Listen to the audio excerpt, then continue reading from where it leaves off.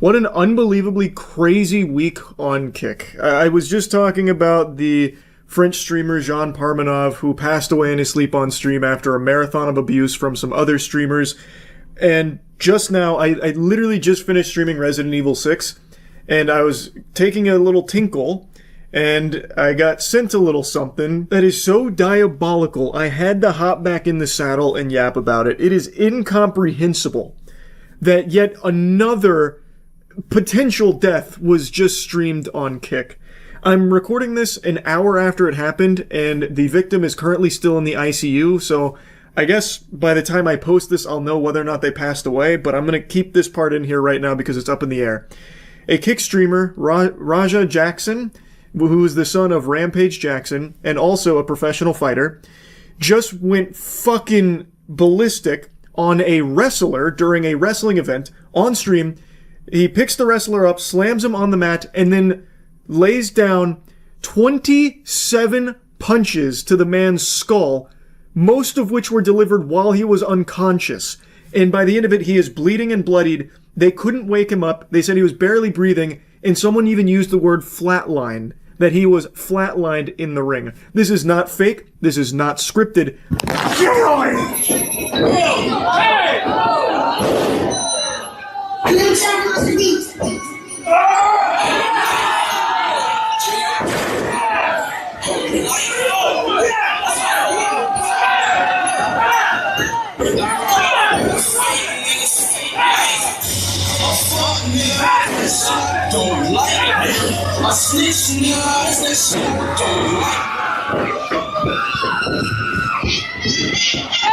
I did my best to censor this. It is brutal. It is extremely hard to watch.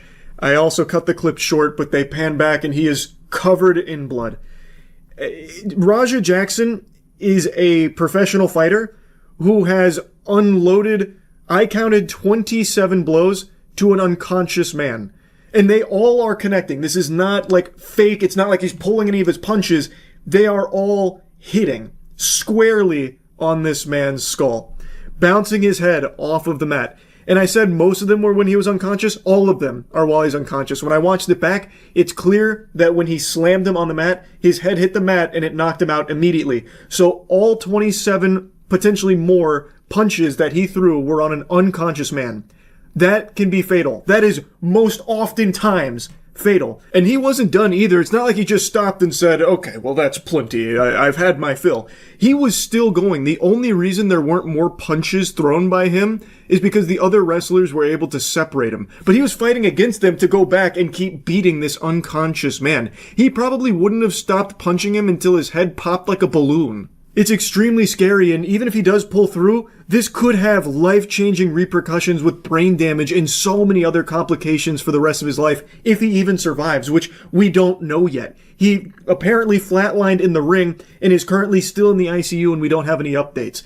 This is terrifying stuff. Hello, it's Charles, first thing in the morning here, and we don't have a ton of official updates on the condition of that wrestler, but the father of Raja Jackson, Rampage Jackson, gave an update where he is saying that Psycho Stu, that's the name of the wrestler, is alive and is stable.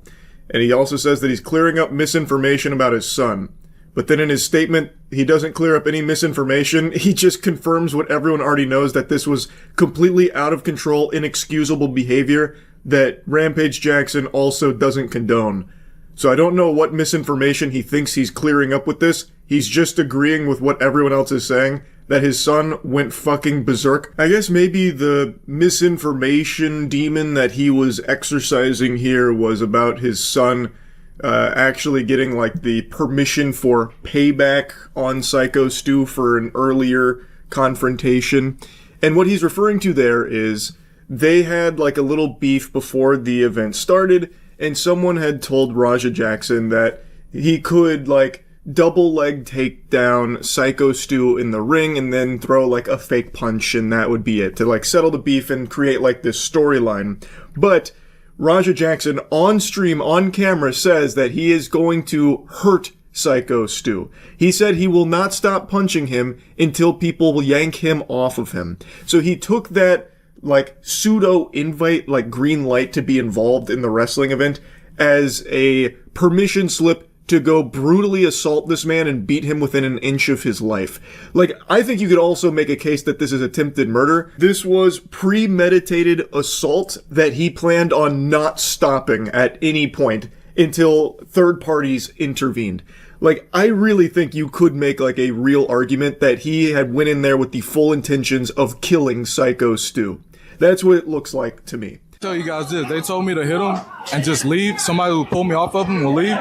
I'm telling you, I'm gonna hit him as many times as you can. Watch. That's indefensible. You can see him literally planning it off the back of them giving him, like, the instructions for a work where he'd come in and he'd deliver, like, a hit, like a fake hit, and then he'd be pulled off and that'd be the end of it. And he is saying, but watch this, I'm going to keep punching him. Like, he is blatantly stating this. It is very clearly a premeditated assault. And like I said, I really think his goal was to kill Psycho Stu there. It really seems like that was his mission. And you can't chalk this up to confusion where he was directed to do something but then just went a little far, like, mistakenly. He is, with his own voice, his own vocal folds flapping with their own volition here. He is stating, they told me to do this, but instead, I'm going to do this. I'm going to punch him as many times as I possibly can. He is stating clearly that they told him one thing, and he is not doing that. Instead, he is going to punch the shit out of him, beat him within an inch of his life. You can't possibly say that he just got confused with the stage directions here of the storyline. He is saying that he is going to go punch him as many times as possible and disregard what they said he is permitted to do, like what they planned on. It is premeditated assault by every possible definition. Now, what started all of this, and I've seen people joking about it like, oh, haha, Raja Jackson must not know that wrestling is fake, and he thought the heel was being mean to his favorite babyface, so he took matters into his own hands, tee-hee-hee. But what actually happened is Raja Jackson was touring the event and meeting the wrestlers backstage, and of course the wrestlers are all playing characters, and when it comes to wrestling, there's a little something called kayfabe. And so they are going to portray their character to the best of their ability and keep everything as authentic and genuine as possible. And Psycho Stu was in character and misunderstood that Raja Jackson was not a worker in the event. Worry about him. Psycho Be Stu. worried about Psycho Stu. Psycho Stu? What, you don't know me? Hell no. Yeah. Hey, hey, I think that's a little. Oh, you don't sell it? Easy. He's not a fucking worker, bro. Calm down. Yeah, what the fuck was that? You're good. What the fuck was that? You don't sell it? Dude, he's not a fucking Bro. worker, bro. What the fuck was that? Hold on. I don't play that shit, bro. Oh, sorry. Nah, I will fuck him we're up, good. bro. I know you will. No. We're good. And he takes it way too far when he takes a beer can. I don't know if it's like a real beer can or like one of those breakaway like stunt ones, but he takes it and he crushes it on Raja Jackson's head. Then you can see him get really fired up about it, and all the other wrestlers are also saying to Psycho Stu, like, bro, what the fuck are you doing? He's not like a worker here or anything. That was too far. And that's what started this. And then Raja Jackson waited until their match. Then he stormed in and then beat him potentially to death for it. Now, I think if Raja Jackson had swung on Psycho Stu after the beer can thing, you could definitely make a strong case that he was acting in self-defense. Because that is unexpected, it was unprovoked, and it was kind of a crazy thing for Psycho Stu to do, not knowing for sure if Raja Jackson was a worker in the event or not. It was a bad judgment call for sure from Stu. And he was just like way too fucking committed to being the heel. Like he was really deep into his method acting like fucking Shia LaBeouf style, and he did the beer can thing, and it was definitely over the line. But here's something a lot of people aren't showing enough of, that Psycho Stu was very apologetic when he learned that Raja Jackson was not a worker at the event. He apologized 3 times. They shook hands multiple times, and Raja said, like, hey, it's good, I get it. Multiple times. Meanwhile, he was just like bubbling with anger, waiting for his chance to fucking assault this man. Don't fucking feel that. Yeah. Hey, yeah. I'm sorry, bro. Hey, it's gonna all work out. Yeah, hello. I apologize. I appreciate it. I didn't know. I thought you were at work. Don't see my wheel. You still got the camera. I get it. We're working out. Well, he's gonna come out on your mat, Juice. I know you keep thinking we're working. We're always working. I get it. Yeah. I get it now. Now you You know what I'm saying? Yeah. We're always working. What a fucking worm. This is some slimy behavior here. This is some turbo ass. Raja Jackson is now pretending that he understands and forgives Psycho Stu, who is very apologetic, mind you, and he's explaining, like, look, I saw the cameras, I thought that this was like another work, that we were building a storyline, this and that, and Raja Jackson's like, no, I get it, and he's like shaking his hand and everything.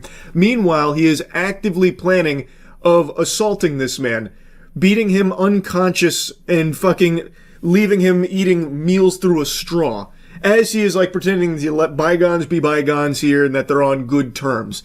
That's fucking unhinged. Now, before showing you some more of the aftermath here, let me introduce you to Psycho Stu. I think you should get a little bit of the lore behind this wrestler that Raja Jackson beat so severely, hospitalizing in the ICU, and apparently caused to flatline in the ring. Pro in 2009. I had just got out of the military, probably about 6 months earlier. I got out of the military, I joined Knox Pro, because I needed something to focus on. I needed something to help me adjust back into civilian life. A lot of veterans, it's hard for them to readjust into civilian life coming from the life of the military. I'm an American soldier that suffers from PTSD. Being in front of a crowd, it doesn't give me as much anxiety and aggression as I thought it would. Yeah. Psycho Stu is a veteran who was suffering from PTSD and found wrestling as a means of escapism and fell in love with the sport. And now is currently hospitalized in the ICU, but apparently is stable, so hopefully Rampage Jackson is accurate with that claim that he is alive and stable. That would be wonderful news. But what an unbelievable set of circumstances that led to his hospitalization here. Yes, he made a mistake with Rampage Jackson's son here, not knowing whether or not he was a worker and still building the storyline anyway under the impression he was. But it's not a mistake that should have led to something like this, especially when he did everything in his power to try and rectify it and try and apologize for his mistake and explain why it happened and ensure that it was totally unintentional and there wasn't meant to be any bad blood or anything. And he thought that he did accomplish that, but clearly Raja Jackson didn't actually think so. He was just acting. Raja Jackson was flexing his thespian skills here when he was pretending that everything was okay between those two, because what he was actually doing was plotting a premeditated assault on Psycho Stu. Again, that potential argument of self-defense, that has poofed away like Timmy Turner's fairy godparents. That ship sailed a long time ago because he didn't act in response to the threat. Like, after the beer can was crushed on his head, which, again, he wasn't expecting, and that can be dangerous, but he didn't, act in the heat of the moment to defend himself from that or anything. Instead, he let it marinate, let his rage bubble up, and then waited for his opportunity to get revenge later. There is no longer a possible case of self-defense here. Yes, he was wronged, but he didn't, try and defend himself from that threat or anything. He pretended to, move on from it with the guy who did it, and then waited to attack him later. And I think you can make a very strong case that it was attempted murder. At the very least, it is a premeditated assault, and based on the things he was saying leading up to it, and based on the behavior in the ring when he was delivering 27-ish blows to an unconscious man's skull, I really think there is a strong argument to be made that he was in there doing that solely to try and kill him. All of this on stream, mind you, and you can even see him respond to the news that the guy that he just unloaded 27 punches on in the ring while he was unconscious is potentially flatlined. Hello? Hey, where the hell are you at? I told you to double leg that motherfucker and start welding. I just saw the video. Shit pissed me off though, Andre. I understand that, but now they can't wake the nigga up. He's fucking in the ring, fucking flatline, bro. My You bad. didn't have to do all that shit. I understand y'all had heat. You didn't have to fucking take it there. I'll call you back later. This guy does not seem to care at all. This is a fucking monster right here. In response to hearing that the guy flatlined, he just says, "My bad." That's crazy. Kratos had more empathy for the people that he killed in very similar fashion, by the way, with like the unbelievable amount of blows to the head. But at least in Kratos' case, the people he was fighting, they were at least conscious. All of these were delivered to an unconscious man. A man who never even saw this coming, by the way, because he storms into the ring, grabs him, and then slams him. So it wasn't even a fight, but he walks away feeling so fucking tough and accomplished about it with no remorse at all for potentially killing this man. Tired of motherfuckers playing with me, bro. Real shit. One of them a bitch and fucking bit me. I'm tired of everybody fucking playing with me and shit. Think I'm always playing and shit. Call me bitch and shit. Not no fucking bitch, bro. At the end of the day, I'ma stand up for my fucking self because I'm tired of everybody fucking playing with me, bro. Real shit. He's walking away from this with his chin held high, extremely proud of what's unfolded here. It seems like this might be the happiest moment of his life. The way that he is perceiving this is him standing up for himself. He is not able to have a grasp on the severity of what just happened here. He thinks that because the disrespect that he encountered earlier in the day, he was entirely justified to potentially murder this man. And by the way, the wrestlers that were calling him a bitch, well, I imagine they were saying that because he basically sucker punched this guy potentially to death. The guy never even had a chance to fight back because he came into the ring when his back was turned, slammed him down, immediately knocking him unconscious. It wasn't even a fight, it was a surprise attack. So I imagine that's what he's referencing when it comes to the wrestlers like insulting him and the one that bit him, with everyone that was like getting on top of Raja to get him away from Psycho Stu on the ground because he was still going back to try and make sure he was dead, it seems. Now, in the rest of the clip here, one of the wrestlers from the event starts walking towards them, talking to them, trying to get them to stay. Probably until police get there would be my guess. But he is talking to them and he is shit-talking, trying to goad him into staying. And he's like talking about like, I'll fight you right now. And then it's a back and forth. But Raja Jackson reiterates that he wants to fight more of them there. He wants to continue to beat people within an inch of their life there. It's scary. I cannot imagine a world where he does not go to jail for this. I really can't. Rampage Jackson has tons and tons of money, sure, but I don't know if he's going to be able to outspend the attempted murder charges that his son just racked up here. Now, of course, I'm not a lawyer and I don't have like a magic crystal ball that I can ponder the orb of to see the future, but my guess would be that there will be attempted murder charges for this incident. Because, I mean, I really think it's like... It feels like that's what the goal here was when Raja Jackson was delivering these blows. I mean, I think at bare minimum, you're getting some serious assault charges. Like, no matter what, I think he should be thrown in the slammer for this. This behavior is completely unacceptable. He knew exactly what he was doing. He even on-stream states what he's about to do. And he clearly doesn't stop until he is pulled off and then still wants to keep going. All of these blows delivered to an unconscious man. How could you possibly say this is anything other than him trying to kill him? It's fucking sickening. Now, like I said at the start of the video, I've recorded all of this pretty much immediately after it happened, so we still don't know how Psycho Stu is doing, if he's going to pull through from all of this or not. But by the time I post this video, I imagine we'll have some kind of update, so I'll go ahead and put that at the beginning of the video, but as of right now, fingers crossed that he pulls through. Like, yeah, he definitely did make a big mistake with the beer can thing, but I don't think it's something that should have cost him his life here in this manner. This shit is unhinged. Anyway, that's really about it. See ya. No, it can't be. I was reassured that AI data centers were good for people. Good for all of us. The future of mankind. Investing trillions of dollars, selling out every piece of land in this country for AI data centers to help us.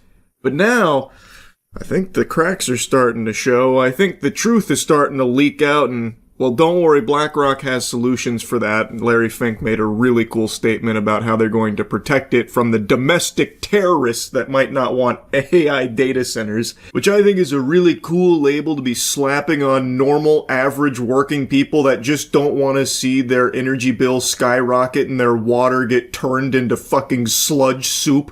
Oh, you fucking terrorist! What, you don't like the data center, do you? Well, welcome to the gulag. It's pretty unhinged, but I'll get to that in a moment.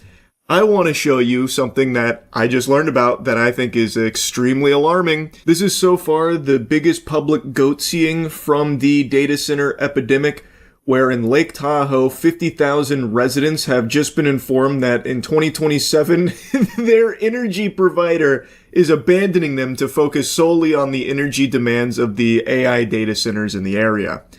Now, this probably doesn't come as a surprise to anyone who's been paying attention to what's been going on.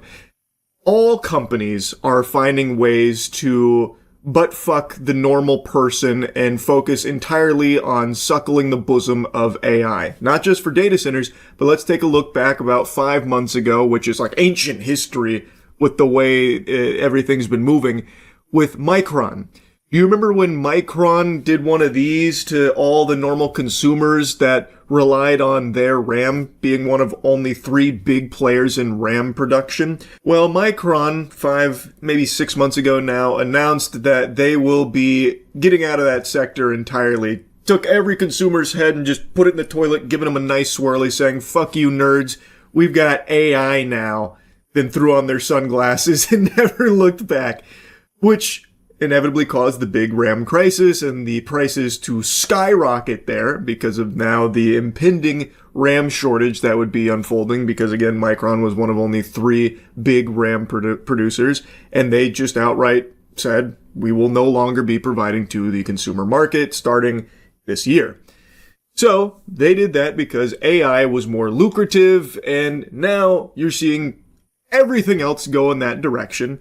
And this is the first big example of just an energy company that 50,000 people rely on to live, just hitting that Harry Houdini vibe and vanishing on them, saying, don't really care about you plebeians, flesh and blood is cringe, AI is the future, we gotta go take care of AI. I mean, good luck out there though, maybe you'll find other power suppliers, but it won't be us. Bye-bye. NV Energy, the Nevada utility that has supplied the bulk of Lake Tahoe's electricity for decades, told Liberty Utilities, the small California company that services the region, that it will stop providing power after May 2027. The reason? NV Energy needs the capacity for data centers, as in, the energy supplier for the Lake Tahoe region is telling the utility company that it has less than a year to find another power source. Which shouldn't be a problem. They maybe just need to dig a few feet underground to find the fucking Tesseract, and maybe they can install that. Surely that won't be a huge issue. I imagine that'll be without hiccups. Doesn't this paint the most beautiful picture?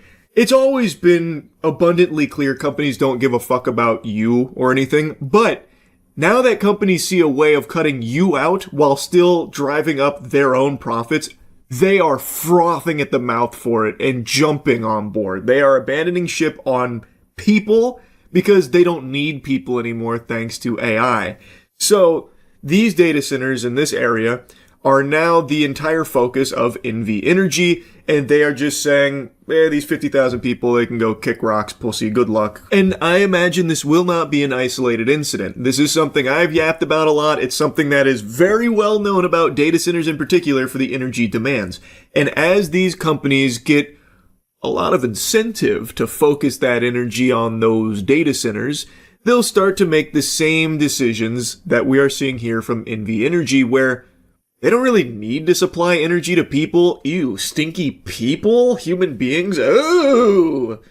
No. They can instead just focus entirely on AI data centers and making a fucking killing in the clams department through it.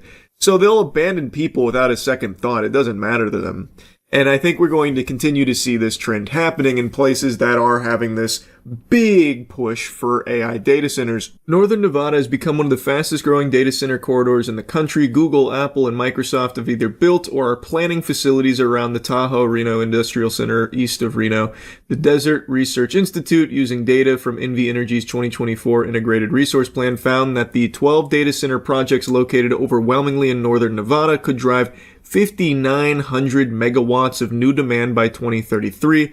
At a regional business event last fall, NV Energy's director of business development called the moment unprecedented, saying the company was eager to serve the new industrial load, but that it would not impact our existing customer base. Are you telling me he lied? He was too focused on the load. That load was too appealing. It felt too good, tasted too yummy, that he did indeed impact the existing customer base by outright telling them to go take a hike Get out of here, dweebs, and then giving them a wedgie on the way out in order to solely focus the energy demands on the data centers. Come on. No, there's no way they lied. Ah, man, that's crazy. But Liberty's 49,000 California customers may have already been bearing the cost. Liberty Utilities generates about 25% of its power from solar facilities it owns in Nevada. The other 75% comes from NV Energy, and that source will no longer be supplied to the region by this time next year. It's like we don't exist, Danielle Hughes told Fortune. Hughes is a North Lake Tahoe resident, CEO of the nonprofit Tahoe Spark, and a supervisor within the California Energy Commission's Efficiency Division. And it's not like you don't exist. You literally don't exist to these companies. You are not even numbers on a page anymore, because now the numbers that they actually care about are whatever the AI data center numbers that they find are. This article also goes into how messy this kind of thing is and why it's an extremely tricky problem to solve, especially considering that their grid sits inside of NV Energy's balancing authority and they rely on their transmission lines, which they are no longer going to be having access to for these 50,000 residents that are being abandoned here. So the whole thing is extremely difficult to try and navigate, so even finding another power supplier isn't exactly easy and would also cost tons and tons of money. Building a direct connection to California's grid would require a new transmission line west over the Sierra, a project Liberty President Eric Schwartzrock said would cost hundreds of millions of dollars with significant land impacts, and also would lead to higher costs to these residents that have been abandoned. It's going to be passed down to them. So, no matter what happens next, them being completely, thrown to the dirt by NV Energy in favor of them supplying the power to data centers, no matter what happens next, if they do get an alternate power source player to come in to help them, it will most likely lead to a significant increase in their cost. Their bills are going to go up. So they're getting fucked, no matter what happens. I recommend you read the entire article from Fortune if you're at all interested in the nuance and the inner workings of how this garbage is unfolding. There's like a back and forth here where NV Energy's like, oh, they knew this was coming and it's their fault for not being able to secure a new independent power supply, that kind of thing. It's been going on for a while. We've always said it's temporary. We've just extended our agreements for a while and they've been dragging their feet on replacing us, that kind of thing. There's really a lot to unpack here, and there is no, regulatory oversight that can come in and help fix this, even though there are arguments being made that there should be something out there, and, protesting how this is even allowed to happen, how the power provider could just be like, actually, we're just gonna focus on AI. The 50,000 residents that rely on our power to live, they're, who are they? I already forgot about them. There's been a lot of arguments, there's a lot to it, so the article goes pretty in-depth on it. As for what's next in the region, Liberty told customers that NV Energy will remain the transmission provider. The wires aren't going anywhere, so that's nice. They didn't just dig up the wires and throw them in a fucking landfill or something. So the question is, who's going to supply the electricity that flows over them and what that cost will be and whether the regulators can protect customers whose upstream grid sits outside California's usual planning structure. And they are right now shopping the bid replacement contract to anyone and everyone. They are really trying to find this next energy provider. There was a tad bit of optimism when it came to a short-term solution, but long-term is a lot more unstable and unknowable. And they close with this statement saying, we have no representation, it's resource extraction. It is 1000% resource extraction, and representation has proven in other regions across the country to not matter at all when it comes to these data centers. Let's take a look at Utah. The Kevin O'Leary clown show, his fucking circus, who, by the way, likes to continue LARPing as an American. He's not. He is a bald Canadian bitch ass. And yet he still comes over here and tries to preach about American values and why the data center is the most patriotic thing you can do. Cringe, pathetic, worm demon. Anyway, in Utah, all of the people were voicing how much they didn't want it, the disdain. They would not support it. Please don't. Begging, groveling, do not let this data center project be approved. A 40,000 acre data center. The largest imaginable. Like genuinely, I cannot even fathom something that big. A 40,000 acre data center is fucking diabolical.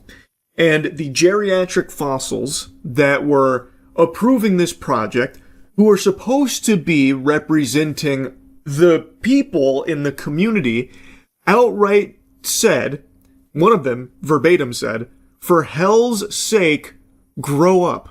A crazy statement, and I do believe they are fighting for hell. They are demons on the side of Satan.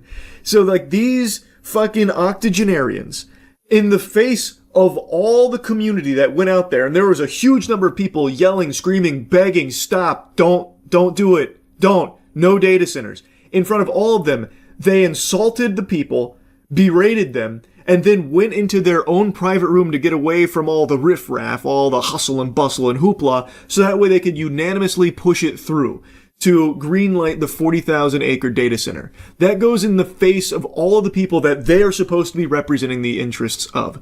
So, it's pretty clear that even having representation of like the will of the people does not matter. These data centers are being built and brute forced through because most likely all of these politicians and the people in power in these communities are getting a nice little chunk of change for it, some real strong incentives, and they don't care about the people. And there's no consequences. There are literally no consequences anymore across the board. You can lie, you can scam, you can fraud, all of this, and there is nothing that happens. Nothing at all. So, they feel very emboldened to just blatantly, openly be corrupt, and that's what's happening.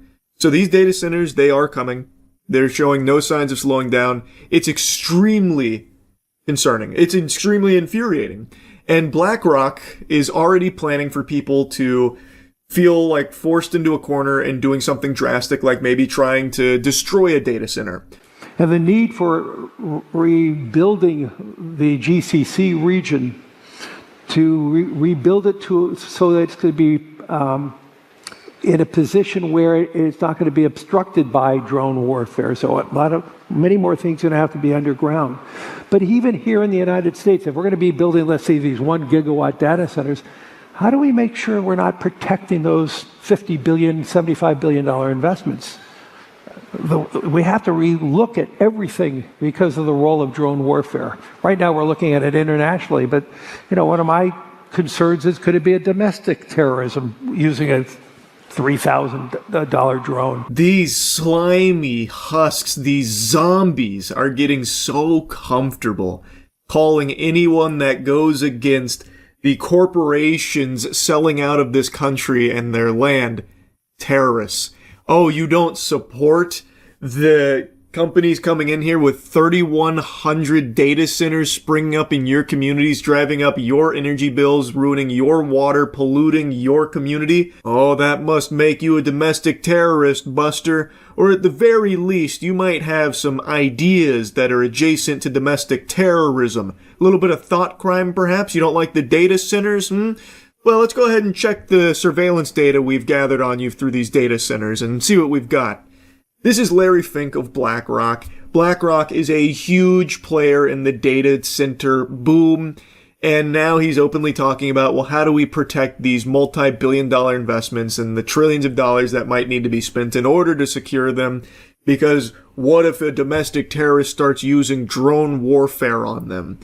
So it seems like there's a recognition from people like Larry Fink, these fucking zombies at the top of the food chain, that people are feeling backed into a corner. Everything in their life is getting more expensive, and data centers are only continuing to accelerate that issue. And the normal lies are no longer landing because the information's already out there. There are operational data centers that have been running for a while, so we know the bills go up in the communities that they infest. And we know they only provide temp jobs during construction. They don't actually supply any kind of economic boon to the normal working people of those communities through employment. The biggest data center in this country only has roughly 150 full-time employees. The smaller data centers, or the normal size data centers, run as lean as 20 to 25 employees full time. So this is not providing jobs or anything to Americans in any capacity. So the lies don't work. People are getting face fucked by this. These corporations are fully selling out everyone and everything in this country. And they're realizing that they don't actually even need people to make money anymore. So they're even getting rid of people, like NV Energy abandoning 50,000 of the residents that rely on their power to live.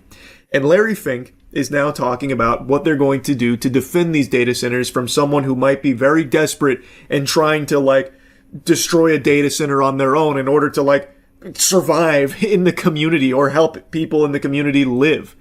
So he's already like, okay, we've got measures in place, maybe like underground, or, you know, maybe who knows. But we're thinking about it. We've got countermeasures. Don't worry. We're protecting these billion and trillion dollar investments. It's fucking terrifying. And he's also being very upfront about, like, they're going to control all the data centers. Like, great. If you're like on the side of BlackRock, you're on the bad guy's side, by the way. To the people that for some reason still mindlessly try and support data centers because they love to swallow that corporate cock and believe all their lies, like, this is the lowest of the low if you're now just, like, pumping your fist for BlackRock of all things. So all of these things are actually opportunities, not problems. It's going to require, as we said, trillions of dollars of capital. Governments cannot build these out alone. They don't have the wherewithal. And two, their deficits are started mounting. And we spend too little time talking about the U.S. deficits and other countries' deficits. So this is all going to be the role of private sector. Oh, thank goodness. I feel much more comfortable knowing that the future's in the hands of people like Larry Fink and BlackRock. Isn't that good news? Yeah, so anyway, had to yap about this shit. It is so fucking out of control. It is so blatantly corrupt. It is genuinely terrifying. Anyway, just wanted to put that all on your radar there. That's really about it. So, yep. I saw 2 videos today that really had me salivating to yap. The first one is an unruly customer whose entitlement is infuriating, and she squared off against an employee at Sonic who was just having none of that nonsense. Give me the receipt. I don't have a receipt. Then you can't get it. I need the receipt. Okay. I shop in here. I should come here every day. So you're telling me some bullshit, Andrew. Now, we don't have the previously on Dragon Ball Z explanation for what's led up to this. She starts filming in the middle of the confrontation. He's double fisting cups here. He's got 4 cups stacked on top of each other like they're fucking Lego bricks here. I'm assuming he confiscated them from this woman, who then goes back to this bench showcasing she's still got oodles more. She's got a whole collection here. And a couple of them seem to be kind of contaminated with what looks to be dirt and flies. So I think they're really old cups. I believe what's happened here, and this is just a hunch here, a little game theory. I believe she goes to Sonic with old cups in order to get free refills on drinks because the employees would think that, oh, she's got a cup, thus she must have made this purchase, and she treats herself to these free beverages by using these ancient relics that she's probably had for years. She mentions point blank that she goes there every day. And I'm assuming she's always traveling with the One Piece here, all of these cups. And today she encountered the Zen Master, Andrew, who hit him with the Matumbo, no, no, no, no. He put the kibosh on it. And you can hear him say in the beginning, show me your receipt. If you don't show me the receipt, you can't get, and then he starts, and I think he was saying refill, I believe. So I'm pretty confident that's what's happening here. Andrew is not playing ball with this garbage here. He's not letting her just go in and just fill up these old fucking cups there at the beverages for free. And now she's making a huge stink about it. And she is recording this herself with no shame at all, believing that she's in the right, which is always just baffling to me that delusion like this exists. I'm gonna call corporate and I'm gonna send this video. You think I give a fuck? Okay. Like, Andrew. genuinely, like, you think I give a fuck? Like, Okay. honestly, like, First of all, record he this, brings you the record wrong this, cups of cup. record this. I'm recording it. Shut the fuck up. Okay. Now you're getting out of line. I love that the other dude chimes in. Wait a minute, wait now, you've gone too far, you've crossed the line. How dare you say, shut the fuck up to this angel over here who's hooting and hollering about no longer getting free drinks from these old cups she keeps fucking bringing in here. Andrew is 100% in the right.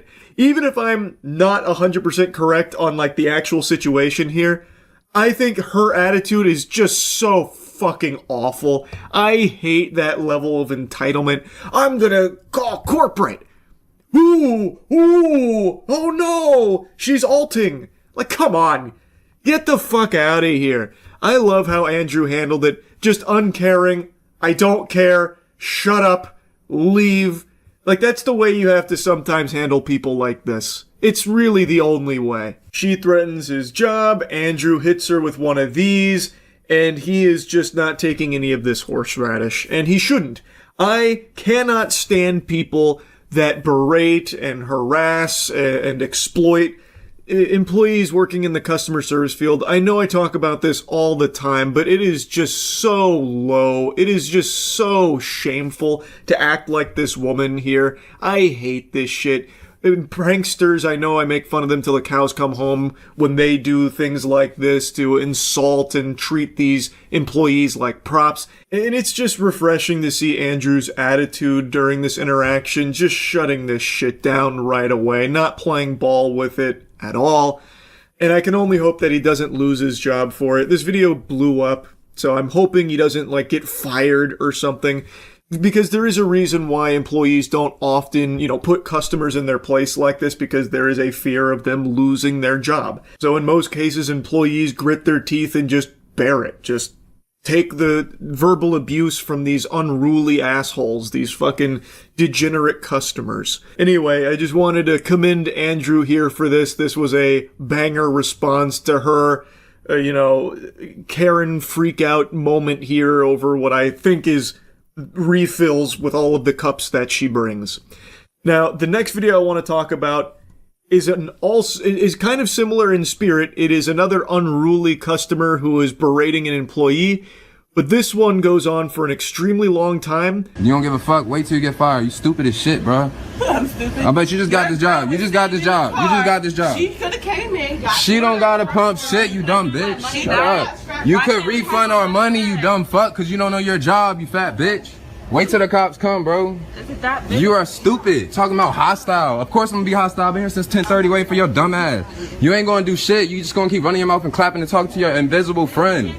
You wanna keep talking to your invisible friend. You don't know how to refund? Wait till this go to your corporate. You calling police on customers that paid you. I just bought 9 scratch-offs from your dumb ass. But you gonna call police on the customer that paid you, right? You got $20 in my pump, but I don't have my money, right? There's a lot to unpack here. So he starts this video insulting the cashier here at the gas station, calling her a bunch of names. She is also starting to get pretty wound up about the whole thing, naturally, because this guy is just harassing her now. It apparently stems from her not knowing how to process the refund that he's requesting. She might be, like, new here. And somehow this asshole thinks that by insulting her relentlessly and filming her, that's going to somehow speed up this process of getting the refund that he's requesting. She's going to all of a sudden just, Eureka! Oh, now that you called me a bitch for the 400th time, now I know how to do this refund. Thanks, sir! Obviously, it's going to do nothing to actually solve the issue at hand here. It's just unreasonable. This guy is just an insufferable douchebag. And I also think, and again, this is just a hunch, I actually think that this is part of a quick change scam.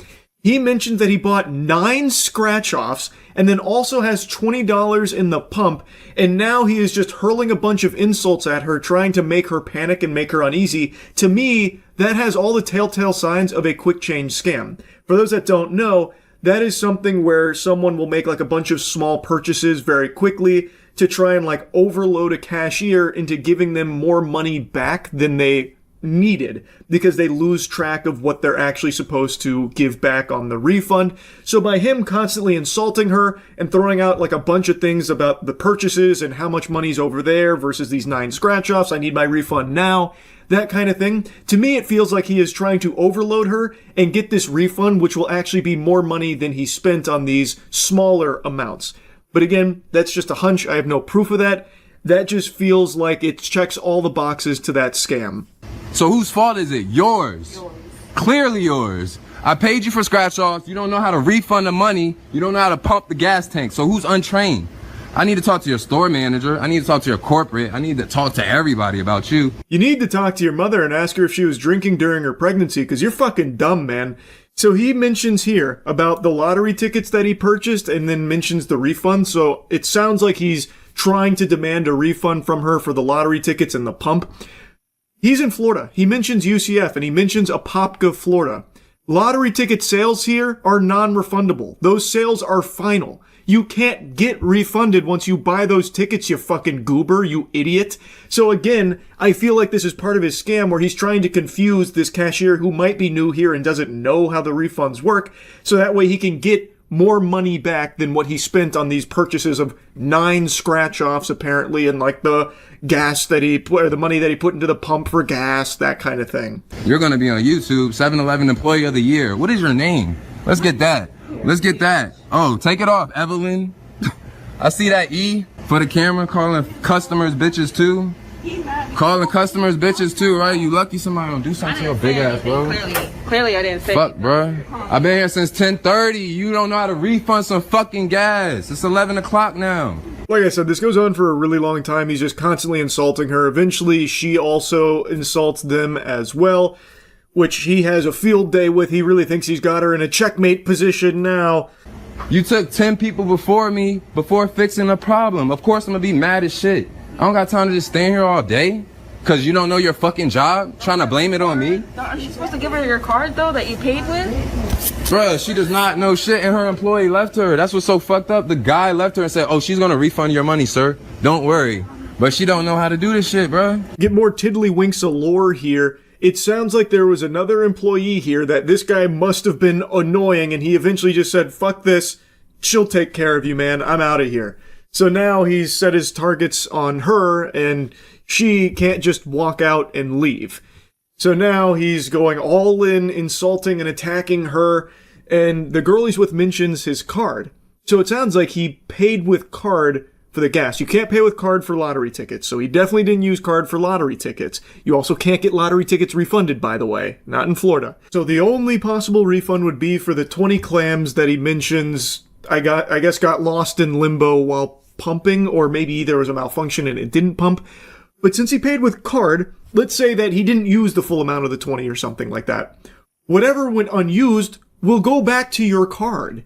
Like, I'm very confused on what the issue is, if there even is one. If this isn't like an actual scam attempt, then I'm very confused on like what happened here. But regardless, the way that he's treating this employee does nothing to solve this problem at all, or help in any way, shape, or form. He's just an asshole. So I'm supposed to just stand here and just keep watching people get rang up, right? That makes sense, right? Go ahead, sir. I've just been here since 10:30. Get your shit, have fun. You feel me? That does not make sense, though. And then she's sitting here calling the police on me because I'm mad about it. So the police is on the way, cuz. What else is she supposed to do, man? Honestly, what is she supposed to do? You just stay here filming her, harassing her, insulting her. None of that is going to give her the tutorial on how to process your refund. So what are the other solutions? Like, what else is she supposed to do besides just call the police? She can't give me my money. She got me waiting for the police because she don't know her fucking job. Where did our money go? Wow. You not gonna do shit. You gonna lose your job. You ain't going to jail. If you do go to jail, it's gonna be when the cops come here and fire your ass because you won't leave. The fuck, bro? I'm trying to drive to UCF, not be in this fucking Opopka. Fuck, bro. What, I pay with cash? Pay with card. You take my car back and refund it, or you put the, like, bro, I worked in gas stations. This shit ain't that hard. One of the other customers is also pretty confused. You're saying, so you paid with cash? And he's like, no, I paid with card. So you're supposed to take my card back and refund it, or you, and you know, it's not that hard. Why didn't you finish that sentence? Or you what? You do what with it? You see, this is why I'm saying, like, I don't think that there's genuinely something that went awry. I do believe this is just part of the scheme where you confuse and overload the cashier, demanding this refund and a bunch of other things in order to make them give you a refund in an amount that is greater than what you should have received. I don't think that this is like a genuine problem that happened here. And again, even if it is, what he's done here isn't acceptable behavior. This shit is still foul. And it does nothing to actually solve a problem. All he does is just insult this woman for almost 4 straight minutes. And probably even longer, considering we're only tuning in towards the end of it. There's apparently a whole nother employee here who felt this guy's Karen-esque wrath. So it's just a douchebag, just genuinely an asshole. So both of them, And I don't get my money. call corporate, call them. I already called them. She's gonna get fired. I got this video quick. She took her name tag off because she knows she's in the wrong. I hope you have fun at 7-Eleven because it's short-lived. Damn, what a mic drop moment there. What a cool guy. So yeah, he sucks. I wanted to make fun of him and also commend Andrew in that first clip for how he handled that other entitled asshole customer. Anyway, that's really about it. So yeah. In life, there is no debuff greater than growing up with a big pathetic loser as a father. It is just setting you up for a bad time, and I feel really bad for the kid you're about to learn about here, because his father is just a complete total weenie. His dad is directly involving his son in his fraudulent business, which is scamming people for Pokemon cards. We gotta make sure that everybody's getting what they paid for. You don't want anybody mad. Alright, so Tay, and then we'll do... I'm trying to do it nice and safe. I don't want them to ruin their cards. Wait, okay. Professor Research, Black Rose Training, Rescue Board, Buddy Poet, Eevee, and I thought it was a good. Dude hits the foghorn leghorn there. Well, I saw. Anyway, this is another whatnot scammer, but this one's a little different because he's turned the scamming business into a family deal. So he actually has his son going through the chat and even opening packs for the chat that normal people have spent real money on under the impression that they are legitimate, untampered packs, but in reality they are resealed, meaning this goober, this fucking slime, went through, took out all of the hits, but then put a bunch of shitty cards in there and resealed it, and is now selling them for full price, well, scalper price, which is even higher than full price, to unsuspecting victims on Whatnot. And you can even see in this first pack here, packs do not open like that typically. These packs are fucking falling apart. And it's not like some conspiracy theory that people upset they didn't get big hits from are making up. He even gets caught towards the end of this, where he repackaged the pack incorrectly and he just says, "Ah, bud, we got caught." And so then he starts talking about how they got caught red-handed, telling his son that they're gonna have to, stop for a little while and wait till people leave because, well, they just got their scam exposed. So he is literally teaching his kid how to be a piece of shit, like him. That is the legacy he is leaving behind to his son, how to scam people for Pokemon cards. Is there anything more pitiful? What a fucking embarrassing loser of a father. Be careful, okay? Shoot, Don't worry about it, just be careful with the cards. Can everyone tap the screen and get some hearts for these guys? Thank you so much, Bedazzled. Wow. That is love. This is a problem heavy. You're doing this very sudden. It's a blessing. Oh, luck. Pokemon, luck. Share this live stream. Tay, Yes, share this live stream. Thank you so much, guys. You guys deserve the world. I'm happy you're doing this with your son. It's a blessing. Thank you so much, guys.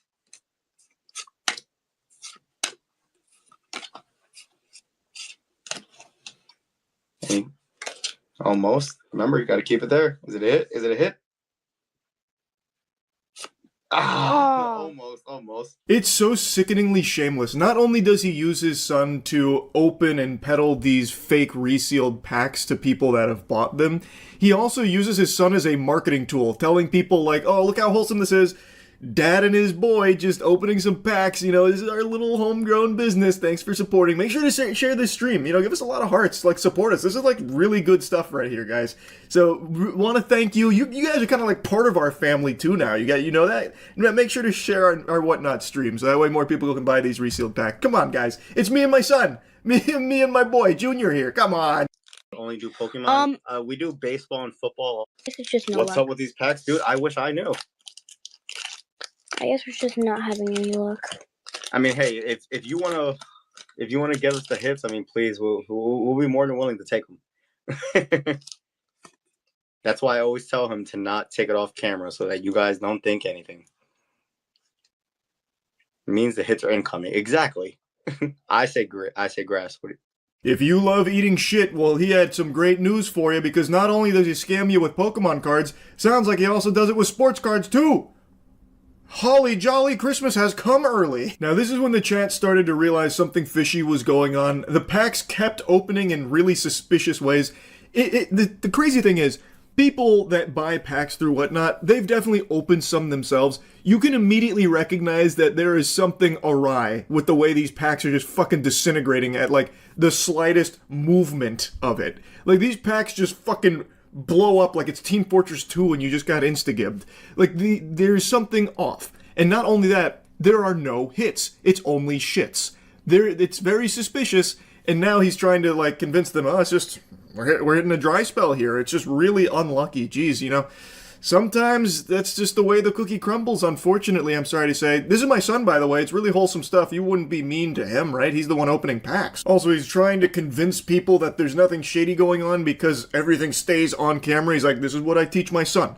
We gotta make sure everything is above board. No, you know, silliness with the cards going off screen, because we don't want anyone to think that we're scamming you with the old switcheroo or something. It's all right there in your face, up close and personal. Like that proves anything. It's a fucking resealed pack. It doesn't matter. You didn't have to bring it off screen to scam. You had already scammed before ever going live. Alright. Now if this doesn't work, these packs have to be refilled. Excuse me? Pokey, alright, yeah, hope for These packs have to be resealed. Alright, Pokey, I mean, if you actually feel that way, I mean, that's fine. I mean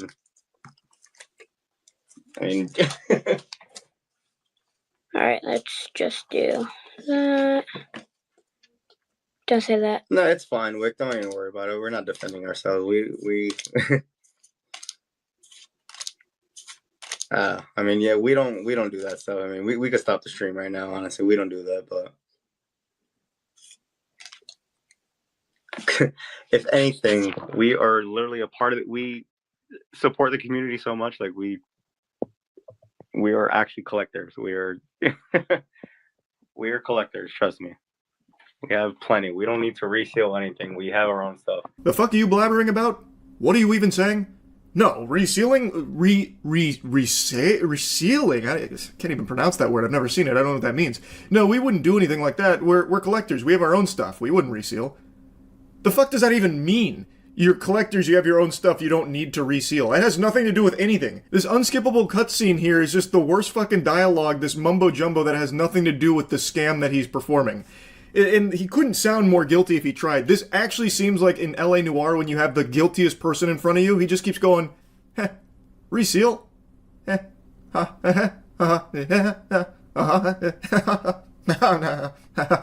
like, you could not sound more nervous. Just ignore him, dude. Don't worry about that. Not too quick, not too quick. Hold on. Ooh, okay. Yes. Oh, look. Oh, no, but they're resealed, though, right? Finally, nice. Got a hit. All right, cool. Finally. This was their big gotcha moment, slam dunking on the haters here, proving them wrong. You fools thought they were resealed? Check out this turbo hit here. Meanwhile, the card is worth 25 cents. It is still a piece of dog doo-doo. Like, it is still resealed. They just slid something in there that wasn't the standard, like, reverse hollow trash that nobody wants. It is still pennies compared to what they're paying for on these packs.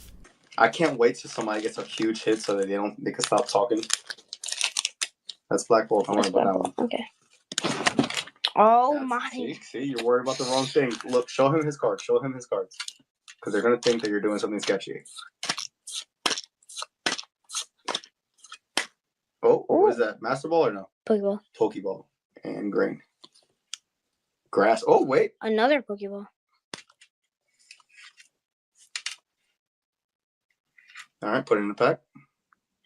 Yeah, so that's literally what I was just saying about the yeah, we gotta stop, dude. We gotta stop. We got caught right there. We got a Pokeball right behind the energy. Yeah.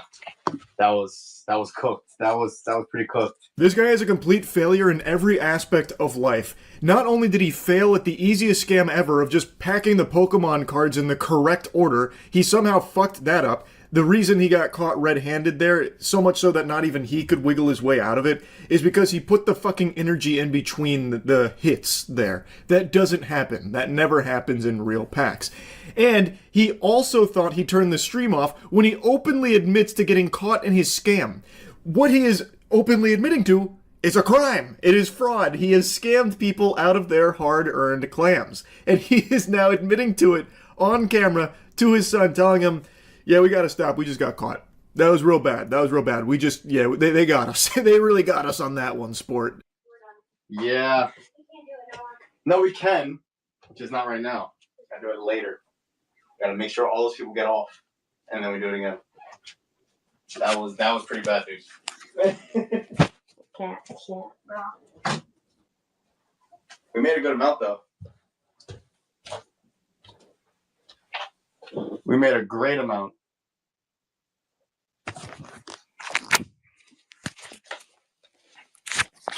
When he sees his phone, that's when he realized he was still live. So he had planned on just letting this sit and simmer for a little while, so all the people he scammed, he was just going to wait for them to all just, like, go to bed and de-aggro, because they clearly called him out on it. They then knew full well it was a scam, and they've now just heard him admit to it. So his plan was to just wait, so that way they could do it again later to another group of suckers.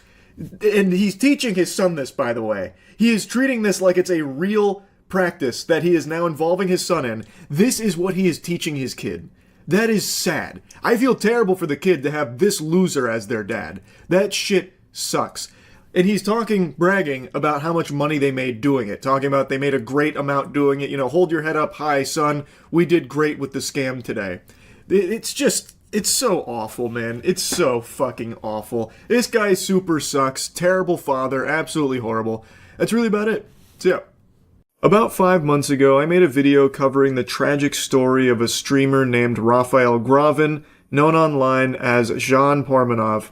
He was a streamer who was, for a long period of time, physically and verbally abused by people he considered to be his closest friends for their kick content. And they were in the middle of a kick marathon where Jean was once again the punching bag and the spittoon for them to basically torture throughout the entire thing. And after enduring so much exploitation and abuse, he eventually passed away on stream during this marathon. It is a disturbing, horrible thing to watch, and it is an extremely sad story. Obviously, people were very upset, rightfully outraged about the whole thing, so there were calls for action to try and get some justice here, get these kick streamers held accountable for their potential role in his passing. And I wanted to give you a little update because it's been a while. This had been a lengthy investigation that is still ongoing, but 2 streamers here involved in this have been taken into custody. Owen Sinanzin, oh, I sound like a fucking idiot. Wow, I can't read that last name at all. I sound like I'm malfunctioning, like someone's got me on the DJ's turntable and he keeps remixing it. Owen and Safine Hamadi. They were taken into custody yesterday as part of a months-long probe into an on-camera death broadcast via the Kick platform. Now, many of you might remember the initial response from those involved in this marathon of abuse was to basically deny all responsibility, saying things like, his health was just bad, he liked to smoke and stuff, really bad stuff. Sucks to see him gone. He was like my best bud, my best pal. I love that guy, man. I'm real torn up over it. I can't believe it. But I had nothing to do with it. You guys are fucking stupid for thinking I had something to do with it. In fact, you're the monster for even thinking that me on camera beating him and, strangling him and all this had anything to do with his passing or anything at all. Ridiculous. That's been their whole strategy, is to just deny it and pretend like they're best friends and they're still so torn up that he's gone. Can't believe that this happened. It boiled down to them just playing a sad song on the world's smallest violin about how everyone's being so mean to them without stopping to consider their feelings about their friend dying during the stream of them abusing him for many days. And then, you know, at one point, if I remember correctly, they even threatened legal action for people saying some defamatory things or whatever. It was a fucking mess. It was embarrassing and cruel. But it looks like French authorities are not buying the crocodile tears here from those kick streamers. They're being held on charges including assault, incitement to hatred, abuse of a vulnerable person, and recording and broadcasting violent images, according to the chief prosecutor. Now, you'll also notice in the paragraph above that an autopsy revealed that the death was not caused by intervention by a third party. This means that Raphael Gravin did not pass away due to physical trauma or any injuries that he suffered at the hands of the streamers or anything like that. It was due to other medical conditions. So you'll notice that they're not pursuing charges of like homicide. They're not trying to get these big slam dunk charges of these streamers killed this man on stream. Instead, they're going for what is clearly evident in all of the footage of their streams together. Physical abuse, assault, stuff like that. Which I think is pretty obvious. You can watch them do that. That is the bulk of their content. They were abusing this man. They were exploiting this man. And they were recording all of it for their content and they were making money off it. It was their careers built off the back of their abuse of this man. It is fucking sickening stuff. So even though he may not have passed away as a result of all of the abuse he suffered from them, it certainly didn't help his underlying medical conditions in any way, shape, or form. We also have that text message that Raphael Gravin sent to his mother, talking about like how awful it is, the abuse that he suffered, that kind of thing. So they certainly weren't exactly angels here, and they didn't do anything to help him in any way. Even if they weren't directly responsible for his death, I definitely think it didn't help things at the very least.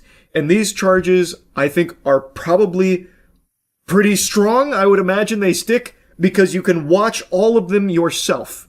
Like, it's all just right there at your fingertips. It would be shocking if they don't end up behind bars. If this doesn't lead to them going to the slammer, I really would be stunned. This had been many months investigating. There is hours and hours and hours worth of content showcasing their abuse of this individual. I feel like it's an extremely strong case, but we'll see how it all shakes out.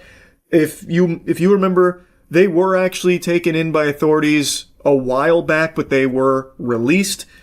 This, I do think, is different, especially after months of investigating, so I'm pretty confident that there will be at least some level of justice here for everything they did. What that looks like with time in jail, I don't know. I guess we'll see, but this should be a very severe punishment. What they did to that guy is beyond fucked up, and his passing is extremely sad. So yeah, I just wanted to kind of give you an update here to the story, and really, that's about it. So yeah.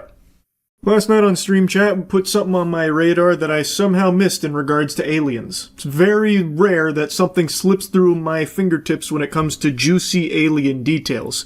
So now, first thing in the morning, I wanted to look into it because I thought for sure I'd be coming in here, shooting it down. Oh, it's not an alien, it's actually my buddy Eric and his homemade hovercraft. Like, I thought for sure there'd be a logical explanation for what they were telling me, which is new footage has just been revealed in an official capacity in regards to a unidentified aerial phenomena that ate a Hellfire missile. Which already sounds so far-fetched, it sounds like it'd fit right at home in Ice Cube's new War of the Worlds movie, but, you know, I'll eat my left shoe here. That is like exactly what this footage shows. I want to cue up a video that I've been given. And as before it starts, I'm going to describe, this was taken October 30th of 2024. This video is of an MQ-9 drone tracking an orb, or this object, off the coast of Yemen. You'll see that another MQ-9 launched a Hellfire missile.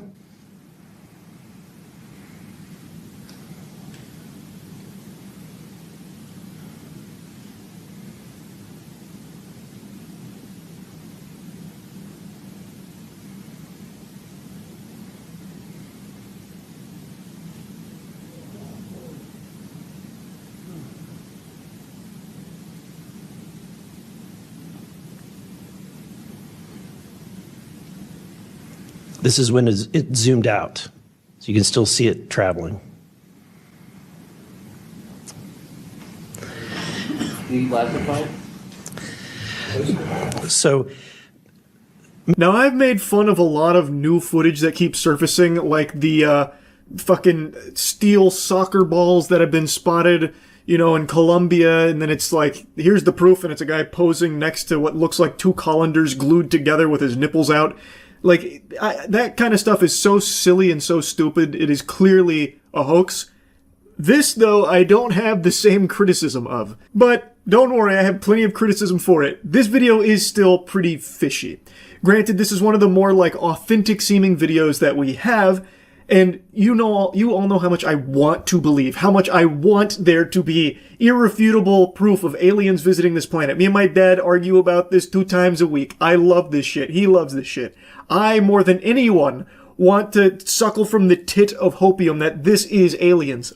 But there are just too many things to overlook here that are red flags. 1, why is data on this absent, such as location, travel speed, that kind of thing that would be present on other pieces of footage? For some reason, it seems to crop out so much information that would be present on the actual raw footage of it. Also, why does it cut there? I don't understand the reason for cutting where it does. Why does it cut? Surely they would have still been following that if a Hellfire missile was just fucking fired at it and it's still going. They wouldn't have just dropped it there. If this is all legitimate and you're whistleblowing, attempting to blow the lid off of a big operation here, why would you intentionally hide some crucial data to the footage? It doesn't really check out. Also, this randomly being sent to a congressman with, I'm guessing, little oversight from other departments and other people, that also feels a bit peculiar, like it wouldn't necessarily work that way, I would think, or at least it historically hasn't. So I guess just the absence of that information, as well as like some of the odd circumstances around it, just lead it to feel a bit weird, because it should be there. Like it feels like it's deliberately cropped to not have some of that information there. Also, why were they using a Hellfire missile in the first place? Hellfire missiles, as I understand it, keep in mind, I am not an expert on Hellfire missiles by any means, but you can look this up yourself. Hellfire missiles are typically used for air-to-surface engagements. It doesn't often get used for air-to-air. So it seems like a weird choice for them to just launch the Hellfire missile at this UAP that's scooting through. And it's also equally confusing why it ricochets in the first place instead of just exploding. Because it clearly does make contact there. There's even debris you can see, fire off from it. Why did it bounce off like a fucking ping pong ball here? Let's assume that this is actual alien technology and it's got some kind of hyper advanced, incomprehensible force field or gravity distortion field around it. Like, let's say that's all like legit and alien in there. Fucking Marvin the Martian is cruising through on his new cosmic nut ship, and it just now got this Hellfire missile shot at it. I just don't understand why it wouldn't blow up once it makes that contact the way that it's supposed to. I mean, it, of course, could be like a dud. It really seems like a miracle it even hit it with a Hellfire missile in the first place, considering how seemingly small the target is. But I just don't really get the ricocheting. It feels like even if there is a force field or some kind of crazy tech around it, it still should have just like blown up once it makes that clear contact. Of course, you can make the argument that this technology is so advanced, I am shitting my pants, it disabled the rocket mid-flight and that's why it bounced off, because now it was, completely disarmed or something.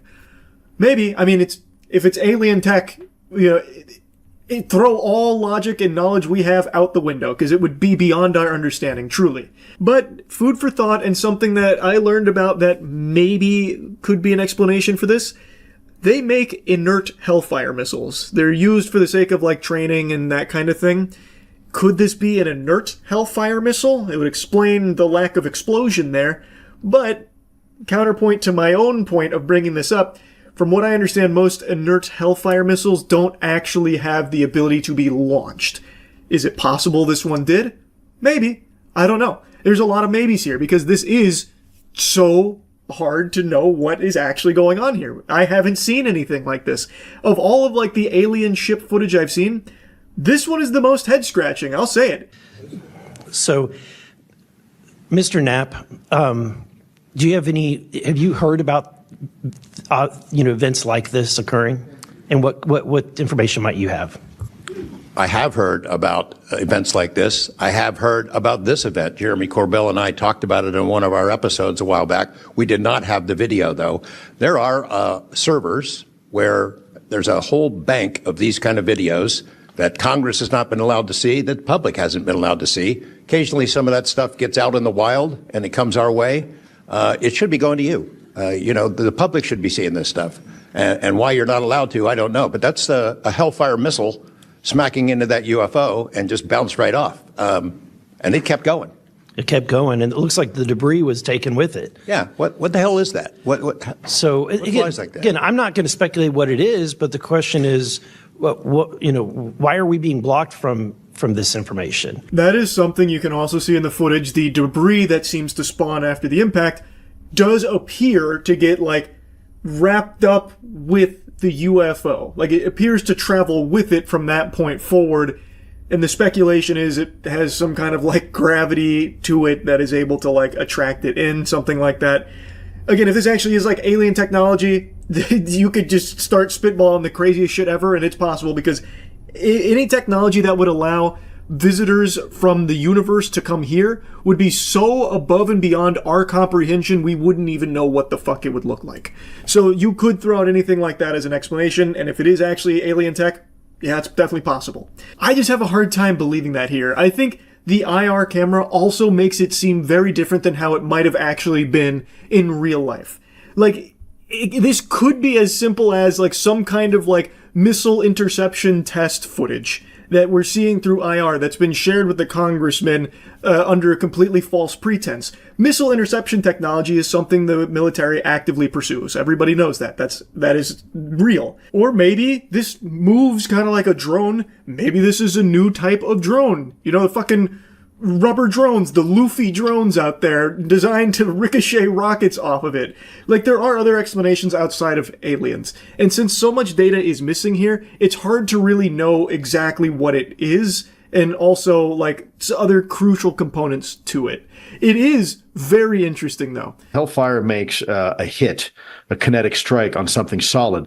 There's usually not much left of whatever it is it's hitting. It's very, very destructive.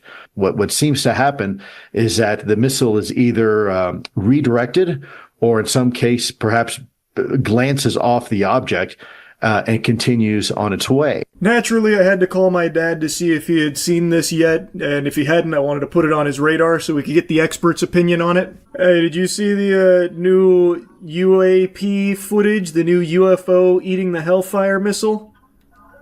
What? Yeah, Congressman just brought some footage of a supposed UFO that got hit with a Hellfire missile, but the missile bounced off it and it continued on its way. You haven't seen that? No, where was that? You're slacking. What the fuck? It was earlier. I'm watching TV. I ain't on the computer. Well, was it? I've been working on my goddamn iRacing for 2 nights. I can't get on there because I did an update and it's all fucked up. I'm probably going to have to just quit. I can't fix it. No. You're not going to retire from iRacing. I'll fix it. Yeah, look it up. It was yesterday, last night. What do I look up? Just type in UFO Hellfire missile. That was a hoax, though. No, it's...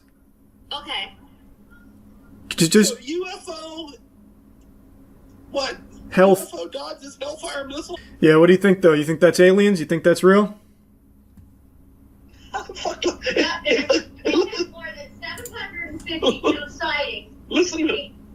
Listen to Mom. They have received more than 750 UAP sightings between May of 23 and June of 24. No, it's... it's bullshit. You can't tell what it is. It's a little white dot on a screen, and you see something flying at it and something down. I mean, I don't know. Who knows? Yeah, it's just interesting, though. It's nothing discernible. Well, it's really not even interesting. I think it's just, I don't know, it's just kind of freaking hokey, if you ask me. Whatever. Oh, okay. How do we even know it's a Hellfire missile? That's what they're saying. We don't know that. That's true. That is just what they're saying. Well, you heard it here first. This did not pass the smell test for my father. I found it kind of interesting. He, however, smelled stink the stink of some baloney. So after I heard that from him, I decided to do even more digging. I watched the footage back multiple times. I was reading from other people that had analyzed it quite a bit, and I found a theory that really explains a lot of the wackiness here in the presentation, like the absence of location, telemetry, that kind of thing. They are speculating that the object in the video isn't even moving. What's moving is the drone, the MQ-9 drone. They are saying that the drone is what's moving, and they are panning to the object, so it looks like everything around it's moving, when in actuality it is stationary. It would explain the absence of, like, telemetry data here in the footage, because if that was present, you would see that the object itself isn't moving, it's the drone. So that would explain why they wouldn't want that there, if that is the case. But if that's wrong, it's easily debunkable. You could easily slap that shit down by just releasing, like, the uncropped version of the footage. They're also explaining why the Hellfire missile didn't detonate, because they are speculating that this object is something very small and very light. Like a balloon, which, when it comes to aliens, the weather balloon thing is as old as time. Like, that has been around for a while with the whole, like, balloon theory. But in this case, I mean, it does kind of check out.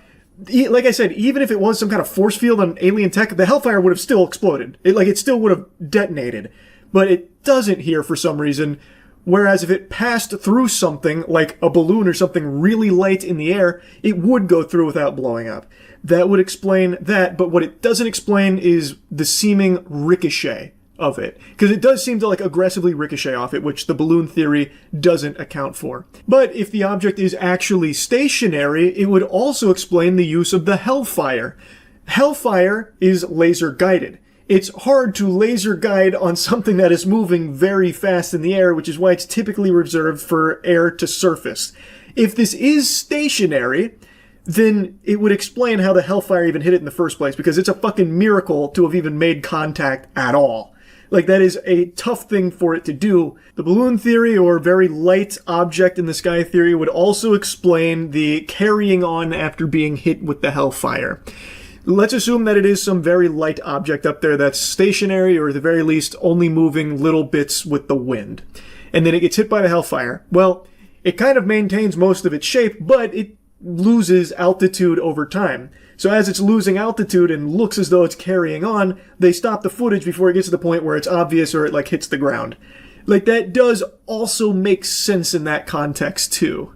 So, the balloon theory has some pros and some cons. Once again, it's just more food for thought. I do still find the footage interesting, even though my dad doesn't. I'm kind of surprised I'm the one more, like, surprised by it and kind of bewildered by it. But I don't know, I just find this to be one of the more compelling, more unexplainable UFO videos I've seen in recent memory. So I wanted to yap about it a little bit. That's really it. So yeah. The new Running Man movie just came out, and I've seen a lot of people aren't loving it. It hasn't been getting the standard Edgar Wright glaze. A lot of people have been saying that it's just not amazing. I haven't really seen anyone call it, like, outright bad or anything, because it's not. We're not talking about, like, a War of the Worlds level catastrophe here of a film or anything. Most people are just saying that it's kind of underwhelming and mid.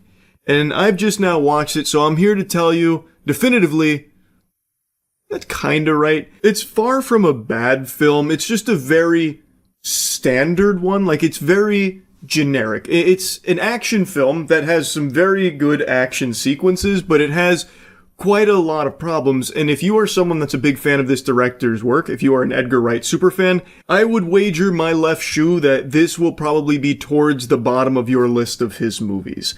This is a shockingly studio-safe production, it feels like.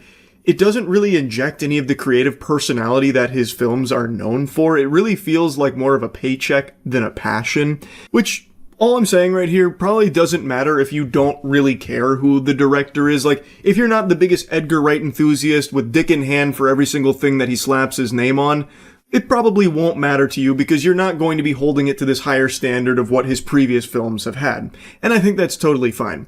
But I think pretty much anyone that watches this will walk away being like, oh, that was an enjoyable action flick, but nothing beyond that. So this film is not at all related to the 80s Arnold movie, which I haven't seen in a long time, but when I was a kid, I remember really liking that movie. And this one is very different. And I think that's probably a good thing. As I understand it, this borrows more from the Stephen King novel that it's based on, which maybe fans of the original works will appreciate.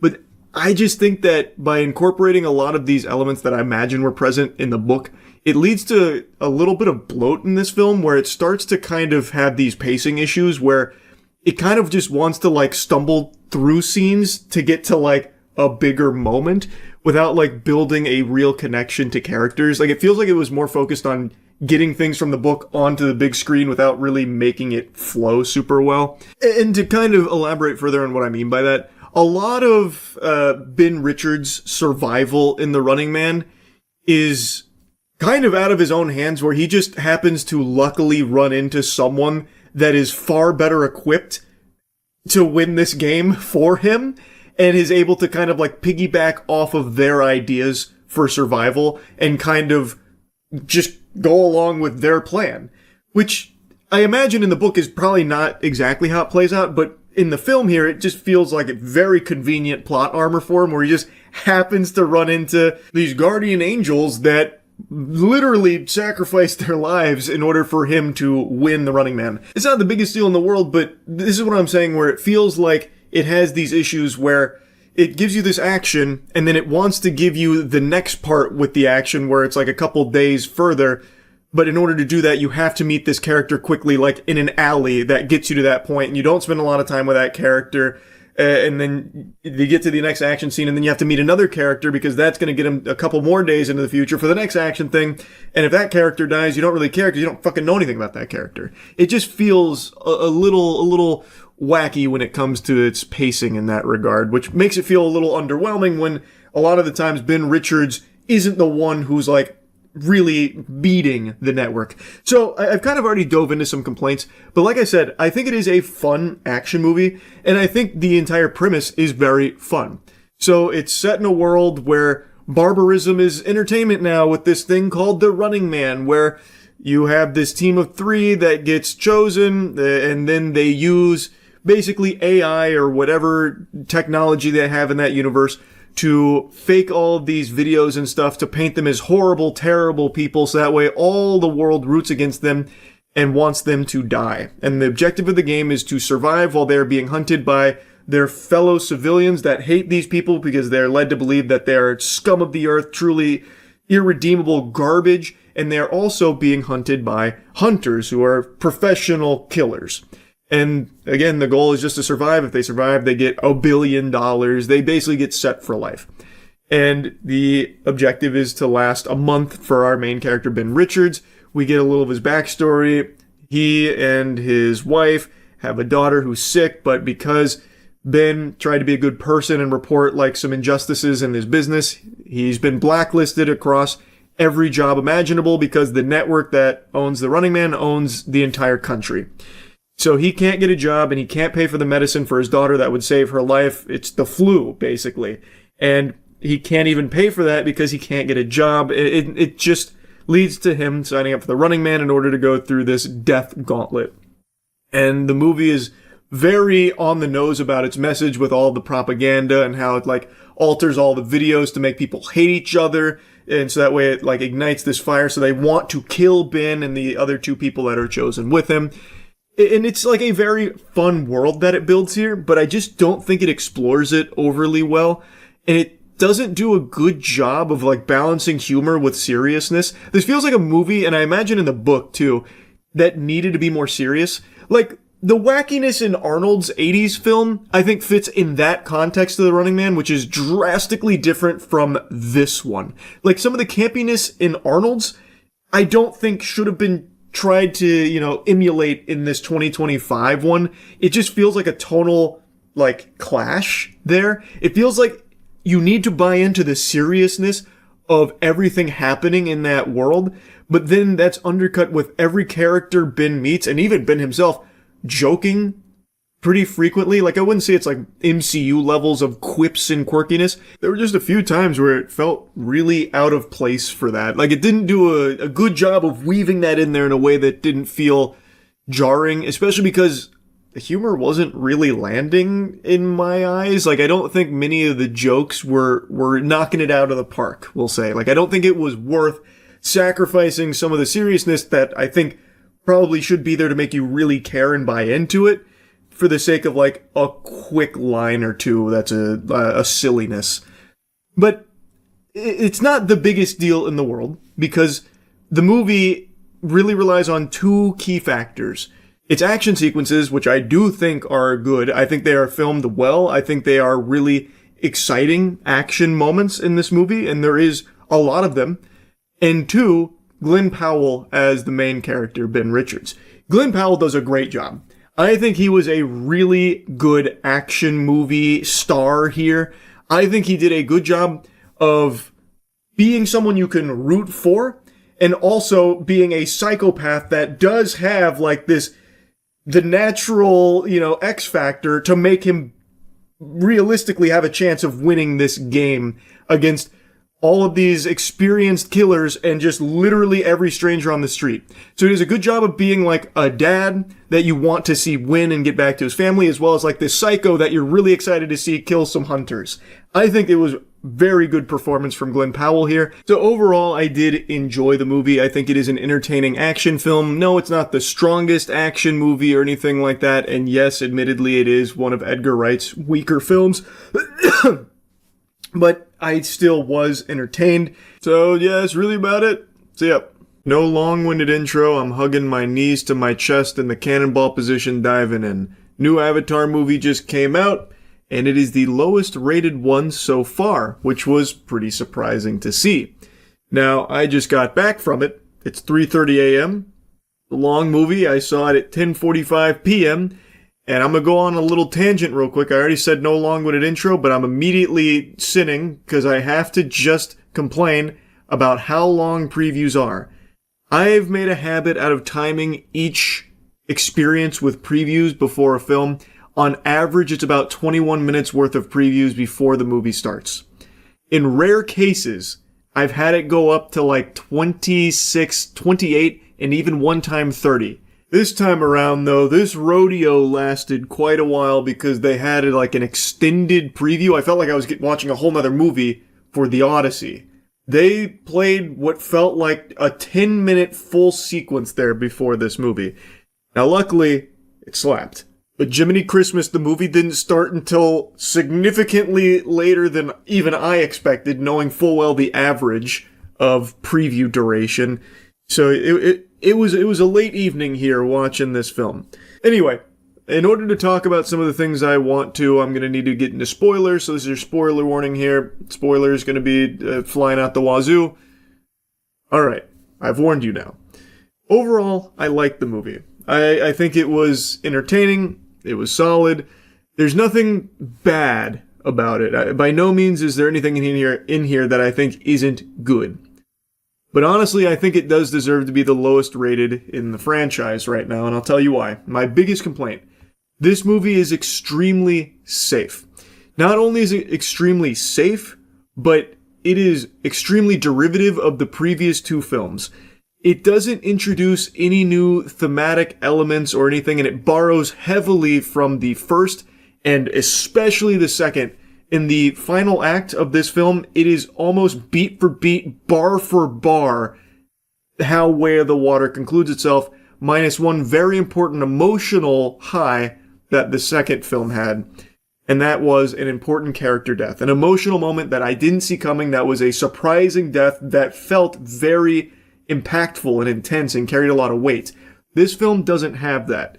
There was no part in this film where I really thought any of the core cast was in danger, even knowing in the second movie they made that bold decision that caught me with my pants down when they killed one of the brothers. Here, the whole film felt just very much like James Cameron being comfortable. It's clear he knows what works, and in this film it also still works. But we've seen it before twice now, and he doesn't go out of his cozy comfort zone. He's perfectly content to just cuddle up with all of the same things that we've gotten from the first two without introducing anything else. And for me, that's just a little deflating because for this film, I thought there were quite a few moments with a lot of potential to really wow you. And I thought that's what this would be going into it, given where Way of Water stops. I thought there was going to be like really, high stakes, big, bold chances taken with this movie, and it's just not. I expected this film to focus on fire, the same way that the second film focused on water, and I thought that was going to be like super hype, and we'd see a lot of like new creatures, a lot of like new imaginative things about this world. Like Where the Water introduced, where so many things just felt new and fresh, and like we were going on a brand new adventure in this brand new part of a world we hadn't seen in so long, and it felt so fresh and exciting, filled with creativity and imaginative things and creatures that inhabit it. It just felt so alive and so different. But this movie, it's recycling all of the same, not only like locations as Way of the Water, but also a lot of the same things that happen in Way of the Water. So you're seeing the same creatures, the same things that you already saw in Way of the Water, which isn't the worst thing in the world, but I just really thought this was going to be like exploring another new side of this beautiful world James Cameron crafted. I thought this was going to be about like the fire and like this group of Ash Navi. Because like it seemed like they started to do that when she was telling her story. They show like a really beautiful, quick thing about where they are and the fire, the catastrophe they survived. But then it goes right back to the water. And the entire final fight and pretty much all of the fighting and everything happens in the same exact water, the same exact area that it did in the second film. So it just feels like we've been there, done that. Like I said, there's nothing bad about it. And in fact, I would actually argue this is the most visually breathtaking in the Avatar franchise. The visual spectacle in here, zoinks. It is incredible.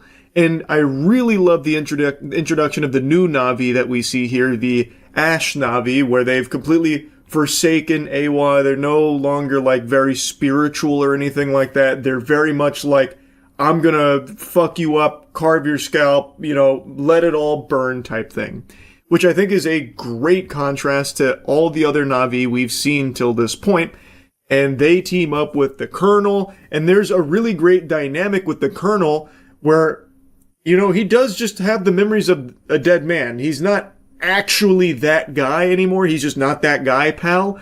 And Jake is constantly trying to get that through to him, and you do see it start to weigh on him. I thought that was a really cool idea they were exploring there, and I'm excited to see where else that maybe goes.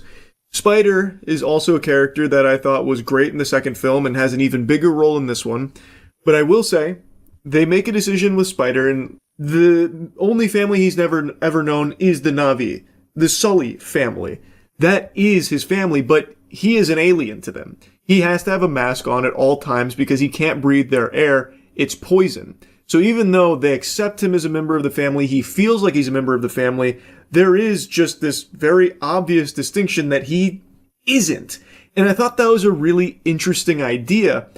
In this film, it overwrites that, where pretty early on, something happens where he does get the ability to breathe their air, so he no longer needs their mask, and that also comes with the thing on the back of his head that I'm blanking on the name of. I was going to call it the Kundalini, but I know that's not it. The Kundalini is from that rabbit hole that we went down on stream a long time ago about that serpent in your spine that can make you come by thinking really hard or whatever.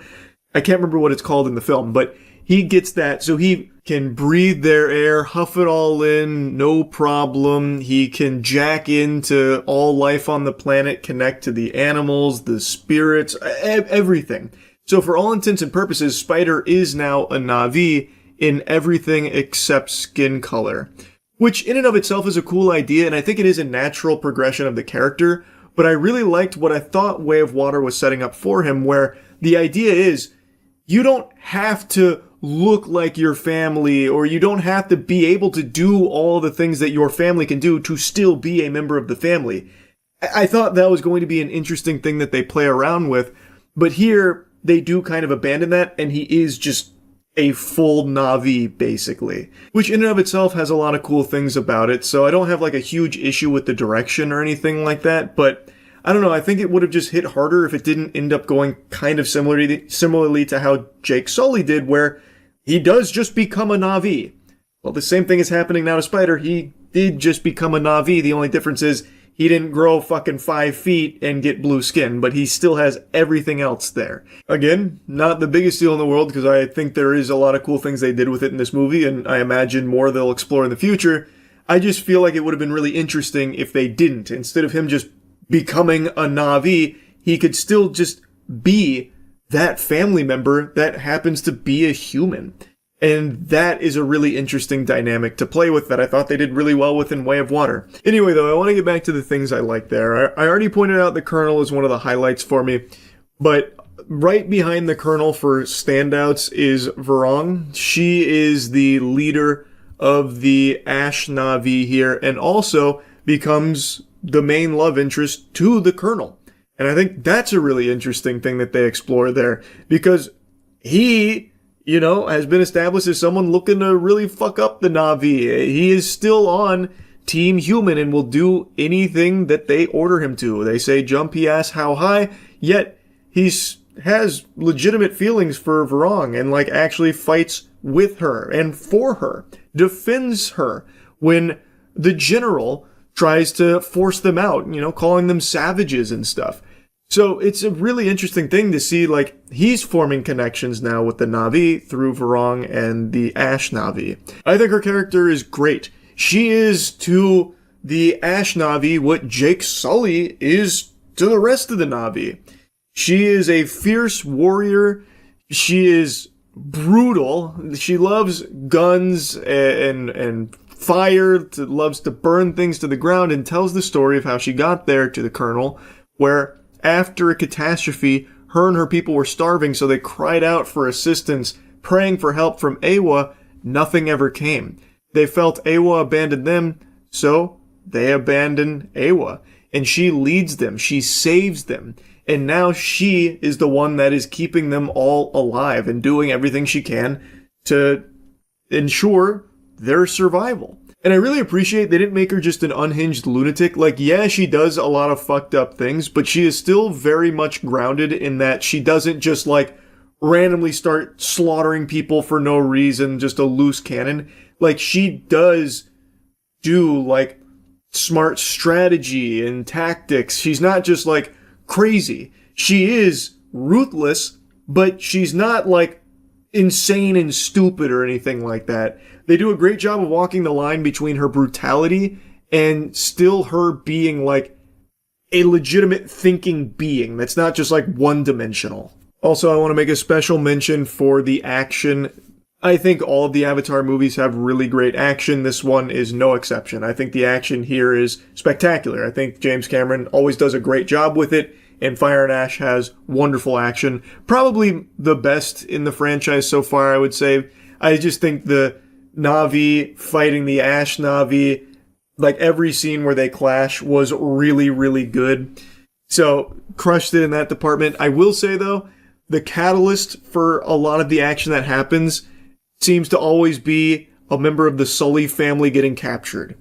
I think that happened like fucking 5 times in this movie. Basically, anytime they turn around, someone's getting captured from their family and used as bait to spawn a fight. I feel like in the next couple of Avatar movies, maybe we should explore different means of getting a fight to occur that's not just getting captured. Because my god, it has happened a lot in these movies now. Like a fucking ton. But yeah, another thing, the music is great. I think most people are probably expecting good music in here, and you're going to get it. Like I said, it's a good movie, but I definitely think this is the weakest in the franchise so far, and that's solely because it's basically everything we've already gotten served to us again. But maybe for some people that's exactly what they want. It's entirely possible. Again, I was entertained. I also feel like the pacing of this film was really good. It never felt like it dragged, and I was never bored. It's a very, very long movie, but it truly didn't really feel like that. I thought James Cameron did a good job of keeping things, you know, moving along, which was great. So yeah, overall, it's good, but I definitely think it does deserve to be the lowest rated in the franchise so far. But anyway, that's really about it. See ya.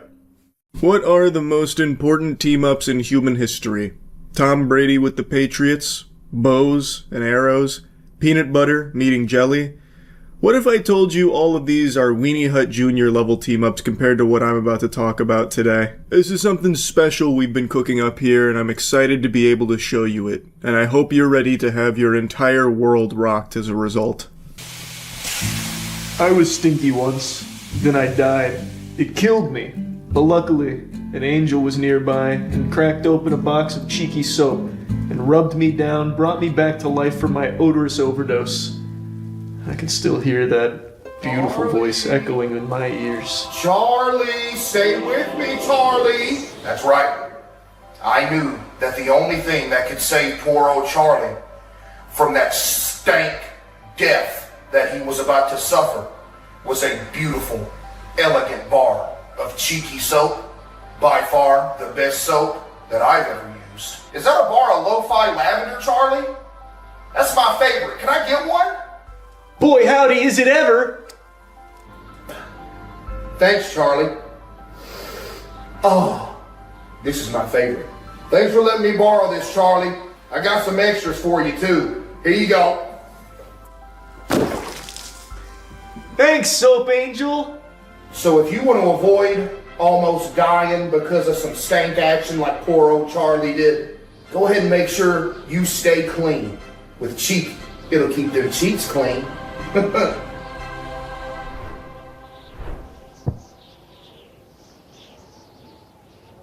Yeah, that's right. Queso is now an owner of Cheeky with us. My favorite streamer, someone I've glazed out the wazoo for a long time now, is now someone that I can call a brother, only closer. We bathe together, metaphorically speaking. Queso is someone that we sent soap to just on a whim because we all really like his content, and he ended up really liking our soap a lot. He liked it so much that he wanted to get more involved with Cheeky, which we were more than happy to do. He is the perfect fit for our soap. Dr. Squatch has Sydney Sweeney, but that shit is small potatoes compared to Queso. That's the real heartthrob right there. And Queso is extremely passionate about our soap and what we're aiming to do with it. So having him on board and as pumped as we are about it is just, it's a joy. Call me Weddy Krueger the way I'm infiltrating your dreams and making them a reality here with this team up, giving you a reason to bust in those britches. The Queso team up here with Cheeky is one for the history books, and I am so excited for the stuff we're going to do together. Now, for those that don't know about Cheeky, I've talked about it quite a bit, and I made a whole video kind of explaining the history of how it came into being, but I'll go ahead and give you like the cliff notes on it. I've already told you the story of why the soap came into being, the genesis of Cheeky. In a nutshell, I have psoriasis, and after showers, for the longest time, I'd always feel really dry. I eventually switched to bar soap, and it helped. But I thought it could be better, so we spent a couple years theory crafting and working towards the perfect bar of soap that would be very moisturizing for me and my condition. And we found it. In search of perfection, we succeeded. We created a all-natural bar soap that works extremely well for my skin and is highly moisturizing, so even if you don't have like psoriasis or anything, it's just a really good bar of soap that will leave you feeling really refreshed afterwards. It has all natural ingredients, like I said, but also moisturizing elements to it as well, like a jojoba oil, shea butter, that kind of thing. We literally made it just for me to solve a problem. Well, not solve a problem, like it doesn't cure psoriasis or anything like that, but it makes me feel significantly better after shower, so I no longer feel like fucking SpongeBob when he goes into Sandy Cheeks Dome without his helmet on. Like, it has helped me, and that was the purpose of it. But when we started giving it to like friends and family, they really liked it, and then eventually we decided we'll just go ahead and let other people try it as well. So we started selling it about 9 months ago, last November. Oh, actually almost a year ago now. And people have really responded very well to it, which I'm super happy about.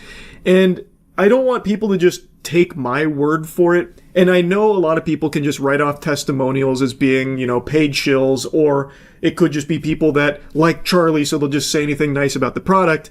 And I understand, because rightfully so, the YouTuber product space is a complete cesspool. It is hard to trust claims like that. So I want you to have the cold hard facts, the brass tacks.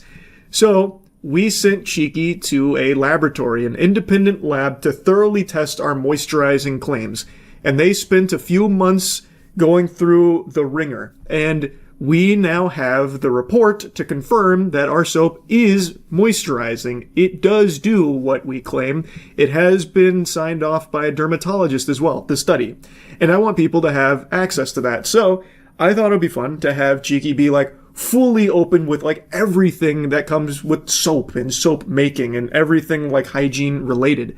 So we're going to be putting a section on Cheeky, usecheeky.com, where you can see all of the studies that we're going to be running on Cheeky. This is just the first of many. We want to have as much science and research done on it as possible so people can have all of this information at their fingertips, as well as having our chemist explain why certain things are there, how it works, and just like this really detailed breakdown of everything that goes into it. Because I think the more information you have, the better. So right now on the site, we have this section here that goes over the clinical study. Now, it's not the full 48 pages yet. Right now, we're still going through and redacting some private information like addresses and such. But we have like the key takeaways from the clinical outcome here, and we will be posting the full 48 pages for anyone that wants to go through and take the dive and learn everything about what was tested and how. Again, we're all super pumped to have Queso on board, and the stuff that we're going to do together is going to be fucking incredible.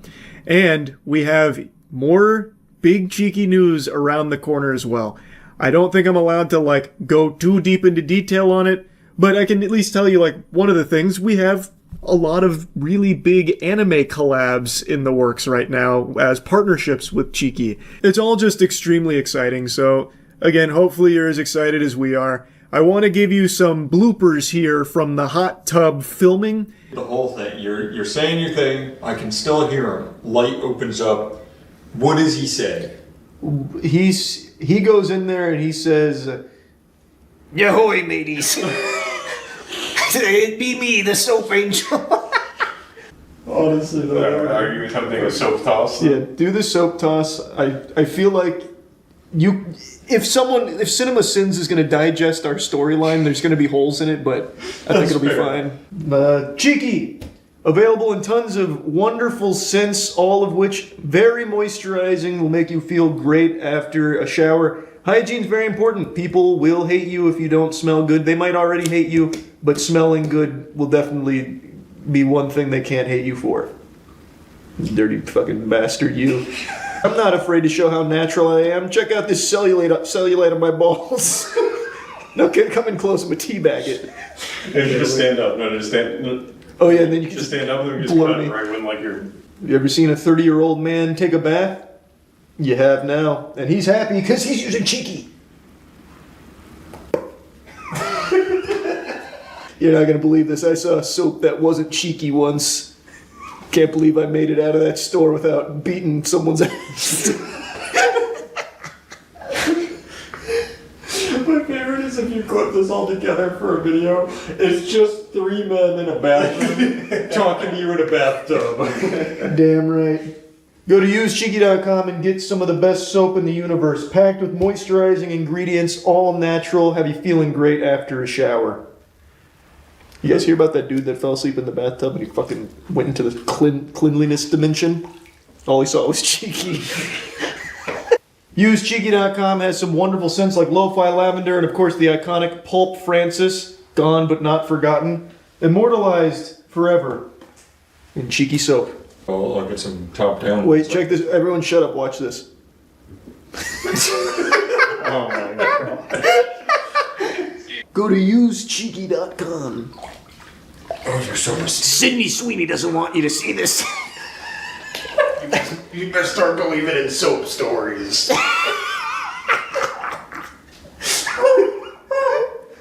Here, I've got another idea. I can just make more in the tub. That's true. There's still some. Rub-a-dub-dub. There's soap in the tub. Yeah, there is.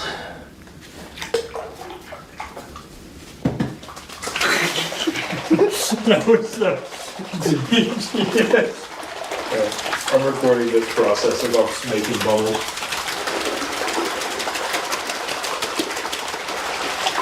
This is probably how real productions make their bubbles. Oh, dude, Charlie's more splashes than bubbles. This is working pretty good. It does work. You think this is what they did with Sydney Sweeney? They put Sydney Sweeney in the tub. Sydney get in the tub and all the crew comes in and starts like... Last year, the world was plagued by what is potentially the worst film ever made, War of the Worlds starring Ice Cube. And what if I told you the producer of that abomination, that affront to God, just directed a new film for Amazon called Mercy? Well, I guess it's not for Amazon because it's in theaters right now. It's distributed by Amazon MGM. And now after experiencing the cinema that is the style of Timur Bekmambetov, I can tell you with confidence, this guy's got it. And by it, I mean terrible fucking movies to his name. Timur Bekmambetov, and I'm not sure if I'm pronouncing his name correctly, but he has been in the film industry for an extremely long time. I went through his IMDb on stream, and he has produced some bangers, like 9, or Wanted, like some classic films. He has been behind them for a long time. So at one point, he did have an eye for quality, but I guess over the last 10 years, he decided to close his eyes, because now we're getting shit like War of the Worlds and now Mercy. I don't know what's changed or what's happened. What I will say, however, is that this film is a significant improvement to War of the Worlds. But then again, War of the Worlds can make even the Borderlands movie look like it's a fucking Nolan film, so it's not exactly like the highest praise, but truly Mercy is better than that, at the very least. I would even go as far as to say the first 30-ish minutes are genuinely pretty entertaining. It's a very simple concept.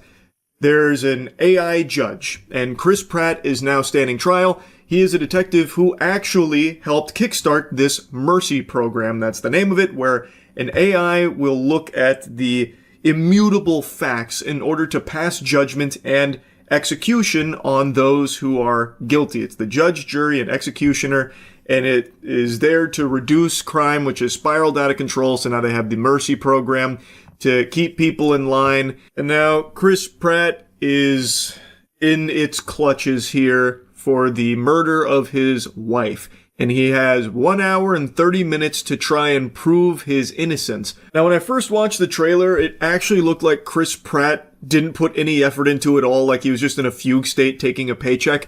I will say, in the actual film here, he does try. And he does, I think, do a pretty solid job with this character who just found out his wife has been murdered, and now he's about to be executed for it because they have so much evidence that places him at the scene and places him as the killer. And now he's got to find a way to try and argue his case and compile new evidence and try and find who the actual killer is. In the trailer, I feel like they took his lowlights, like they actually just took his weakest moments from the film and used it as promotional material. Because again, in the actual film, he does a fine job, minus some really rough scenes at the end. The entire third act of this film is actually just extraordinarily silly. Anyway, though, this film is shot in similar fashion to War of the Worlds, where we are watching everything unfold through videos that are compiled through cell phone footage or security camera footage or drone footage. Very much like what they did in War of the Worlds, but it seems like the budget here was a little bit higher, so the CGI doesn't look like it's straight out of fucking GeoCities from the late 90s.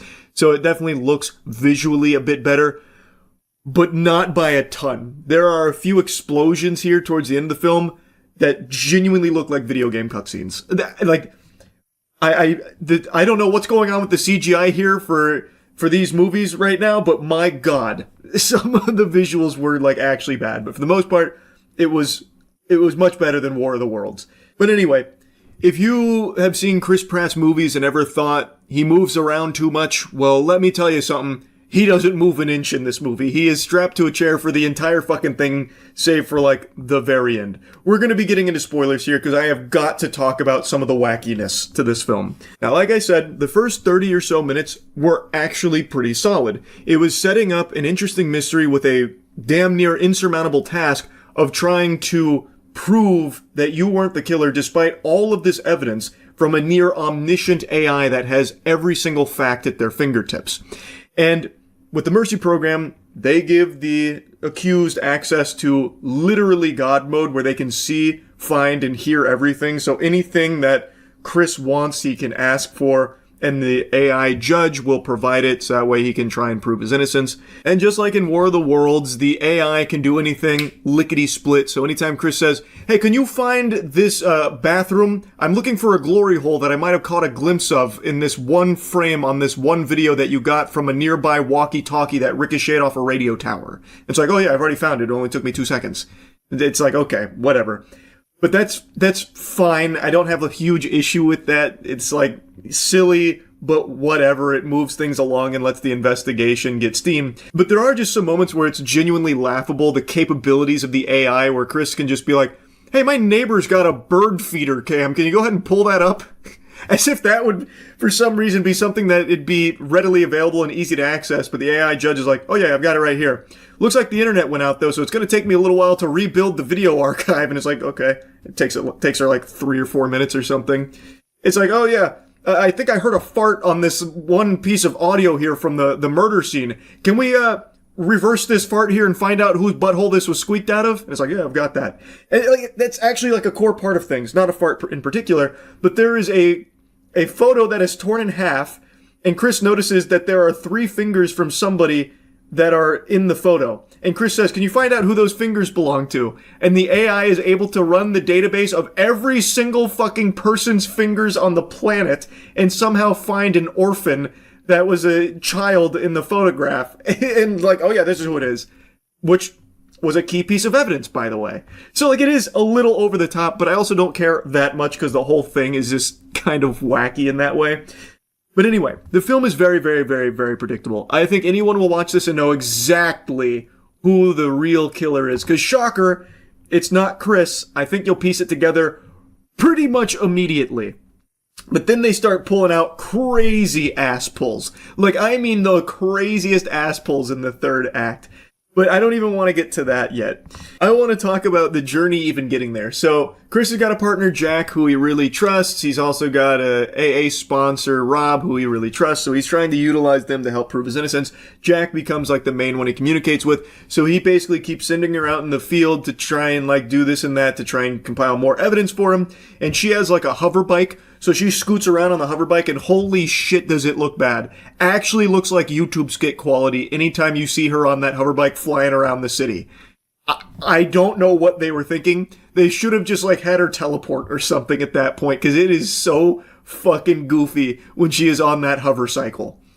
But anyway, so he's sending her on those like odd jobs to try and like interview people or try and like search crime scenes for certain things, this and that. And through this, we learn that his wife was privy to a scheme at her business where one of her workers was stealing product and maybe using it to distribute drugs, something like that, to make money on top of all this very shady dealings.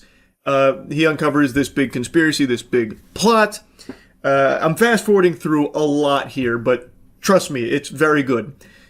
Chris also eventually admits to being an alcoholic, and he had a huge argument with his wife the day she was murdered, and also a whole year leading up to this murder.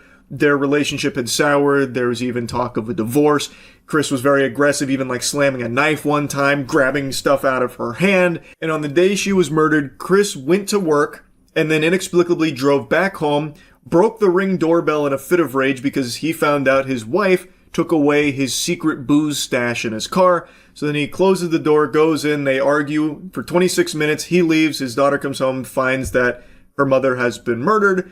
And the last words from the mother, which is on body cam when they're asking, as she's like fading away, shedding the mortal coil, they're like, who did this? Who did this? She says, Chris, which is never addressed again. I want you to keep that in mind. That is never addressed again. When asked, as she is dying, who is responsible, she answers the question saying, Chris, and then she kicks the bucket. But Chris didn't kill her. It is proven that Chris didn't kill her. Why the fuck did she say it was Chris? Like, it seemed like she was just trying to get like one fucking slam dunk in on him before she died, before she met her maker, in order to make sure that Chris also, suffers at the end too. She knew it wasn't Chris that killed her. The person that stabbed her, murdered her, was not Chris. Why did she say it was? Like, what the fuck? Like, I tried to be like very charitable, like, oh, maybe she was about to try and say like, it wasn't Chris, but she didn't get the first part out, or she was trying to like, say, Chris, I love you or something on the way out, but none of that comes up. It is actually never addressed again why she would say it was Chris when it just wasn't. That is crazy. I won't bore you too much with like the middle stuff and all that, but when we find out who the real killer is, we learn that the killer was one of her work associates, the one that was stealing the product to maybe distribute drugs, and decided to murder his wife, Nicole, because she found out, wasn't really willing to play ball, and also there's a very close personal connection to Chris from the real killer. The real killer was able to pull off this kill by going to Chris's barbecue 2 days prior to the murder and hiding in the basement for 2 days, and then sprung out and stabbed and killed his wife. Now, the close personal connection is that picture I mentioned. Well, that kid with the 3 fingers was actually the brother of the real killer, and that brother was someone Chris sentenced to the Mercy program where he was found guilty and wrongfully executed. And he never forgave Chris for it, so he got close to Chris for 2 years, and then eventually killed his wife, built a bomb with all of the material he was stealing from their workplace, and was going to crash the bomb into the Mercy headquarters, killing Chris and the AI with him, in order to prove his brother's innocence. And he framed Chris for this. That was his master plan. Now, I want you to really think hard here. He planned this for 2 years. But his plan boiled down to just getting extremely fucking lucky that Chris, when he went to work, decided to come back home that same day. Because if he didn't come home that day and argue with his wife, then this would have never fucking worked. He would have not gotten away with the murder initially. Like, Chris would have never even been a suspect. So his plan that he planned for 2 years boiled down to just something that he could have never possibly foreseen. And he didn't even know Chris left for work, by the way, while hiding in the basement. He just guessed lucky. So Chris went to work and then just happened to notice the booze wasn't there. So he went home, argued with his wife, and then broke a vase, which ended up cutting his wife and got a little bit of blood on Chris. And Chris was like, really distraught about it. And that's how all of this evidence led to like them knowing for sure Chris had to be the murderer. But actually it was all part of the real killer's master scheme, which again, none of this he planned for. He couldn't have planned for any of that to happen. He just got lucky. It wasn't a master plan, yet they keep pretending as though it was. Like, when I learned who the killer was and what the method was and everything, it was actually just like a laughable moment. And then the entire third act, he's got this big semi with a bomb in the back that he's gonna blow up the fucking city with like the Joker. And then the police are so incredibly inept, they can't stop him, they can't do anything. So he just keeps like hitting all the police officers, and it's like the worst CGI carnage where the officers' cars are like ramping off tow trucks and the officers are going, as they're like getting slammed by the truck. They can't stop this guy. They've got the drones out on him. And by the way, I was really expecting them to do an Amazon shout out when there's a scene where Jack is like, I'm going to get the scouting drone out. I thought for sure she was going to say like, I'm going to get the Amazon drone out. It's really good for scouting too, not just delivering packages immediately to your doorstep with Amazon Prime. Like what we saw in War of the Worlds. I thought for sure we were going to see some Amazon plugs. Surprisingly, we did not. But anyway, they got the drones out and shit. They still can't fucking stop this guy when all he has is the semi-truck. And then he eventually makes it into the Mercy headquarters. Chris has already proven his innocence now. They clearly know it's Rob. They have him dead to rights now. He is the murderer. And he also kidnapped Chris's daughter and brought her there because he wants to ruin Chris's life just like he ruined his by killing his brother. Well, by having his brother go to Mercy, which ended up killing him. He then argues with the AI judge that his brother was innocent, which is where another shocking twist comes into play, where he's arguing about how his brother was innocent, and it turns out Chris's partner, Jack, was actually the one who didn't process the phone from that guy's brother in his murder case, because his brother was said to have murdered a woman. Turns out he didn't murder that woman, and the phone that would have proven his innocence had been thrown off the side of a bridge by Chris's partner because she wanted to ensure that the Mercy program was a success so they could stop crime together. So they just framed a completely random dude for the murder of this woman, which Chris and the AI judge reveal at the very end there. So it's another big, like, twist moment. I'm serious, the entire third act is actually, like, very, very silly in like a fun, bad way. I probably don't need to yap any longer about it. It's not a good movie, but I will tell you, I had fun watching it. And I do think it is objectively a huge step up from War of the Worlds. So we're on an upward trajectory right now from this director-producer. So perhaps the next one's a fucking home run. Anyway, though, that's really about it. See ya. Oh, what's the matter? You can't sleep either? Yeah, I know the feeling. Look at us. 2 peas in a pod. Unfortunately, I can't deploy a tactical breast with some warm milk for you to suckle upon. These puppies aren't spec'd into that build. Best I could do is maybe lactate a bit of gamer subs out. So, we're gonna have to settle for the next best thing, which is a little lullaby, which hopefully will serve as a nice AoE and hit us both, making us sleepy. I'll see you a little bit, alright? Yeah, see you soon. Hello. You want to clip this on? Sure. Oh, you're a streamer? Yes, I am a streamer. Well, best of luck. This is our last game. I believe it closes at 7 today. So. 6, actually. 6? There's only half an hour left. This is a clip that blew up a few days ago, but it has a brand spanking new development here where the gentle sir, fedora tip, in the video has decided to double down on his cringe embarrassing behavior. So we're gonna give you the whole kit and caboodle here. So this is the genesis. This is where it started.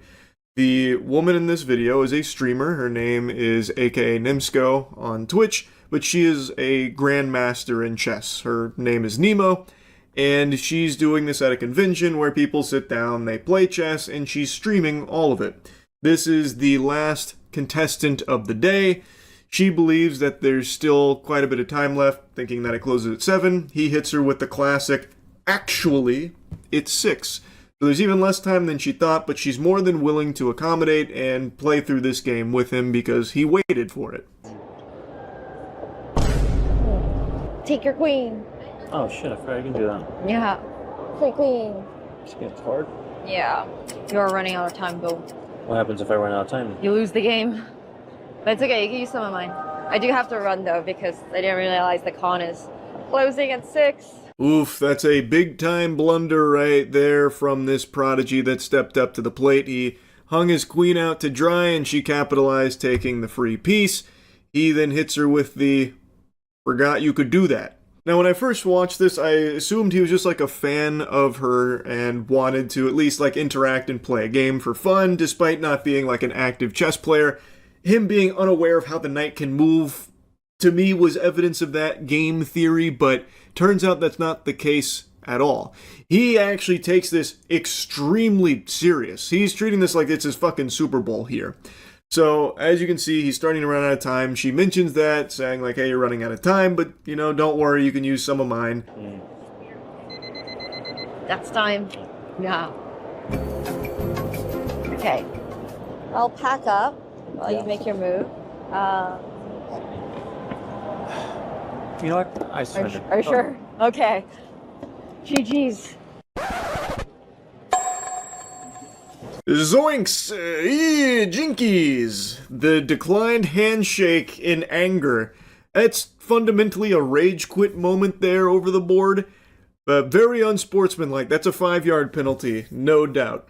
And again, she was willing to let it go on even though he did lose on time. He was taking oodles of time here coming up with his moves and then still ended up just giving away a free queen. So it's not someone who I think actively plays chess, so I don't know why he's getting so heated about it. It's pretty fucking embarrassing because this isn't high stakes here. This isn't a game of life or death. It's not a goddamn shadow game from Yu-Gi-Oh! Or anything. It's just supposed to be entertaining and enjoyable, and you get to hang out, you play a little chess. She's a grandmaster. You were never going to win.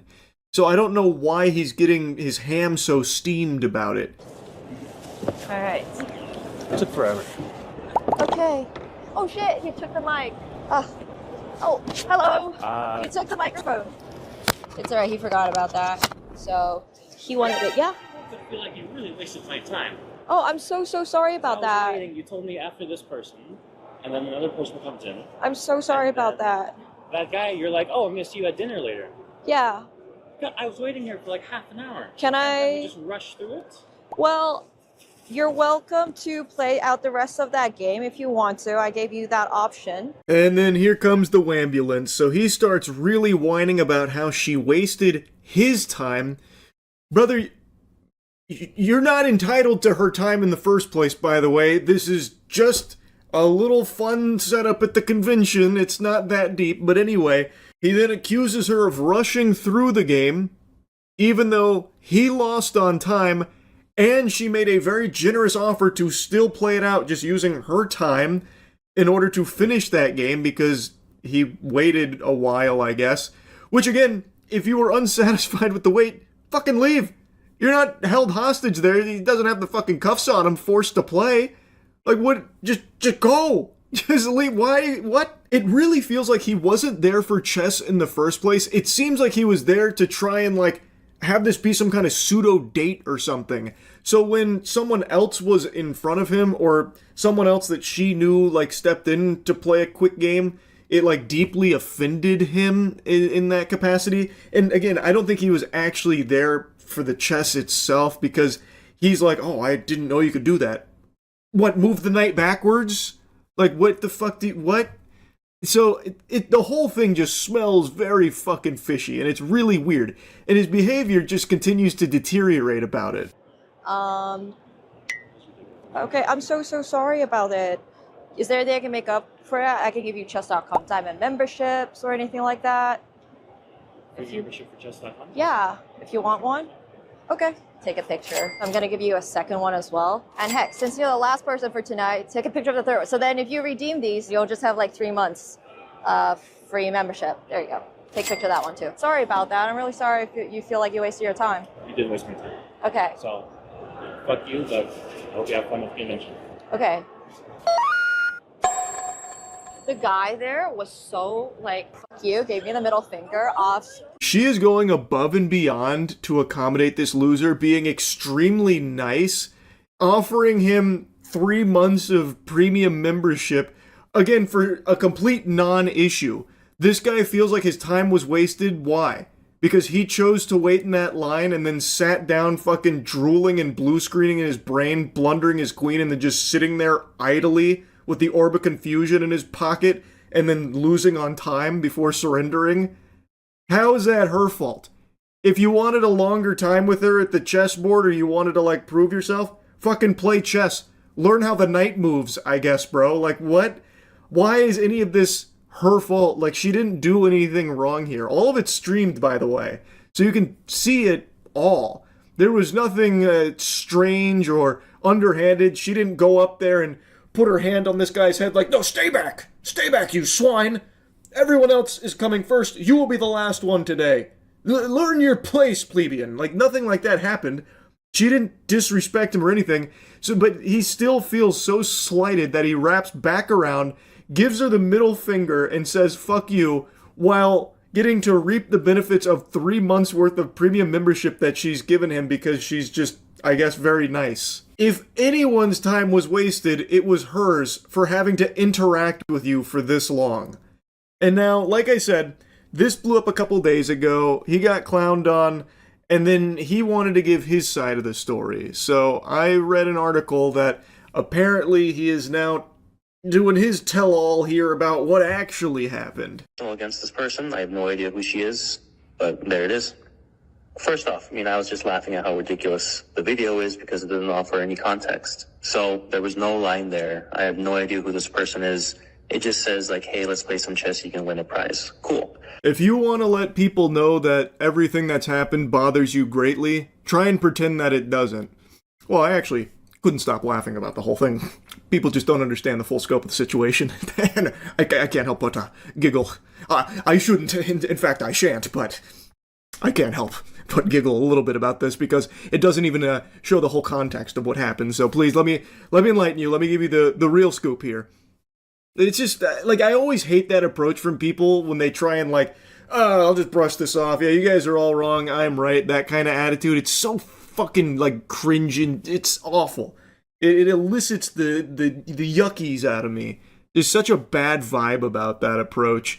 But anyway, he goes on to say that he just hopped in this line because he saw that you could play chess and maybe win a prize. He didn't know who she was, but was more than willing to play chess and go for that. Big question arises there. Why? When you suck this much ass at chess, you hung your queen, like, immediately. I go up, she's with someone, and I have to wait. That's fine. She says you'll come up after this person. That, there's a timer going on, and I see that, so I'm hoping that these matches are going to be short so I can go, but they're not. The timer runs out, it's made completely irrelevant, and, she's just having conversation, talking to this person. It's going on for a while. Pal, you asked for that same thing, by the way. When you lost on time, she also extended the same courtesy to you, like, hey, look, we can keep going, we can play out the rest of this game. It's not that big a deal. So it seems like she was just more than willing to let people play chess with her and try and, like, enjoy the experience of playing against a grandmaster. Because that's not something a lot of people ever will get the opportunity to do. It's supposed to be something fun, which is a concept that completely eludes this guy, apparently. He took this as, like, a call to arms or something. Like, I must compete for this prize in this chess match. Chess, which something I don't really understand how the knight moves, but I can do this. I must do this, in fact. So he's complaining about other people getting to play through time, like after it runs out, when he himself wanted that same privilege. Whatever. Match ends. And then, without even acknowledging me at all, some other guy comes up in front of me and starts playing with her. I do feel a little disrespected at this point, because if I'm going to wait for you, I'm just, I'm not doing anything wrong, I'm just waiting. But you're going to just kind of push me aside. That doesn't feel right. But I've already waited long enough. I'm waiting for another friend of mine, so might as well. But why, though? Why might as well if you're going to be salty about it? What's the point there? You're just letting yourself stew and marinate. So, from his story here, his telling of the encounter, someone cut him in line and took his place, his rightful throne there at the board. So now he has to wait even longer.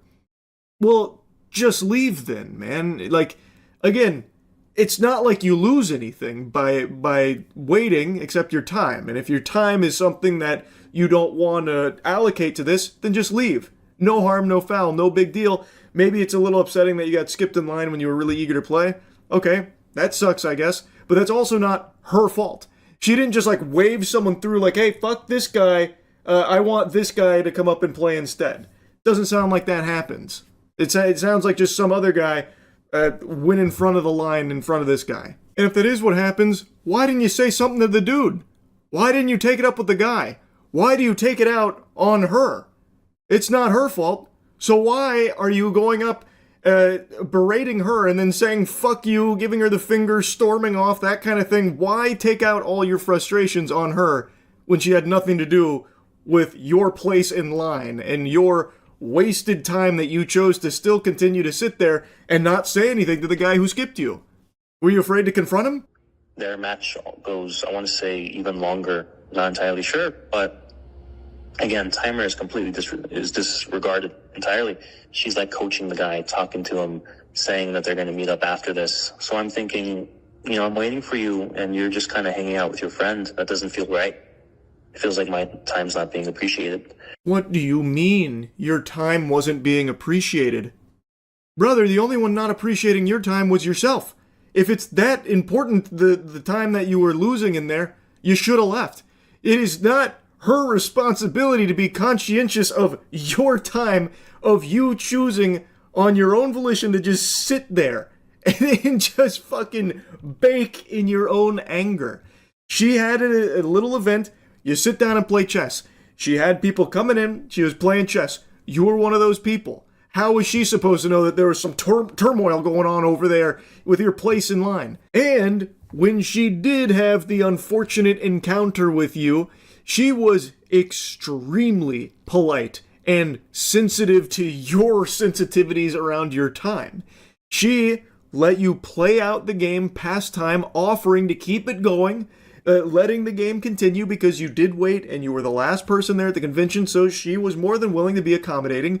And when you wrapped back around fuming, taking out your frustrations on her and getting upset, she was extremely apologetic that you felt the way you did, and then even went way out of her way offering you 3 months of premium membership, which you should not have gotten under any circumstances, by the way. That was very undeserved. All just because you fucking ordered some french fries here about your wasted time that you wasted yourself. Like, she did nothing wrong, and he is still doubling down on this as though people just didn't understand the full story. Brother, the thing was live streamed. Everyone knows everything that happened because it was all on stream. You can't even fall back on that like missing context excuse. So, match finally ends. I come up. I'm a bit frustrated, but I'm trying to keep it together. You know, we're playing, and time runs out. And I can tell, you know, she had a mistake with when the convention is ending, so she wants to go. Timer ends. You know what? I can tell, and I feel like she really just wants me to go. I feel like she's already kind of been disrespectful to me before. She clearly just wants me to leave now. So I get and I go. And I am very frustrated, right? I'm very upset with the lack of time management, the fact that there was no line, there was no people there, and yet I'm still having to wait for so long. Then don't. No one is forcing you to do that. You even said you don't know who she is. Why are you waiting that long for this then? I don't get it, man. Make it make sense. I don't understand. And again, if you wanted more time there playing chess with her, get better at chess so you could play out a full game without just getting steamrolled. Like, you were never going to win in the first place against a grandmaster, but maybe you wouldn't have blundered so quickly and had everything go tits up right away. Like, it's very peculiar what this dweeb is even so upset about. And he's still upset about it. He's still frustrated. He is defending his behavior, where, again, I don't think there's any justifications for it. He's just a jerk. Like, he's just mean. He was just very upset at her for nothing. And yeah, I was very upset, and I left. I wanted to come back because it just didn't feel right. It really just didn't feel like I was treated properly. So I wanted to make my case as like, hey, you wasted my time. I wanted to be upfront about that and say, like, I don't appreciate it. No, you wasted my time. And I was angry. And she tried to respond in a very nice manner, and I acknowledged that. But that doesn't change the fact that I was wronged and I was disrespected. No, you were not. You were not wronged. You were not disrespected. She did so much more than any other human being on the planet would have in this situation, with treating you with respect and being very apologetic over a complete non-issue, just an issue you've made up in your own noodle. This is absurd, man. What a crazy response to have to this. Like, it's shocking to me that there's no self-awareness. There's no realization that he was in the wrong. There was nothing disrespectful that happened here on her end. If he was cut in line, yeah, it's disrespectful. Why didn't you take it out on the guy who actually disrespected you then? If that actually happened, why are you targeting her for that? She had no control over that mishap. She didn't order that guy to cut you in line. It's not like it was a sleeper agent. She didn't have, fucking security come in and just, push you to the side so they could play with her and take away your precious time to ruin and disrespect your time at the convention. So why are you taking all that frustration out on her when she did nothing wrong and did everything she could to be respectful and polite and even apologetic, even though there was nothing to apologize for in the first place? Wild, man. Truly wild stuff. Anyway, that's really about it. So, yeah. I was going to turn on the desk light here to illuminate it a bit better so it doesn't look like I'm telling scary ghost stories, but I decided I kind of like this vibe for the topic, because this is a scary topic. Too many people are sleeping on an incredible show. I'm not seeing enough glaze. I'm not seeing enough movement. I'm going to be honest. There is a show that I just finally finished, that only just recently ended, that I am just not seeing get proper nut care. Like, I'm not seeing enough people fondling those balls. It's To Be Hero X. So far, it is my favorite anime of 2025. I do still have a couple others to catch up on, but I can't really imagine any of them somehow surpassing this in my eyes. I think the show is extraordinary. The first, 3 or 4 episodes had me under a very different impression for what kind of show this was going to be. Immediately, it's pretty clear that the animation is beautiful, and it's a show that uses multiple styles. So it'll flip-flop between, an arcane vibe and then a traditional 2D anime style. And it does it with the snap of a finger. The best hero, the strongest character, X, you will sometimes hear snap his finger, and that's when it flips from like Arcane to some of the most breathtaking 2D animation you'll find in a show. Like, it's not to, you know, Demon Slayer Infinity Castle level, but it's really not far behind either. It excels in its visuals. So, it is majority 2D, but for the first arc, like the first character you follow, Nice, it's mainly Arcane-ish. And I think it is so cool when it flips back and forth. It is so creative. It doesn't feel like a gimmick or anything, because it doesn't need to rely on it. Like I said, it's mostly 2D, but it does go between them occasionally. And it is so unbelievably pretty. Now, don't worry, Puppet Pals, I am going to gush and grannies further on its visuals, but before that, I want to tell you what the show's about. So, this is a world where there are heroes and powers, and those powers are directly tied to how much others believe in them. It's trust value. So if people have faith in somebody, that trust value goes up and it makes them stronger, or if they don't have any powers, gives them some based on people's perception of that person. For example, there is a character, a hero named Firm Man, whom always stands tall, standing up straight, firm, and basically nothing can like crush him or like move him or anything, because when he was a firefighter, he caught some debris that was about to fall and kill a child, saving her life. So when that story broke, people started to believe in him with that perception of being like immovable, you know, firm. So it gave him those powers. It's a creative spin in the genre. I actually really appreciated it. But there's also another force out there that's starting to take hold, and it's fear.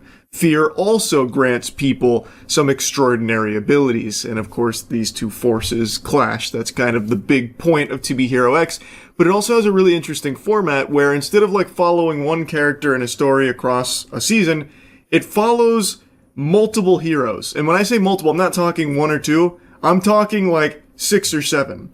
So they'll dedicate like 2 or 3 episodes to a hero giving you their backstory, as well as setting them up as a domino in an event that has happened. And now these dominoes are falling over, so everything starts to collide and everything plays together.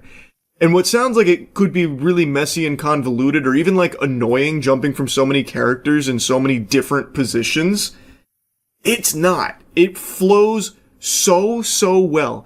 In the last like 5 episodes of this season, I could not turn it off. Like I literally like could not pull myself away from watching it. It was so gripping.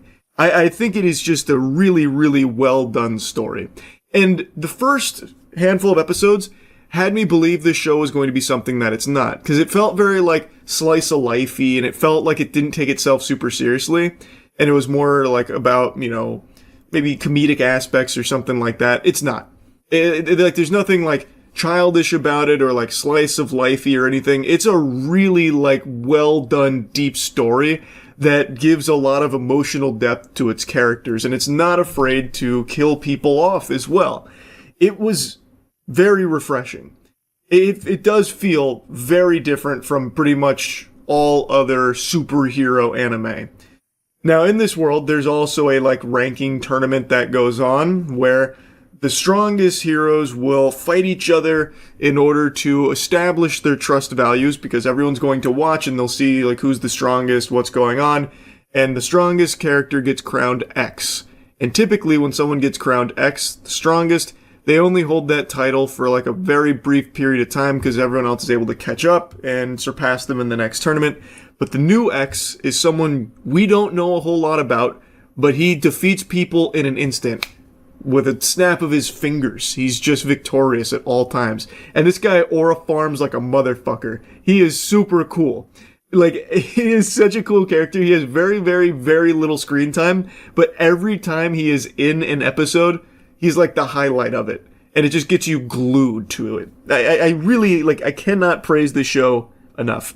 Like, it's not just carried by outstanding visuals. It is the complete package. But anyway, since I did mention the visuals again, I can't stress enough just how good looking this show is. I think this has the best fights of the year as well. Pretty much every single episode has a huge battle, like a big fight between characters. And they do not cut any corners. Holy shit. It is so well animated and well choreographed. They are like drawn out long fight sequences, just full throttle. And they are outstanding. Especially like Queen vs. Boa, I think is the best example. That whole episode is basically that fight. And it is so fucking great looking. Like, I highly encourage you to just like watch that clip of Queen vs. Boa. We are talking like Ufotable level animation to its action. It's so fucking good. Like, I really think that what they've done here is something special. And I am shocked more people aren't talking about it. Another thing about this show, it has really good music. It has boner jams. Like, I'm telling you, they use the music in some very hype moments and it elevates it to a new level. There is one thing though about this show that I really wish they didn't do as much of. Since they are telling so many different character stories, it's more of like an anthology than anything. Which, again, I actually really like the way they do it here. But there is one thing they do a lot that kind of got annoying towards the end of the show, where they will reuse the exact same scene that you've seen before and then sprinkle in like the new spin on it from the character's perspective. So for example, when they're about to go investigate an alien ship, this is a pivotal moment and you'll see it from one character's perspective, like when he was recruited to it, and then another. But instead of just showing you that character's perspective when they get introduced to it, they will reintroduce the entire scene to you. So they will repeat literally whole scenes sometimes because, again, they revisit it but from a different angle. But instead of just showing you that new angle, they show you the whole scene again and then add the new angle. So there was a lot of times where I was like, oh fuck, I've already seen this before, and I contemplated just like fast forwarding through it because, again, it's the exact same scene with no alterations until the character comes into the fold there for it. So I think they did that a little too much. Maybe that was for budget reasons. I would think that's probably why, because obviously they've already animated that, it's already finished, so if they reuse it, well, they save some money there having to do something a little different. I think that might be the reason, but it did get kind of annoying. Overall, I highly recommend the show, obviously. I do think it is underrated right now. I think this is flying way too under the radar. This is a show that I really would expect more people to be hyping up because there are so many, like, notable fight sequences. At the very least, I thought this would be something that people would be sharing, like, a lot of clips of from some of the bigger fights. So I'm really surprised to see that's not the case.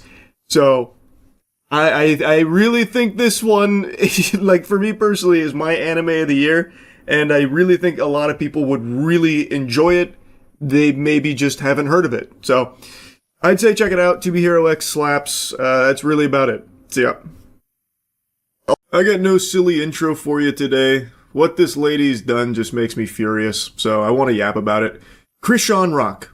Maybe you've heard her name, maybe you haven't. I'm pretty confident you've at least seen a couple of clips of hers because she has been addicted to social media attention for a while. So she constantly pops up on popular streamers' streams to try and leech a little bit of clout for herself. Personally, I've always found her to be like a vibe dementor on stream where she just sucks out all the fun and all the life, leaving only misery in its wake. But that's not the biggest deal in the world. There's plenty of people that are, vibe terrorists that just aren't super entertaining to watch. That's not like a crime. But what is a crime, at least should be, is the way that she handled her pregnancy. Krishan Rock loved to party. I say loved like it's past tense. I'm sure she still currently does. But while she was pregnant, she still didn't let that stop her. It wasn't an obstacle. She didn't pump the brakes because she's pregnant. She still went hog wild partying, drinking and smoking while pregnant. And this was shown multiple times on camera, just shamelessly drinking and smoking while pregnant, which everybody knows is really bad for the baby. Because we all was drinking, even you, with the baby and stuff. Why are you lying? Ready to flute out in real life though. Ladies, one more time. Get yourself together. Where the bottle at? Oh my gosh. Drink it. She asked for another bottle. I'm just You can't have no liquor? Yes, I can. I can abort the child tomorrow. It won't hurt me. No, you shut the door you because can't it's have cold. no fucking Tessa. liquor.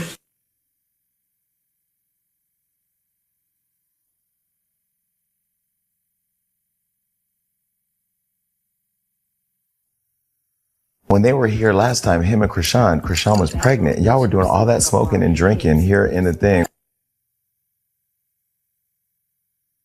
This is just one short compilation, but a lot of these clips go on longer of her drinking even more.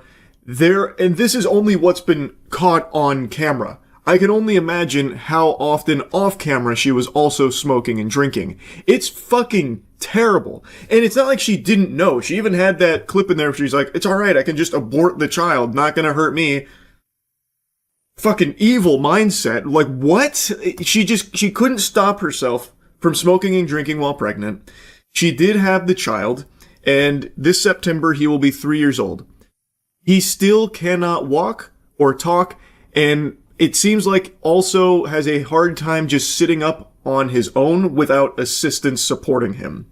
It is heartbreaking. It is actually heartbreaking. And I don't know why what she's done isn't just full-blown child abuse. Like, I don't know how that's not just a crime. Like, it's all just right out there in the open. Like, it's not a secret. People extremely close to her have just point blank said that she has smoked and drank throughout her pregnancy. They've said it a couple of times. It's just so fucking unhinged. And now, she just did an interview, and it's the reason why I'm even yapping about it outside of just streams where I've talked about it loosely. She did an interview where she's now denying that her child has a disability and says that, you know, the doctors are wrong, the doctors don't know, which to me says that she's not even willing to get this child the assistance that he is likely going to need going forward. And if it's anything I could do, help, I'm here. The part that really messed with me is that Blueface doesn't seem active in the child's life because of his disability. Hold on. I feel like that's what triggered me, and my anger overpowered my message. You're in the right now, and I'm here to support and congratulate you overly. So I said my son does not have a disability.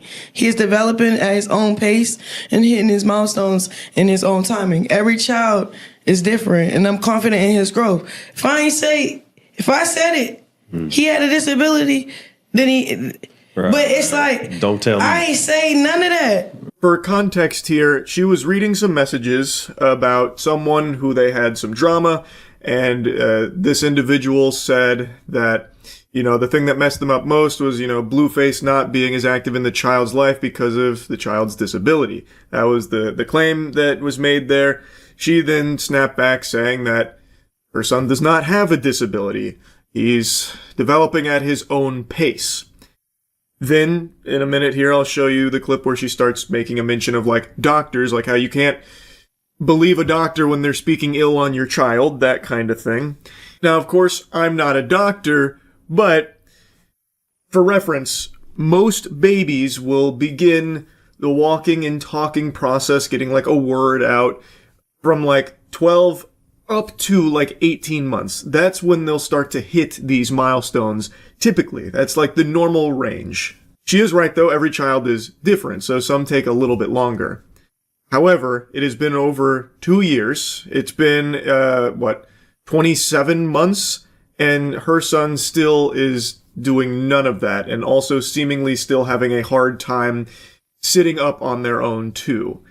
That does seem like there may be a disability there, and the fact that she references a doctor speaking ill on her child makes me believe that when a doctor was informing her that this might be the result of a disability, she took it as an insult, and that this doctor is just some kind of evil demon that's insulting her baby, and now she's like refusing to acknowledge it, which I think is just extremely detrimental for the child, because if the child does have a disability, the child is going to need some extra assistance from doctors, from other people. And if she's going to deny the child those resources, that's even worse for the kid. Just because she refuses to say it doesn't mean that it might not be true. It's not even just that. It's like, say if someone, a doctor, anybody speak against your kid or yourself, then you should not accept it, bro. Yeah. Anybody. Yeah. If they're guessing or whatever, no. The word said what the word said. God said what the God says. I don't have to accept what you... So it's really like me, like, protecting a revelation that I heard from the Lord over my son. Yeah. And then it's like redirecting that energy back to that mouth, that tongue, that powerful tongue. Who said I had it? Who said it? Now, recently, Krishan Rock made a big Christianity push where she's accepting the word of God and taking the Lord as her savior, which I always applaud people for doing if it's coming from a genuine place. Unfortunately, in the modern day, there are some absolute vile people that use Christianity as like this get out of jail card where it's, used as a tool to avoid any level of accountability and responsibility. Like, nope, I'm completely clean, so all of the terrible, heinous actions I've done in my past no longer exist, and you can't use them against me in any way, shape, or form because now I'm a Christian, so, we have to forget about all of that, and you're a bad person if you bring them up now. And I really hate that mentality. And I hate to say it, but I do get that same sense from Krishan Rock, where she's using it as a way of just being like, hey, you all have to forgive me for all of this shit that I've done. And a lot of it you've watched, especially like with the pregnancy. And I don't think I've seen her take any level of like self-reflection or accountability for the terrible fucking way that she handled her pregnancy with the smoking and drinking and the impact that it may have had on her child's life. Like, speaking of the word of God, Krishan, what do you think God would say to something like this? Get yourself together. Where the bottle at? Oh my gosh. Drink it. She asked for another bottle. I'm just You can't liquor?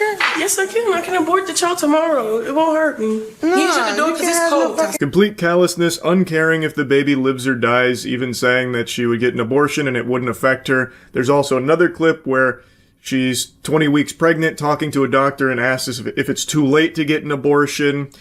It seems like she's solely driven by her own self-interest. She didn't want to stop partying and drinking and smoking, and so she didn't, even while pregnant. And unless I've missed it, she's never talked about this, or made any kind of big, like, huge apology about the error and misdeeds of how she handled her pregnancy or anything. And also, I think she's still the exact same Krishan Rock now as she always has been.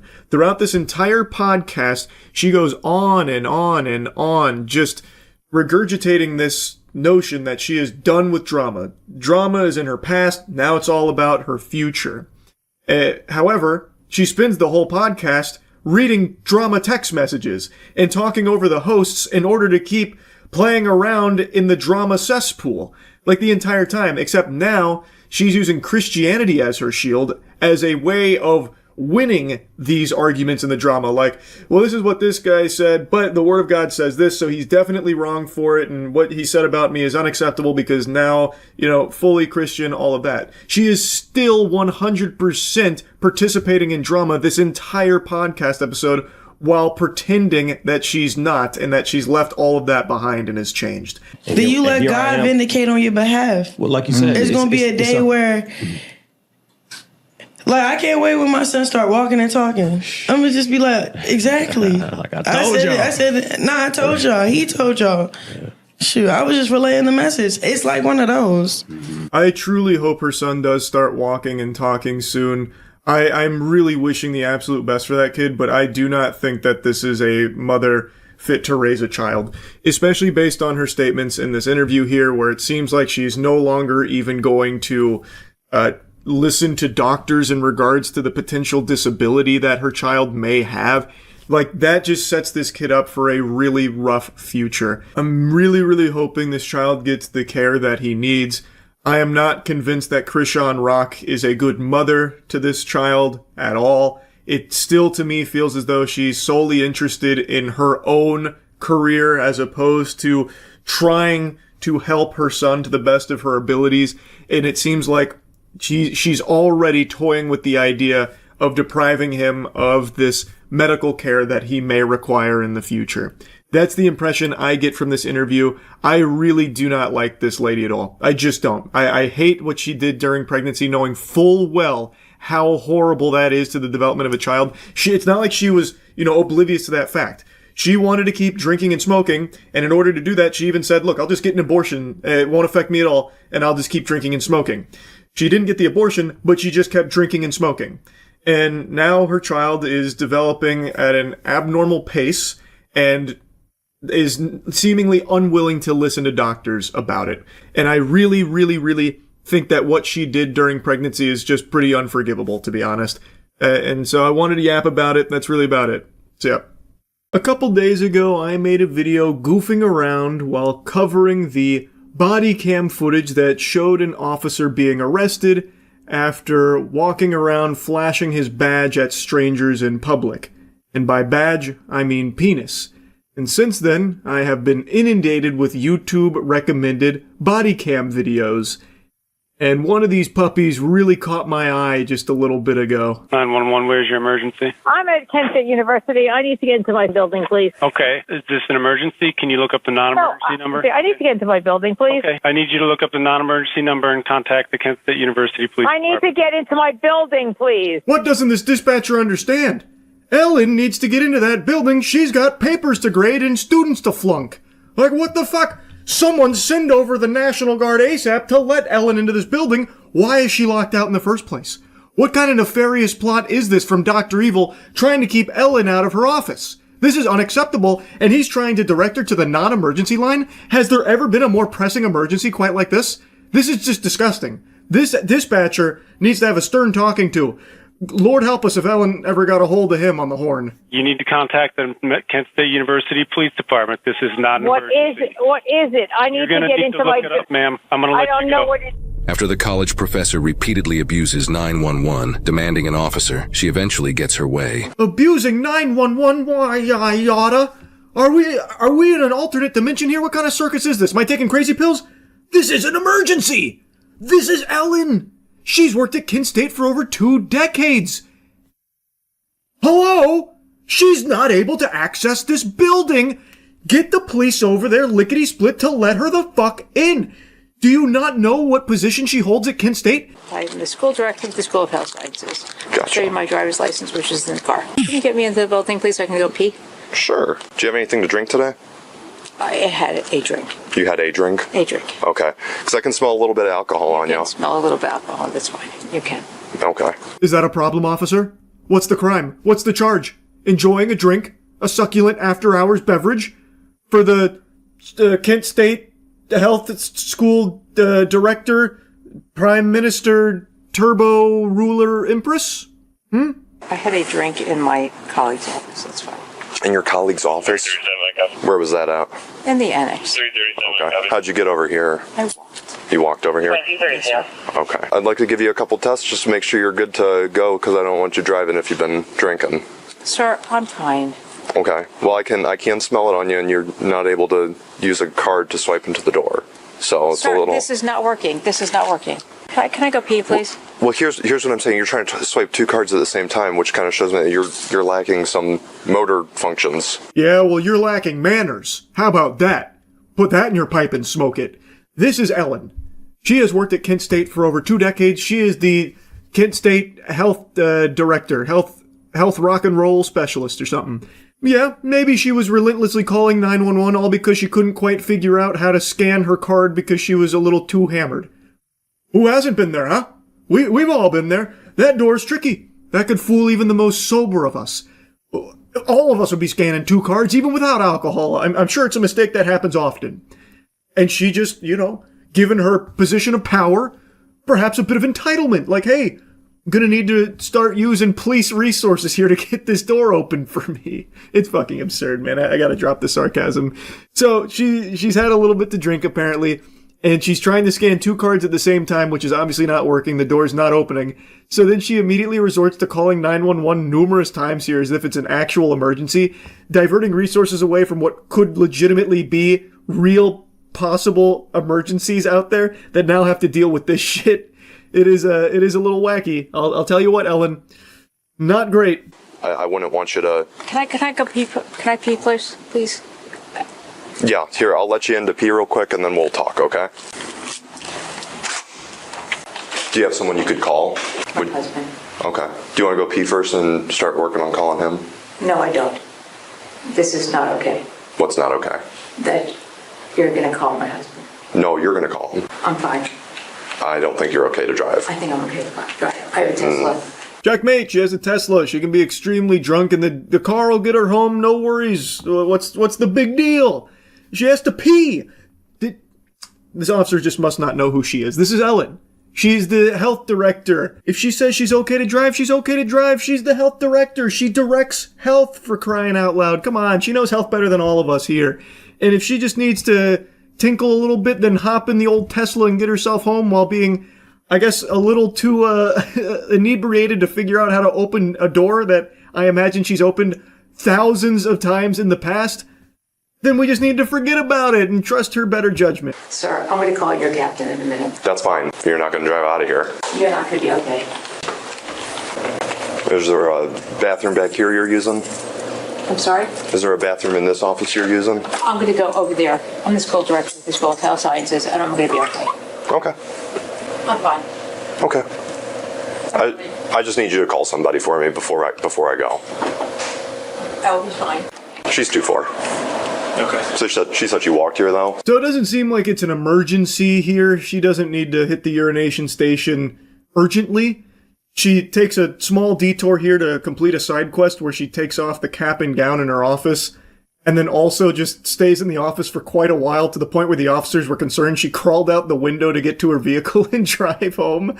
So then they go around the outside to check if she's still there, and they're about to get a big surprise. Out to the parking lot that way. Yeah, she's trying to swipe like 2 cards at the same time to get in. No, you're not driving out. Okay. I mean, unless she's calling out the window. I mean, the window, there's definitely windows right there.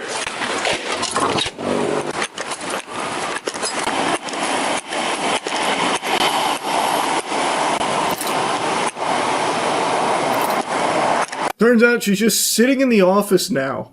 Just blankly sitting there. Kind of looked like a horror movie scene, like right before a jump scare. I don't know what she's doing. I guess maybe she went over there to start giving some students failing grades for fun. Like maybe that's what she does when she's drunk, just flunk out some students just for the hell of it. I have no idea. But the whole thing was about her not being able to get into the building and how badly she needs to pee. So she calls the police multiple times. Eventually the police show up, smell alcohol on her, realize she might be drunk because she is not able to just swipe a card to get into a building because she keeps trying to swipe 2 cards, which is preventing her from accessing it. I'm also really surprised she even called the police in the first place for that. I don't know why she wouldn't just ask any of the people around her. There's other people on this campus. I'm surprised she didn't just go to anyone else and immediately resorted to going to police. Her sense of entitlement is just that large, I suppose. So anyway, now she's in there, just sitting there. Maybe she's peeing in the seat. I doubt it. But she's just sitting there and still refusing to call someone to drive her home or get an Uber or anything, and still insists she's going to drive. You're harassing me right now. I don't appreciate it. No, I'm just making sure you get home okay. I'm going to be okay. Okay. Well, I just need to make sure you call somebody here because I don't want you driving home. I'm going to call Captain Getman from Kent. Who's that? The captain of Kent, if you don't leave me alone. What's his name? Captain Getman of Kent. I'm going to go to the bathroom, and you're going to leave me alone. Captain Gitman of Kent. Sounds like the name of a character from Game of Thrones. Seems like the officers don't know who that is. I don't know if that's actually their captain or not. But apparently she's got a direct line to him. So, I guess, be ready. I'm missing a best part that's out there. It fell down out there? Yeah. He's going to leave me alone, and I'm going to go home and go pee, and you're going to leave me alone. Okay, but you're not going to drive. I'm going to drive home. Okay, ma'am, you're not going to drive. I'm driving home, and you're going to leave me alone. I'm fine. And you're going to leave. I have water in my car. I'm fine.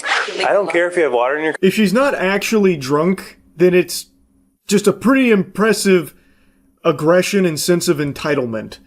Like, even the officers kind of chalk it up to her, under the influence. But if she actually is just sober, man, what a bad attitude. Like, she seems very miserable to be around. And also, this is entirely of her own doing. She called the cops multiple times to try and get them out there. They showed up exactly like she was asking for. So, like, she brought all of it on herself. No, you're going to leave me alone. My husband just had surgery, and I'm driving. Okay. Home. Sir, you're going to leave me alone? Do you want me to take a breathalyzer? I'll do that for you. Nope, don't have one. What? I don't have one. Sir, you're going to leave me alone? I'm fine. I would have been super curious to see the breathalyzer here, because she's saying she'd take one, but the officer, I guess, doesn't have one, which was pretty surprising. I will. I work. I have work. You can leave me alone. Look, I could not get in the building because you locked my building. We didn't lock your building. It locks automatically. Okay. So we did you a service by letting you in here. Okay, I could have driven home with my cap and gown. So can I go pee, please? I never told you you couldn't. Go ahead. Not quite the checkmate maneuver she thought that was going to be. I couldn't get into the building because you guys locked it. Which obviously didn't happen. I don't think the officers pulled one over on her here with the fast one. She was swiping 2 cards and couldn't open her own building. And was calling the authorities to come do it for her. Again, she demanded they show up. Like, it's unbelievable. And now she's like, okay, can I go pee? Come on.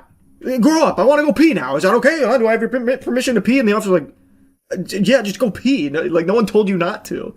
Like, she's been in here for a while now and has still not peed like she said she really needed to do at the very beginning. Like, it's... I don't know, it does feel like maybe she drank a little too much, even though she likes to claim she's not drunk. Jesus Christ.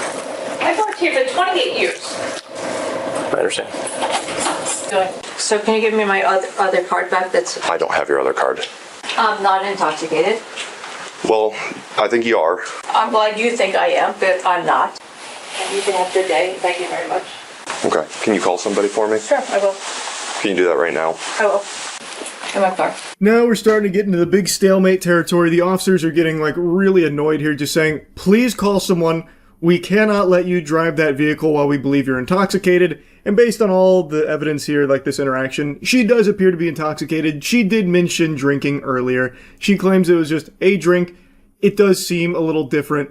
So like, I think it's a pretty reasonable request to just say, like, can you just call someone, get an Uber, just fucking something, because drunk driving is bad. It's a terrible thing. But she continues to refuse it, and she gets more and more heated about all of it, and as you can probably imagine, it doesn't exactly go swimmingly. Ma'am, listen, you've been here a long time. Please don't tarnish your own reputation by doing this, because we are going to arrest you if you try to leave here and drive your car. I promise. Like, you're going to be arrested, and that is not what we want to do. So my husband is home. Mm-hmm. Okay, you said he just had surgery and he can't drive, right? I'll call Captain Gitman right now. There's no Captain Gitman. He's here at my phone. Okay, well, go ahead. There's no Captain Gitman that works for Kent. He works for Kent City. No, he doesn't. Bye. Have a good day. Well, explained it all you could. Yeah. Now it just sounds like they're sad, like, oh fuck, we're gonna have to arrest Ellen. Ellen, she's been at the university for over 2 decades as the school director of health. Oh man, shocks. Jeepers. And she just keeps going on about this Captain Gitman, who they don't know who that is, so I'm assuming she's barking up the wrong tree there. Maybe there is a Captain Gitman that exists there in her phone, but like, what is he gonna do? Like, no, you boys, listen. She's got my permission to drunk drive home. Stand down. Like, if they don't know who Captain Gitman is, I don't think they would respect the authority of whoever answers that phone. It is what it is at this point. City Police officer. He reports to you. That's not accurate. It's totally accurate. Okay. Your call has been forwarded to an automatic. All right. Do you have all the stuff you need? Captain Gitman, call me back. It's Ellen Glickman. You have a lanyard on your right side under your jacket, if that's what you're looking for. Nope. I'm looking for office keys. You guys f***ed me up. Thank you. Are you going to be able to call anyone for me? No, are you? Okay. I'll take this one. No, you would not take my... All right. Well, right now you're under arrest. I'm calling my husband. Stop. Okay. Just relax. You're under arrest. No, I'm not. I've made my decision. You are under arrest. I'm calling my husband. Put your hands behind your back. No, I'm calling my... This feels like someone who's probably used to bullying people to get anything she wants and just kind of steamrolling around conversations in order to come out on top. And her hardball didn't quite work here.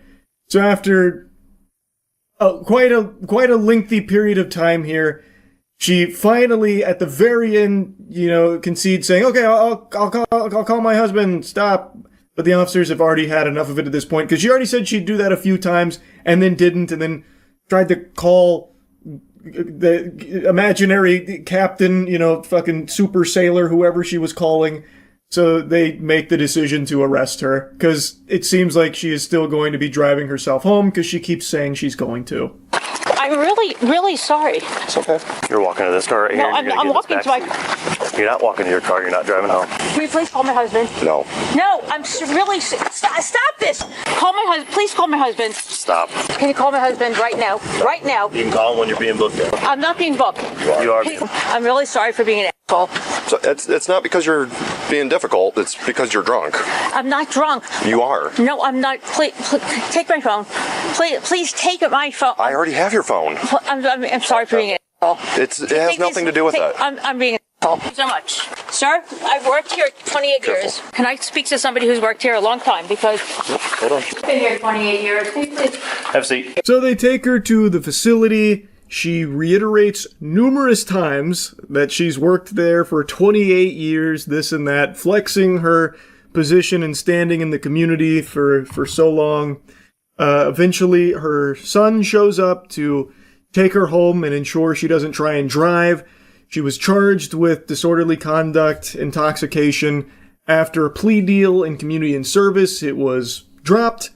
And you'd think that's where the story ends, but it doesn't, because after all was said and done, and this was water under the bridge, she and her husband came back to try and argue.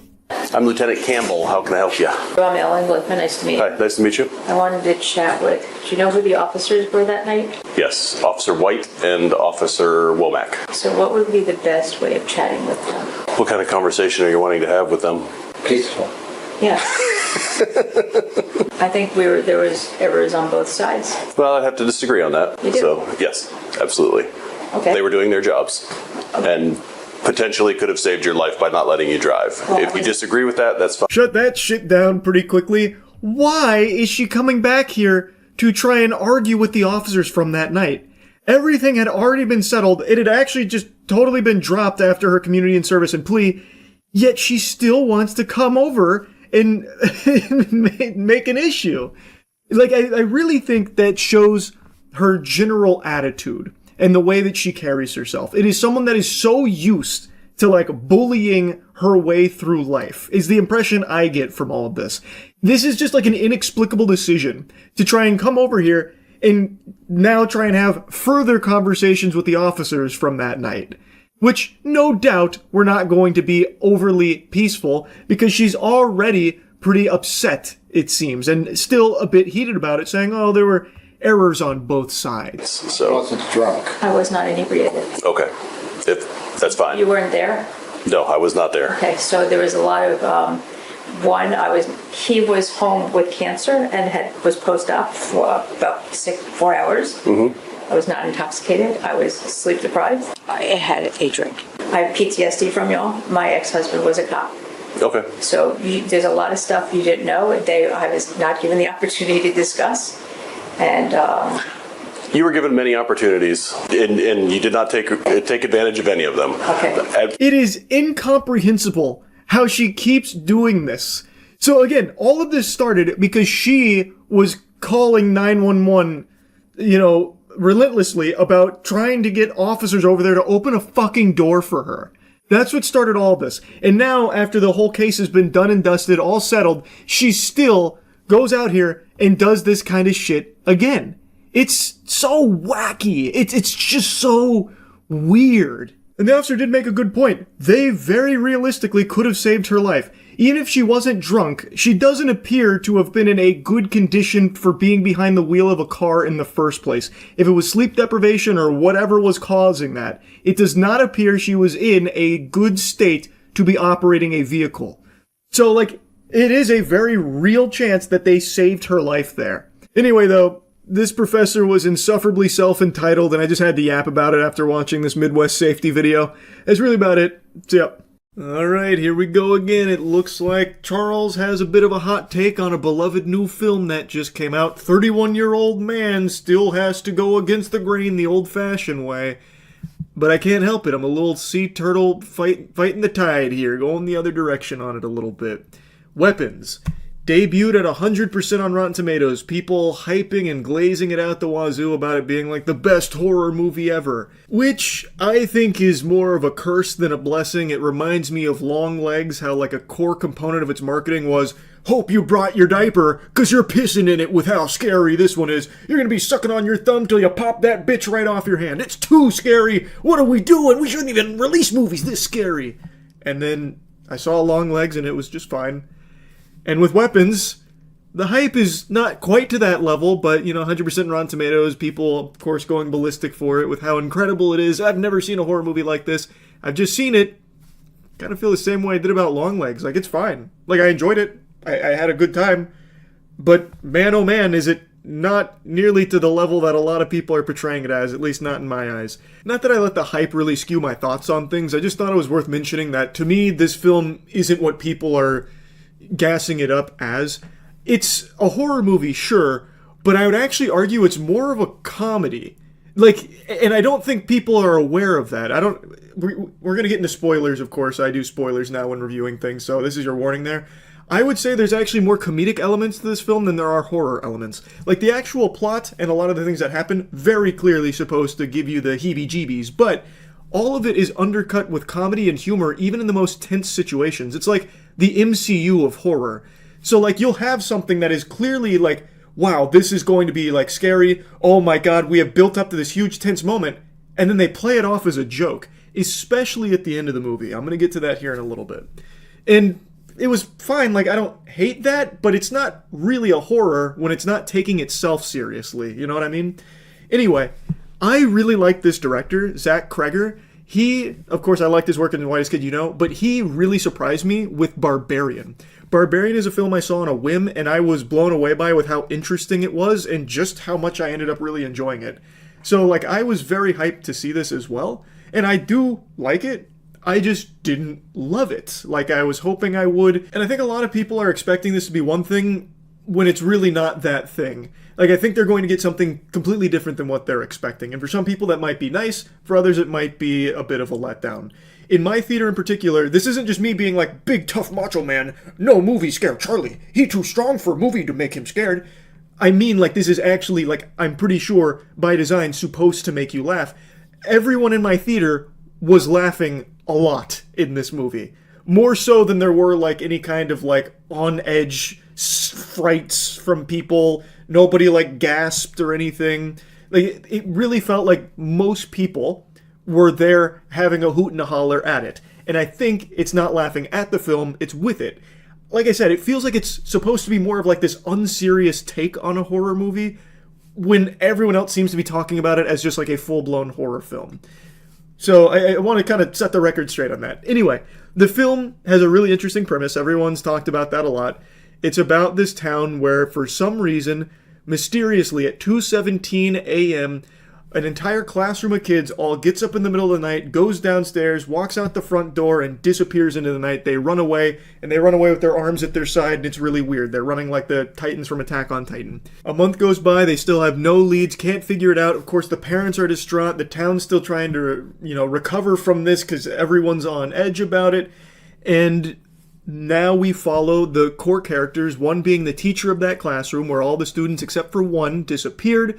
We then follow some other characters like one of the parents, and it's a really interesting way of telling the story because you go through some scenes multiple times from other characters' perspectives, which fill in a lot of the blanks. And I thought it was really creative. I thought it was very fun. It actually reminded me of something like out of a video game, like almost Until Dawn-esque to a certain extent. Like, I thought that was a really cool idea to visit these things from a different character's eyes, like chapters in this movie. I thought that worked extraordinarily well because you get so many different pieces of this puzzle through so many different lenses that all, of course, meet at the end. Everything comes together. And I just thought that was really smart. I also really like the way the movie's filmed. I've seen a lot of people praising the cinematography going into this film, and I think it definitely deserves that. It is like a really well shot movie. They have some really creative scenes that are shot in a really interesting manner. It's not all just like the standard by the book formula that horror movies follow, or I guess comedies by that extension. I thought they got very creative with their shots. It's clear they were having a lot of fun. The performances across the board I thought were super strong as well, especially with Justine. She's the teacher of that classroom where all the students vanished at 2:17 a.m. where they all ran away. And the whole town hates her.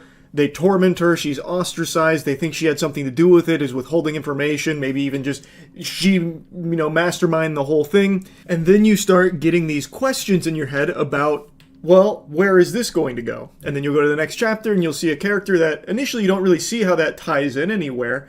And then all of a sudden, bang, eureka, this is where it's leading. But this is one of my big holdups with the film. The questions that you have, the answers the movie gives you, aren't all that interesting. Like, the questions themselves and the premise of the film are so strong. Like, the mystery of it, the thrill of trying to solve it, trying to see where it all leads, and then when you get to where it leads, it's a little unfulfilling. Like, I feel like it's just a little underwhelming, especially because the final act, as I mentioned earlier, is played off as a joke. That kind of takes a lot of wind out of the sails. You spend the whole movie with this mystery and these questions, only to then meet the big scary entity, which is just an old sick lady with a magic tree. And she has badly put on makeup with this wacky, zany wig. It's like a Ronald McDonald wig. It looks like Chucky Finster if he went to the worst barber on the East Coast. And she, like, jump scares you occasionally throughout the film. And that's, like, the main horror, is they rely on her being, like, the jump scare moment. So, like, Josh Brolin, when he's looking for his kid, he goes into, like, the dream space. Like, he's in a nightmare chasing his son Matthew. And as he's telling his son Matthew, I know I never said I love you enough, but I really do love you, son. Then all of a sudden he looks at his son's face, and it's that old lady. Her name's Gladys, and she's like, ah!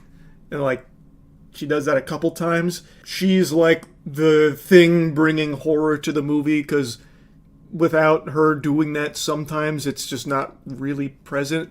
Like I said, it really is more of like a dark comedy kind of film as opposed to like a horror film, not to like split hairs. But then, as you have all these questions that you spend like an hour and a half, stewing on, trying to piece it together, and you go through a bunch of different characters' perspectives, then one character meets Gladys, and then all the answers start coming in.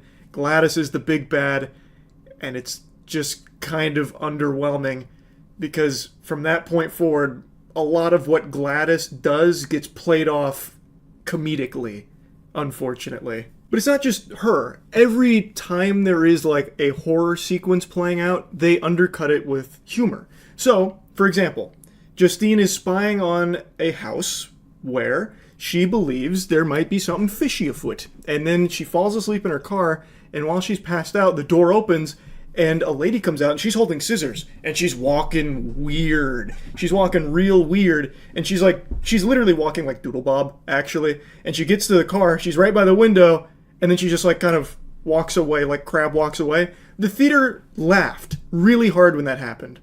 And then the back seat opens, or the back door opens, and you can hear her get into the car, and then it's like tense. It's like, oh, okay, this is like a good tense moment. And then she leans over and cuts some hair, and then the theater laughed again. So, like, they took a horror moment, made it silly, then brought some kind of, like, horror life into it, where it's like, oh, this is about to be, like, kind of intense, like, what's about to happen? And then played a joke again on it. So you know what I mean? Like, you know what I'm trying to say? It's like, it does have horror, and when it's there, it's executed pretty well. Like, I think there's, like, some solid scenes, but they always take the wind out of the sails of the horror aspect in order to play a joke into it. Now, granted, the joke is solid too, like it was clearly landing with the audience, but I feel like a lot of people might find that to be annoying or not what they signed up for. For me, I didn't care that much. I thought it was fine, definitely different for sure, and I was still entertained. Especially because in the last act, they don't even try to make it scary. They literally play it as like almost a slapstick comedy skit. In the end, they piece together the mystery, which, by the way they figured out where the kids were, to me, felt like they kind of wrote themselves into a corner and then couldn't figure out like a good way of getting there. Basically, they were able to connect the dots, like the pose that they were running in, and after another guy goes crazy while doing that pose, they then, Josh Brolin's character, tracked the trajectory, and then Justine was like, oh, that's the house of like that one lone survivor kid, like the one kid that didn't run away. Probably something about that house, and it's a house she previously visited, like with the scissors and shit. So they figured it out because of the pose, but the authorities like scrubbed over this footage a lot, and there's even this montage sequence they showed where all the kids were running in a group together in front of houses, literally triggering motion sensor lights and everything. They were running in groups to this house. I feel like the Ring doorbells would have absolutely caught them running in groups, and they probably would have been able to find them far, far sooner. I don't know how they would have missed that. Like, they made a mention like the Ring doorbells only caught them like running into the night, but they passed so many houses in groups. Like, I feel like that footage would have absolutely existed. They could have easily tracked that trajectory. Like, I don't think it would just be Josh Brolin that would somehow figure out, like, it's kind of weird that they're all doing the same pose. Maybe they were running somewhere. especially when you would couple that with these groups of kids that no doubt would have been caught on all these cameras from all of these houses that they're running in front of and triggering all the motion detection. Like, I don't know. But anyway, they find the house, they go to the house.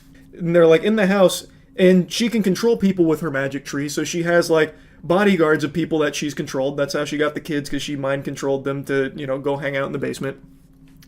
And while they're there trying to save these kids, two people that she's controlled, one of them being a junkie, start attacking Justine and Josh Brolin. I don't know why I'm calling Julia Gardner's character by her character name and Josh Brolin instead of his character name, calling him Josh Brolin, but whatever. They're there, and they get, of course, ganked by her bodyguards that she's controlling. And I shit you not, one of the bodyguards, Josh Brolin punches, and he gets knocked out. And then he gets up again, he punches him, and he goes, geez, what the hell? He gets knocked out. The guy gets up again, punches him again, knocks him out. And by this point, the theater is like actually erupting into laughter. And then as Josh Brolin's running away, guy gets up again, charges him, and he picks him up and actually ragdolls him. And then he's like, God, he's so persistent. And then he's walking away, and the guy gets up again, screaming and shouting, running at him, and he ragdolls him again. Literally like WWE, like fucking suplexing him and then throwing him around. And in theater is literally laughing at all this when this is like the entire build-up. That we have built up to this moment. And it's like actually just a slapstick routine. It just feels underwhelming. Like I still think it's fun. Like, I mean, laughing at a movie is great. But if you're going there expecting horror, like a really good horror movie, I don't think that's what you're in store for. And it's not just that scene, it's this entire sequence, the finale of all of this tension, this build-up, all of your questions being answered, but the answer just not really all that amazing. So, like, the Gladys, she's about to have Justine killed, and Alex, the one kid who did not get mind-controlled by Gladys and the magic tree, he was watching Gladys, understands how to, like, control the magic tree and use its branches, so he frees the kids, well, not frees the kids, he uses the reason the movie's called Weapons is because Gladys weaponizes people. She's able to control them and have them do whatever she wants.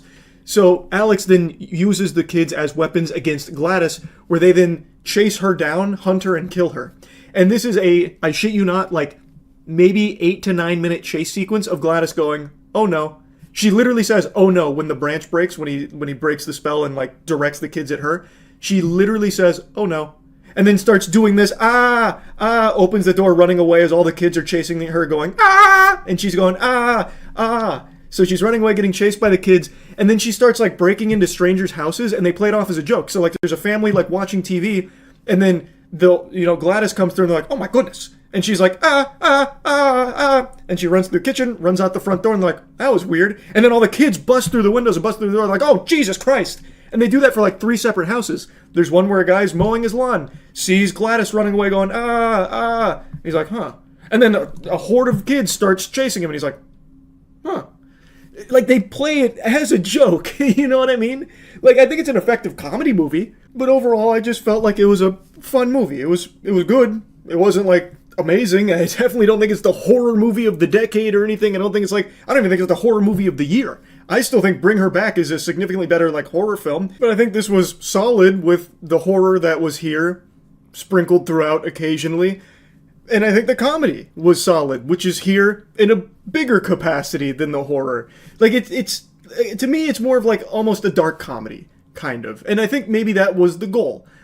I didn't know that going into it based on the trailers and what people are saying about it, but after seeing it, I would definitely classify this more as like a dark comedy as opposed to some kind of like horror film. But I do think you will walk away entertained. I know I was. But yeah, I just have to disagree with the hype a little bit on this one here, sports fans. Sorry to tell you. But it's not like I was super disappointed or anything. It was still a fun time. That's really about it. So yeah. Yeah, I know what you're thinking. When did Charles learn how to smolder like this? My God, 31-year-old man still stuns the old-fashioned way. Well, it's because today, for some reason, the internet has decided to feed me beauty-related news. Don't know why. Haven't searched up anything. Like, the closest thing I looked up to anything even remotely associated with that topic was, like, melatonin supplements, I guess. But I don't know if melatonin helps you glow or whatever. I don't know how that would build a bridge to beauty-related articles and everything, but whatever. One of them that got served to me I found to be so fascinating that I just have to talk about. Influencer suffers from severe chemical burns after attempting to remove facial parasite. So you can see on the right there, it's still in the process of healing, but it looks as though she had briefly peeked into the Ark of the Covenant and singed the lower half of her face off. And it's because she put Nair directly on her face to combat this supposed parasite that she is now named Caroline.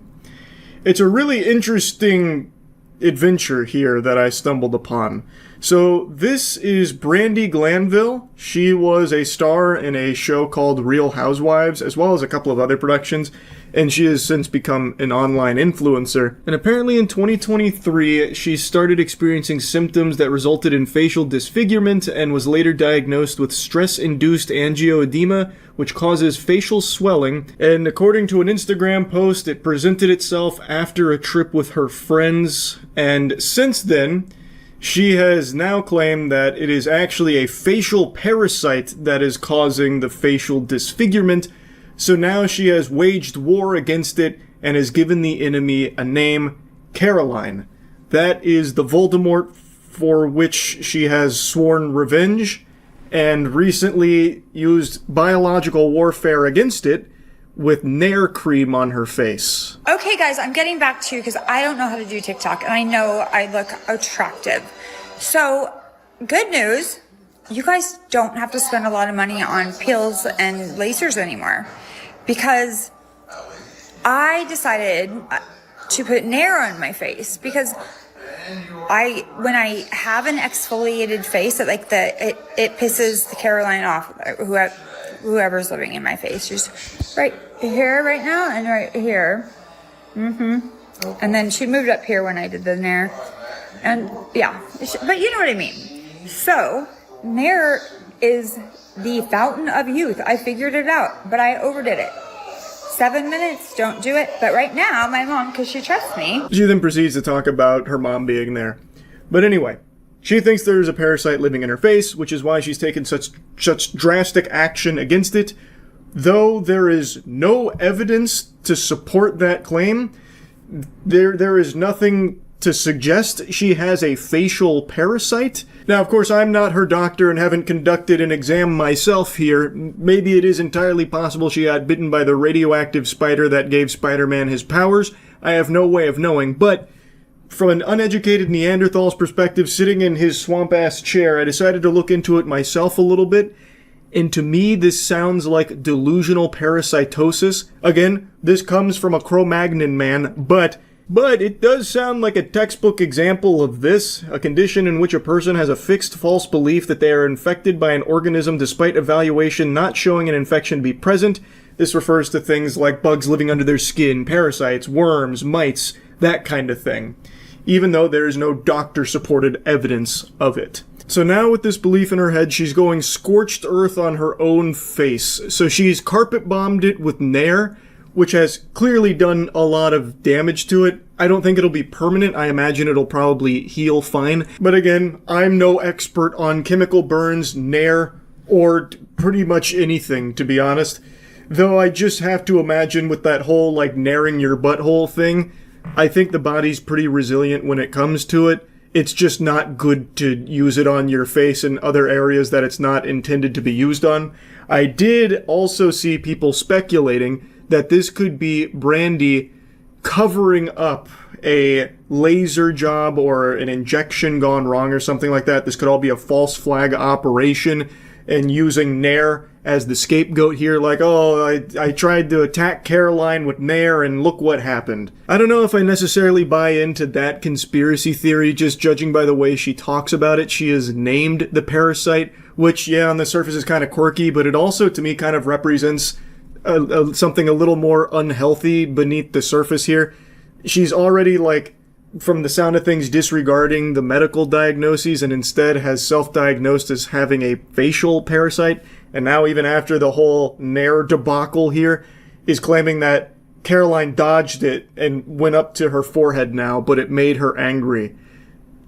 like, she's talking about this fucking thing like it's the Demogorgon here. Like, again, something that there is no evidence to support its existence. I don't think this is her, like, making a cover story or anything like that. I don't think it's her trolling, especially judging by the description here. Beauty hacks. This is a good one, but do a test patch. I did 7 minutes and I'm on fire. So, Joko. What? So, oh, that's not a J. So, Ioko. Don't to 7 minutes. It also burned the loose skin off my arms and it's $7. Mix up some aloe vera, cucumber, and black tea, put it in the freezer, put it in the spray bottle, and once it's cold enough, spray all day, because I'm in some pain. Reading it in my head, it didn't clock with me just how messy that description was. Reading it out loud was painful. I was like fucking reading Haunting Adeline out loud. I had a hard time getting through that. It was all over the place. That actually read like unhinged scribblings.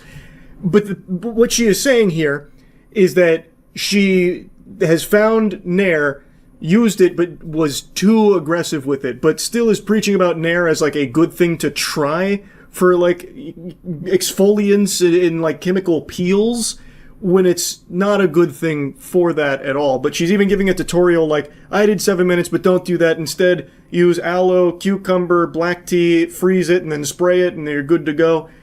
Do not follow that advice. I urge you not to make the same mistake she did of like narrowing all of your sensitive spots. You're gonna not have a good time. I'm gonna tell you right now, you're gonna be singing the blues on it, I bet. But the reason I'm even mentioning the description here is none of this leads me to believe that she's taking the piss. None of this seems like it's her making a joke or something. She is like actively trying to give advice on like using Nair on your face, which is a bad thing to do. I do think this is a case of delusional parasitosis, and when I looked up Brandy Glanville plus Caroline to see like if the name had any meaning, turns out it does. It seems like she named this facial parasite she believes she has after a real person, Caroline Manzo, who filed a lawsuit against Bravo, which was a station where this show was airing, Real Housewives. Caroline filed a lawsuit against Bravo for sexual harassment and assault that she allegedly experienced from her co-star Brandy Glanville. I couldn't believe the depth of the lore here, so I went even deeper into the rabbit hole. I then even checked out bits and pieces of the podcast, and then I also read this article which covered more of the podcast, where Brandy was talking more in depth about it all. She was opening up about how hard her life has been since the allegations from Caroline Manzo were made public. She revealed that she had contemplated suicide during it, also opened up about her facial disfigurement. She maintains her innocence, that she didn't do any of the things that Caroline is claiming, but she apparently lost several jobs, including one lined up in Australia. And she said, and then I lost my looks at the same time. I literally at 51 started OnlyFans because I didn't have income for 6 months and I was like going through my savings. I was making good money and then my face started being crazy. She was apparently using a mask to hide her face, but then the fans over there were asking that she not use the mask. At the time she didn't have a diagnosis. Eventually she did get the diagnosis, but now, fast forward to today, she now believes it's actually all caused by a facial parasite, which she is battling with Nair, giving herself severe chemical burns on her face now to try and fight against the supposed parasite. This was a wild ride. Again, I don't know what I did to make the internet algorithm think that I wanted to be fed beauty influencer related news and articles. Maybe it knows I hit 31 and it thinks that I need to start doing things to take better care of my looks. I have no clue what it's trying to suggest, but I'm kind of happy this one floated across to me because this was one hell of a thing to learn about.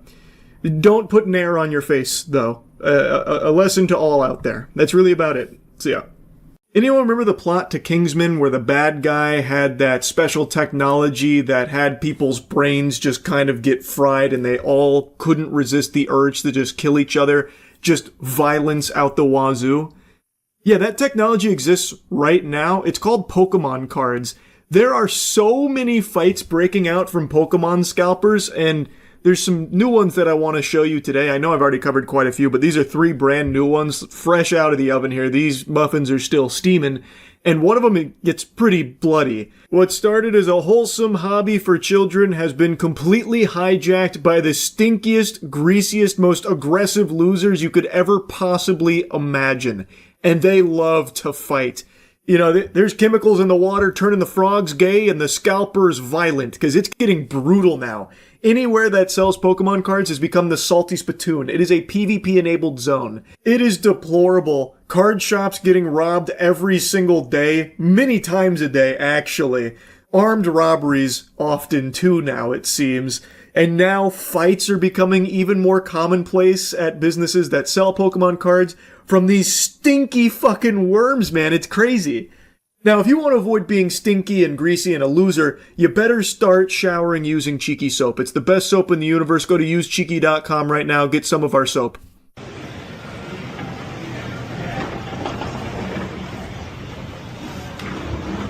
Everyone just gonna look. I'll look. No. Nope, you didn't hit it, bud. No, get the fuck out of here. You for real? Are you for real? Are you fucking kidding me? Chill. We were sitting here for an hour. Chill. One of those rare scenarios where everything and everyone in here seems peculiar. So this guy rolls up, I'm guessing he's got like his meta glasses on, so Dweeb kind of rolls up, scoots in sideways after locating the Pokemon card vending machine, and then goes to get a box out of it. There were 3 dudes standing in front of it, all on their phone, but they're not interacting with it. Even though the machine is on, it's functional, they're just standing there idly. I guess they all entered low power mode or something. So, like, it's clear they're there for the machine, but this guy cuts in front of them and goes for a box, and then one of the other guys activates and he says, nope, that's not going to happen, and then instantly, like, throws him against the shopping carts, like it's the WWE, so he's throwing him against the turnbuckle. And then the guy, like, grabs him by the neck, like Homer Simpson to Bart. And he says, are you kidding me? While, like, getting strangled. Now, the guy who went for the box was also instantly aggressive because the other guy's like, no, not gonna happen. He's like, you didn't touch it, dude.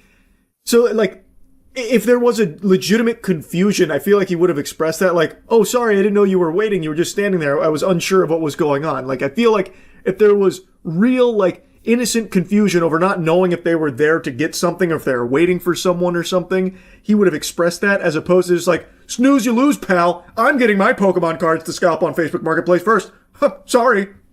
Like, I feel like his response is already combative too, and then the other guy escalates by throwing him in the shopping carts. Then it leads to the neck grab there.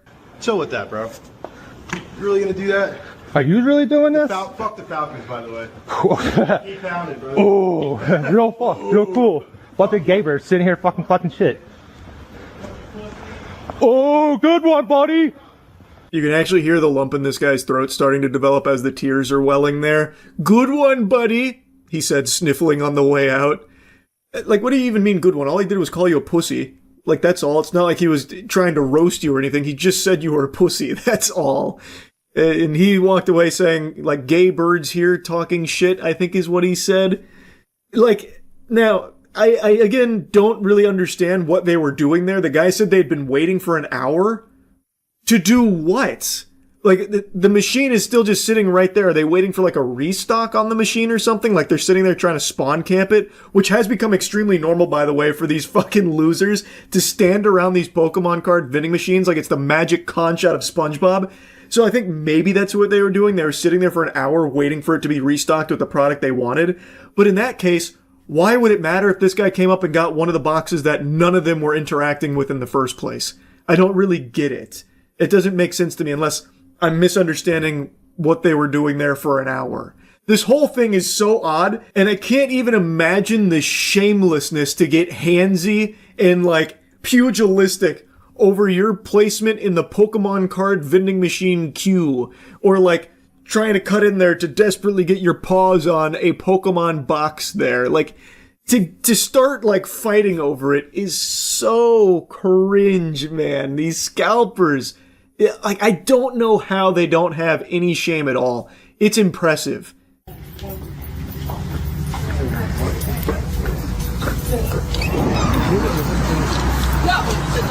Round two.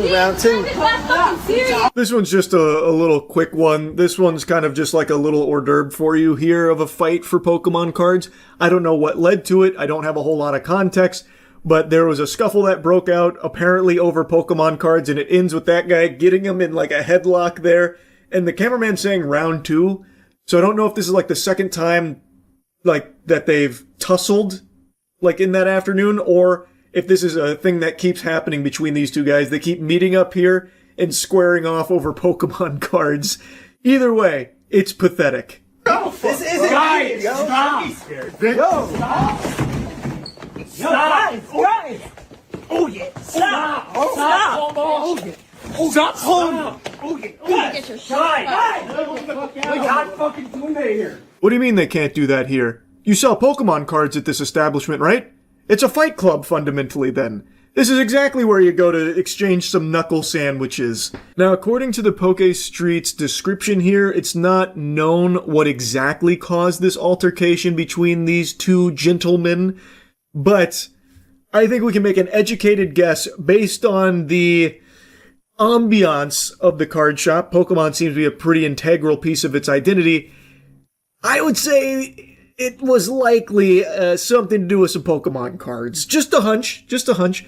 This one gets kind of wild, though. This one, there are some blows that are connecting. They are swinging on each other. It does get a bit bloody. This one's one of the more brutal fights I've seen over Pokemon cards, outside of the guy that got stabbed over Pokemon cards a few months back. Guys, stop! This isn't needed. Yo, guys. What the fuck? Anyone. Come on, bro. You little bitch. Stop on camera. Stop. I'm gonna sue the fuck. I don't give get sued. You the one over here going crazy. Why are you fucking swinging on him if you don't want any altercation? Swing, bro. Oh, whatever. I'm getting him off him. Yo, chill out. Guys. The guy who's pushing the other one like it's a weight sled is now leaking a little bit. His nose has been popped. His snoot got booped there. So he's now dripping blood all over the floor of the card shop here. And the guy who's pushing him back and eating punches like it's a bowl of cereal is threatening to sue him. He makes that threat multiple times.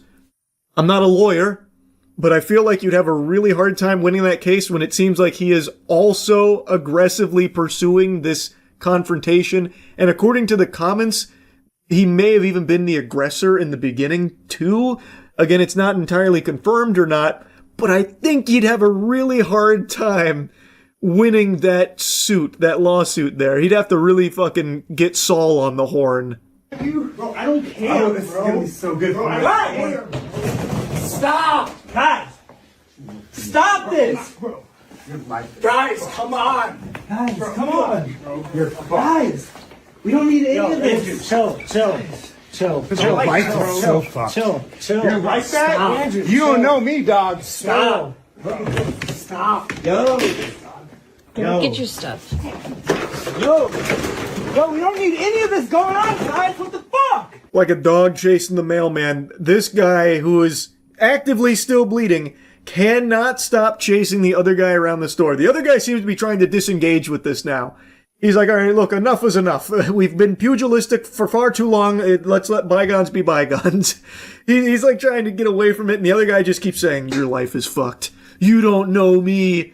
He's still threatening like the lawsuit angle, and then gets pushed onto this table.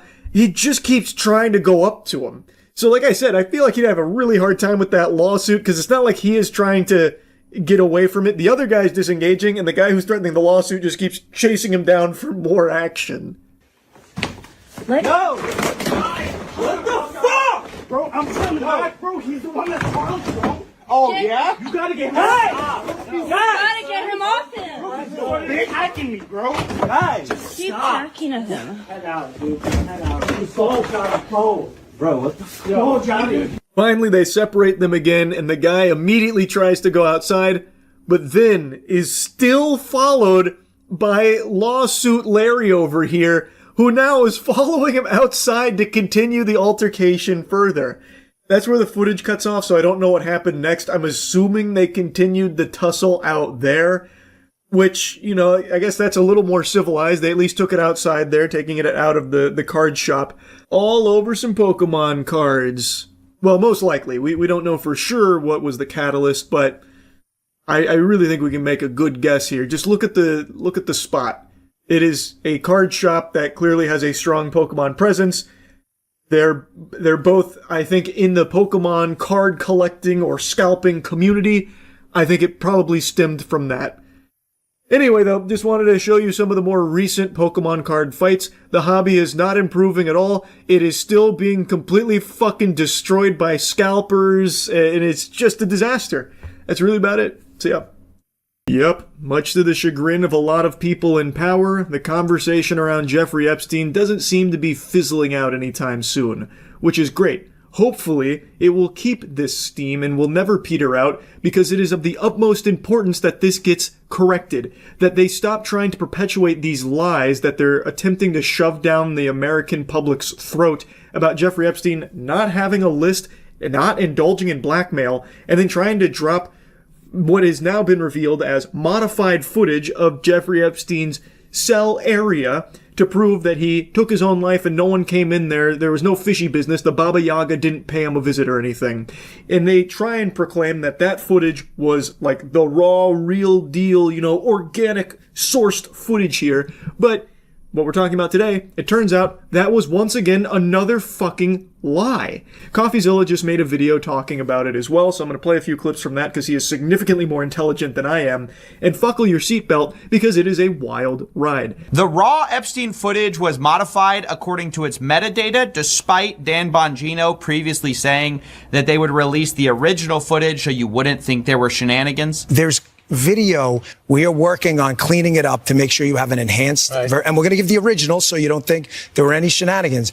Well, unfortunately, that's not what we got. To briefly explain for those that don't know, when the DOJ and FBI came out and said that Epstein did not have a list, did not indulge in blackmail, and did in fact commit suicide, they then dropped some footage that was supposed to corroborate that there really was no one else that entered his area and killed him or anything.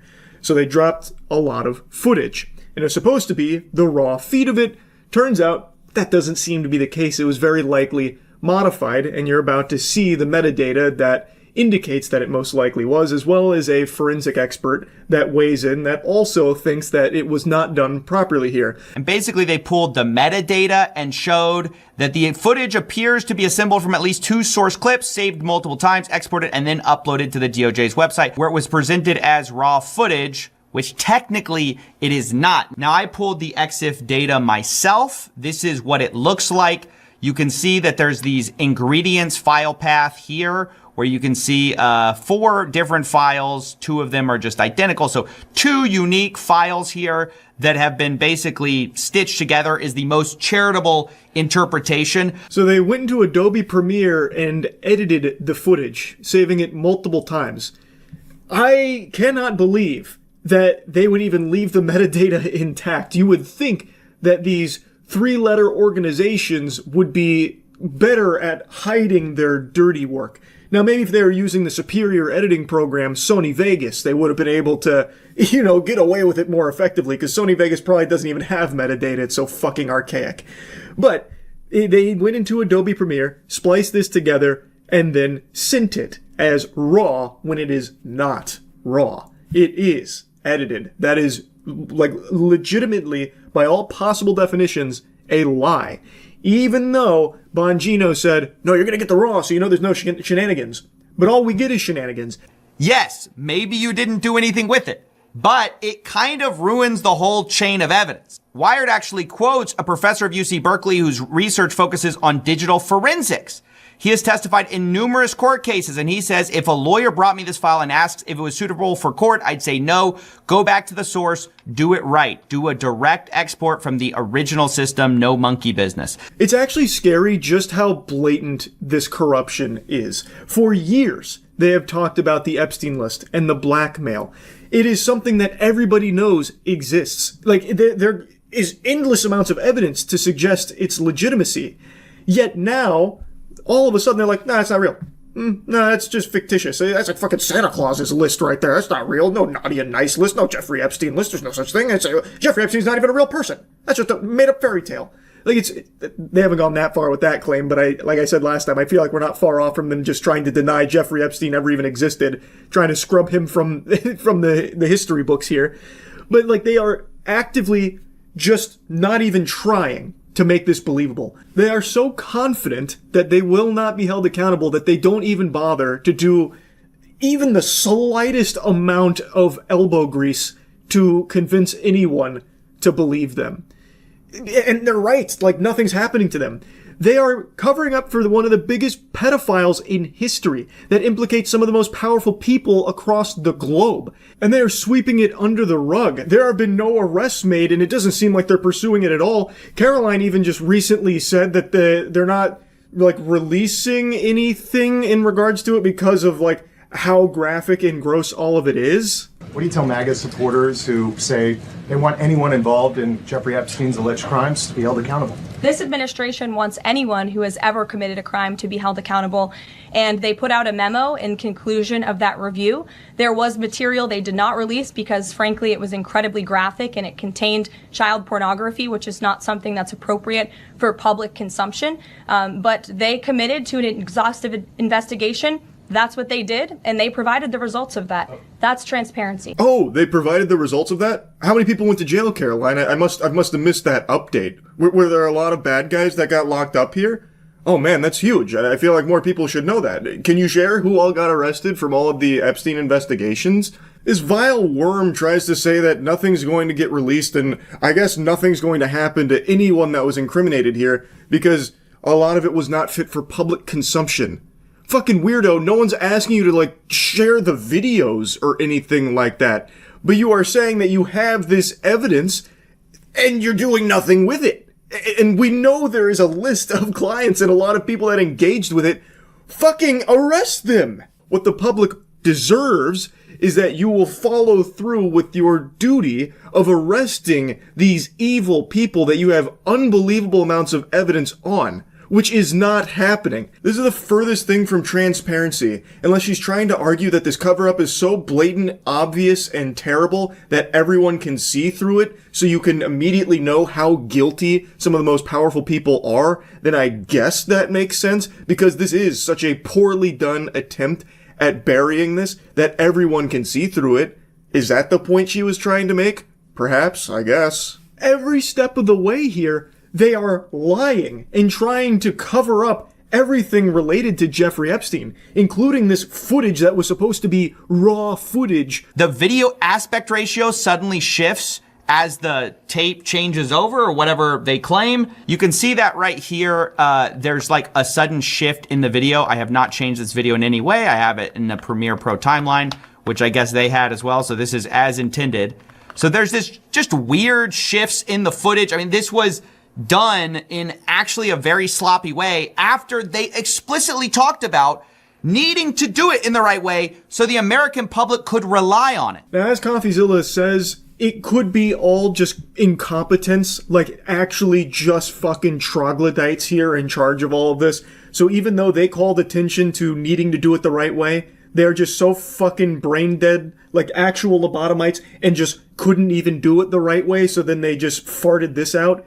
Like, it could be, like, no manipulation here. Like, this is just how it's done. Like, for some reason, it dumps a minute, like, as it's switching over. And they had to put it into editing software and fuck up the aspect ratio. I guess it could be incompetence. But I would not be that charitable with this. They are doing so much lying. Again, we already know about the list existing, and we know about the blackmail. That is all real stuff. And now they're denying it. And now they're doing this modifying of footage while trying to fight back against the conspiracy that Jeffrey Epstein didn't kill himself. It's just insanity. They are so confident that the public will do nothing about it. They'll get upset, but they'll just swallow it and be done with it and move on. And some people are, but I'm happy that most aren't. They are desperately doing everything in their power to try and bury this whole conversation about Jeffrey Epstein. Like a couple days ago where Trump interrupted a question about it in order to try and shift to something else. Like, are you still talking about Jeffrey Epstein, that creep? How can you be talking about him when there's floods going on in Texas? It's such a bad look. Why there was a minute missing from the jailhouse tape on the native set? Yeah, sure. If Hey, Pam, could I just interrupt for 1 second? Are you still talking about Jeffrey Epstein? This guy's been talked about for years. You're asking, we have Texas, we have this, we have all of the things. And are people still talking about this guy, this creep? That is unbelievable. Do you want to waste the time, and do you feel like answering? I don't mind answering. I mean, I can't believe you're asking a question on Epstein at a time like this, where we're having some of the greatest success and also tragedy with what happened in Texas. Yeah, people are still talking about Epstein. It's one of the biggest, most in-your-face cover-ups most people have ever seen. This is one of the biggest pedophiles in history that implicates so many extremely powerful people. Yeah, people are still talking about it, understandably, because the people deserve answers, and there needs to be justice for all of the people that engaged in this.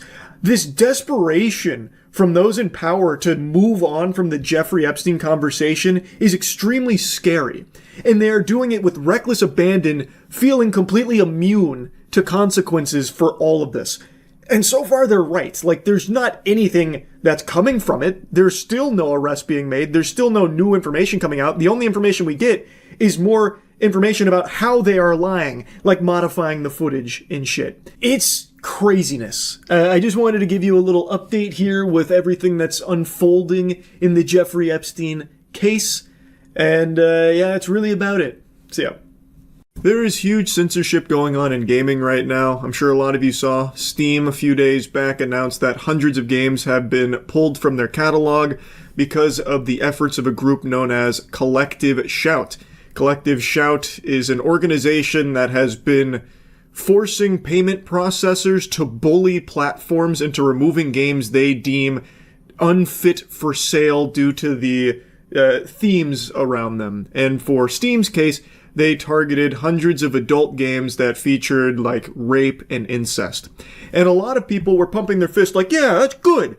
How could you possibly be mad at that? Less degeneracy and disgusting shit on the platform. This is a big W across the board. It's not censorship if it's things I don't like being taken down. Obviously, like every weapon out there, this is only going to be used for good. Clearly, they're only going to use this power to take down very bad, gross things, which is the most low IQ take you could ever have. Collective Shout, just yesterday, has now also gone after itch.io, and they have removed every single not suitable for work game from their platform. Not just rape and incest games, all adult games. We have de-indexed all adult NSFW content from our browse and search pages. We understand this action is sudden and disruptive, and we are truly sorry for the frustration and confusion caused by this change. Recently, we came under scrutiny from our payment processors regarding the nature of some content hosted on itch.io. Due to a game titled No Mercy, which was temporarily available on itch.io before being banned back in April, the organization Collective Shout launched a campaign against Steam and itch.io directing concerns to our payment processors about the nature of certain content found on both platforms. So this is the playbook here. Collective Shout is a very powerful organization who somehow has a lot of leverage on payment processors. I don't know if they're just over there giving them perpetual wet willies or they got some serious dirt on like the upper echelon elites in the food chain at the payment processors. Like they got proof they're in the Epstein files or some shit. But they have got these payment processors by the nutsack, and they are squeezing the piss from their balls. So now the payment processors are LARPing as the moral authority on what people are allowed to spend the money they earned on. So they're making these sweeping censorship changes to Steam and itch.io. Steam, they made it very easy for the public to not make a big stink about it because they went after a very low-hanging fruit target that most people aren't going to be upset about. Oh no, you lost all your rape and, incest games. Boo-hoo, call the fucking ambulance. But what people don't realize is that is clearly just the first step here. Collective Shout has now already taken that, which hasn't even been like a full week, and it's translated it to wiping all adult content from itch.io, a totally separate platform using the same methodology of having the payment processors threaten to leave them. Censorship is not something that is a good thing. This is not a positive thing.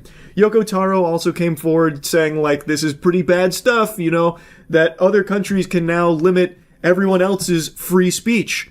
He's right. That's not great. You don't like to see that.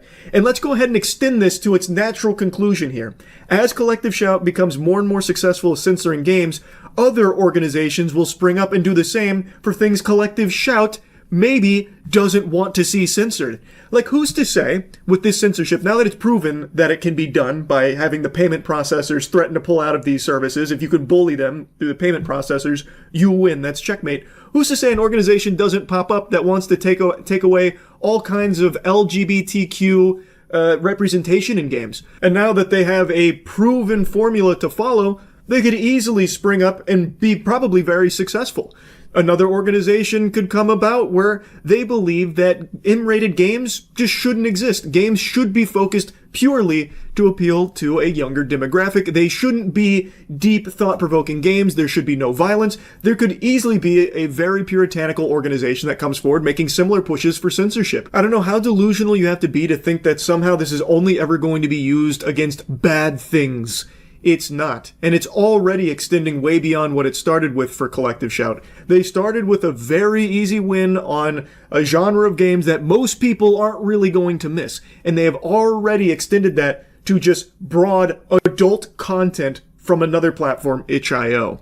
And as they continue to be more successful, more organizations are going to follow that blueprint, follow those footsteps, and be successful as well, censoring other things that maybe Collective Shout doesn't want to see censored. It's going to just be fucking pandemonium, because it is clear now that these platforms are willing to go belly up, roll over, and suck the fucking schmeat of the payment processing cartel that shackles them. These payment processing patriots, who all of a sudden care so deeply about morality, are able to get these platforms to censor themselves at the behest of the organizations that are strong-arming them. It's absurd. And it doesn't stop there. If you do any amount of research on Collective Shout, you'll see that it's not just like adult games. They also went after Detroit Become Human and Grand Theft Auto 5 for absolutely fucking outlandish reasons. Like, this is actual horse hockey. And another scary fact, the article I was reading on stream, which I'm going to show you clips from so you can see about their previous attempts to go after things like Detroit Become Human and GTA 5, that article that I was reading then got taken down 8 hours after stream because Vice deemed it was a little too controversial, because the article wasn't super favorable to Collective Shout. So Collective Shout not only has pull in censoring games, but it looks like they can even take down some articles that are a little, harsh on how they're going about their mission or what they're trying to do here.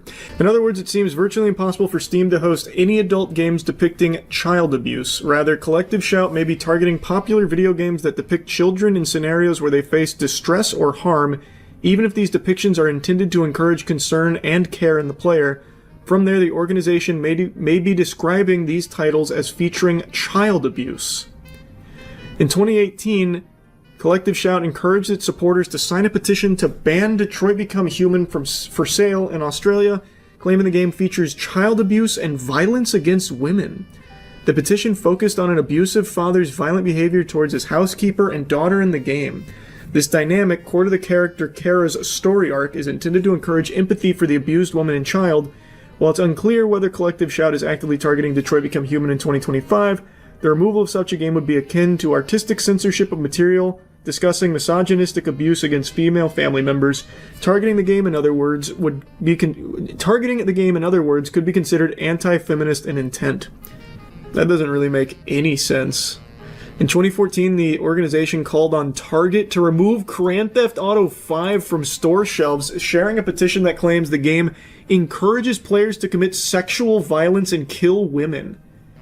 Collective Shout described GTA as if it were a misogynistic funhouse, stating the game lets players enact their fantasies of committing extreme violence against women, including punching women to the point of unconsciousness, killing them with a bat, gun, or machete, running them down with a car, and setting them on fire as they continue screaming. What world are we living in? What?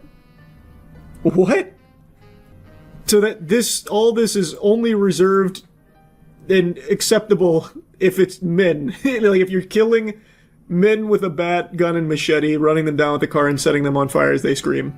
These arguments are so weak and flimsy, and I think just downright detrimental to what they claim their mission is. This would basically, like these two things in conjunction, would make it so like most games won't even put women in there.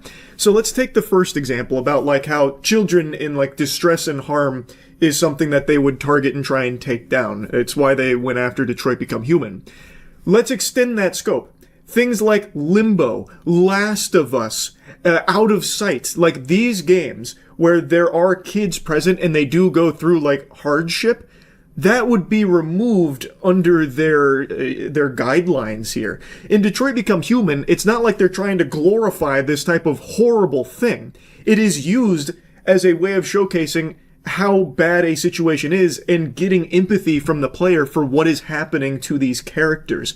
And yet, they want to take it down, even though it is used to deliver positive messaging to the player. It's like they don't want any deep themes in their games, and not only that, it's like they don't want women to even be interactable in the games.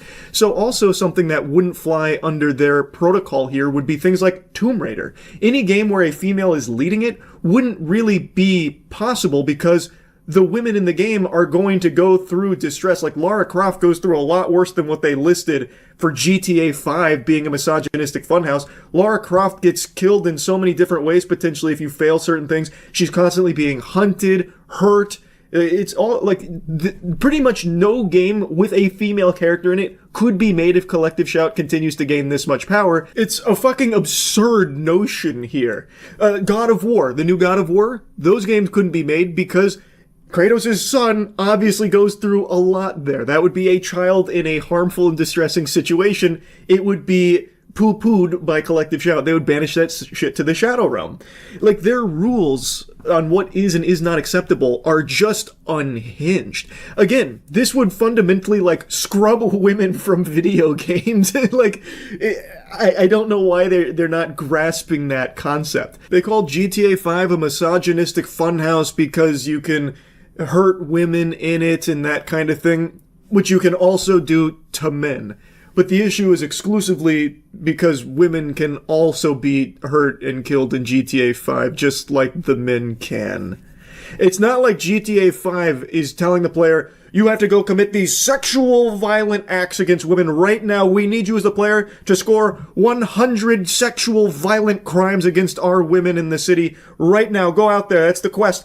Go fucking just slap 1,000 women for maximum turbo gamer points.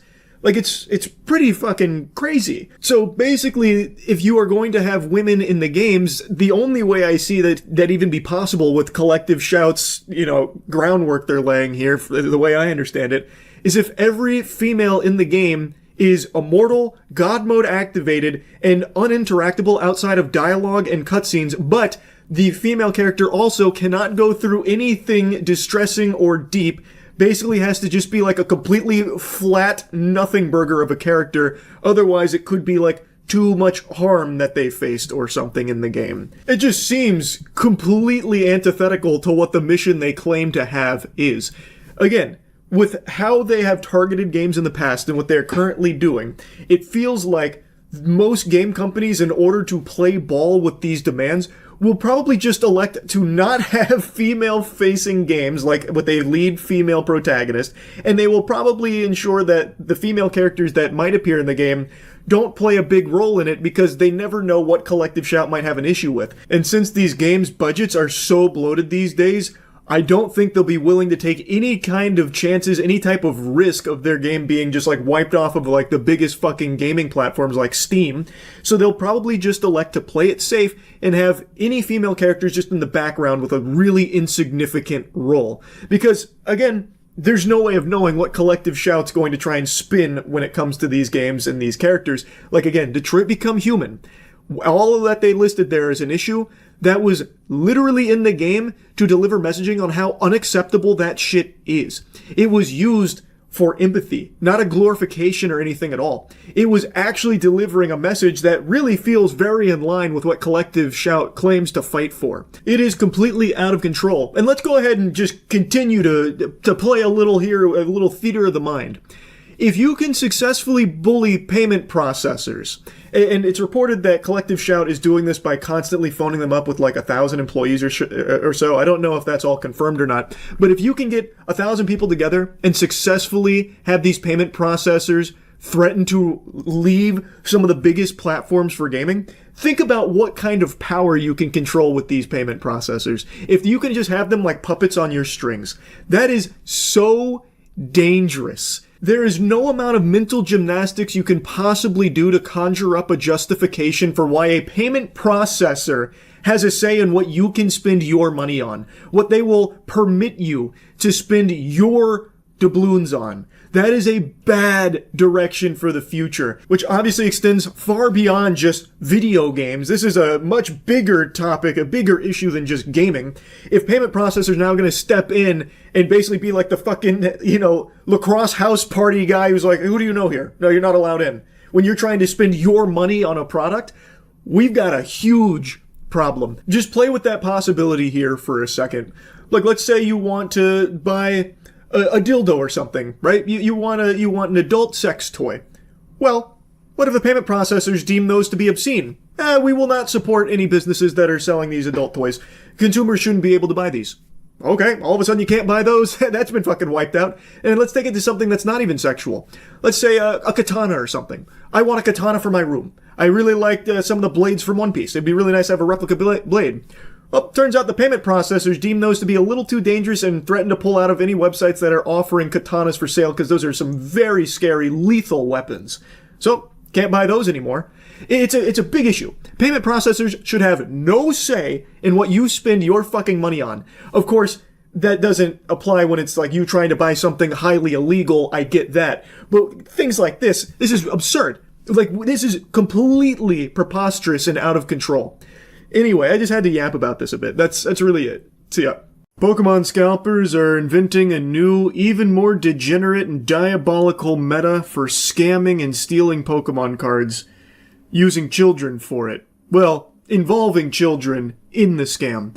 2 days ago I made that video about the whatnot seller who was resealing Pokemon packs and selling them, but using his son as the one on stream to open the packs for the buyers and just drumming it up as like a family business. This is so hype. Look at my son. He's ripping Pokemon packs. We're so proud. This is amazing. Whoops. Turns out we repackaged all of them to give you trash for a huge markup. Sorry, you caught us. He literally even admits to being caught on the live stream. And now I just saw another video about a couple that was stealing Pokemon cards from Target using their 1-year-old as the method. So they brought their 1-year-old son to Target so that way they could unlock the stroller tech from the passive tree here. So they had their child in the stroller and were pushing him around and then would take Pokemon product and conceal it in the stroller to steal it. Now, the title of the video says that they left the child in the car while they went in there and stole, but I don't think that's exactly the case. I haven't found too much information beyond the body cam about what exactly happened. My understanding with the way it's described is that they had the child in the store using him for crime, basically, not them leaving him in the car. But either could be true and both are bad. The kid thought he was going on a fun adventure with mommy and daddy, but he was actually involved in their little crime escapades here. An unwilling accomplice. He had no clue. So, picked a bad time to steal Pokemon cards, man. Yeah. Just so we have an understanding, she had nothing. She was right there with you when you conceived it. It is totally me, man. Totally me, 100% me. You guys put the Pokemon cards into the... Yeah, I will give them back, of course. This 100% my responsibility, sir. A pretty admirable attempt here from the guy to just fall on the sword. No, she's totally innocent. It was all my galaxy brain scheme. It was all my nefarious plot here. She had no clue what was going on. It was all me. So he's trying to, isolate her from this so that way she doesn't get in trouble. And then he also generously says he's willing to give the cards back. That's very sweet of you. Seriously, honest to God, I am short on my rent, and they are very valuable. And I was hoping to pull something in order to make up the money I'm short on my rent. Were the cards in the car? Yeah. I know, where are they in the back seat. And by the way, you can't say she had nothing to do with them, and that's all you guys came in here for. And you concealed it right next to him. Just so you're aware of that. His hero plan, unfortunately, falls a bit short because they have surveillance camera footage and they can clearly see she was directly involved in this plan and acted to help conceal it and work to get the Pokemon cards out of there. So it kind of ultimately ended up looking like that scene from Kong Skull Island where that guy pops 2 grenades to sacrifice himself to kill the monster, but the monster just hits him with the tail and he gets flown into a fucking wall and blows up. It didn't work, is the point. Say, I don't know if it would make a difference. Is there any way we could pay for it? This isn't an apology type of thing. You've already done it. You know what I mean? There's no way to just suddenly, hey, we're going to pay for everything because we got caught by the police. Yes, sir. Yeah, you also stole stuff with the baby. Yeah, but That doesn't matter. I have the money for it. I can pay. Yeah, but as I just told him, that's not how this works. You don't get to suddenly want to pay for things after you get caught by the police. Fourth quarter, back up against the wall, throwing out the Hail Mary. They try to, pay for it after the fact. That didn't fly either. So they are both facing not just like the small-time theft. The officers also threw out the possibility of pursuing child endangerment against them because they involved their child in this crime, which they argue puts them in a path of danger. Should Gary Oak roll up and start airing the place out, trying to stop him from stealing the Pokemon cards, the kid is now in harm's way. Basically, they brought the kid for the sole purpose of executing this crime. Now again, the title says that the child was left in the car, but all of the information in the video seems to indicate that the kid was present. Also, if the kid wasn't in the stroller in the first place, there would be no point to bringing the baby anyway. So that wouldn't even make sense unless they had like a decoy, like they had like a baby doll in the stroller. But then again, why would they bring like the actual flesh and blood human being there? So I have to imagine that they did actually bring him in the store to do this. Though if they did leave him in the car, that is also equally dangerous. You do not leave a child in a hot car. That, everyone should know that. This happened in Florida. You especially don't do it in Florida. If they did leave him in the car, who knows how long they were in the store for. That is extremely unfair and irresponsible to the kid if he was left unattended in that car. But I am leaning towards the idea that they brought him in the store to do this. Worth mentioning, I haven't slept in over 28 hours. There is a good chance that maybe I'm just completely wrong there. I just thought I'd put that on the record. But either way, still not good. Regardless, stealing Pokemon cards by using your baby to help you accomplish it is fucking unhinged. This is so avoidable. Like, ruining your life just to get your hands on some Pokemon merchandise to flip because you're a scalper is just so low. It is shameless to involve your child in it as well. Thank you. I'll go get the press one. We have child endangerment on both of them. For what? They had their... How old is your child? A year old, then they used the stroller as cover for it. Decent human, you literally put your 1-year-old child in danger. How is that? You cannot do a crime and then nothing happens because you have a kid. It is happening. I'm going to jail. You use the stroller as a ways of concealing the merchandise. And I'm getting arrested. And so is she. I need you to call your dad to come pick him up. Please. The other officers didn't seem super on board with his evaluation here about child endangerment, so I don't know if that stuck or anything, but this was him explaining it to them. Regardless of what charges were ultimately, brought against them, this was just so fucking avoidable. Like stealing Pokemon cards from Target by using your baby and its stroller to conceal them is just like, how can you sink so low? They say that they were short on rent, so the plan was to steal these Pokemon products, open them, hoping for a big hit, fingers crossed, praying for a big hit, so they could sell it to nearby game shops. That is like, in the world of scalping, that is even stupider than most scalpers. Why would you open the product? Just sell the product itself in that case. You are not going to hit, most likely. You are not going to make more money buying the product, opening it, praying for like the big hit that'll grade it like a fucking PSA 10 Like, it's not like that is a pipe dream. Are you guys going to other stores and doing this? No, sir. So how do you guys have so many Pokemon cards? No, I've been collecting for years. That's what I'm saying, but these are all new cards, man. They're all like fresh out of the pack. Yeah, the ones that I have? The ones that are in there, yeah. Yeah, those are, if you see the sleeves in there, they're all sleeved up, well taken care of, fresh out of my binder. We were taking them to the game store, Prodigy. Okay, cool. Alright, be right back. He apparently had a lot of Pokemon cards that he claims he had been collecting for years. The officer notes that they seem pretty fresh and new, so it's probably not like years old cards or anything. It seems like it is some pretty brand spanking new puppies in there that he is saying that he was going to go sell to not GameStops, the game stores.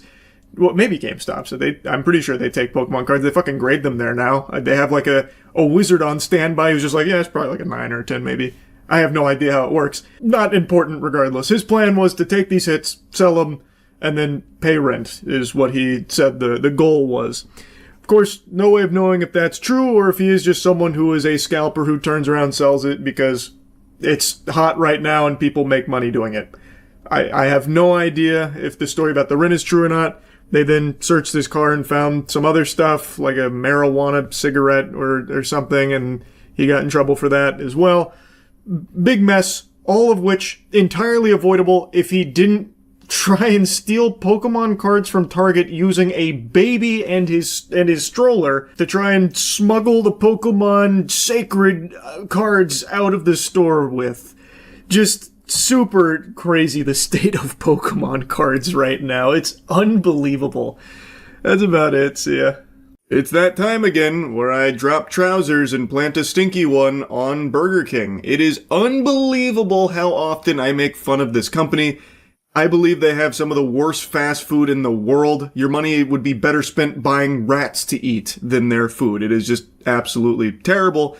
But the thing that keeps me shooting spitballs at them is they are addicted to awful, awful decisions. They're like the Ubisoft of fast food. They're just incapable of even accidentally stumbling into a good decision for their business, at least in America. Every time I mention this and go on this rant on stream, there's always someone like Clockwork that says, but Charles, that's only in the States. Internationally, Burger King is serving up some high quality cuisine. You know, what's better than serving up smiles? It's like, okay, I guess I can't speak for the quality of Burger King outside of America, but every Burger King in America is a fucking hate crime when it comes to food. It's terrible. It's terrible. And now their most recent announcement is probably their stupidest one yet, that's an accomplishment. That is actually an achievement. I cannot believe Burger King found a way to get stupider, but they did it. That orb of confusion working overtime over there at the Burger King HQ. Good morning, Patty. Would you want an AI voice in your headset all day at work, built to assist you?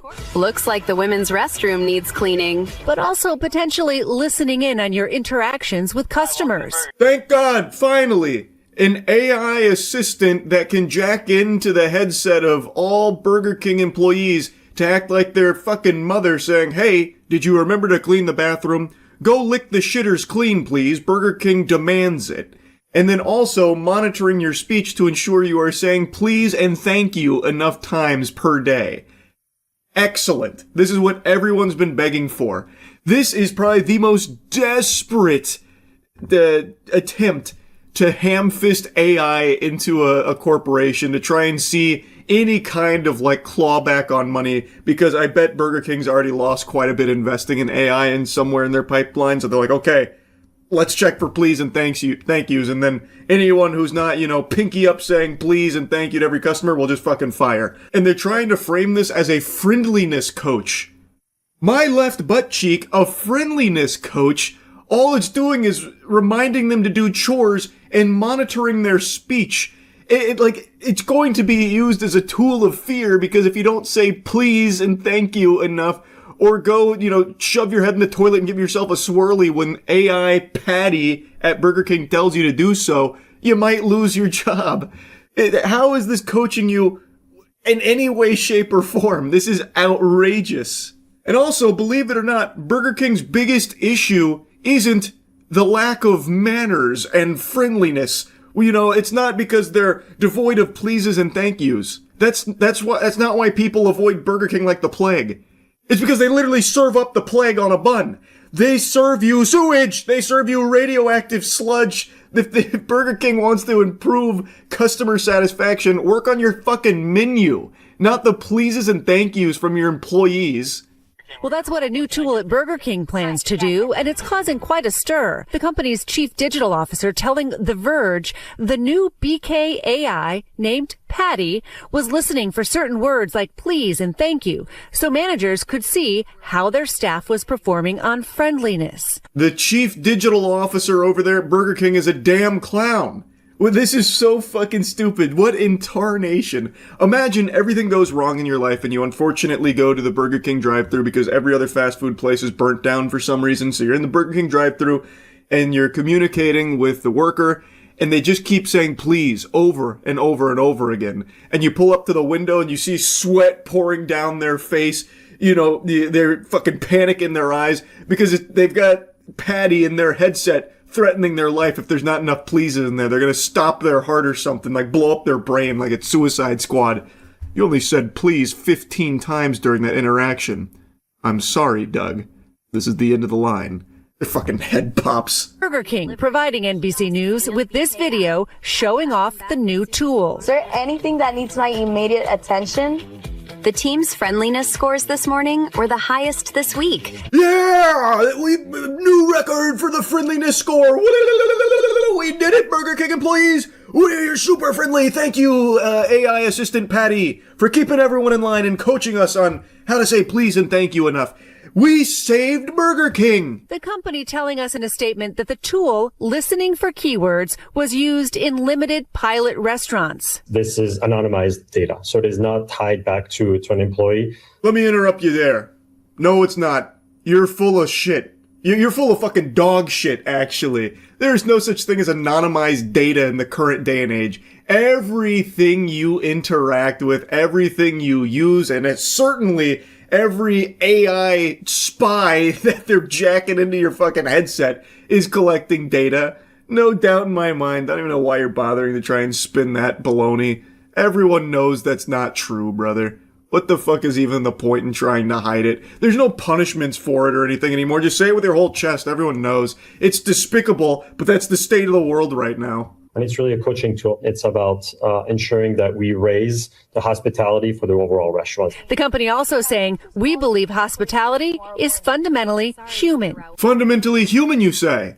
Why are you using AI to teach it then? Oh, this hospitality thing, fundamentally human, which is why we brought in Jarvis over here that can blow up your asshole if you don't say please enough to teach you how to be human. That makes a lot of sense there, Chief Digital Clown. Good work. You could call it the friendly wars in retail. The customer interaction matters. And for evidence of this, just take a look at the success of Chick-fil-A.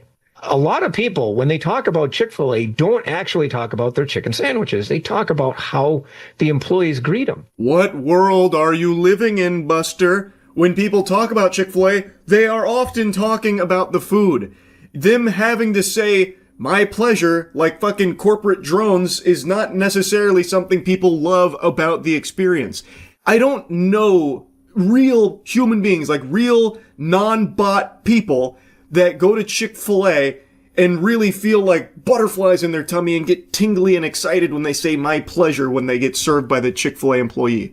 They are forced to say that. Like, that makes it a non-genuine interaction. That makes it insincere. The reason Chick-fil-A is successful is not because they say my pleasure, it's because the food is very high quality compared to other options, like fucking Burger King, for example. Like, this is ridiculous. And improving the friendliness score of Burger King isn't the secret ingredient here, the chemical X to save the business, man. There's only like one spot worse on the planet for food than Burger King, and that's Long John Silver's. Like, if you go to Long John Silver's and you try and eat the whole menu, you're basically committing suicide. So that is like the lowest food can go, and Burger King is just barely above that. And no amount of friendliness is going to change people's want to be in Burger King. Like, Long John Silver's could offer you a blowjob every time you walk through the doors, and people probably still wouldn't go if they also had to order food to receive it, because it's not worth it. It doesn't matter how friendly they are. Is it a nice thing if the employees are like really friendly and customers feel like they had a joyful experience or whatever. Yeah, that's cool. Like Culver's, I've always mentioned. Culver's is my favorite fast food place. I think their food is extremely good. And I've only had a positive experience there. Like the first time I ever went to Culver's, the manager or whatever came up and apologized for the long wait for my fucking chicken tendies, even though it only been like 2 minutes. I didn't even realize I was waiting. Like I had placed the order and then I sat on my phone for like what felt like 10 seconds. The guy came over, was like, "Oh my God, I'm so sorry this took so long. Here's a little gift card for some custard and stuff. I'm super sorry for the wait. It's almost ready." I was like, "Brother, I didn't even realize I was waiting. It's no big deal, man." And like, he was super nice. And like every time I've been to Culver's, everyone's been great. But that's not the reason I keep going back. It's because the food is really good. That's just a nice little perk, I suppose. But the food is the reason why I keep going back to Culver's. And that's going to be the same song and dance across the board.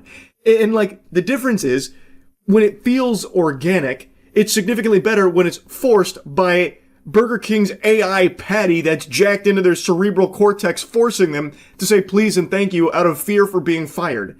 Like, if you're trying to create a positive atmosphere, it should probably start with the employees, I would say, more so than the customers. If the employees are happy and having fun, the friendliness score might just naturally boost because, well, maybe then it'll be a better environment that they'll want to interact more positively with customers as opposed to being forced under the corporate thumb to do so. It's so dumb. This whole idea of an AI assistant being used to coach employees on how to be friendly. It's outrageous, it's absurd, it's fucking gross. What a completely useless use of AI for the sake of having AI in Burger King.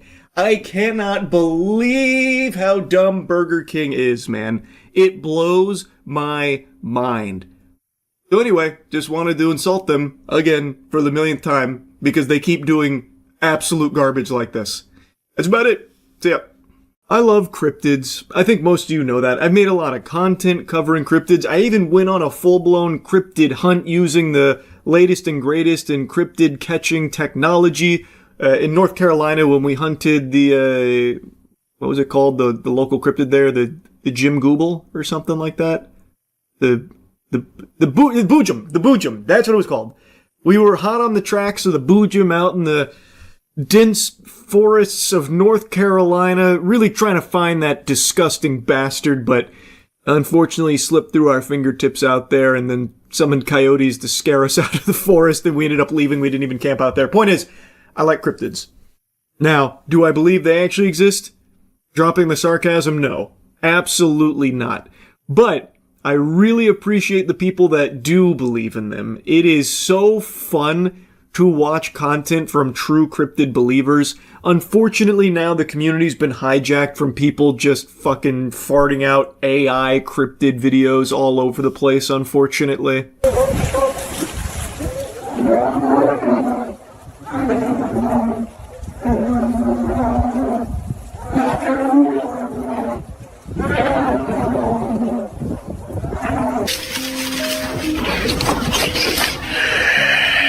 Heavens to Betsy, that poor person was hunted by a bulimic cubone. Fuck, the way it climbed the tree like that. Horrifying stuff. All AI. Point is, right now it's kind of a hot trend to just dump these cryptid AI videos out there to fool people into thinking that it's real, and right now the Wendigo is the big one they keep targeting. So I've been inundated with that because on stream, we did a little cryptid deep dive onto some that I'd never heard of, which is rare because I love cryptids and I've familiarized myself with most of them, even like the really obscure ones that no one gives a fuck about or has ever even heard of, like hairy hands. For those that don't know, hairy hands is a disembodied pair of hands with a lot of hair on them, real fucking fuzzy hands that on a certain stretch of road, I don't even remember where, it's in some rural area where some drivers report seeing a pair of paws come out and yank the wheel of their car off to the side, causing them to crash in the nearby ditch. Now, using basic logic, you can probably surmise that the actual explanation for why so many cars crash into the ditch on that stretch of road is probably because the drivers are tired. It seems to happen at night exclusively, so they perhaps got tired and imagined it. Plenty of reasonable explanations, but the fun one is hairy hands. And there's just so many wacky cryptids that I just find a lot of joy in learning about. It's a lot of fun. So, unfortunately, it's being fisted by AI right now, but I don't want that to overshadow the whimsy that cryptids can offer. So I want to show you some of those stream highlights going over some of these cryptids that you probably haven't heard of either. Cryptid sightings disappeared when 4K cameras came about for some reason. Are you insane, brother? There's cryptid sightings every day. Don't you remember the whole giant thing? Where people on TikTok were convinced that giants were real because they saw the top of a fucking antenna on a mountain? Flatwood Monster is cooler. Who's the Flatwood Monster? I do not recognize this at all. The terrifying true story of the Flatwoods Monster. Give me the cliff notes. West Virginia's Flatwood Monster. The Flatwoods Monster. One of West Virginia's most popular legends is from the small village of Flatwoods. The story is that back in 1952, 3 boys all went up to check it out. What they found not only terrified them, but shocked the entire village for decades. They found a monster, described as having a bloody red body and a green face that glowed. It was huge, about 10 feet tall, and had a head shaped like a spade. Its hands were clawed and had a very distinct hissing sound. News of the story spread far and wide, and because of the panic it caused, the US Air Force had to do an inquiry, specifically a UFO inquiry, which they called Project Blue Book. The project came to an end. No shot. That's where that comes from. The Flatwoods Monster lives on. No shot. That's where the Project Blue Book comes from. Is that actually the origin? No. Yeah, I was surprised you've never heard of this one. Nah, it just doesn't ring any bells.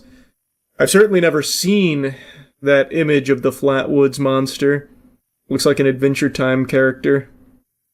The Sandown Clown is the most terrifying cryptid. It's another one I don't know. Hit me with the cliff notes. Did you know about the alien clown? The Sandown Clown is a humanoid entity that was seen by 2 children near Lake Common, England. No, that shit's the amazing digital circus. circus. Children heard an ambulance-like sound and came across this being, which was described as a mix of a clown, robot, and alien. Standing over 2 meters tall, the Sandown Clown was thin with a large head, blue triangle eyes, a flat brown nose, and yellow lips. It had a tall pointed hat, a red and green clown suit, and wooden antenna extending from its body. Despite its appearance, the Sandown Clown was friendly and spoke to the children for almost 30 minutes. It spoke through some kind of microphone or speaker system. It identified as Sam and claimed to be all colors and non-human, providing cryptic responses to questions about its nature. When asked if it were a ghost, it is reported to have answered, "Well, not really, but I am in an odd sort of way." After this encounter, that's deep. The Sandown Clown vanished and has never been seen again. Whether it's true or not, the tale of the Sandown Clown is another odd mystery of our world. No, it's not. How is that an odd mystery? Some kids lied. The end. How is that an odd mystery? I'm always interested in the real cryptid stuff. The goat mans. The hairy hands. That kind of thing. Not the fucking Sandown Clown where the only thing is these 2 kids said they met a weirdo. That's not real cryptid shit. That's fraudulent. That's stolen valor. These I spit on. This is a bunch of hooey. Black Knight Satellite is no stolen valor. What the fuck is Black Knight Satellite? That sounds like a character from My Hero Academia. Lots of people believe in the abstract theory of alien life, but some people believe aliens have not only visited Earth, they actually placed a mysterious device into orbit above our planet thousands of years ago that they used to communicate with humanity. Sounds crazy? Here's a look at the mystery of the Black Knight satellite. In 1954, the New York Times ran an article saying that Dr. Lincoln La Paz had discovered 2 satellites orbiting the Earth. The reason this was news? In 1954, no country had managed to launch any satellites yet. Whatever La Paz saw, it was enough to worry the Pentagon for a while that the Russians might have beaten America into space. La Paz later said he made it all up, while the Army said no such satellites existed. Okay. Still, many people believe the satellites were there, but Time magazine announced it was just an innocent piece of space junk. However, thanks to declassified documents, we now know that it was a cover-up, as it was actually an American spy satellite doing reconnaissance on Russia. But is that just another layer to the deeper cover-up of the Black Knight satellite? Probably. This isn't even a cryptid, by the way. You have provided me with something that's not even a cryptid. Unless the Black Knight satellite then came down to fucking Florida, grew legs, and now haunts the forests of Apopka or something. Puckwudgies are my favorite. They're pretty creepy and believable. Know of them? Puckwudgies. Are we making up words? We're fully in fucking Poppy Playtime Society now? Puckwudgies? Holy fake cryptid fan. Is this something that's blowing up right now? Puckwudgies? 2 to 3 foot tall, gray-skinned, magical woodlands creatures. These are pretty believable, you say? A pukwudgie is a fascinating mythical creature deeply rooted in the folklore of Native American tribes, particularly the Wampanoag and Algonquian peoples of the northeastern. Man, that is an unfortunate looking little guy. Yikes. Oh man. That's gotta be awful. They are also associated with a range of mystical powers, including the ability to create fire, shapeshift. This is just Dungeons and Dragons shit. Where's the evidence of the Punkwudgies? Oh, it's this guy again. This is the guy that keeps finding fairies.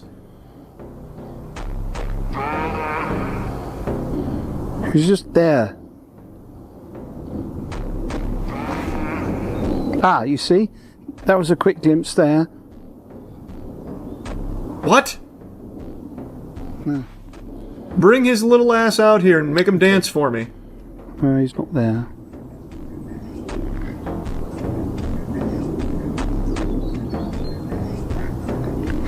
Oh, sorry about that. He was doing. Oh, there he is. Okay. Where? Oh, fuck! There. That dirty pervert was twerking. Oh my god. Alright, well, maybe Punkwudgies are real.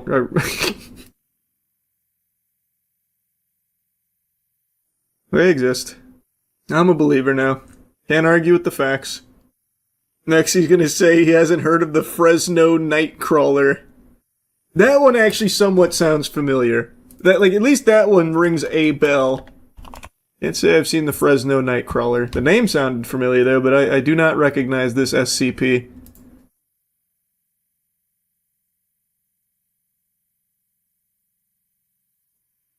Wow.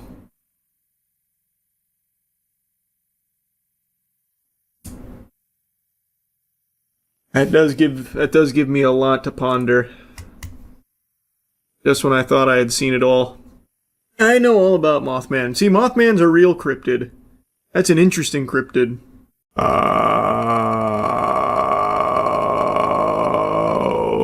That's what it would sound like if I was being drained by a Dementor. Also just now realized that this is pretty zoomed in. You weren't meant to see Charles that up close and personal.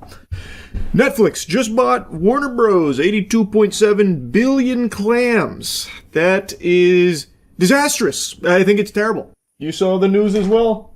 That's right. Netflix now owns Warner Bros. Can you believe that shit? I know. That was the last thing I was expecting to. What are you celebrating for? No, this is bad. Hey, you're preaching to the choir. I'm not excited about it either. Yeah, well, your sister seems to think it's not that big a deal. You tell her, not me. Had a long discussion on stream about it. We are entering the era where a few companies will own literally everything. And some people are actually welcoming it with open arms and open cheeks, trying to preach about why it's actually good for consumers for monopolies to exist. Which is crazy that we've reached this point, but there is so much corporate cocksucking now, it's become very common, that people will actually argue against their own interests here in the market.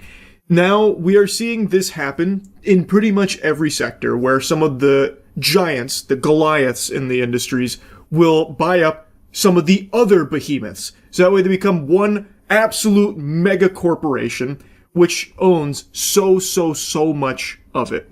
So it makes it a less competitive space, which means there is less incentive for these companies to listen to consumers and make quality products because you're not going anywhere anyway. They have everything. It's a bad deal for your average Joe Schmo because the companies will be financially butt-fucking you with no remorse because what are you going to do about it? They have all of the other products. It's bad. The only rare exception, the only unicorn in this objective truth is Steam, which I just made a whole video on, where Steam does have a de facto monopoly on PC gaming. It just has so much of the market on PC gaming. But it's not because it ever, like, performed any monopolistic tactics or anything like that. It got that position because it is literally just the best at what it does. All of the other options, all of the competitors are just significantly shittier, scummier, and a worse deal for consumers, so people willingly just choose Steam. Even though there is competition, most people flock to Steam because it is just the actual best. But on the whole, monopolies are very bad for you and me and everybody else. Now, in the case of Netflix specifically, I am shocked anyone is pumping their fist about it. That makes no sense to me, considering the quality of Netflix originals is so all over the place, but I would argue mainly bad. Like, you will get fucking 5 seasons of Big Mouth, irredeemable trash, coupled with a lot of other Netflix originals you've probably never heard of, for every one good show that they put out. Like, you are mostly getting fed fucking poop ass. And yet, now Netflix will have even more IPs to deliver that level of stink with. It's not good, really. Like, there's nothing to really look forward to there, unless Netflix has a huge come-to-Jesus moment and a huge shift in priorities, where instead of, like, trying to fart out as much trash as they can muster from their colon, they instead focus on, like, using these IPs for quality projects, but I don't see that happening. I don't think Netflix is a buyer that anyone should have any real optimism for all of the crazy amount of IP Warner Bros. Has under their umbrella, which Netflix now has unlimited access to. Warner Bros., of course, I mean, they're no stranger to trash. They have been in a bad spot for many years now. They have been producing a lot of garbage, too. So it's not to say, like, Warner Bros. Is ruined. They've done a fine job of that themselves with how much trash they've had recently. But Netflix, I don't think is going to make it any better. Like, I don't think they're going to steer the ship more effectively or anything. Like, it sucks. And it's just a sign of the times where now we are going to continue to see giants buying up other giants, so then everything will be owned by a couple of corporations in each sector, which is bad. Like, that is a horrible thing, really. But anyway, let me show you some of the stream clips of me yapping about it, because I was really getting into the spaghetti and the meatballs of it. You think Netflix buying Warner Bros. Is a good or bad move? Oh, I hate it. I super hate it. But this is the way the world is going, where a couple of companies are going to own everything in sectors. It's just the way it is, unfortunately. An $82.7 billion acquisition. I also think this is now not the first, but the largest step in the death of movie theaters. Obviously, with Netflix owning Warner Bros., the movies are going to be hitting Netflix. I can't imagine they're going to be investing heavily into, like, a theater experience. So I think movie theaters are probably going to start being phased out over the next decade or so. Which makes me pretty upset, because I really like the movie theater experience.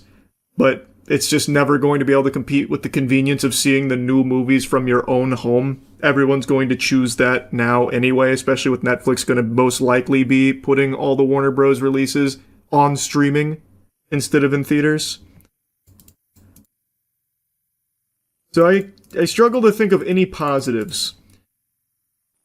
Chatter that mentioned that now Netflix owns the Nemesis system, which is a video game patent that Warner Bros. Had fucking kegeled for the last, like, decade and done nothing with. The Nemesis system is from Shadow of War, Shadow of Mordor. Really, really fun gameplay mechanics. Love it. People have been wanting it for years. Warner Bros. Does nothing with it. Netflix owning it means it'll probably never see the light of day, because Netflix just canned their entire gaming division only like a year ago. So you're not ever going to see the Nemesis system and anything gaming adjacent that Warner Bros. Has had. They probably won't be doing anything with, would be my guess. It's such a shame. Yeah, everything becoming Netflix original is bleak. To be fair, we were never going to see it anyway. I know. Like, I'm not stupid enough to think that if Warner Bros. Stayed out of Netflix's paws, we'd somehow get a game with the Nemesis system. They had just canceled the Wonder Woman one anyway. I know. They're 100% still going to do Mortal Kombat, but that's probably it. I think definitely Mortal Kombat. Mortal Kombat's not going anywhere. I think there's going to be a handful of legacy IP that Netflix will absolutely still produce. Because they print money. Like Mortal Kombat, even like the more weak entries into the franchise is still an absolute cash cow. Netflix is definitely going to keep pumping Mortal Kombat games. And Warner Bros. Has so many Juggernaut IP that I have to imagine Netflix will keep pumping. Like they have the gaming rights to Harry Potter. They have like the DC gaming rights as well, if I remember correctly. So they're going to keep pumping those. 100%. They're buying WB Games as well. It's everything Warner Bros., right? From what I was reading, they own literally everything Warner Bros. Owns, unless I've got incorrect information. It's an $82.7 billion acquisition. I'm so fucking excited. It must be kind of cool living life with that mentality. Like, oh, I watch Witcher on Netflix. I like that. And now Netflix owns Warner Bros. I get to watch everything there too now? Yippee! That's gotta be so cool. To just be able to do that. Please, Netflix, make a new season for Young Justice. Yeah, I'm sure Netflix will be able to make some quality products. Now, don't get me wrong. I have poo-pooed on Warner Bros. For a long time. Zaslav is a fucking moron. That guy is an actual homunculus. And Warner Bros. Have been spiraling for a minute. But you're crazy if you're trying to convince yourself that Netflix is somehow going to steer the ship better. But I'd love to be wrong. I would love if Netflix proved me wrong. I'll tell you that much. I would be very excited if they actually did good things with everything Warner Bros. Has. Honestly, Netflix monopoly means everything in one place. That just makes me sick to read. Oh my god. That actually just makes me sick to read. Oh, fuck me. Yuck. Netflix $79.99 a month with ads. At least it's all in one place, though. Will HBO and Netflix merge? My guess would be no. I would think with this acquisition, they will continue to have HBO Max as a separate entity from Big Brother Netflix. That would be my guess. Because they get to have their cake and eat it too. Because maybe an HBO Max subscriber isn't a Netflix subscriber. I don't know why they would even take the chance of, like, trying to combine forces there. Keep them separate. You get the double dip. Leading rumor is that Netflix is going to give Warner Bros. A 2-week theatrical release for all their movies before they hit streaming. Oh my god. And today, Netflix CEO said release windows will evolve to be shorter, so the rumor is likely true. Let me see that. I didn't see that statement from the Netflix CEO. 2-week theater run. Oh my god. Oh my god. Here it is. Yeah. Ted says Netflix committed to Warner Bros. Theatrical releasing as Cinema Trade Group calls merger unprecedented threat. We've released about 30 films into theaters this year, so it's not like we have this opposition to movies in theaters. My pushback has been mostly in the fact of the long exclusive windows, which we don't really think are that consumer friendly. He said, AMC and other chains are looking to reestablish a 30 or 45-day window to energize movie-going that dwindled during COVID. Biggest chains often won't run Netflix films with truncated windows. The entertainment community and movie theaters in particular have been immensely jittery at this corporate combination given the streamer's short window, if any, as they cater to their streaming audience. Exhibition's biggest trade group, Cinema United, came out with a blunt statement this morning opposing the merger, saying, the proposed acquisition of Warner Bros. By Netflix poses an unprecedented threat to the global exhibition business. I mean, he's not wrong. The negative impact of this acquisition will impact theaters from the biggest circuits to one-screen independents in small towns in the United States and around the world. Cinema United stands ready to support industry changes that lead to increased movie production and give consumers more opportunities to enjoy a day at the local theater, but Netflix's stated business model does not support theatrical exhibition. In fact, it's the opposite. Regulators must look closely at the specifics of this proposed transaction and understand the negative impact it will have on consumers, exhibition, and the entertainment industry. Yep, so, okay, looks like they will be putting them in theaters for a very short period of time. Then to streaming.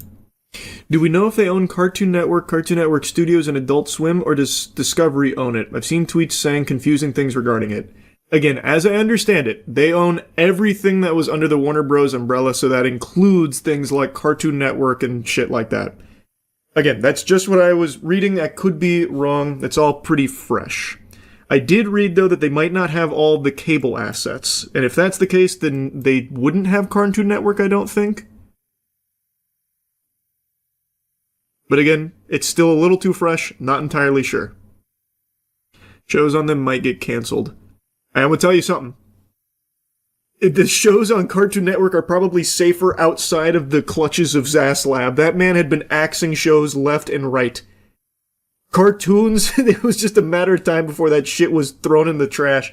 That man was cutting shit left and right, front and center, day and night. So, there's plenty of problems you can point out. That is not really one of them. That guy had an absolute hate boner for anything animated. I'll tell you, anything animated is probably safer outside of his hands. What if they bring back Courage? I would fucking hate if Netflix brought back Courage. That shit would be so awful. I have no faith in Netflix, of all people, to make Courage, a new Courage that is still faithful to the vibe and the heart of the original. They'd have the big mouth animators work on it. Oh! God, even just the thought of that. You saw Paramount is planning to do a hostile takeover bid for Warner Bros. Because I think their deal is better than Netflix. No, is Paramount trying to fight? They hopping in the Thunderdome to buy Warner Bros? Let me see. Oh yeah, 5 hours ago. Paramount could go hostile for Warner Bros. Discovery after losing to Netflix. What's their strategy? Just put more money on top? Paramount was bested by Netflix on Friday in its efforts to buy Warner Bros. Discovery, but it may still appeal directly to Warner Bros. Shareholders through a hostile takeover offer. That's why it matters. Paramount could argue that its all-cash bid of $30 a share is better in terms of both price and likelihood of regulatory approvals, although it would need to disclose more information about its debt financing. Both Netflix and Warner Bros. Discovery executives are confident they'll receive the necessary sign-offs for their deal. We've signed our deal, and we are running full speed towards regulatory approval, Netflix CEO Ted said. Netflix only agreed to buy Warner Bros. Studio and streaming assets for a combination of cash and stock after cable networks are spun out in a separate company. Paramount's offer was for the entire business. Okay, so this is confirmed then. So then Netflix is not getting their cable assets. A source close to Paramount said the company, which didn't have visibility into Netflix's offer until Friday morning, legitimately thinks it made the best bid and is currently exploring next steps. An operative word is patience. Cringe. Paramount also thinks its offer could look even better when the Comcast cable network spinoff begins trading later this month. It would serve as a market comparison to Warner Bros. Discovery stuff that Netflix will leave behind. Paramount's lawyers have questioned the fairness and adequacy of the sale process, which kicked off after Paramount already had submitted 3 unsolicited offers. In a letter to the board, Paramount said the auction was tainted by management conflicts, including certain members of management's potential personal interests in post-transaction roles and compensation as a result of the economic incentives embedded in recent amendments to employment arrangements. That just sounds like fucking gobbledygook from Sore Loser there. It underscored concerns of board director bias towards a Netflix bid without considering heightened regulatory risk and potential value of a full bid versus a partial asset bid. That's a who cares moment, I would say, if you're on like the Netflix board, if you're more biased, or if you're on the Warner Bros. Board, if you're more biased towards Netflix, I guess. Not illegal to prefer Netflix over Paramount. Unless there is some kind of, like, legality to it, which I would be surprised. Worth mentioning, Paramount received help from Saudi Arabia for their bid. What? No! That's impossible. No matter who wins this bid, we all lose. Yeah, I know, that's what we were talking about. It's not a good thing. I'm shocked. I cannot believe Twitch is actually finally making bot busting a priority on the platform. Botting on Twitch has been a problem since the beginning of time, and they hadn't taken it seriously forever, but a month ago they made a statement where they claimed, listen guys, condoms finally coming off, we're going in raw against bots, we're finally going to do something about it.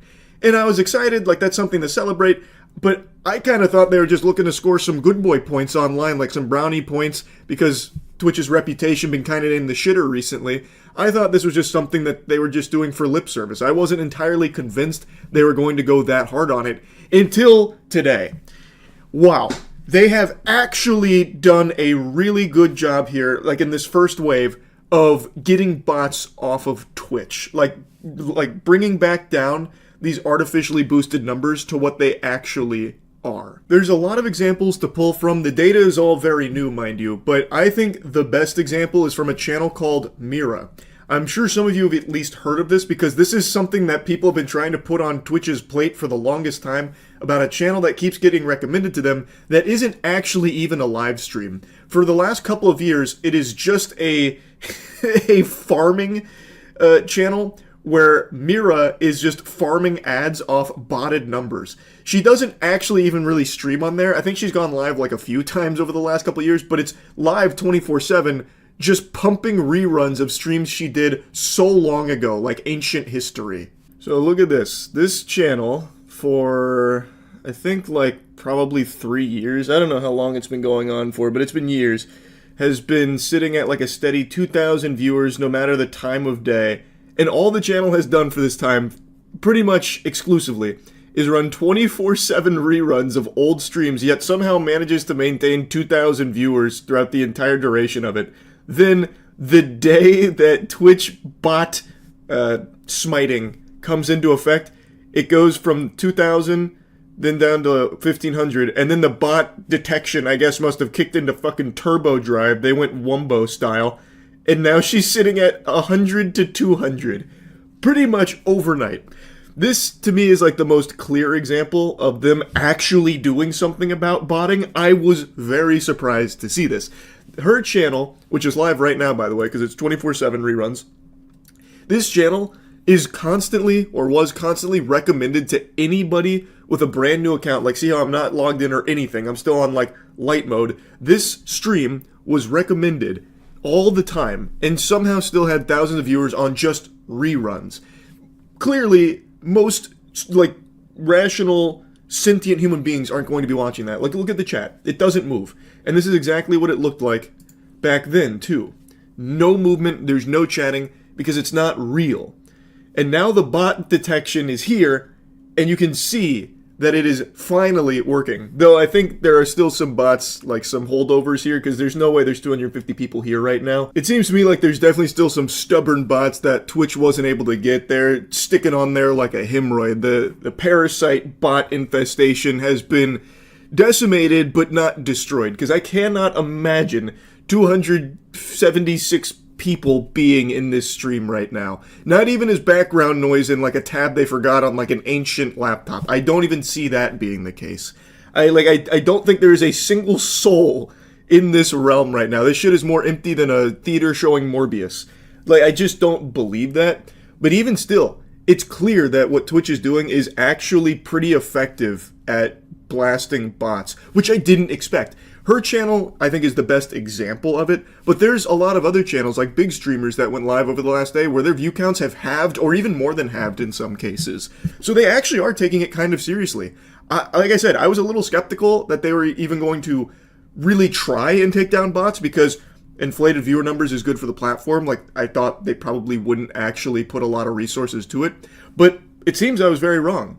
Now, another thing worth mentioning, this scam of like running reruns with bots is not exclusive to just her channel, but you have to wonder how much money she made off of that. This went on for years, and I'm so curious how much money she made just running old streams 24/7 reruns with botted view counts up to 2,000 to 3,000. That's probably a pretty substantial chunk of change. It's got a lot of people talking, and I think this is a really great thing from Twitch, to be honest. XQC made a tweet talking about it, saying, Twitch cracked down on bots in 2 to 3 days, and viewbotters / victims of viewbotting have been exposed. Streamers that are part of groups / orgs are seemingly being botted much more heavily. Don't want to start a witch hunt, but the data is interesting. Go see for yourself. And then links Twitch tracker, which you can see for yourself. And people are scrubbing through with a fine-tooth comb, taking a peek at these big drops in viewer numbers. And right now, the findings are still pretty early, because this has only been in effect for like 2, maybe 3 days now.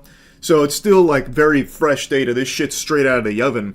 but people are noticing that some of the biggest channels being hit were affiliated with orgs. So like XQC mentions, like some org-affiliated channels were, in a lot of cases, the recipients of some artificially boosted numbers, as evident by a huge drop in viewer numbers over the last couple days out of nowhere. Namely, OTK seems to be the big one. People are seeing a huge drop across the board for most of the channels that have gone live over the last couple days that are with the group. Another channel people have been paying very close attention to is Asmongold. He's one of the biggest streamers in the world, and he went live the last couple days since the bot fisting has come out from Twitch, and they noticed that his average viewers for both streams had been about 20,000 less than normal. About 20,000 people were banished to the Shadow Realm here, and Asmongold even commented on it, believing that his account was probably botted. He believes with 95% certainty his channel was botted. And he agrees that removing these bot numbers and this fake phony baloney viewership from the platform is good for everybody there. And that seems to be the prevailing sentiment, that everyone agrees that getting rid of artificial viewership from Twitch is a net positive to the entire platform. The only people that'll have an issue with these fake numbers being blasted is going to be the people that are exploiting them. The people that are using the bot services are the only ones that are going to be outraged about it.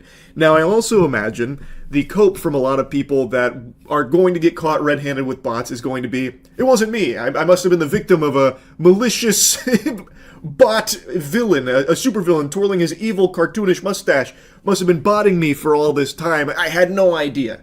And in some cases, like, that is a real thing. There are cases where some people will bot a channel just because they think it's going to get them in trouble. But that doesn't happen. Like, Twitch, for the longest time, has not taken this botting problem seriously.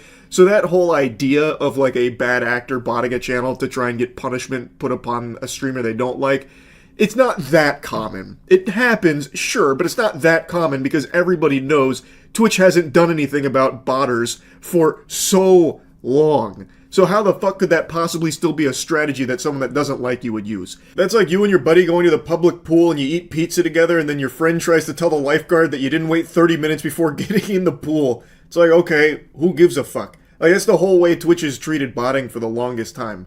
Until now. I think that's going to be like the crutch a lot of people will claim, like, I wasn't botting, I didn't sign off on anyone botting me, this must have been some stranger in the back alleys trying to hurt my reputation by botting me for all this time.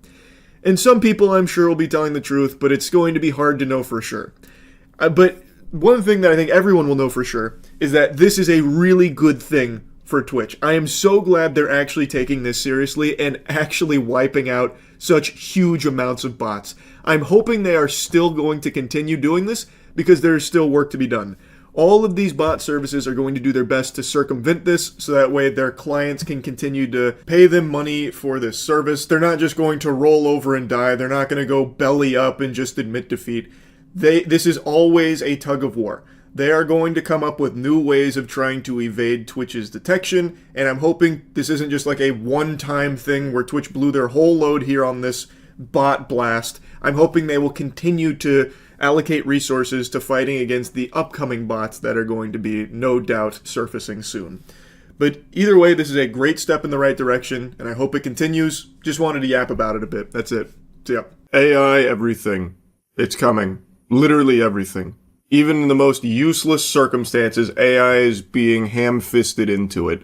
Soon, your silverware is going to be AI integrated, where it'll be telling you, you know, Charles, it seems like you're looking for an awfully big portion of this spaghetti here. Are you looking to put on pounds? Like shaming you or something if you're eating too much food. Like, everything is getting AI. Millions of dollars going into the most useless implementations of AI imaginable because it's just this gold rush that has broken the brains of every tech company on the planet. Last night I learned about, of course, the Razer Goon Tube. Then there's the Sony AI patent that will play the games for you if you blow major ass at gaming. There's also the HyperX Brain Reader AI headset. Like, it's all just so fucking fundamental trash. Like, even from a conceptual standpoint, they are just terrible ideas that AI does nothing to actually improve anything with what they're pitching here. It just makes shit worse and makes everything more expensive for consumers. It sucks. So let's see a little bit more about it, huh? You saw Razer's new AI waifu hologram. It's called Project Ava. Just like an Alexa, but your little AI assistant. Let's take a peek. Project Ava, Razer's AI gaming assistant, has physical form now. Whoopee! Wow. For gamers who want their backseat gamer to be a little cute. For those who need a refresher, Project Ava is Razer's real-time gaming co-pilot, an AI assistant that essentially acts as a backseat gamer for you. While you're playing, Ava, represented here by a character named Kira, offers live advice, tips, and commentary overlaid directly on your screen as the game unfolds. It's coaching, but with a personality and a face. There's a trailer for it. You can change the waifu into Faker. You can change the hold on, maybe I was too quick to judge. You can change the waifu into Faker.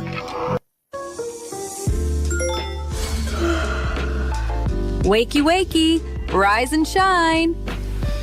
Morning, Joey. You were snoring again. Definitely wear your favorite green jacket. Look, now we're really vibing. That's the saddest shit I've seen in my fucking life, man.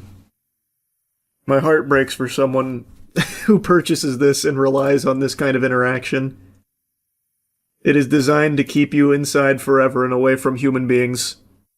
I think you're onto something. Whole day, soldier. We need more air support. Yeah. Whoa, clean shot. Nice one.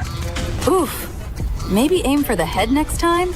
Break line of sight. Yeah, that's what I want. I want my fucking AI assistant to be sassy and insulting me while I'm playing League of Legends and feeding in mid lane. That's what I'm looking for. Thank God. Switch to burst fire mid-range. GG, that was amazing. Ready to go again? This is Project Ava, your AI desk companion. Oh! I hope Faker got paid millions for that. AI girlfriend gonna point out every missed CS. Have you tried killing the cannon minion? It'll give you an advantage in lane. PC's gonna cost 10k because of the AI goon jar. True. It is like a little fucking goon tube in here, huh? Very cool. They have a camera installed on it for some reason. How else are they gonna know if you're hitting those nasty headshots? And if they can't see it, they can't offer incredible advice such as, have you tried switching to burst fire for mid-range? Or whatever the guy said. It needs the camera. What, you think it's gonna be like spying on you or something? Why would it do that? It makes no... You sound crazy. You sound crazy. It's for the sake of helping you game, brother. It's your AI assistant. It wants to see you as much as you want to see it. Bringing her to Dave & Buster's so she can backseat me at the Crane Games. Oh my god. That's unlocking the full potential. Bring her to the casino to gamble. Well, she wouldn't be able to help you gamble. That'd be a worthless use. Have you seen the news of PlayStation AI patent could see games play themselves when players get stuck? Sony AI patent will see PlayStation games play themselves when players are stuck. AI-generated ghost player assistants would help out players who can't progress in a game. As described in patent documents, Ghost Player would see players call down an AI-generated ghost version of the player character, which could either play out the solution to a particular part of the level or complete it entirely. Originally filed in 2024, World Intellectual Property Organization published an international status report on the patent this week.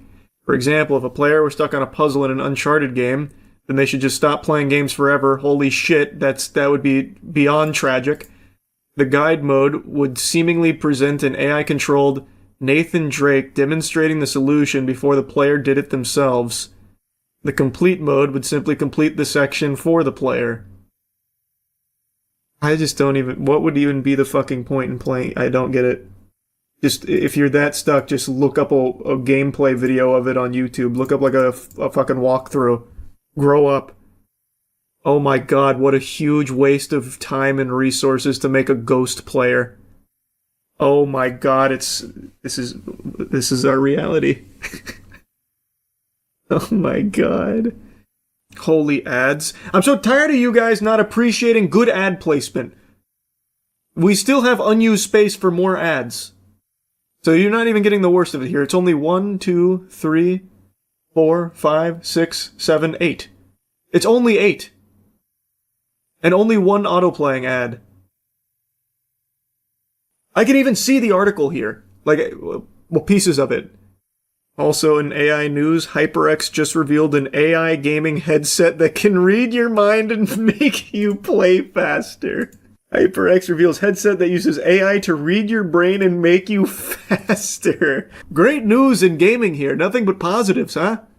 HyperX and Neurable revealed the collaboration that has given way to AI-powered sensor-fitted neurotechnological gaming headset. It uses non-invasive sensors to read brain waves and encourage gamers to boost their performance.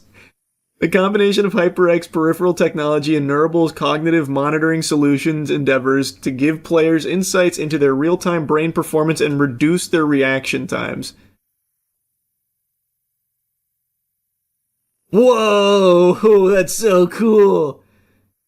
It was claimed that testing participants resulted in an improved reaction time of around 43 milliseconds on average, a number that was made even more pronounced by testing the headset with pro esports players. A promising future of gaming, one where understanding your mind becomes as natural as understanding your mechanics by making brain-computer interfaces intuitive and invisible inside the tools players already use. We're proving that neuroscience can meaningfully elevate performance and transform the way people play.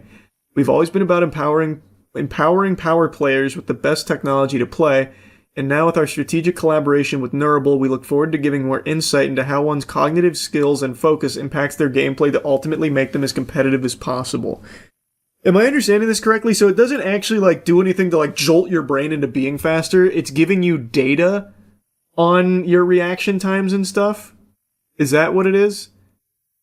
It's giving you insight into how your cognitive skills and focus impact your gameplay, which to me feels pretty fucking obvious. But I guess hard numbers maybe helps someone out there. I don't need to know that my reflexes are shit. See, that's what, like, I don't see how it helps you improve your reaction time by just giving you the data. I can also get my reaction time data by going to, like, humanbenchmark.com and testing it. I don't see how this improves reaction time by, on average, 43 milliseconds. But shit, who am I to doubt the power of AI? Imagine the superhuman you could be if you combined all of these. AI gaming headset for reaction time, AI goon tube for backseat gaming, and the AI patent to play the game for you. You would be the next Faker. It's like Lawnmower Man. It is very much like Lawnmower Man. Actually, that's a good point to bring up. How are gaming companies prepared to deal with fake AI players? They're not. They just literally are not. They can't even deal with human cheaters right now, let alone AI bots that play their games. There's nothing they will be able to do to stop it. And all online gaming will suffer when that becomes more commonplace. You think this is also geared towards accessibility and disabled players for Sony, that is? I could see that argument in some capacity, but it's not like... The accessibility it's offering is more so like, we'll just complete it for you. That's kind of the antithesis to accessibility.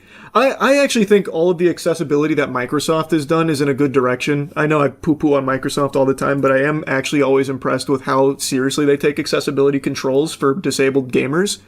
This is not really that. This is just giving you the solutions or doing it for you. It's not really an accessibility tool.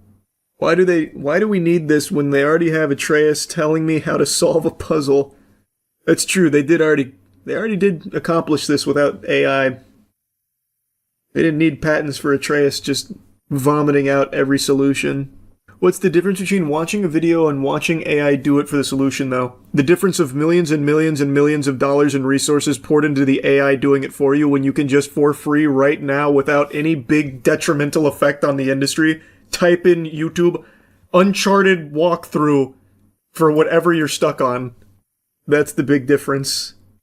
You hear NVIDIA is reproducing 3060 GPUs? I saw the headline, I forgot to look into that. I wonder if they're going to be the same price that they were back when it first released. My gut tells me probably not.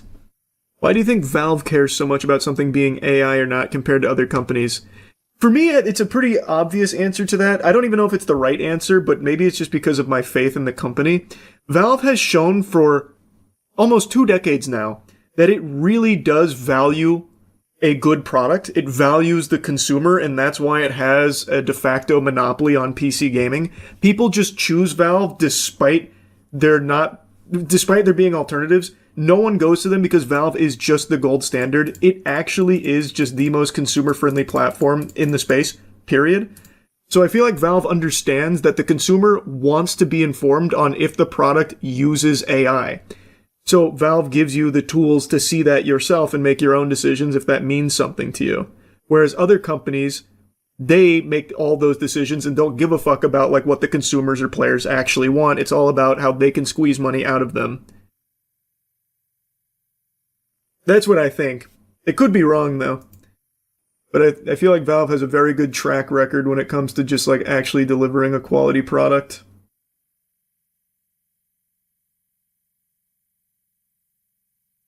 Because there is literally no reason why every company wouldn't just follow Valve's example when it comes to AI. Just tell the consumers if this is an AI game. If they don't like AI games, they won't play it. If they like AI games, they'll buy it and play it. There is nothing wrong with giving consumers more information.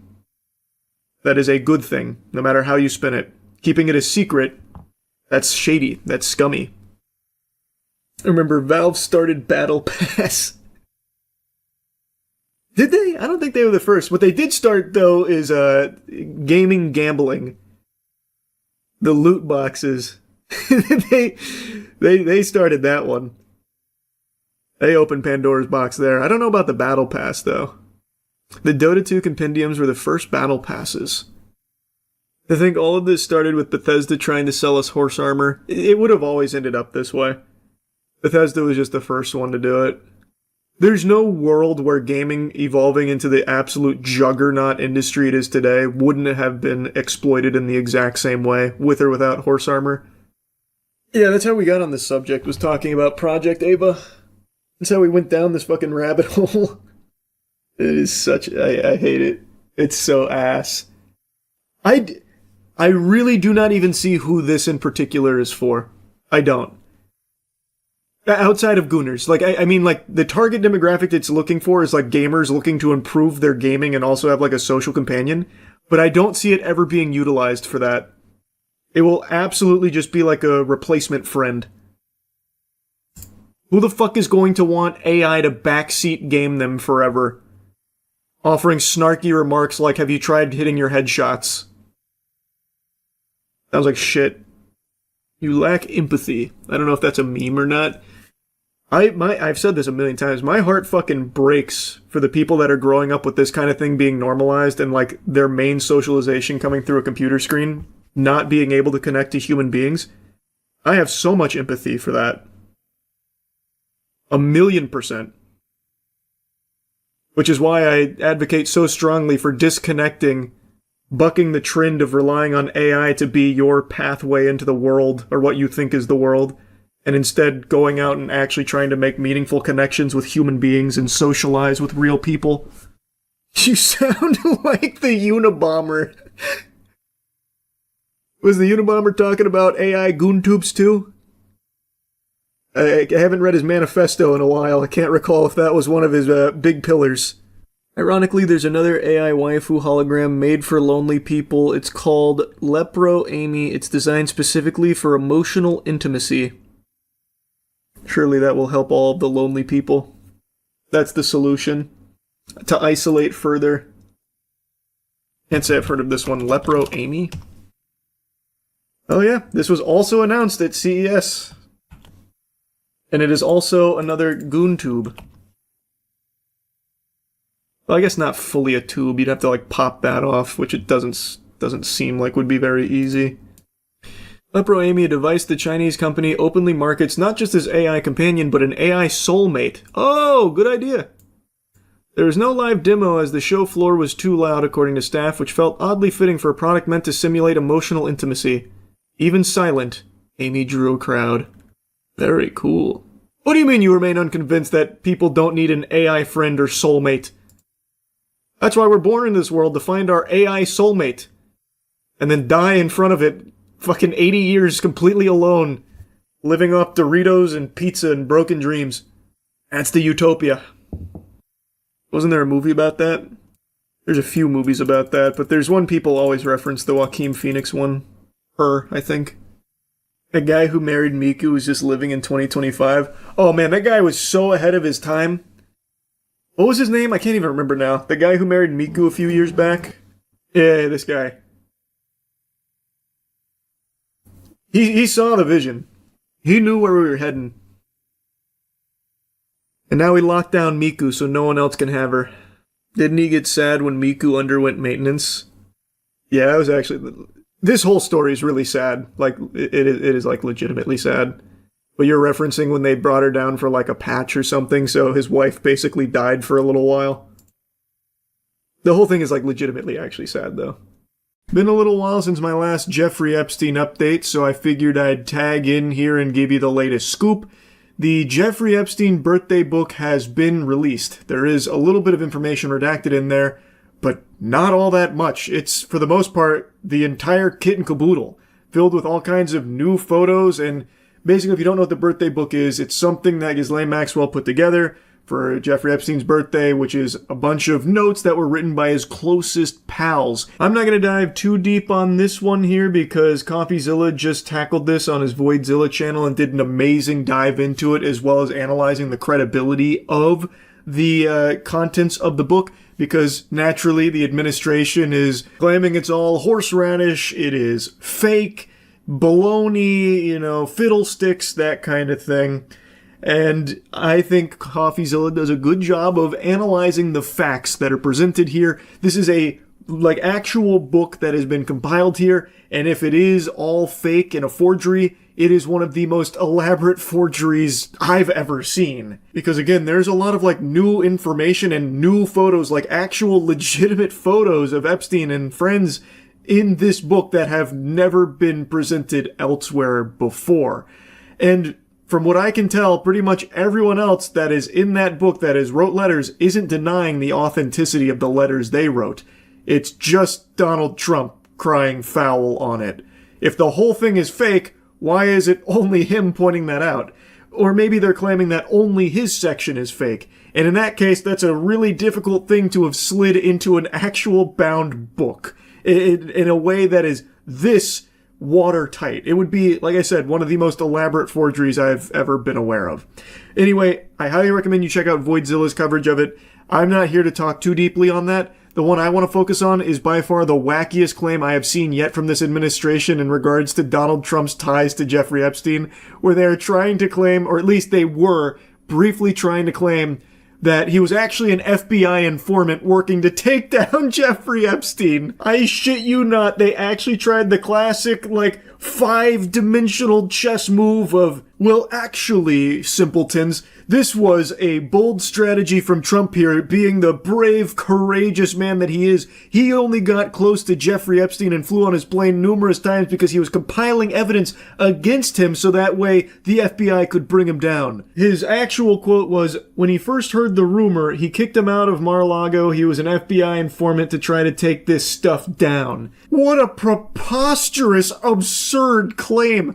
More like Mr. Gargling Johnson, because he's got Donald Trump's dick so far down his throat that now he's farting out these fairy tales. What?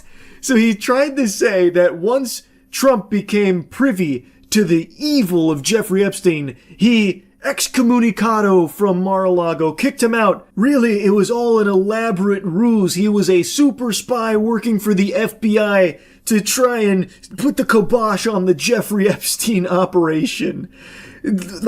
Wow, they think you are that stupid that you will buy this B-movie plotline here. Just picture this for a moment. If Trump was an FBI informant, do you think that wouldn't have been the first thing he would have said when Jeffrey Epstein did eventually get busted? By the way, it wasn't Donald Trump's deep cover that led to that or anything of the sort. But just imagine this. If that was the case, that would be literally the first thing Trump would have said, and he would have crowned himself like the next James Bond. You wouldn't have heard the end of it. Donald Trump would not have ever let you fucking stop hearing about how he was one of the most successful spies, you know, up there with some of the greats like fucking Ethan Hunt from Mission Impossible. He was able to stop Jeffrey Epstein. He was an FBI informant for all these years. What an outlandish narrative to try and pull out of your asshole here to explain his proximity to Jeffrey Epstein for so fucking long and the amount of times he flew on his plane. Like, to say that it was all because he was an FBI informant is just unhinged. Like, just imagine those phone calls if this was real. FBI, listen, Jeffrey Epstein, he's not buying it. I'm gonna have to fly in the plane and there's gonna be some bad stuff that happens, but just know it's all in the name of keeping my cover intact. I gotta make sure he trusts me. No, really, I swear, that's exactly what it's for. Okay, I'm going in. This was received so poorly, laughed at by so many people, even in the most devout of MAGA cults, that Johnson had to walk it back like 2 days later. He tries to explain what I was referring to in that long conversation was what the Epstein victim's attorney said. More than a decade ago, President Trump kicked Epstein out of Mar-a-Lago, and he was one of the only prominent people, as everyone has reported, that he was willing to help law enforcement go after this guy who was a disgusting child abuser, sex trafficker, all the allegations. That's what they heard, so the president was helpful in that. I don't know if I used the right terminology, but that's common knowledge, and everybody knows that. So this is much ado about nothing. Also, fun fact, Trump recently debunked that theory that the reason he kicked Jeffrey Epstein out was because he found out about all of the disgusting shit he was involved with. According to Trump, the reason they had a falling out is because people were taken out of the spa, hired by him, in other words, gone, and other people would come and complain. This guy's taking people from the spa. I didn't know that. And then when I heard about it, I told them, I said, listen, we don't want you taking our people, whether it was spa or not spa. I don't want them taking people, and he was fine. And then not too long after that, he did it again, and I said, out of here. So he is literally just throwing that into the shitter himself, saying, no, I actually kicked him out because he was stealing my workers. He was taking my girls over here. And I said, nope. I had to put my foot down right then and there, and I said, this is a load of fish paste. This is no more. This is the end of that. You know, get out of town, Buster. So what Johnson is even referring to here is something that it seems Trump himself shot down the idea of. So, like, it is just crazy across the board. To me, what this feels like is that the political puppets in power here are dipping their tootsies, testing lines to see how far they can push, like, absolute fantasies. How stupid are people and how much shit will they eat? And he tried this FBI informant angle just to, you know, test the waters a little bit. Will people buy it? Can we get away with something like this? But in this case, stove was too hot, so he took his hand off it and said, no, it was a misunderstanding. This is what I was referring to. Because the backlash was a little much. It was too stupid. So they're trying to find that perfect line of insanity that people will buy. That's what it seems like to me. There is just no way this was some mix-up here in terminology. What sensible human being would possibly get confused on what an FBI informant means? You called him an FBI snitch. Like, that's like an actual thing. And you're just like, oh no, I might have used the wrong words there. That's not exactly what he was. In fact, he never really worked for the FBI or anything like that in any official capacity. And really, you know, he didn't actually, like, provide a whole ton of evidence that led to the arrest of Jeffrey Epstein. That was kind of like a completely different investigation that Trump wasn't involved in. But yeah, he was like an FBI informant, I think. At least I thought he was. No, that's not the right word. What's the word I'm looking for? Friend. He was a friend of Jeffrey. No, not a friend. No. Man, there's a word for it. I just can't find it somewhere. It's weird, but yeah, everyone's making a mountain out of a molehill here. I just said the wrong terminology. You knew he kicked Jeffrey Epstein out of Mar-a-Lago, right? Like, no, that's the most important part. What a bumbling oaf. Just like a true textbook imbecile. It's crazy, though, because I do know people bought that. I know there were people that heard that and breathed a huge sigh of relief, wiping sweat from their forehead. Whew. I knew it all along. I never had any doubts. I knew Trump was actually 5 steps ahead of everyone else. He was an FBI informant. I always had a hunch. I always knew that. It's so fucking sad. It's so pathetic. Anyway, I just wanted to give you the little Epstein update here. Again, I highly recommend checking out the Voidzilla video covering the most recent Epstein development here in regards to the birthday book. And yeah, anyway, that's about it. See ya. Strangers Chapter 2 came out. Did you even know that? Hopefully not. I imagine you didn't, and I apologize for even putting this on your radar. They made a sequel to Strangers Chapter 1, which was abhorrent. I can't even remember if I made a review spitting on it. I don't even know if I even bothered to take the time insulting that movie or not. I might have, might not have. It's all a blur to me now. But turns out they've made a sequel to it. And they've made the inexplicable decision to make a sequel to that super stinker. And not only that, turns out it's a trilogy. At the end of this movie, they even have a montage sizzler reel giving you the little breadcrumbs for Chapter 3. It is so silly. I really thought Nick Fury was about to pop on screen and recruit Maya to the Avengers. Maya being the survivor of Strangers Chapter 1, The Attack. I don't say this lightly, but we might be witnessing the worst trilogy in horror movies. And only one question needs to be asked. Why? Why would you even make this in the first place? The first Strangers movie, the original, is a banger. I really liked that film. Strangers Chapter 1 is irredeemable dog shit. And Strangers Chapter 2 completely wipes its ass with everything that made the original good. You see, in the original... I just dropped a you see like Darman here. But it is this profound. In the original Strangers, one of the most horrifying moments is when they are asked, when the main character asks the strangers why they're doing this. Why are you torturing us? Why are you going to kill us? What is the point? What are you doing this for? And they respond saying, because you were home. That's it. You don't get a Naruto flashback to the strangers explaining what led them to this moment, why they turned out this way. You don't get any tiddlywinks of lore about these characters at all. It's this message here. That's all you get. Because you were home. Letting the viewer know that these are just unhinged psychopaths that are doing this just because they felt like it and this couple happened to be there at the time. It is such an effective scene. Strangers Chapter 1 was horrible, but it did at least keep intact the strangers just being like, you know, faceless nobodies doing something because they clearly have a love for it, and they gave their own spin, their fucking remix on Because You Were Home, and butchered it. Stranger Chapter 2, though, completely takes the Strangers concept and flushes it down the shitter. This movie dedicates a pretty substantial chunk of its short runtime to fleshing out one of the strangers. Well, two of the strangers, giving you their backstory. Which is the antithesis to what these films are supposed to be about in the first place. So, of course, we're going to get into spoilers. This is your warning. Movie sucks. You're not missing anything. I wouldn't recommend it. It's not even like fun bad. It's just kind of a slog. Even though it's only like an hour and a half, it feels longer because it's just not good. And I saw the lead actress here come out and say, like, the best films are often polarizing. And I understand that you can't just come out and just, you know, start pissing on the movie that you're in. You're supposed to promote it, but the best films are polarizing. It's not polarizing. No one likes this movie. And plus, this is not part of, like, the best films. You know, this trilogy isn't going to be talked about in the same breath as, you know, fucking Lord of the Rings or something like that.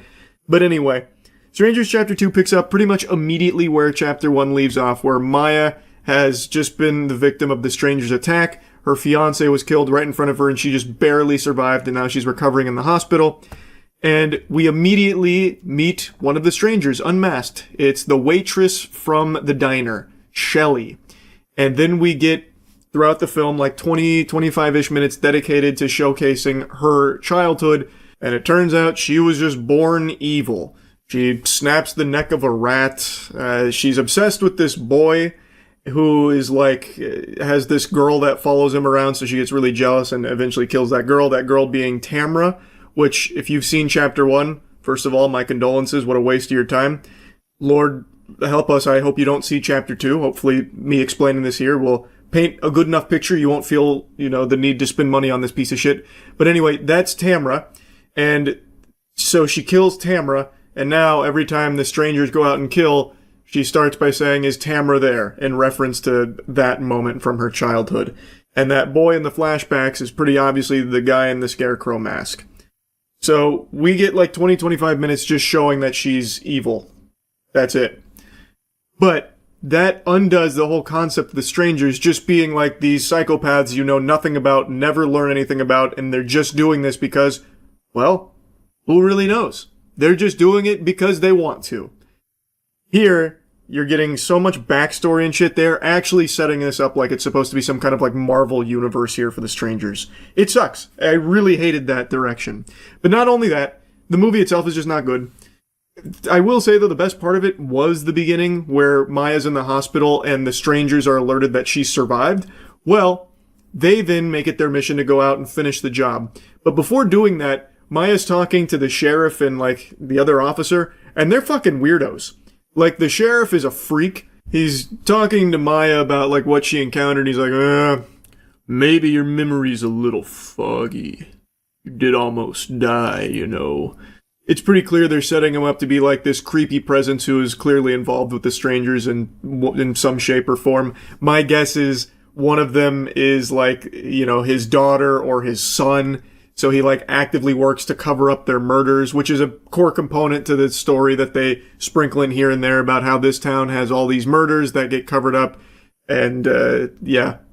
So he's clearly involved. They make that very obvious from the get-go. But they also set up, like, this whole town might be involved. There could be, anyone could be the Strangers. So Maya's being hunted in the hospital. The hospital is fucking ginormous, by the way, like probably the size of the town, it feels like, with the amount of rooms she goes through and hallways she runs down. And somehow the Strangers have like fast travel throughout this film. So even when she ends up in like the fucking basement, like in the middle of nowhere, one of the Strangers just happens to be there. Like she's just already there. Why would she be there? You knew that she was in one of the hospital beds. Why the fuck would you like fan out to like the basement garage? And that happens a lot, where she, like, ends up in the woods at one point, and somehow the Strangers, these are giant woods, by the way, but somehow the Strangers are always, like, right on her tail, like, only a few yards away. Even though they never saw where she went, or even knew that she ended up in the woods in the first place like that. Like, it's just crazy to me how they're, like, this omniscient presence. Like, they are constantly able to find her in the middle of fucking nowhere. It's like they actually have a UAV online or something. Or like in Mario Kart, like rubber banding, where like they can always catch up to you. It's so baffling.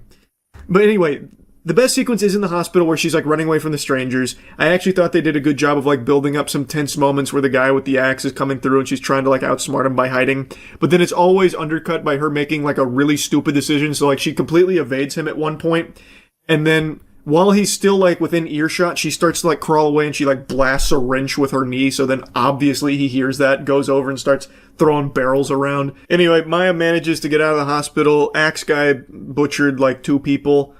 And then, she ends up in the woods. Well, actually, yeah, she ends up in the woods.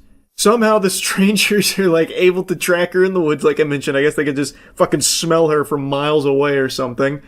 So they're tracking her. She eventually winds up on a road where a car is coming, and it's one of the people from the hospital. And she stops, lets her in, and it's her, another woman, and then 2 other dudes are just walking on the road randomly in this pouring down rain. They're like, oh, it just happens to be our roommates. What are you guys doing? They're like, yeah, fucking, he calls him Dick Stain. Dick Stain forgot the keys or something to the truck, so now we're walking home. It's like, well, hop in, you know, and they turn it into a clown car, so now they're sandwiching Maya in the backseat, and these 2 guys are obviously very creepy, and they're setting them up to be very creepy. So the whole idea is anyone in this car could be one of the Strangers. Maya starts freaking out because she thinks she's in danger. The guy next to her has like a smiley face tattoo on his neck, and he's really shifty. It's very clearly trying to nudge the viewer that this is probably the Scarecrow. And I thought it was a red herring, but I'm actually pretty sure it is just the main Scarecrow guy, because at the end of the film, the big reveal, like with the Tamara flashback, is Shelley and that boy draw a smiley face out of blood, out of Tamara's blood, and this guy just happens to have that same smiley face tattoo on his neck. And also, he's never there when the axe guy comes through, the Scarecrow guy. So I think it probably is just that guy, but it feels just too obvious. But I also think this movie is just that shitty that they probably will just make it very obvious and not even try to subvert your expectations. But anyway, I'm getting so lost just like yapping about this fucking thing, just blabbering on. She's in the backseat with these 2 guys. She's freaking out. The other guy is, he's also weird. She grabs a knife that one of the girls was using to cut an apple with. She grabs a knife, jumps out of the moving vehicle, runs back into the forest, and then the Strangers are starting to track her again. She goes like survivalist mode. She makes a fire and everything. She drinks some water from a nearby like stream, and then she gets attacked by a wild boar. Well, I guess not wild per se. It's semi-domesticated because the axe guy, well, it turns out when he was a kid, we get this from the flashbacks, he could, like, mind control boars. I say mind control, but, like, he's able to, he's like the boar whisperer, so he can, like, talk to the wild pigs and have them do his bidding. So he goes to a shed, unlocks the shed, and then that boar finds Maya, and then it becomes like the Revenant for a little bit. Like, it is actually straight up just like the Revenant. So she's getting attacked by the boar, bitten by the boar and shit, and then she has to stab and kill the boar. She does. She's extremely injured, again, because obviously she just got attacked by this fucking boar. But she's able to muscle her way through the forest and end up back at the house from the Chapter 1 film. It's all cautioned off because there was a grisly murder that happened there, but she's able to take some refuge in there for all of like 45 seconds, and then some guy shows up, and it turns out he like shows her a badge. He's Internal Affairs, who's investigating the sheriff for his like covering up of all the murders that are happening in town. He just comes out of nowhere, by the way.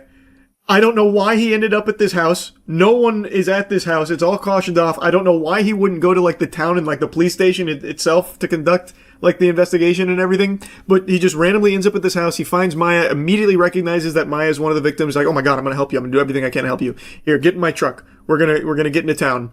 And then as she gets in the truck, he gets sniped by a crossbow from one of the strangers.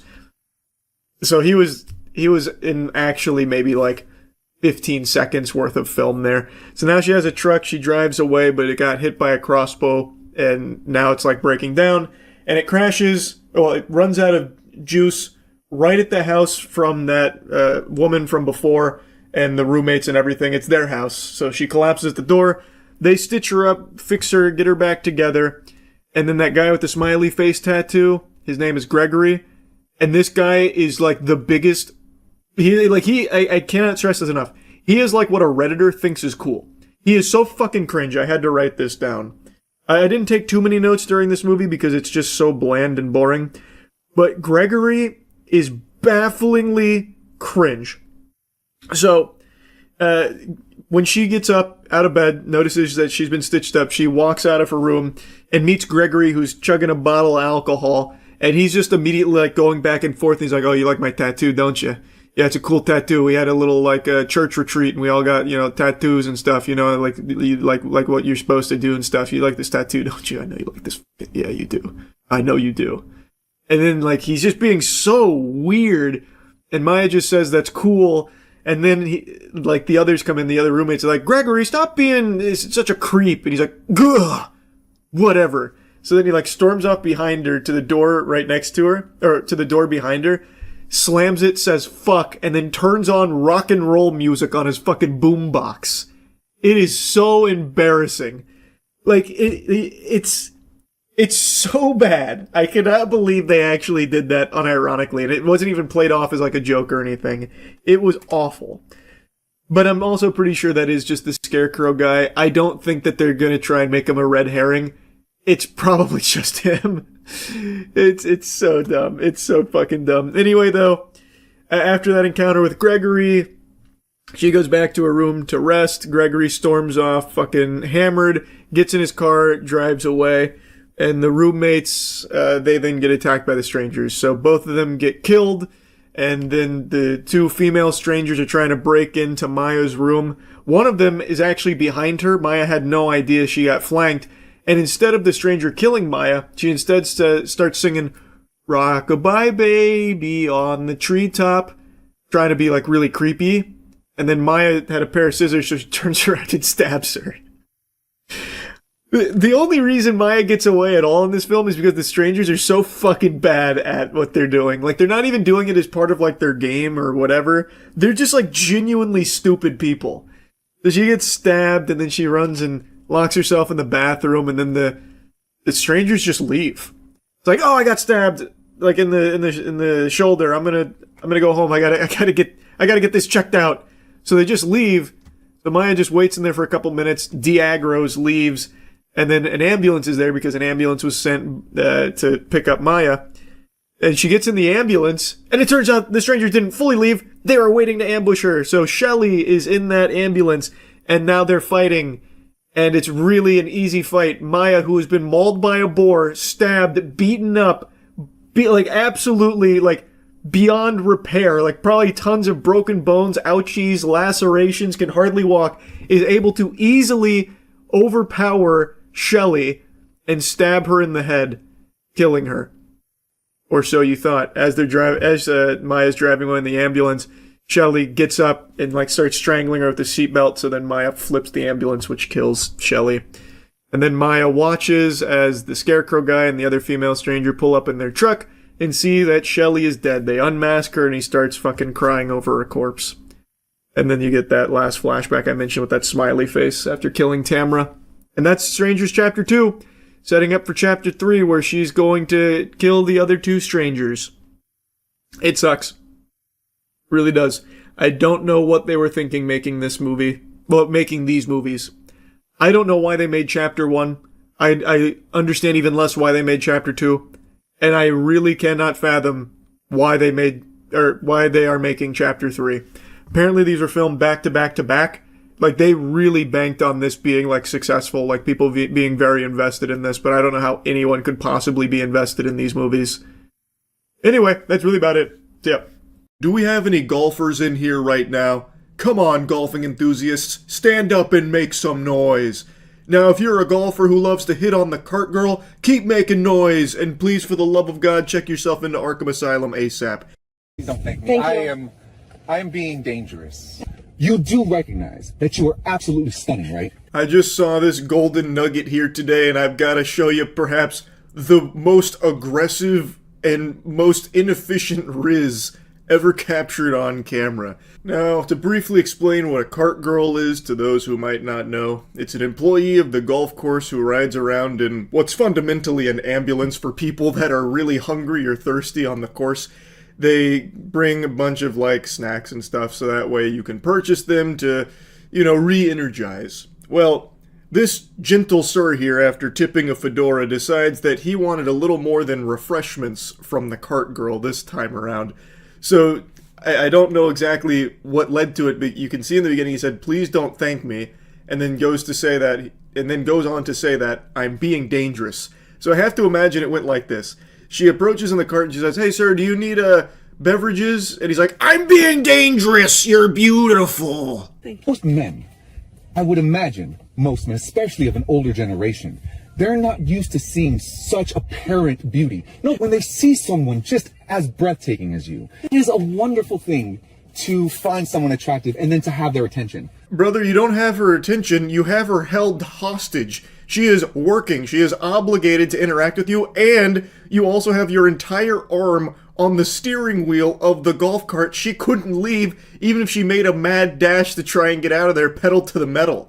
He has got her trapped in his spider web here, locked into this cutscene that she can't skip. I also hate the way he talks. He talks like a pinky-up, old-school Redditor gloating about understanding a Rick and Morty joke.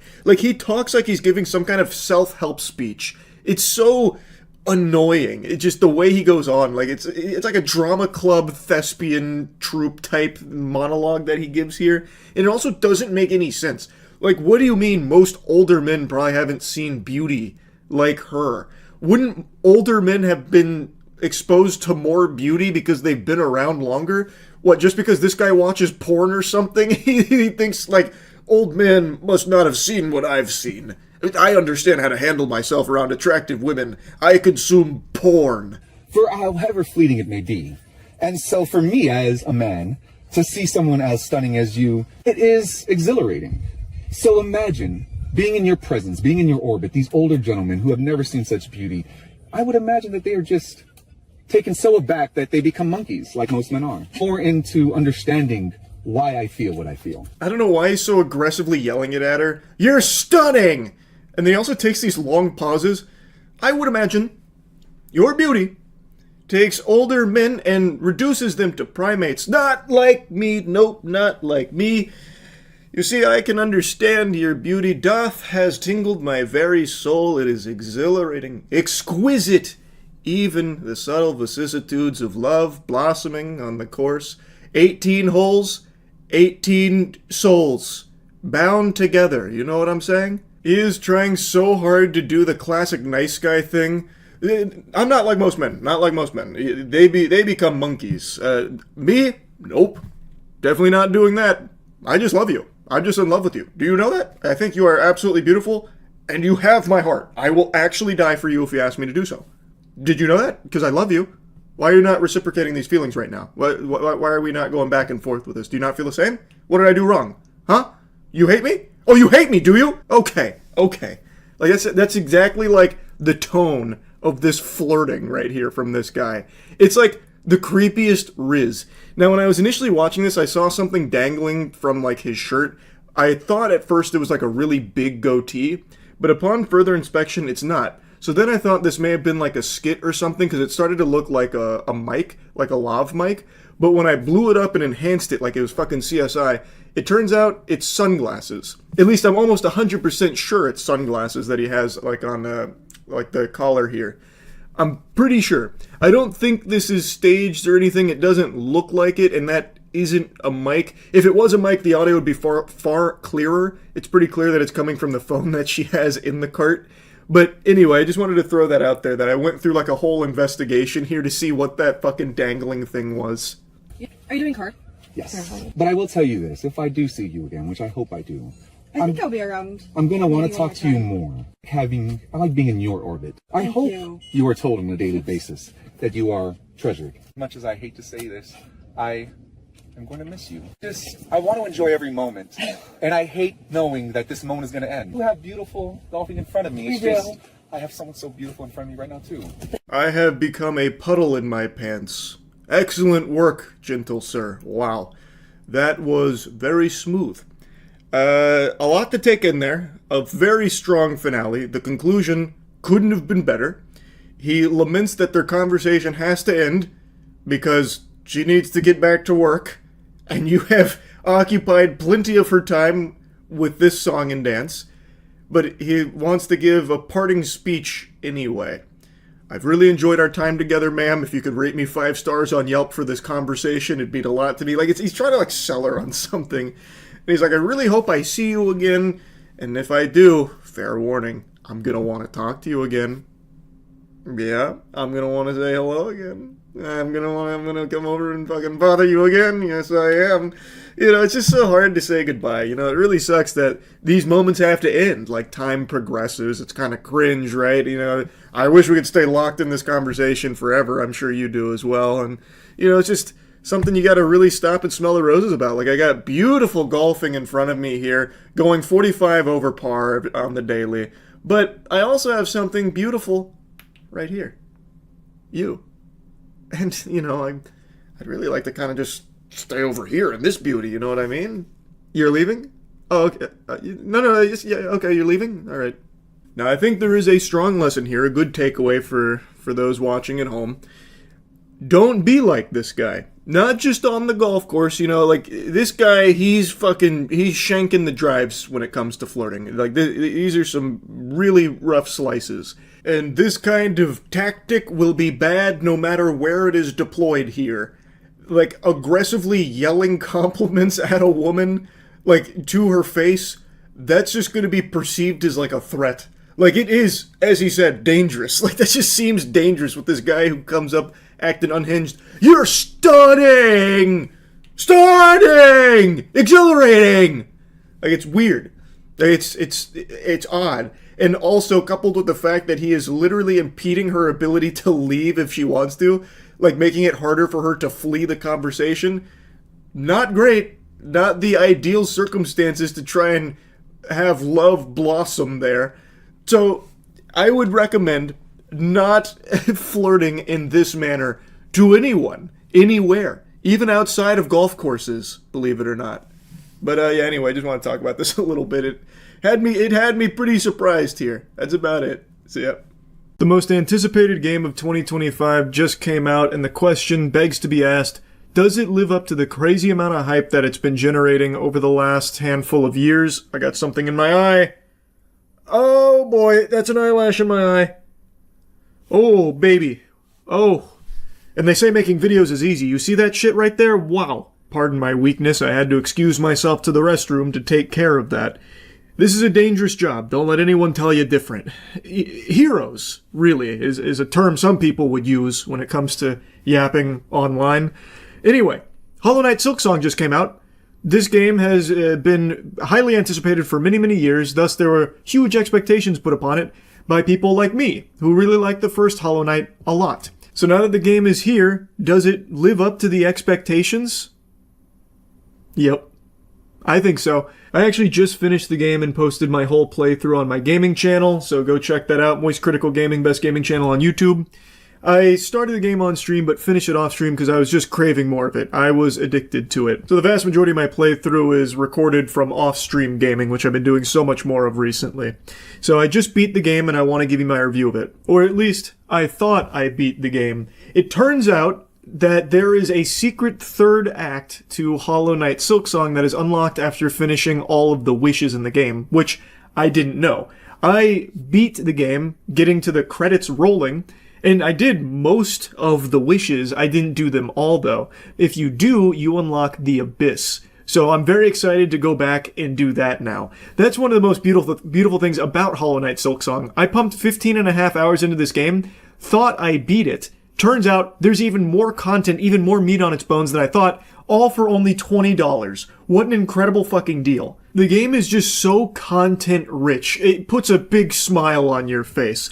I do most of my gaming blind. I don't look up a whole lot about the games or like walkthroughs or anything. Occasionally, like with Hollow Knight, there's so many secrets and stuff, I'll look up a few things, but I had no idea that there was even more content after the credits rolled if you did all of the wishes and the prerequisites to unlock it. So now I have even more to go back to and spend even more time in the game with, which I'm really looking forward to because the game is so good. So let's go ahead and dive in here. There's actually been a lot of discussion about this game being like too hard or like really unfair because it's so punishing with how everything does 2 masks worth of damage.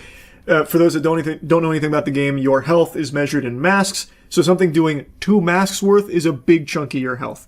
And it's led to like this big discussion about, you know, the game being too hard. There's even a mod that I saw going viral that takes out double damage, like the double mask damage thing, which I'm just going to go ahead and tell you right now, that is some fucking Weenie Hut Jr. activity right there. Like, it's not the biggest deal in the world. I'm not the fucking hall monitor here to ensure that you're playing the game the way I want you to play it or whatever. Like, it's, you own it, you do what you want with it, well, you own it to a certain extent in this day and age. There's no such thing as really owning games or whatever. That's a totally separate tangent. Point is, you play it how you want to play it. Yes, the developers intended it to be played this way, out of the box, but if you have more fun taking that and making it easier, I mean, go for it. It's a single-player game. You're not ruining someone else's experience by doing it. I think it is a little bit lame. Like, what's next? You're gonna just start cutting the crust off of all your sandwiches? You know, grow up. But piggybacking off of this discussion of difficulty in this game, there is something, and it's kind of like the only complaint I have about Silksong, that I think is a little overdone. And it is the 2 damage enemies. Because basically every common enemy and every single, like, obstacle in the game does 2 masks worth of damage. It's a significant chunk. Even the most throwaway trash mob in, like, the starting zone will be doing, like, 2 damage to you. Like, it is a little excessive. Do I think the game is too hard for it? Not necessarily, but it does make it annoying. Because when you are trying to explore and look for secrets or something, or you're doing like a run back to a boss, and the run backs aren't very forgiving. They are pretty long run backs in some cases where your bench is far away from where you died on that boss.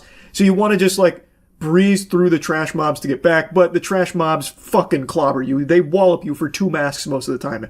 That's annoying. And it makes it kind of tedious for the sake of being tedious, because it's not hard to kill those trash mobs. You just don't want to spend the time to do it most of the time. So I do understand that complaint. Like, that does become a bit of a headache. Is it the biggest deal in the world? No. But especially in late game, that was like the one thing that would have me frowning. It's like, this was a great boss fight. Unfortunately, I lost. But that's not the worst part. The worst part is having to run back through to get to the boss, because I know I'm going to have to go through these fucking trash mobs that'll hit me for 2 masks if I slip up or try and get through them too quickly. That is a little annoying. That's the only like actual complaint that I have about the game.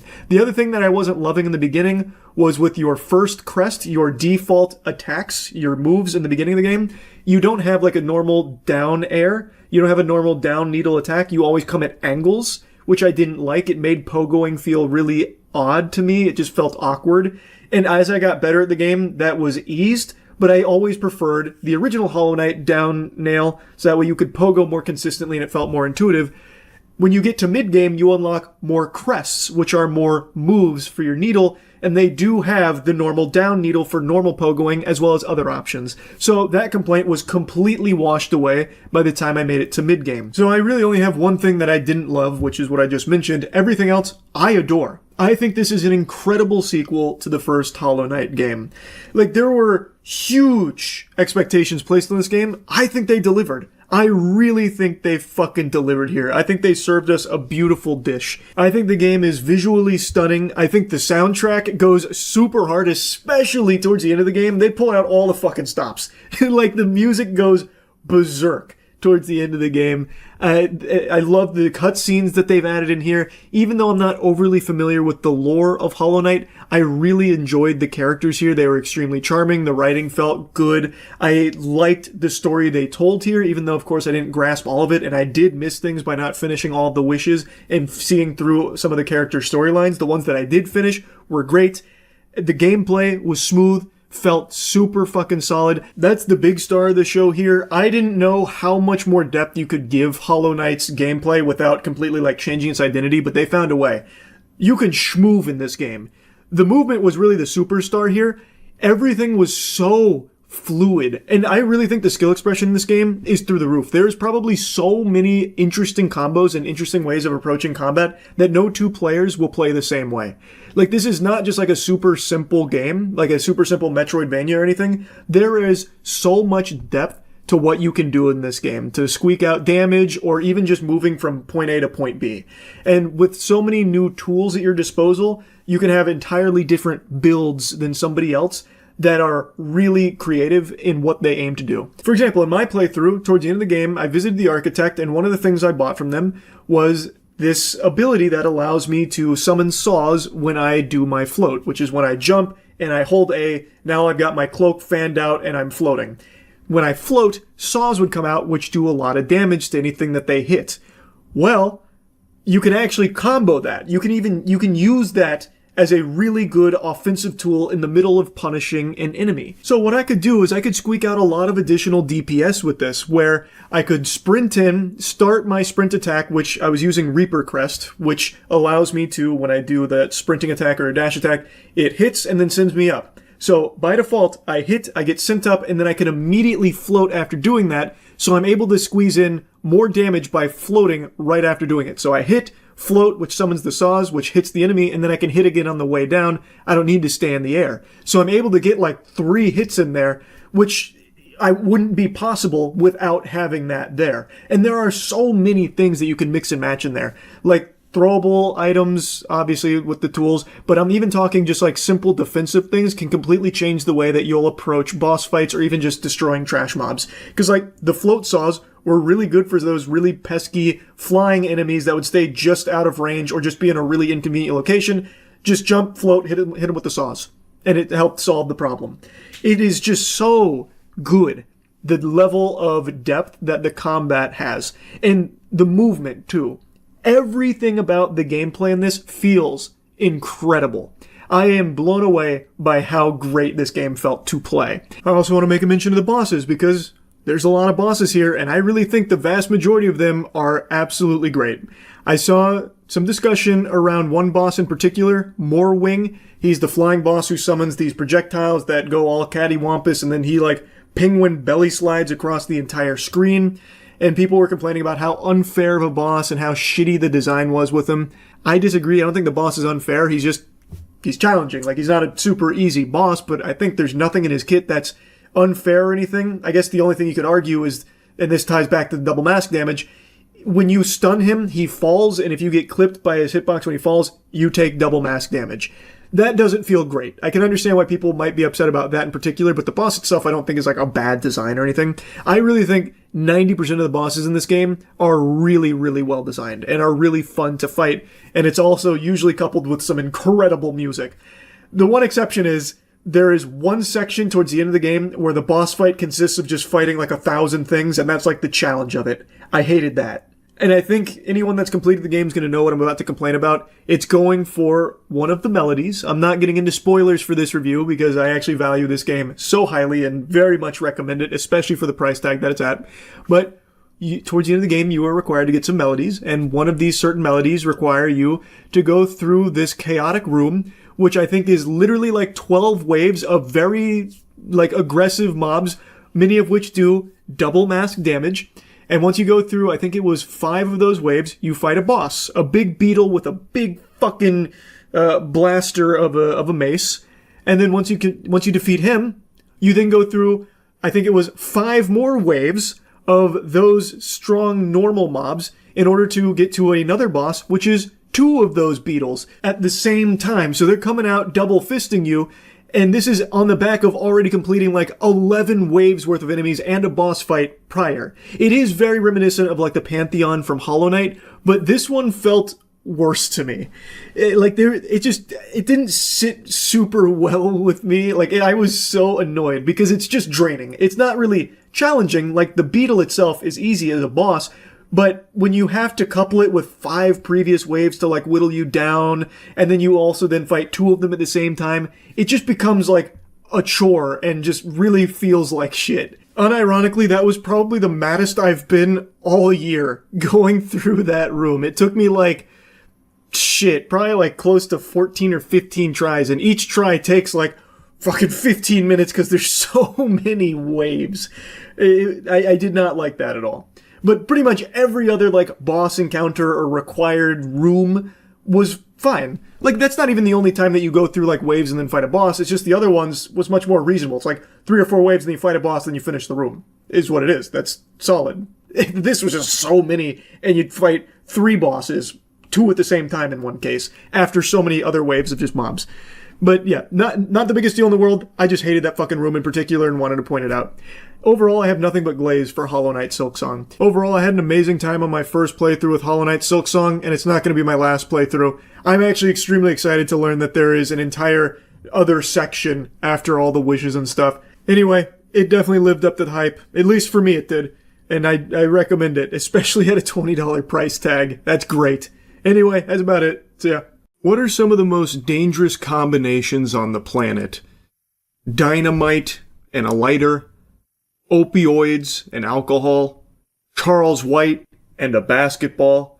But what about obsession and a weirdo? That is a recipe for disaster. A deranged individual becoming obsessed with someone or something, that is boogeyman shit. And I'm not talking obsessed about like, oh, I'm obsessed with working out or something like that. I'm talking about the obsession where it becomes like a full-blown fixation and genuinely a full-blown red alert mental disorder that spirals out of control and has oftentimes in the past led to some fatal outcomes, like with stalkers. Most notably, the one everyone always goes to is the Bjork stalker, Ricardo Lopez. He was the one that filmed himself blowing his brains out after forming this obsession with Bjork and trying to assassinate her with a letter bomb, trying to murder her. It's frightening. It is genuinely scary. And last night on stream, I learned about a new, potentially dangerous, obsessed weirdo where someone became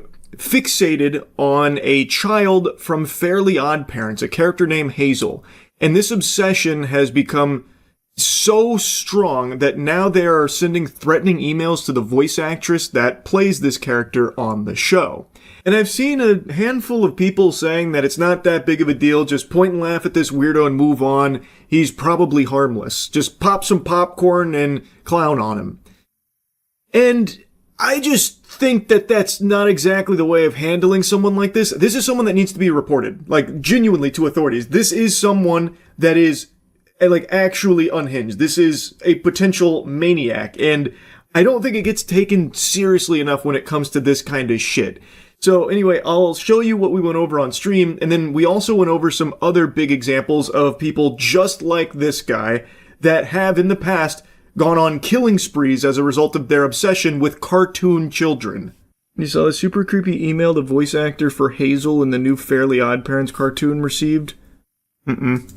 Fairly Odd Parents voice actress Ashley Crystal Hairston shares disturbing obsessive email from fan fixated on character Hazel. Ashley, the last time I sent you a message, you ignored me. I really did not appreciate being discarded like that, so I'll try to reach out to you again. You do not have to respond, but I implore you to at least listen to what I have to say. But if she doesn't respond, you feel discarded and get upset and then send another email. It's a lose-lose. You're not even really giving her permission. It's the illusion of choice. I'm going to assume you did not read the DM I sent you, but on the off chance you did, I apologize for using racial slurs. So I'd just like to reiterate that I am completely in love with Hazel. She is perfect in every way. To say I'm in love with her is honestly an understatement. She is the love of my life. The universe itself has told me that Hazel is my soulmate, and who are you to go against God? This immediately has the DNA of that guy who killed his sister over his love of Clementine from The Walking Dead. Anyone remember that guy? It was this Nicholas Prosper. It was his sister that he murdered, right? I'm pretty sure it was. This is some very, very, very disturbing shit. We talked about this on stream a while ago. But he became obsessed with Clementine from the game. A child, by the way. And I think it was he let his sister play the game, and he was watching and then didn't like a decision that she had made. Why did you kill Larry in front of Clementine? That kind of thing. And then killed her. It was actually his whole family. He killed all of them. What? Oh my god, what? It's been a while since we went over it, but I thought it was only one person that he killed. It was his whole family? Yeah, you're right. The Prosper family murders. 18-year-old Nicholas Prosper murdered his mother, Juliana, his sister, and brother. And yep, all three had been killed by a double-barrel shotgun. He also intended to commit a school shooting. And so his father survived. On September 16, 2024, his father, Ray Prosper, shouted, "I still love you, son. It's not your fault, okay?" That's just heartbreaking to hear, man. I couldn't even imagine being a parent and having something like that, where your son is a fucking evil monster. It must be the most difficult thing in the world to come to terms with. And now your whole life, everyone that you've loved, your wife, your kids are dead because of your son. That's just an entire brain breaker. Prosper shared a pre-recorded video where he referred to The Walking Dead online at 6:22 a.m. and disposed of 2 mobile phones, believing this would protect a group of pedophiles he talked to on Twitter. At one point, Prosper abandoned the bag containing the shotgun and ammunition in a bush at a playing field. At 7:55, Prosper left his hiding spot, walked down Birmingham Road toward a passing police car, which he flagged down with a raised hand. Prosper believed that all schools in the area would be locked down, so his plan was foiled and decided to surrender. That's how they caught him. He was charged with 3 counts of murder. This video, like, he had a YouTube channel dedicated to his love of Clementine. Like, it was all documented. It's on Living. It's completely fucking crazy. Like, it's unbelievable. It's beyond disturbing.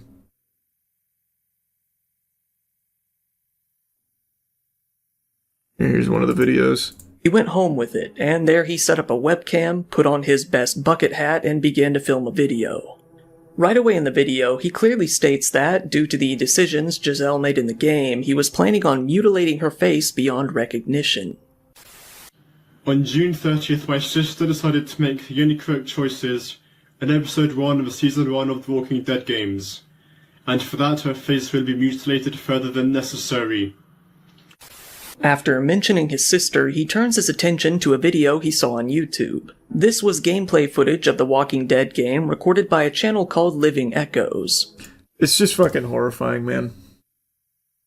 Sick, twisted, evil people out there. But point is, this is giving me that exact same energy. This feels like the exact same guy. This is dangerous.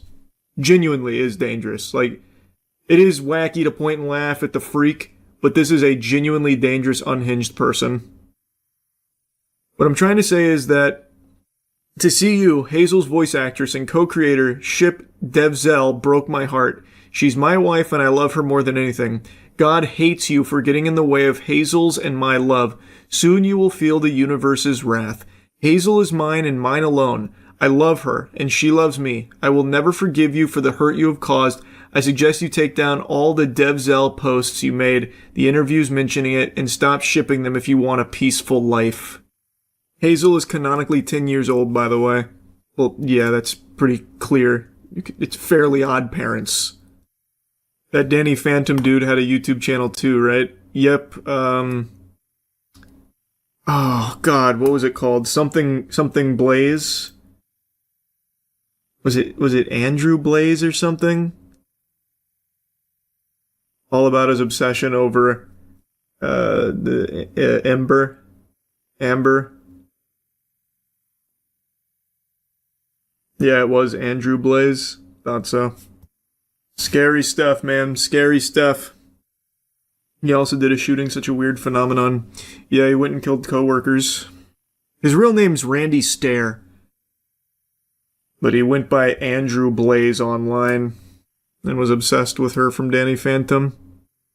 It's scary how common this stuff is getting. Feels not safe. I wouldn't say that it's getting more common. It's just we see a lot of it now. But this kind of obsession has been around for as long as, as long as I can remember. Think about the Bjork stalker, for instance. But if you're talking about like the phenomenon of people getting obsessed with fictional characters like in cartoons and shit, I guess that's a little newer since cartoons are a little bit newer. But those kind of people have always existed. It's fucking scary. And they seem to always get obsessed with children characters in the cartoon. Clementine, Hazel. I just saw a very wild clip. Politicians are no strangers to weird takes, but what Ted Cruz just said is so shocking. I actually can't believe this is real. I double-checked if this was like AI or like a bad lip-reading video or something dubbed over. It's not. He said it with his whole chest. Senator Booker also said we should have bipartisan agreement. I think that's a great idea. We should have bipartisan agreement. How about we all come together and say, let's stop murders? How about we all come together and say, let's stop rape? How about we all come together and say, let's stop attacking pedophiles? I want you to look at what happened when the National Guard went to D.C. What in tarnation? Pardon me? Can we roll that back, put it on the Jumbotron, please? There's no way he just said that out loud, right? What a crazy Freudian slip. Or maybe not even a Freudian slip. It looks like he is reading off a piece of paper for his monologue here. He might have wrote that down as like a really strong stamp that he needs to get across here about people need to come together to stop attacking pedophiles. What? Teddy, sweaty and ready out here trying to defend pedophiles or some shit? Man, those Epstein files are never coming out, huh? Heavens to Betsy. Now, you have to imagine that's not what he meant to say, so you would think that he'd pretty quickly scramble to set the record straight so there's no confusion on where he stands. I don't think he wants to be known as Ted Stop Attacking Pedophiles Cruz. But he never goes back to, like, explain what he tried to express. Also, nobody in the room challenges him on it, like, hey, Ted, quick question before moving on. Did you mean what you said at the end there? Like you said, stop murder? Okay, good, yeah, all right. And then stop rape. All right, good, yeah, no, rape's bad. Let's stop that. And then you said stop attacking pedophiles, and I couldn't help but be confused because, well, attacking pedophiles is good. Like, that needs to happen more often. In fact, I'd argue we don't attack pedophiles enough. So what did you mean there at the end, Ted? But there is not a soul in this building that says anything about it, not even a peep. So they just move on. Robbery fell by 57%. Homicide fell by 58%. Sex abuse fell by 40%. Those are real results. And Detective Pemberton? Goober just carries on business as usual, as if nothing is abnormal about what he's just stated. No one in the room says anything about it, not even a whisper. That's crazy to me. Now, I attempted to do the impossible of putting together the jigsaw puzzle that is Ted Cruz's enigmatic mind, but that's like dividing by zero. I can't quite figure it out. I tried to understand like what he wanted to say but fumbled based on the slide that he pulls up, which is stats. Robbery, homicide, sex abuse. Homicide ties into the first thing he said about stopping murder, but then the second thing he says about stopping rape, well, that ties into sex abuse. The third thing, robbery, is not anything he ever said about stopping. So where the fuck does the word pedophile even come from, and how does the word attacking pedophiles even squeak out from between his foul butt cheeks? I've seen, like, long versions of this, not the whole thing. Maybe at some point it comes up as like previously on Dragon Ball Z I said this, but meant that.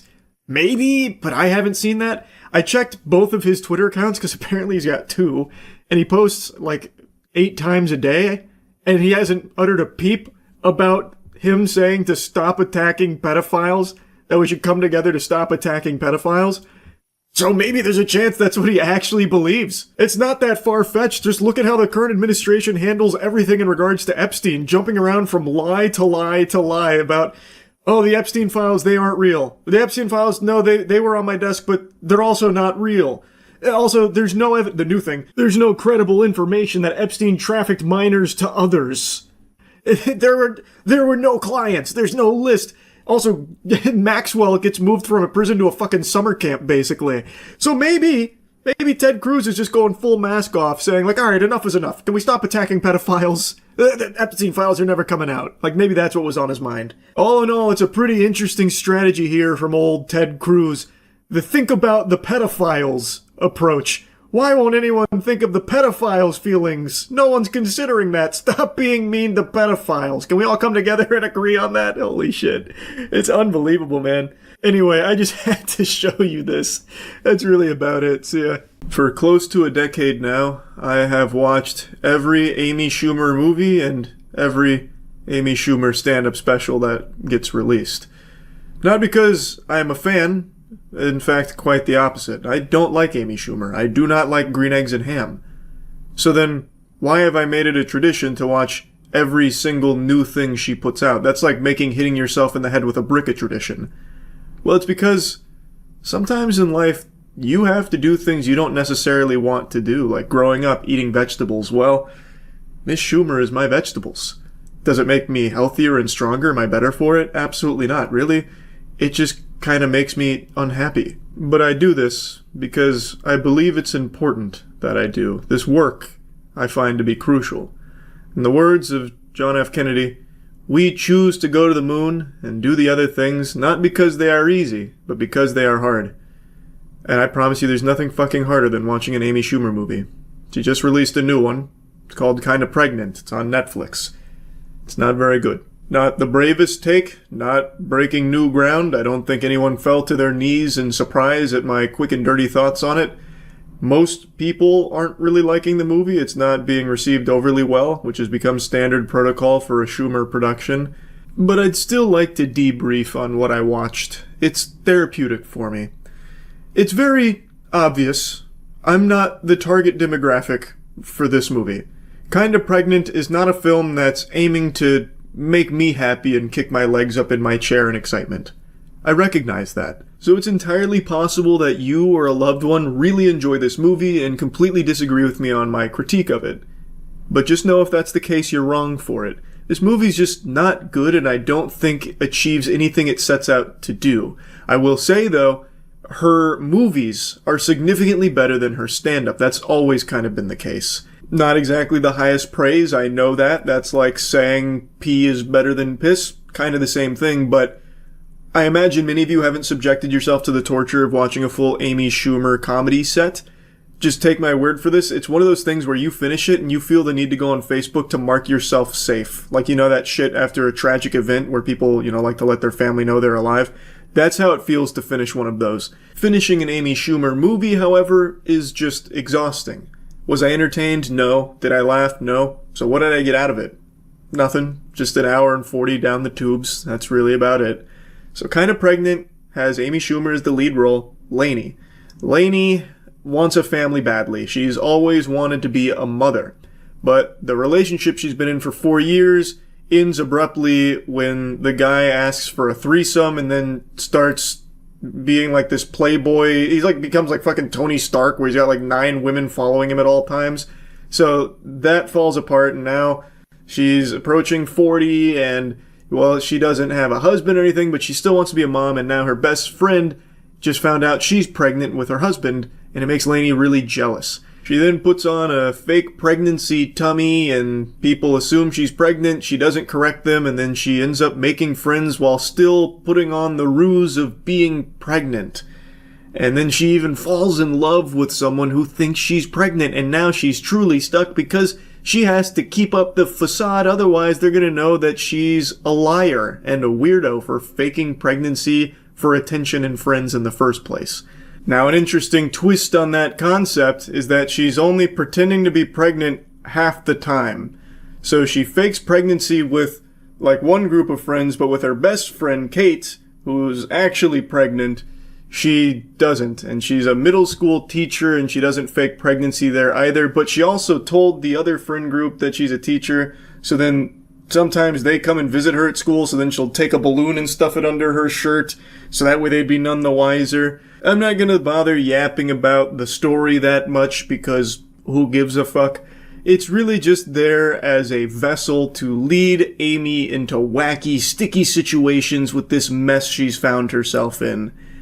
And that'd be fine if the scenes were amusing. Which, of course, was never in the cards, and I knew that when turning the movie on. Expecting an Amy Schumer movie to make you smile is like expecting salt water to not hurt your eyes. But with nothing else in the film, basically just being a bounce between one wacky scene to the next, it needs to hit on the comedy, and it doesn't. I will say, though, that there was a surprising lack of vagina jokes, which Amy Schumer has become known for. That's her fucking bread and butter. Like, Amy Schumer and talking about pussy, that's spaghetti and meatballs right there. Now, of course, don't get me wrong. There is moments where she talks about her holes. In fact, she has a whole sequence dedicated to her mentioning all of her holes in a variety of ways. And there is still, of course, her talking about vagina.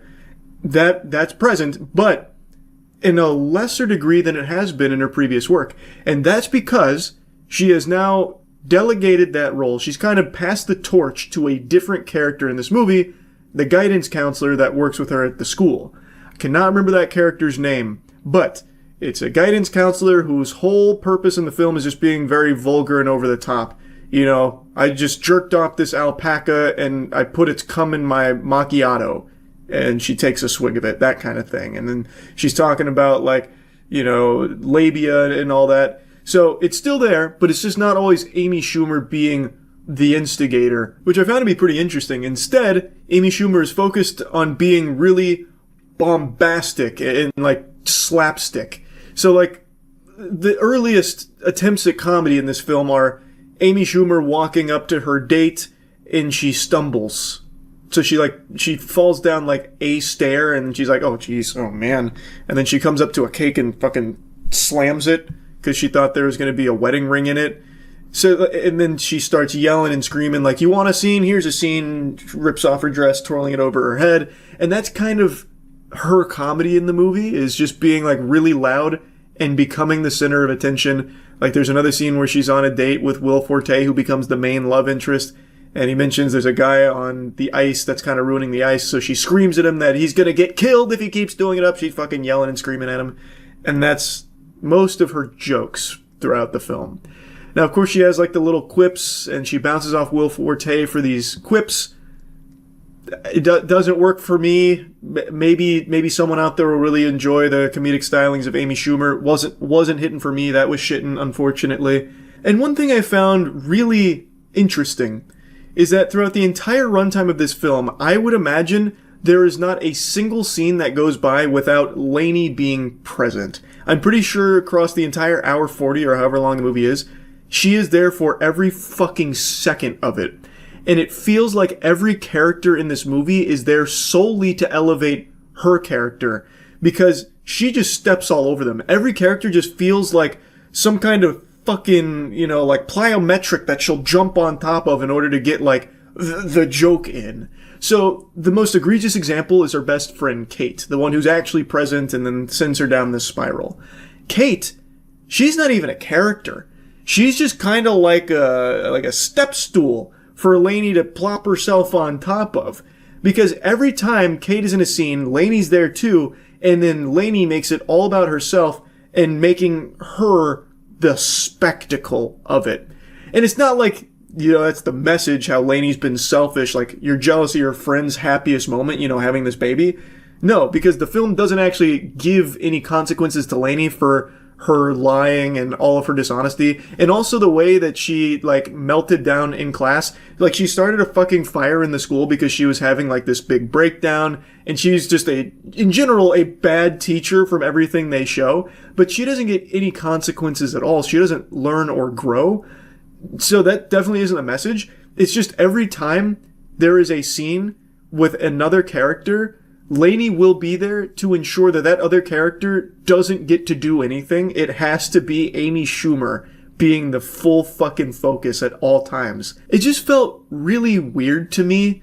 It seems as though there was this almost spiteful decision made from the production staff. This was produced by Happy Madison. Adam Sandler is credited as one of the producers.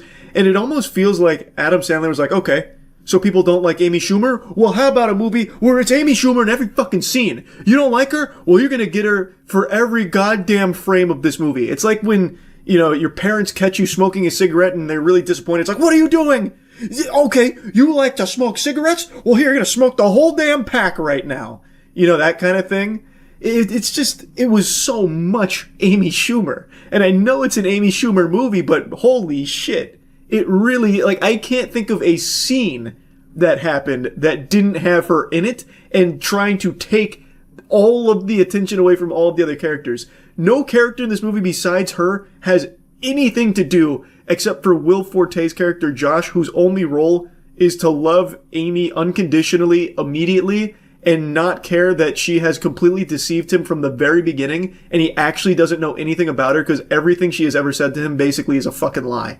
And he's just supposed to be like a clapping seal that's okay with it because they fucked once. It's just, I don't know. I don't really understand what the movie was even trying to do, with the messaging of it or anything, if there even was one. Because it's not even a movie that celebrates pregnancy or anything. A lot of these slapstick jokes Amy plays is about how, she's gonna, kill the baby and get an abortion, and she's, falling on her stomach all the time. So, there's panic ensuing. So there's not, even really anything beyond just giving you, wacky scenes that are supposed to make you laugh. But I just don't think the comedy hits, so I don't think many people will laugh at them. And judging by, most people's reception to it, it's not really hitting in any of the demographics, even outside of just, the fucking dumb idiot like me that'll sit down and watch it knowing full well he's not going to like it going into it. You know what I mean? Anyway, though, I'll stop ranting about it. What an extraordinary use of a bit of my Valentine's Day here watching Amy Schumer's Kinda Pregnant. So, just needed to vent about it. And, I watch every Amy Schumer production, and I'll continue to do so. And maybe one day we will find gold. There will be an actual banger from Schumer. But that day has not come to pass yet, and it is not Kind of Pregnant. But who knows? Maybe it'll be the next one. That's really about it. So yeah. The world is actually hollow and flat. Xbox stopped taking L's. Between these two statements, which is more unbelievable? Probably the Xbox one. Xbox has been circling the drain for a handful of years now. The reputation of Xbox has gone into the shitter. Let's just be honest. Let's not huff all that copium and fall into delusional genjutsu about, Xbox had this going for it and that. They have done everything they can to fully wipe their ass with everything that made Xbox so special for so long. And really the nail in the coffin was the absurd price hike of Game Pass. They brought it all the way up to $30 for Ultimate. And then they announced that Phil Spencer would be stepping down from his position and they were going to be trapping him in a Forerunner prison like the fucking Didact. And in his place, they announced a new CEO named Asha Sharma.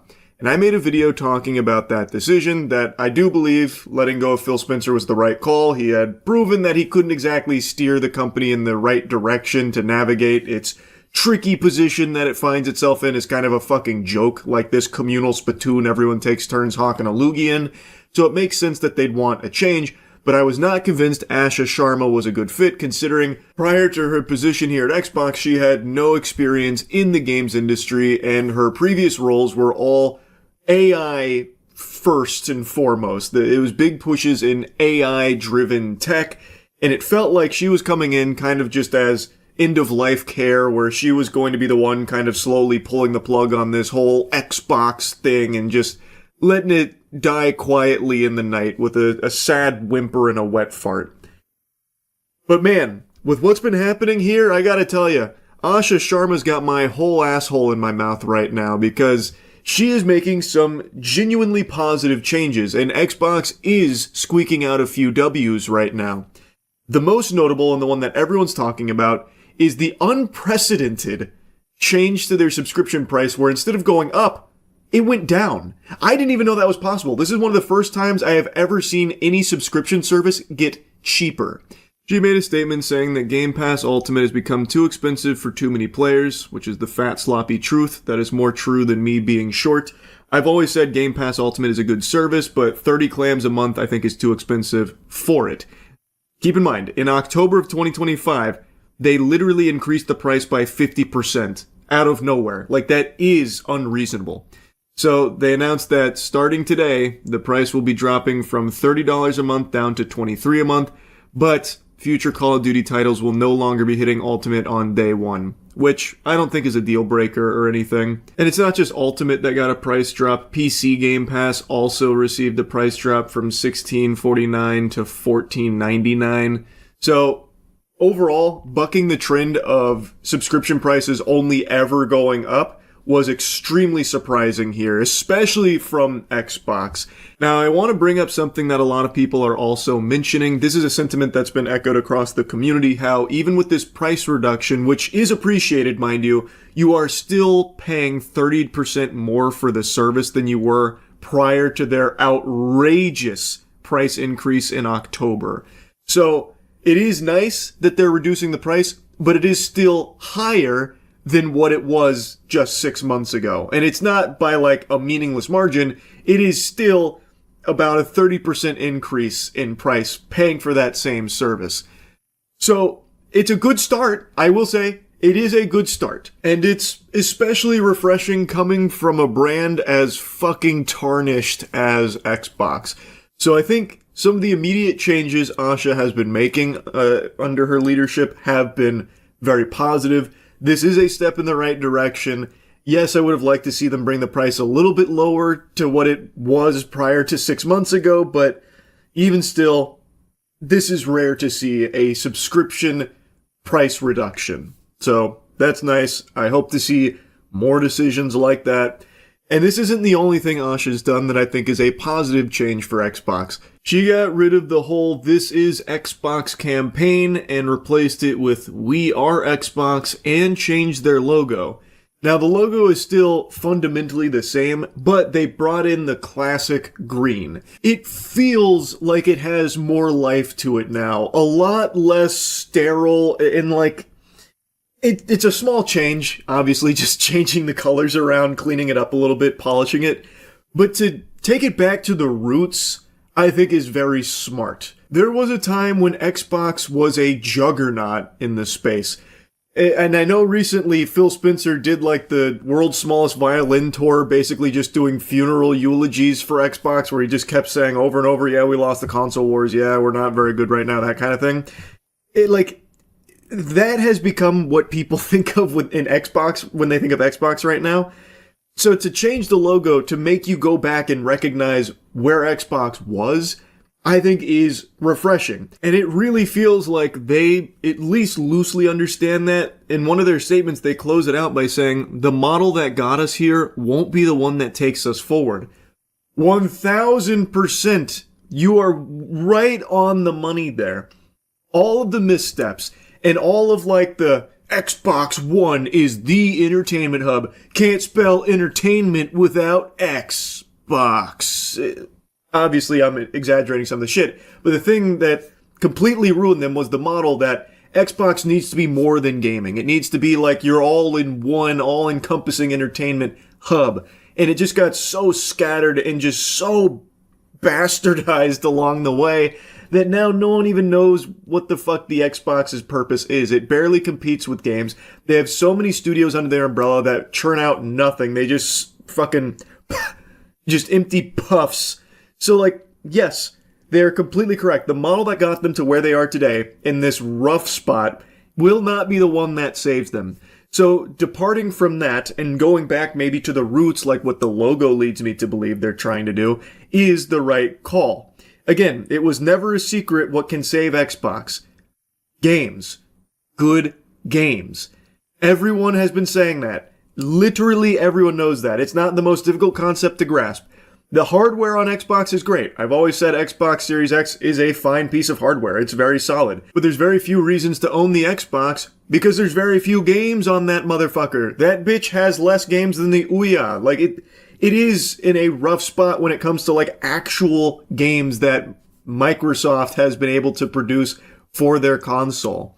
The only reason people play anything on Xbox is because their friends might already have the Xbox. That's it. Otherwise, you're probably playing it elsewhere, like on PC or something.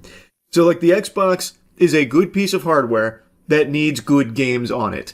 And it's something that Microsoft has just been unable to accomplish for many years now. But it really does feel like Asha is trying, and is trying to push Xbox back in that direction, which I appreciate. I do give that a round of applause. The price drop is great.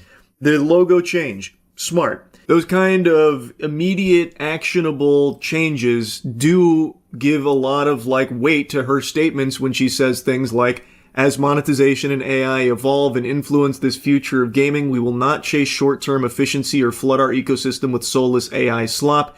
Games are and always will be art crafted by humans and created with the most innovative technology provided by us. This is something she said when she first came in, and she's saying all the right words there, but it's hard to believe that initially because she came from an AI background, and Microsoft seemed to be trending in that direction. But now that she's making these changes here, I'm starting to believe that maybe this is something she's striving towards.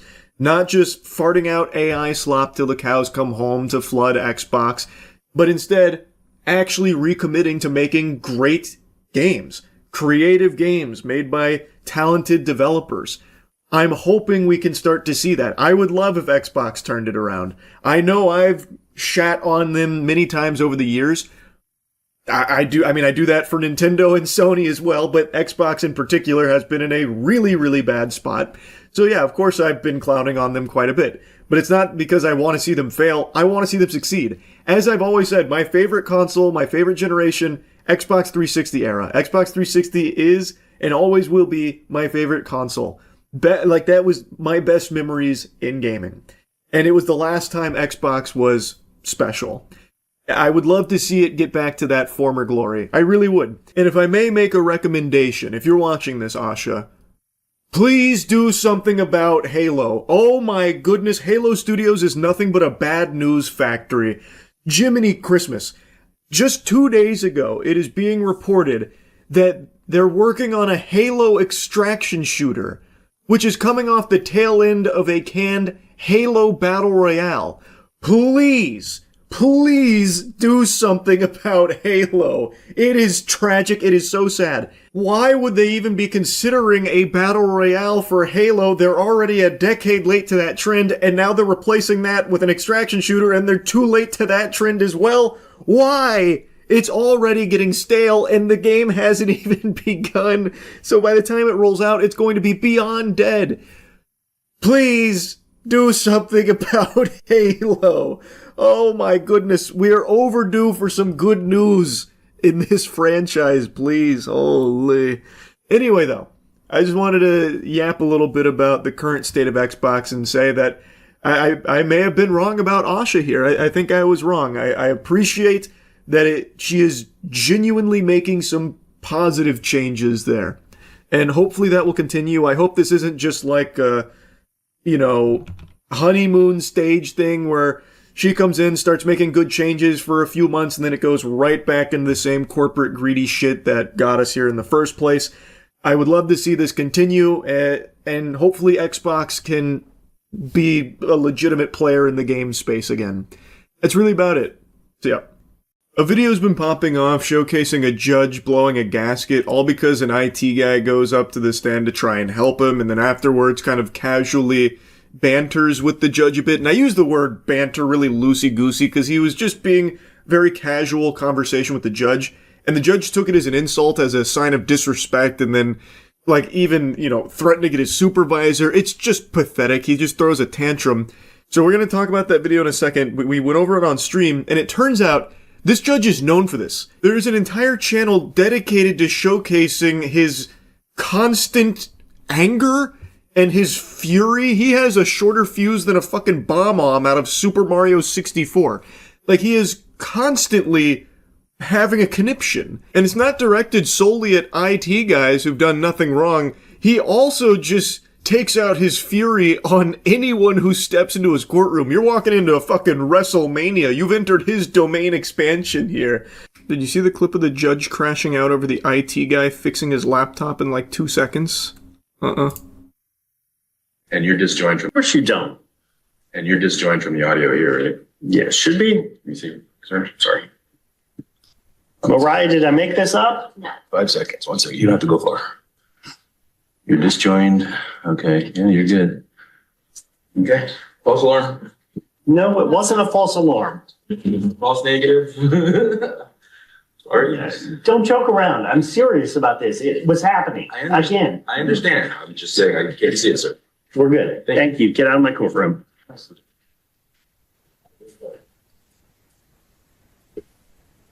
Find his supervisor. Jesus Christ. What? Sick and tired of this bullshit today. What? I don't even understand. I don't understand. This looks like the biggest fucking dweeb. That guy is so used to seeing the inside of toilet bowls from all the swirlies he got growing up. Now he's got some power, so he likes to exert it, it seems. What a loser, man. Then I found out there's a channel dedicated to him called Court Disorder who clips all his freakouts. No way. Wow. The IT guy did nothing wrong, and here's Nerdy Nathan going ballistic over it for no reason. Mods, can we ban this guy? Get out of my courtroom. And find me his supervisor ASAP. Now, in a couple of the cases that we watched, it seems as though he was rightfully upset in certain cases at some of the lawyers who showed up unprepared or didn't show up at all previously, so he was kind of calling them out on some bullshit and doing so pretty aggressively. It's like he is a judge that is solely born from League of Legends solo queue toxicity, it feels like. Anytime there's anything even slightly out of whack, he just, melts down about it and goes off the rails. He just has a complete inability to control his emotions. He just has no impulse control at all. And when watching him handle some of these cases, it feels like he just makes immediate decisions based off of what mood he's in. So in a couple of cases, they're trying to present him with things or tell him things or ask him to look at things, and he's like, no, I'm not doing that. I'm not doing that. Nope. Can't make me do that. And it had me going up in arms like, how is that fair? How can you just decline to look at some of the things they're presenting to you when presiding over this case? So it feels like if he just doesn't like the cut of your jib, he might just not even bother looking at or listening to any of the things you try and show him or present to him. It was very peculiar. Now, of course, I don't know all of the nuance to the cases. Maybe he was really brushed up on the case before they got there, so he didn't want to waste his time, his invaluable time, reading some of the stuff they try and put in front of him. I don't really know. But his smug attitude about all of it really felt very unfit for a courtroom. It was not conducive to a professional environment on a place that's supposed to be very serious. Not that I'm aware of. Is this in regard to the KSG law firm? Ma'am, I don't know. Do you have a lawyer? Yes, I do. Are you responding to that lawyer? I haven't had any. I'm assuming your case has been closed. Who's he looking at? He saved someone the stink eye big time over here. Oh, it must be her lawyer. Her lawyer must be sitting over here, and he's like, uh-oh. Uh-oh, bud. I'm in I'm in Houston. Could you give me an address? I'm not comfortable with that. Well, ma'am, I don't really care if you're comfortable. I'm calling from a court, and I'm the judge sitting on the bench. I'm trying to deal with your case to help. How is she supposed to know that, Nathan? Anyone can say that. You don't have, like, an official number that pops up like, this is the judge. I am Judge Nathan contacting you. Anybody can say that, man. Obviously, like, it's a very natural thing to be like, I don't know if I'm comfortable just giving this complete stranger who's fucking cold called me my address and everything. Your minor child. You don't know my voice? I'm Judge Nathan. True. That's so true. This is Judge Nathan Miller, and I'm calling from the 215th District Court in Harris County. Who am I speaking with? Well, Ben. this is a case on behalf Ben Dover. I need to know where you are right now. Where are you right now? Sorry. Where are you right now? He's like if Review Brah donned the Green Goblin mask. Like, it's like when Osborn got fully taken over by the Goblin persona. Man. Yes, Your Honor. Well, we're here today, Your Honor, because the court set the emergency hearing for. Because you requested one, sir. Your Honor, what happened was... You didn't appear at my hearing yesterday again. If I may... I like his facial expressions a lot. Staring daggers through this man right now. He is tweaking. Respond, Your Honor. Please, I'm waiting. So, Your Honor, as it relates to yesterday, and non-appearance for yesterday, the short answer is that it was not on my calendar. Were any of the other 6 hearings you didn't attend on your calendar? It was 6 hearings that I missed. You want to go through the record again? No, Your Honor. But Your Honor, what happened on yesterday for hearing, as the court is, my client. I instructed him to be here today. Where is he? Okay, I have no. I'm about to issue a bench warrant. Where is he? Your Honor, I have no idea where my client is. Okay. Jesus. May I explain? You may not. I'm asking where your client is. You don't know. Your Honor, if I may. See, these moments right here, he's like super justified. This guy's fucking slapping him. By the time I got the order and tried to reach out to him, I could not reach out to him. I could not contact him. Why don't you contact him right now and see where he is? If I may, Your Honor? Yeah, absolutely. We'll do it on the record. I'd like an address where he is because I'm about to send out the constable. Yeah, get him on the horn. I want to hear him.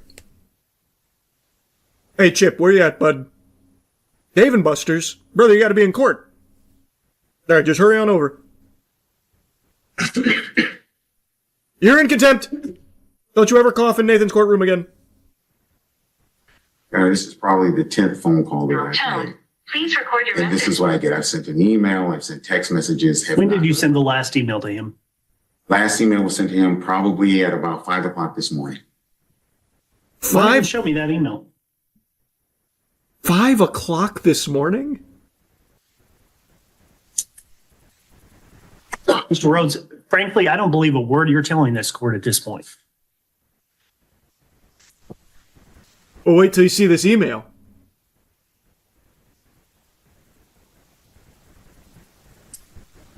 Sorry, Jeff, you find out who's in. I've just sent 200 emails this morning. I got to just keep scrolling through, I guess. Ready room, please. Bro, what are you doing? Scrolling Twitter or something, brother? There's no way you've sent 2,000 emails since 5 a.m. Is he hoping the judge just forgets? Actually, by way of correction, Your Honor, the last email sent out was at 7:24 a.m. this morning. Okay. Damn. And your client doesn't want to respond to this case? You're telling me he's actually sent that many emails in one day? He was scrolling for like 30 seconds. That's crazy.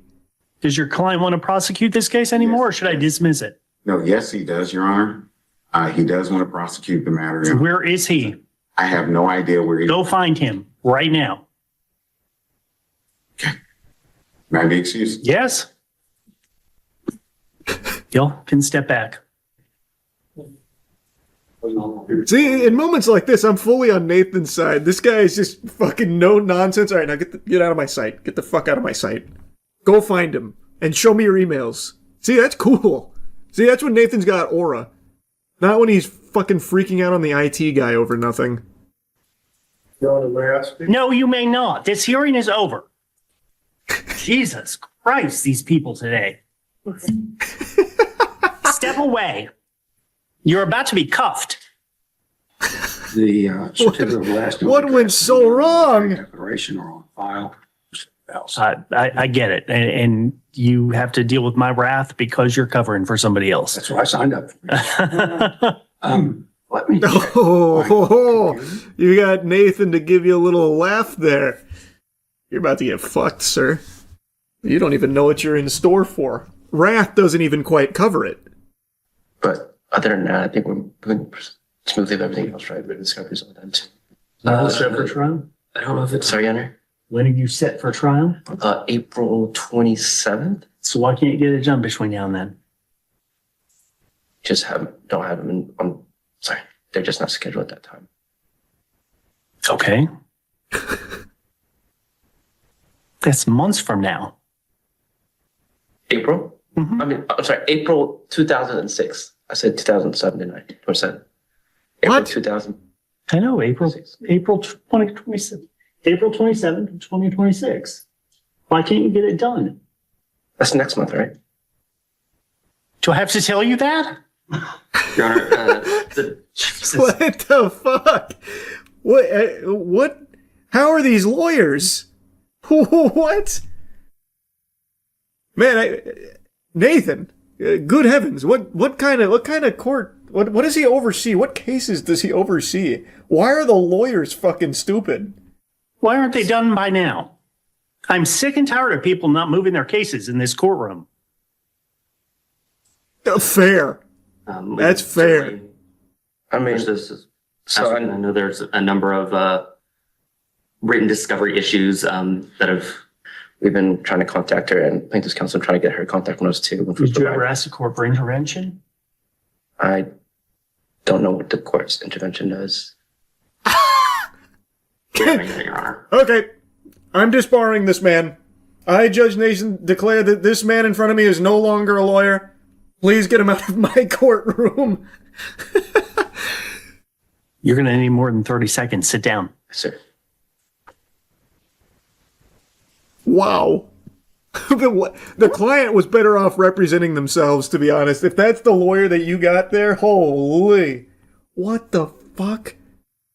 That's gotta be his first day or shadowing the other dude. There's no way. Yeah, that is crazy.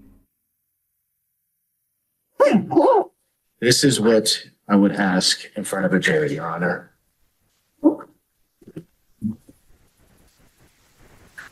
You've got to be kidding me.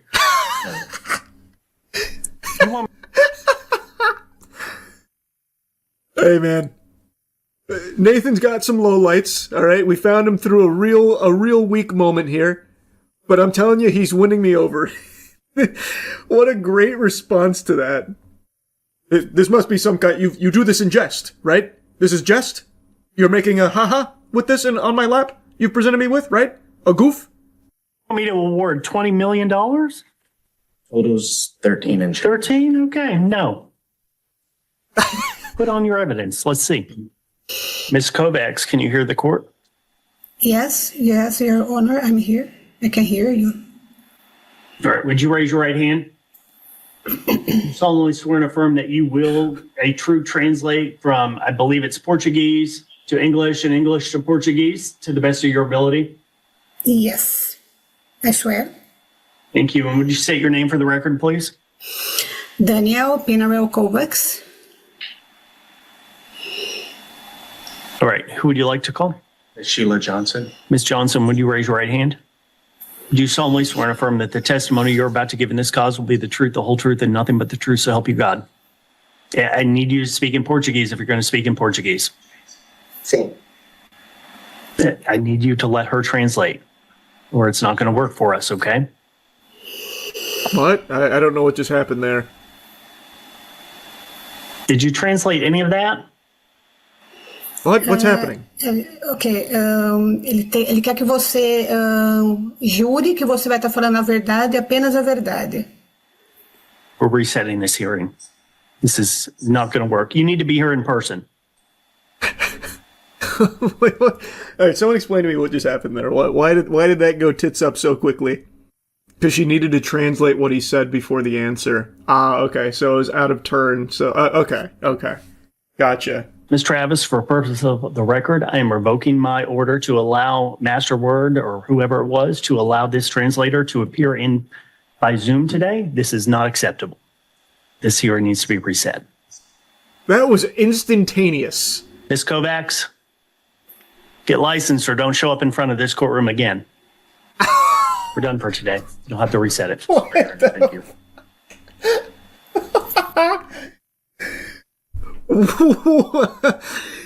Wow. Jesus Christ, that was like a full-blown like Reddit mod moment. You posted cringe, you're banned. Don't let me catch you posting memes in general ever again. Like some Discord mod shit. Ambles versus Palmer. We had a PowerPoint to go along with our presentation. I don't have time for a PowerPoint. I have a jury in the box. Let's come up here and have your hearing. We're here on today? Just you're on a plea and abatement. What if wait, can he just... I imagine the PowerPoint was probably part of the case, right? Can he just be like, I don't want to see it.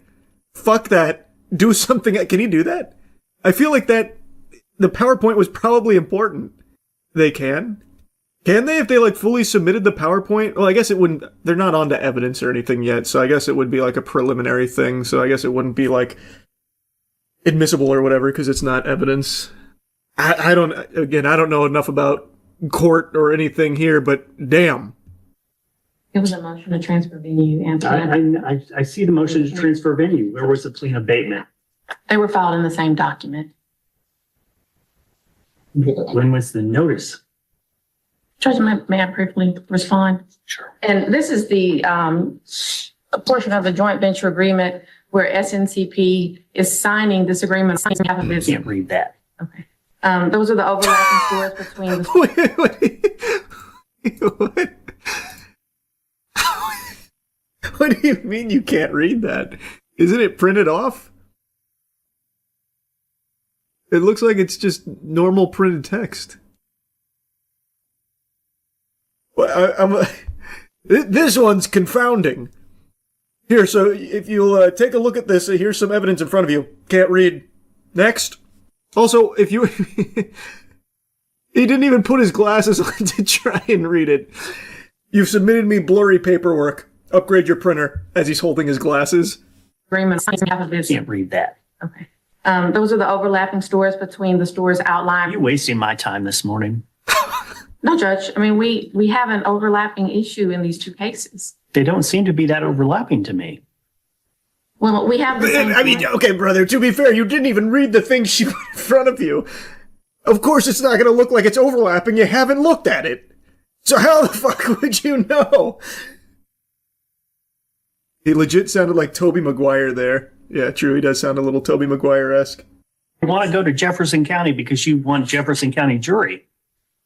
Oh, I mean, Judge, we're the defendants in the case. No. We're they're the plaintiffs. We haven't filed either one of these cases. They filed this case. Plea and abatement is denied. Thank you, Your Honor. We filed a proposed order, but I have one here if you want. I'll take it. Judge, can you briefly respond You about? may not. Well, this hearing is done. She's asking for a sanction. Deputy, remove her from my bench now. Wow, that short fuse. Your Honor, may I speak? No, you may not. This hearing is over. Jesus Christ, these people today. Step away.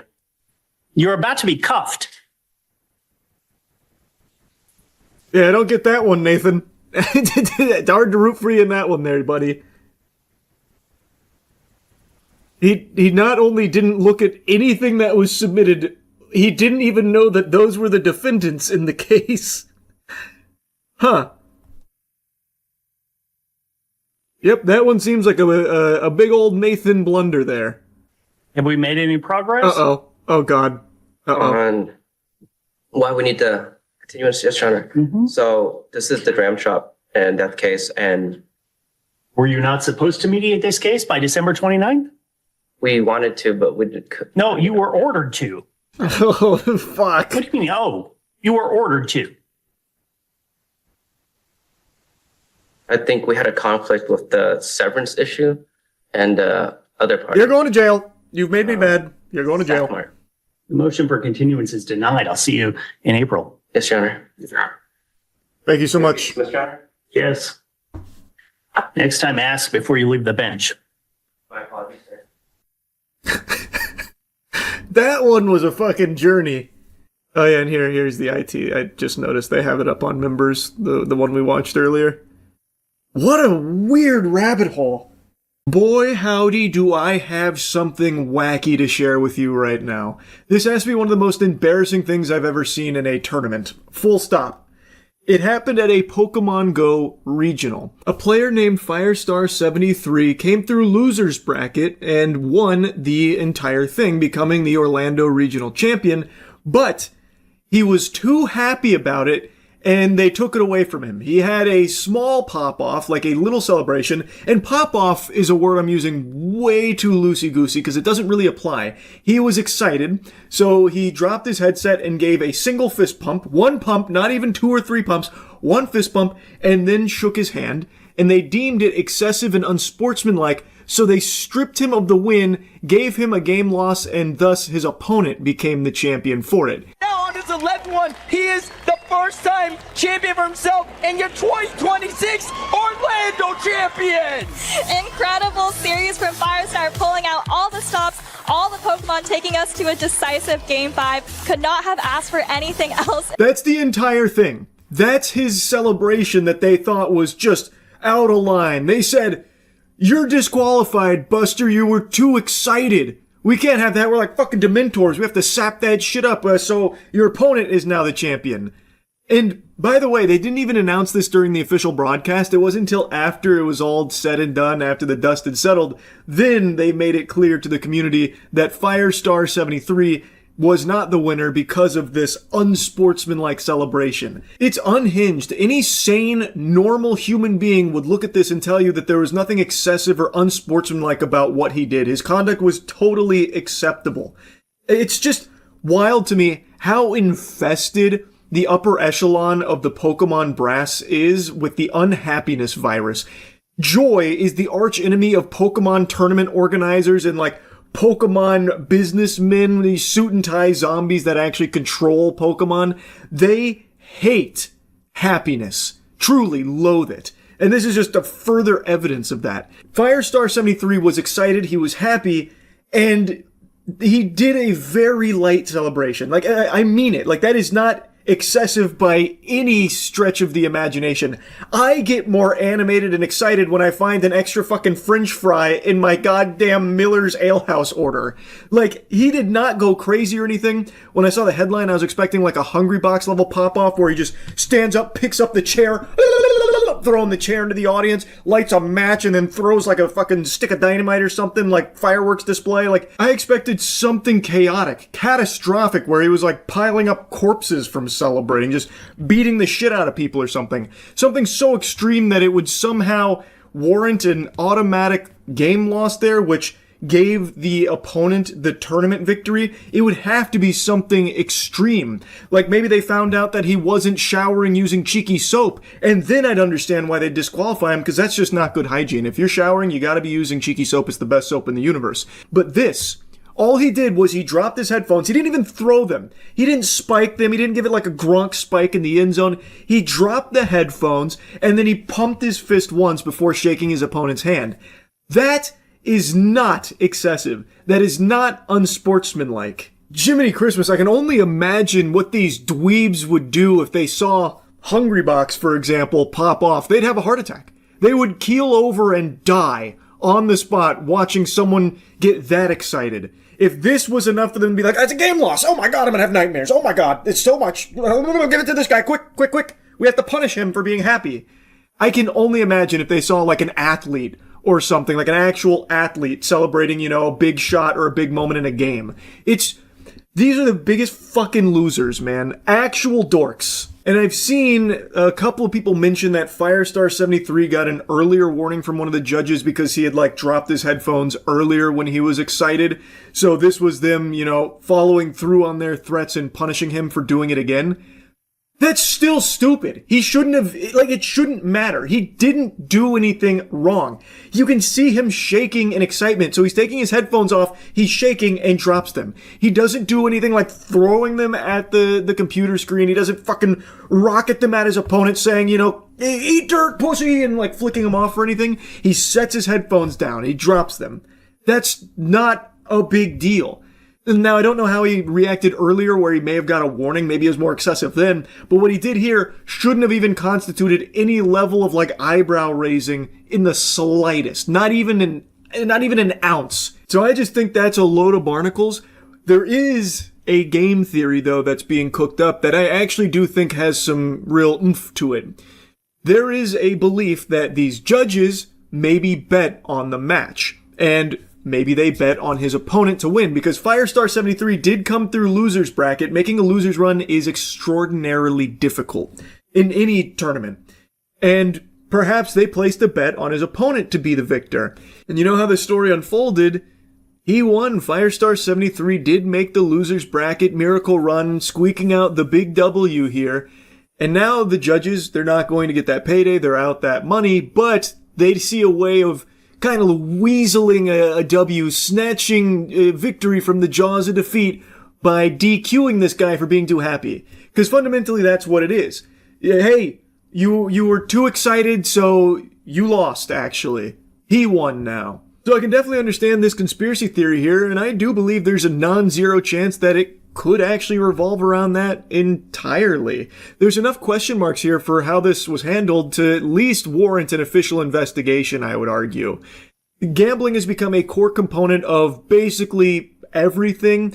Esports, sports in general, TCGs, basically anything. And prediction markets are only serving to even further blow that up and expand the scope of gambling. So I have no doubt that there probably were bets placed throughout this tournament here, because in every single tournament, in every single game or whatever competition, there are people betting on it.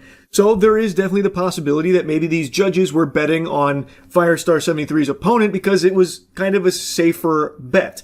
Firestar73 looked unlikely coming through losers. It's a lot harder to pull that off, so they wanted to make some easy clams, but it didn't go in their favor, and instead, they found a way to try and weasel their way out of it and snatch victory from the jaws of defeat. Match fixing is something that is extremely prevalent in esports in particular. So it is definitely possible that this could be the explanation for it, because I just really don't buy into this garbage that he excessively celebrated and it was unsportsmanlike, thus they had to punish him by taking away the win and giving it to his opponent. That is ridiculous. That is absolutely absurd. Now, Firestar73 has responded after this whole thing has blown up, saying, I am incredibly thankful for the support directed my way. I have a direct account of my experiences releasing soon in an interview, which I will link when it's out. For the moment, please use the support link if you disagree with the ruling as well. Love y'all. Hopefully there are enough complaints to get this ruling overturned, because it just doesn't make any sense. If it stands, then I really think Pokemon Go as a competitive scene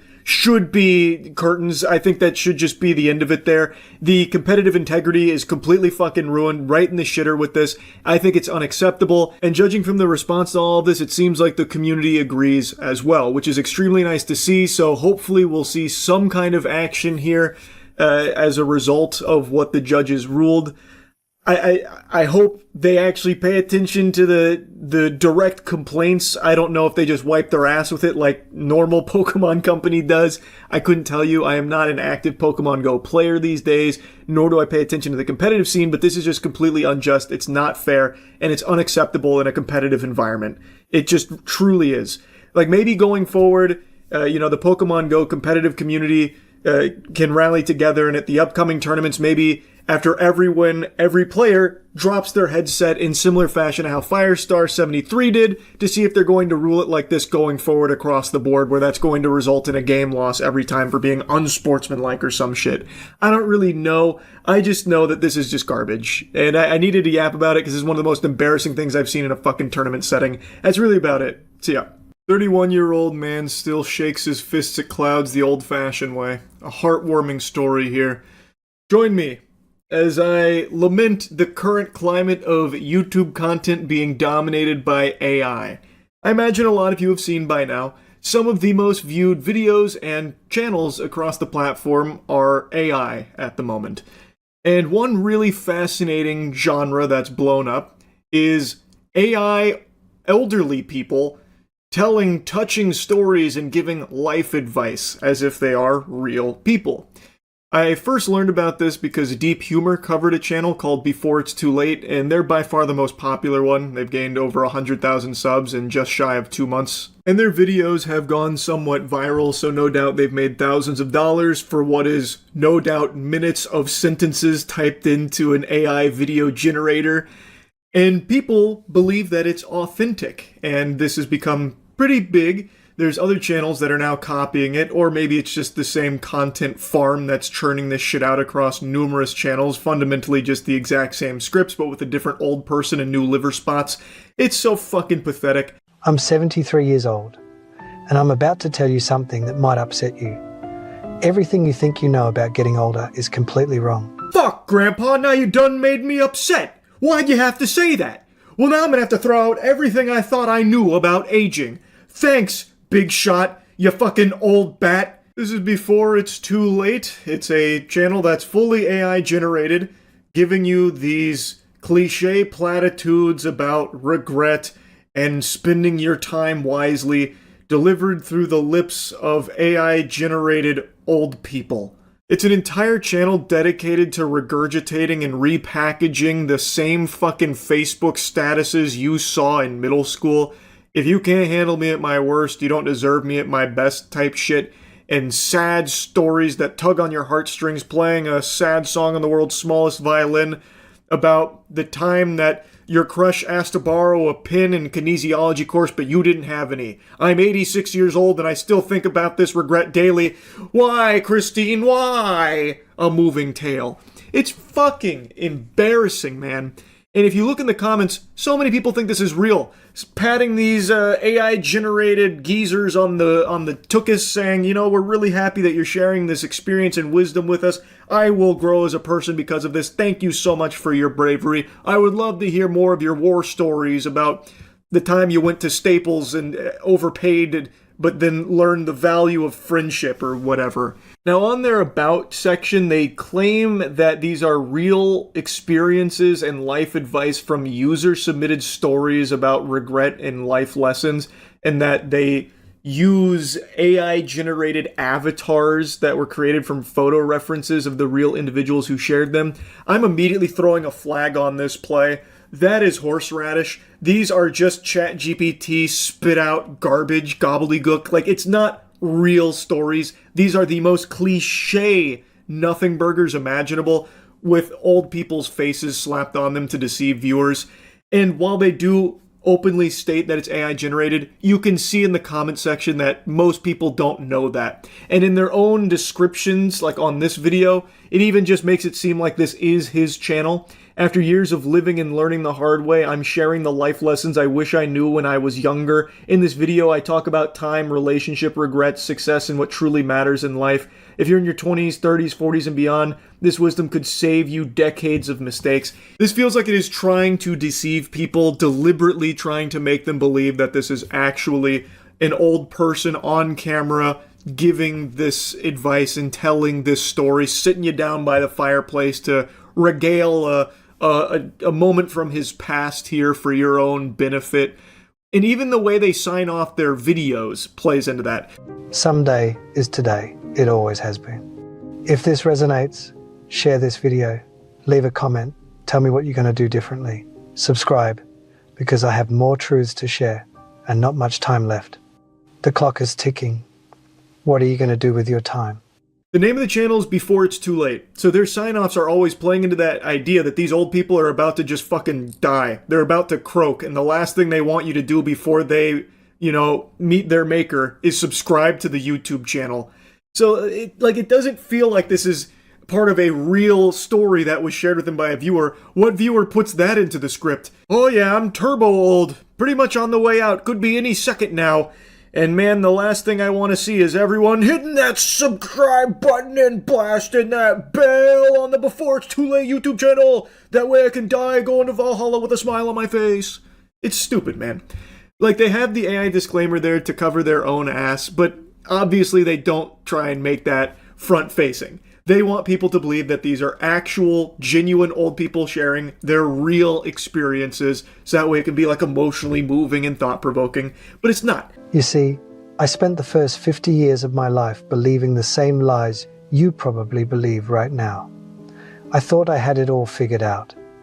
I had the career, the house, the respect of my peers. But at 52, something happened that shattered everything I thought I knew.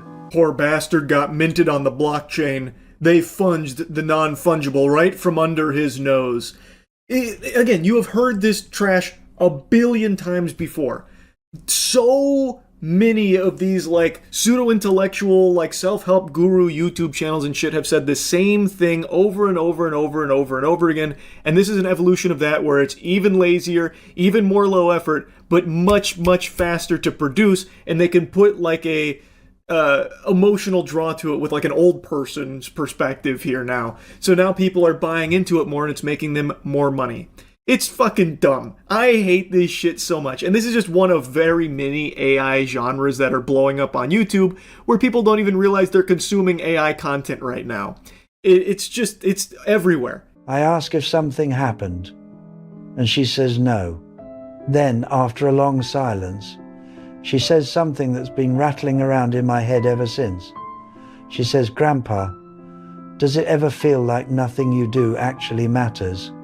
I'm George, and I'm 87 years old. I've lived through wars, recessions. Hi, George. Thanks for sharing this story. This is stunning. Man, gives you a lot to chew on. Do you ever feel like nothing you do matters? Huh. Never really stopped to consider such a thing. But when you really sit down, consume some AI videos, and start to really just marinate, it becomes very clear that yes, what you do matters. You are a very important view statistic on the Before It's Too Late YouTube channel, and George doesn't have much time left, so what are you waiting for? Subscribe! You know, what's one small thing you're going to pay more attention to? And subscribe if you want more of these conversations. I've got a bit more to say before I'm done, and I'd like to say it to people who actually want to listen. Unfortunately, the day after this was filmed, George's corpse was located in a public park. Authorities believe he suffered a fart overdose and tragically passed away, all of which could have been avoided if you had just listened to his stories on the Before It's Too Late YouTube channel. And now it's too late. George is gone. Anyway, you get the point. This sucks. Tons of channels like this, AI channels, are legitimately dominating the platform right now, and a lot of people don't even realize that what they are watching is AI anymore. It's sad. And it's just going to get worse, especially considering the YouTube CEO seems extremely excited about AI's presence on the platform. Anyway, that's really about it. Yeah. I've recently been getting big into the UFC again. I'd always watched the big fights, and when I was in high school, I watched a lot more of it, especially GSP and Machida bouts. Lyoto Machida is my favorite fighter ever, but post-high school, I stopped watching as much and only tuned in to the big fights, and that's the way it's been for like the last 12, 15 years maybe, until recently. I've been getting more and more into the UFC, and as such, I've started hating Dana White more and more.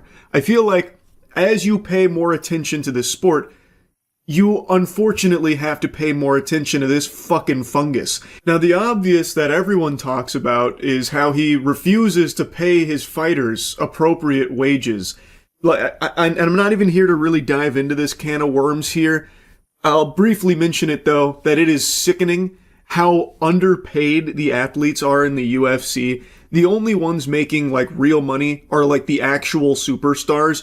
But, like, their starter contracts of the 12-12, 12 the show, 12 if you win, that should be criminal. Dana White should be in handcuffs right now for that kind of shit. It's fucking disgusting how underpaid UFC athletes are if they're not champions. And it's something Sean O'Malley mentioned as well, though Sean O'Malley seems perfectly content being financially cucked by Dana White because he often defends it. But Sean O'Malley was talking about the money he made as a champion being significantly different from the money he makes not being a champion, which I think most people would expect. But the difference is absurd. I think a lot of you have probably heard that UFC fighters, when they're starting out, have to still have a part-time job elsewhere. They can't do the UFC full-time.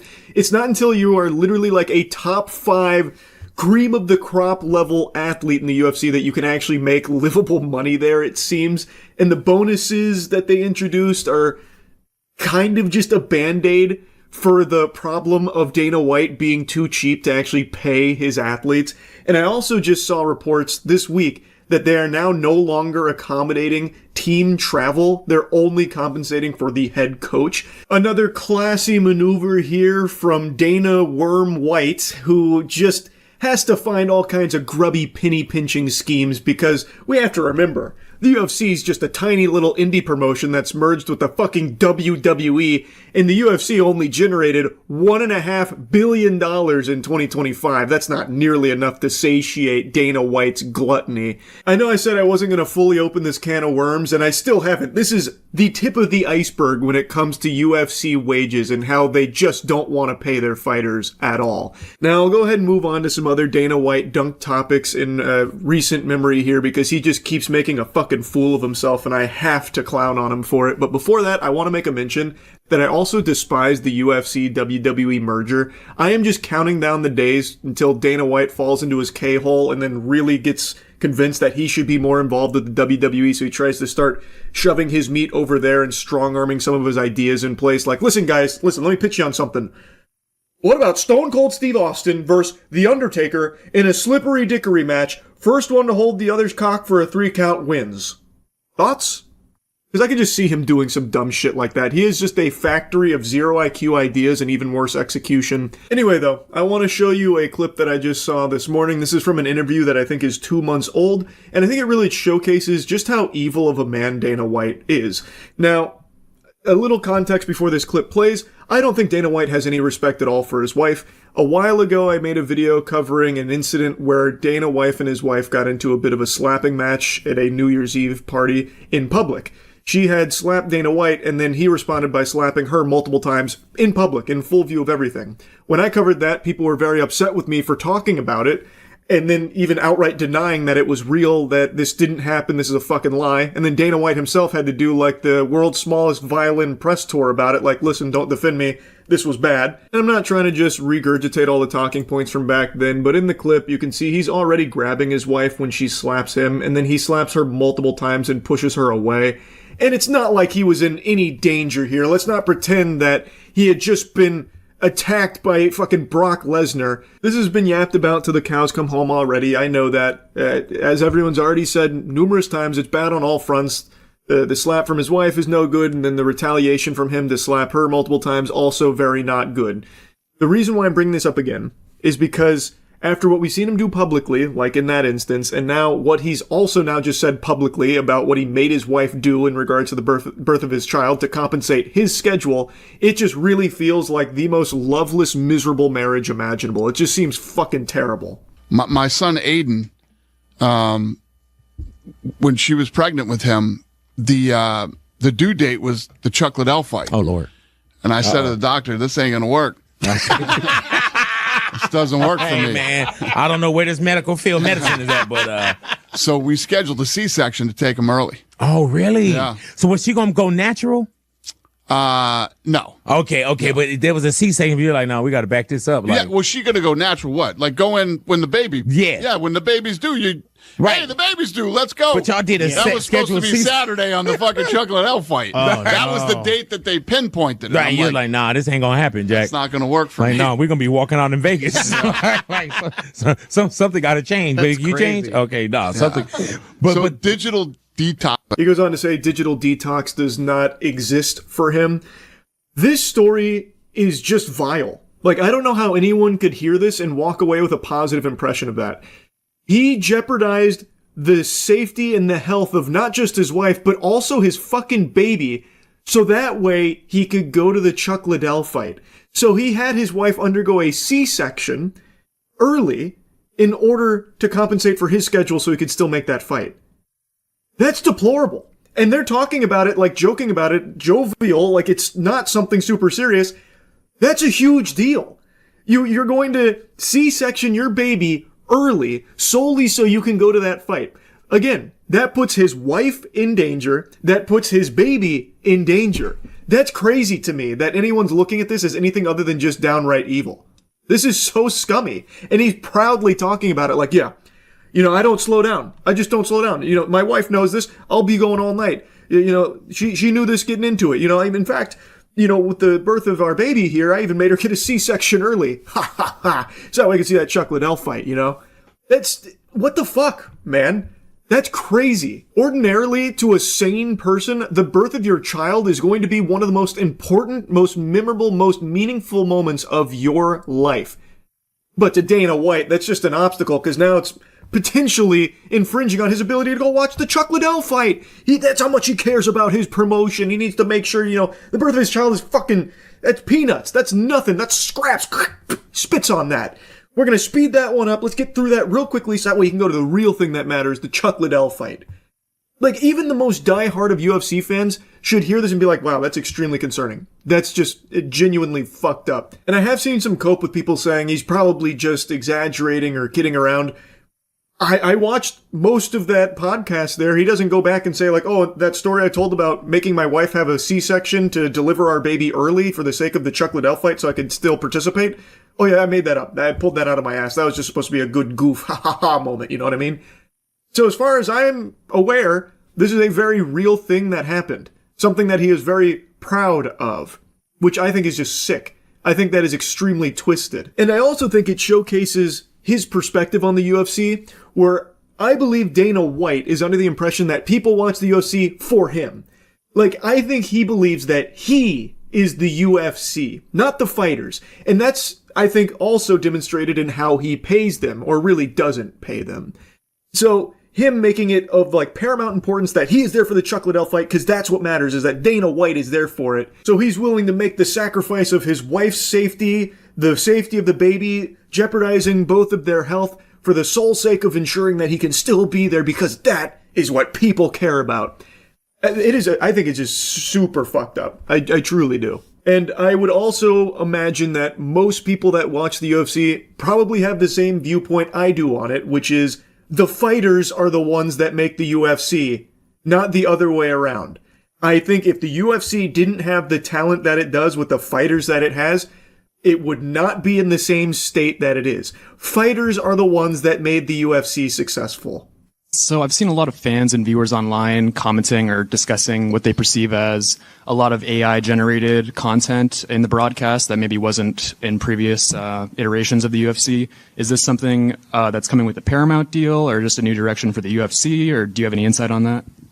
What does that mean? AI stuff, commercials, part of the promotional content, just AI in the UFC in general. I've seen fans complaining about. Oh, yeah? What are they complaining about? I guess I've seen people saying that the UFC should be paying artists instead of using generative AI, stuff like that. Give me a fucking break. AI is coming, and if we're using AI, who gives a shit? People are upset about it. We should use artists. How about this? Shut the fuck up and watch the fights. The most unsurprising statement ever uttered from a human being here. Dana White doesn't even pay the fighters. You think he cares about paying artists? Absolutely not. This fucking goober, this goddamn zombie would 1000% be using AI fighters if he could to save even more money on it. So it's not at all a shock to see him with this perspective about, like, who cares if we're not paying artists? Who cares if we're using AI? Just shut up and consume our slop. Just watch our AI and put your thumb in your mouth and be done with it. Naturally, that's what Dana White is going to say about it. And expect a lot more AI from Dana White as he starts to recognize more and more how much money he can save by just farting out AI-generated shit into the UFC programming, so don't expect that to stop anytime soon. He'll continue to go hog wild with the AI, which doesn't elevate the production or anything. It doesn't make it better. It does make it worse, but it saves Dana White money, and that's the most important thing to Dana White. There's so much more. There's just plenty I could keep poking around about when it comes to this fucking scumbag, but I've already been going here for a while yapping about it, so I'll go ahead and stop here. I do not like Dana White, but I really, really like the fighters in the UFC. It's such a fucking shame. Hopefully the day will come where they're actually paid appropriately for their talent and their hard work, but with Dana White still at the helm, I wouldn't hold my breath on it. It fucking sucks. He fucking sucks. Anyway, that's really about it. So yeah. I was going to wait a bit longer before drooling all over this topic, just to see if anything would come from it since it's such a big deal. But I've now very much learned my lesson that there is never going to be anything that comes from anything Epstein related. That's basically how it seems. So I'm sure you've seen by now that with all of those redacted files that they've been farting out, you can actually unredact a lot of them yourself, and you don't even need a double-digit IQ to do it. Here's a quick tutorial that even a Neanderthal can follow along with. Redacted. So you can go ahead and scroll down till you get to a redacted area. Here's a redacted area right here. Guess what? If you want to look at these files, all you got to do is copy it and paste it into Microsoft Word. And guess what? All the files are unredacted. There it is. So go back to justice.org, find all those files, and start unredacting before they figure out how to stop you. I've seen only a teensy tiny bit of media coverage on this, not a whole lot of buzz generated from the unredacting techniques here, but from the couple that I've seen, they say things like this: hackers unredact Epstein files. Hackers didn't do it. Your fucking grandpappy sitting down in front of his goddamn iPad could do it too. There's no hacking here. It's Control-C, Control-V. Holy shit. My god, he's like an elite XD hacksaw. Wow. Yeah, it really is that easy. You don't have to have a big brain like Jimmy Neutron for this here. And it doesn't work for all the files, but it works for a good portion of them. And what you will find when you unredact a lot of this is that they very clearly have not complied with the law. They are not following the rules of the redactions, which, mind you, are supposed to be reserved exclusively for victims and minors, that kind of thing. But when you unredact a lot of this information, you are finding information that is not related to a victim, a minor, anything like that at all. There are numerous examples of these improper redactions being applied to these files here. There are more examples of that than there are of me being short. You can find so fucking many. And it's kind of like a lot of crickets in mainstream journalism right now in regards to this unredaction technique a lot of people have employed on TikTok, and even like Asmongold has done it on stream as well. And what they're finding is, yeah, it is inarguable that these redactions are not following the rules. There's like this article here that's written about like the redactions on 184 through 192 that were describing taxes paid by companies incorporated by Epstein properties that were not on the balance sheet. And at the end, it even says it's unclear how property material complies with the redaction standard under the law. An inquiry to the Department of Justice has not yet been answered, and it probably won't be answered because the sad reality of it is law doesn't apply to people at a certain level of power. The law is like simply here for plebeians, it seems. And it's not even subtle. Fucking goofball Kash Patel can go under oath and lie out of his ass out the wazoo till the cows come home with a straight face and a limp dick, talking about how they don't have any credible evidence that Jeffrey Epstein trafficked victims to anyone, so it's just Jeffrey Epstein and Maxwell, that's it. If you believe anything else, you're a crazy conspiracy theorist. And now with these files, we have provable evidence that they at least knew of 10 other co-conspirators that apparently they just decided to throw in the garbage can and never pursue. But we have so much evidence to prove beyond a shadow of a doubt he is lying, yet he won't face any perjury charges, he won't be arrested, he'll just keep fucking cruising podcasts like they're glory holes here about how he's doing such a good job and puffing up his chest and shit. None of these people that are just blatantly lying and breaking the law will ever be held accountable here. All of these improper redactions that don't comply with the law, don't comply with the rules here, everyone responsible will not face any repercussions. I'm so confident in this, it's fucking sickening. Nothing's going to happen. And it is so incredibly sad. And not only is nothing going to happen, nothing's going to happen and people are going to cheer for that too. I've already seen the narrative shift to like, who cares about the Epstein files, and all these crazy mental gymnastics to downplay the significance of the biggest child sex trafficking operation in our country's history, where there are still unbelievable amounts of people that got away with these heinous crimes, still potentially in the highest levels of government, and people are just saying like, doesn't matter. That's not the important stuff. And make no mistake, this wasn't some innocent whoops-a-daisy where they accidentally redacted information that they weren't supposed to, but they were trying their best to be super transparent and comply with the law. This was on purpose. It's by design. This is a cover-up. It's not a conspiracy. It's in front of your face. You can unredact the information yourself, and it doesn't take a lot of technical prowess to do so. You can confirm this yourself. They are trying to protect these pedophiles. They are running defense for evil, evil people that they have knowingly collected all this information on and decided to do nothing with for years. Not just this administration, the last administration too, obviously, but the point is, right now, they're still doing all they can to protect these people. That is unacceptable in a sane society. And anyone who writes that off as like not a big deal is a fucking lunatic. Like beyond pathetic loser worm. Now, if you're wondering how this even happened with being able to unredact this yourself, is because so many people working in the government are just actually incompetent. I don't mean that like exaggeratory. I mean like they legitimately like diaper wetting, paint chip eating fucking idiots over there. So the likely explanation here is they used the highlighter tool to black out the information, but they didn't actually redact it. So when you copy and paste it, it's still there.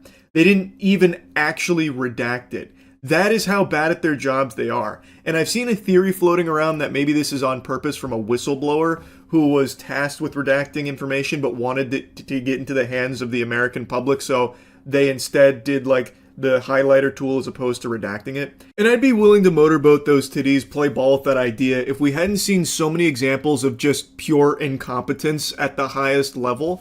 I truly just think it's clear that the people in these positions are just like actual fedora tipping Reddit twerps, like based on how they shitpost on Twitter and everything, and that they legit just can't do their jobs very well. Side note, anyone remember this little golden nugget where they literally rickrolled the Epstein files release, treating the most notorious, infamous child sex trafficker, as well as all of the information in regards to his clients and all of these evil crimes, as a joke? Anyone remember that? I think it's pretty evident that a lot of the people in these positions are actually just fucking dumb. So I'm not willing to believe that this was some kind of internal whistleblower trying to do the right thing. I just think that they are actually fucking lobotomites, just genuinely stupid, and didn't realize that blackout highlighter doesn't actually redact the information. It's wild they can't even do the simplest things correctly, like redact information. You can literally click like 2 buttons in order to do that. And they can't even figure that much out. They are knowingly making a conscious decision to violate the law here in regards to these Epstein file redactions. And even while doing that, they can't even figure out how to redact the information properly. Thus, they get caught with their pants down. They can't even do the cover-up correctly. And still, even though their whole ass is out, goat seed, on full display for everyone, every single human being on the planet that wants to download the files and unredact it themselves, they can see that they broke the law by redacting things that aren't minors and aren't victims. Even this being 100% confirmed will still probably not lead to a single person being fired or a single individual in a higher level of power here even facing some finger wagging. It's just that bad right now. They can do anything they want with complete immunity. And it's just so outrageous. It's infuriating. I had to yap about this a bit because I've now learned that there won't be anything that comes from it. So might as well blabber about it now. That's really about it. See ya. What a great day to have ears. I just heard something incredible. Typically, I'm pretty quick to spit on Twitter. If there was a leaderboard for Twitter haters, I imagine I'd be towards the top percentile there. I get up extra early to insult that platform. But I've got to give credit where credit is due.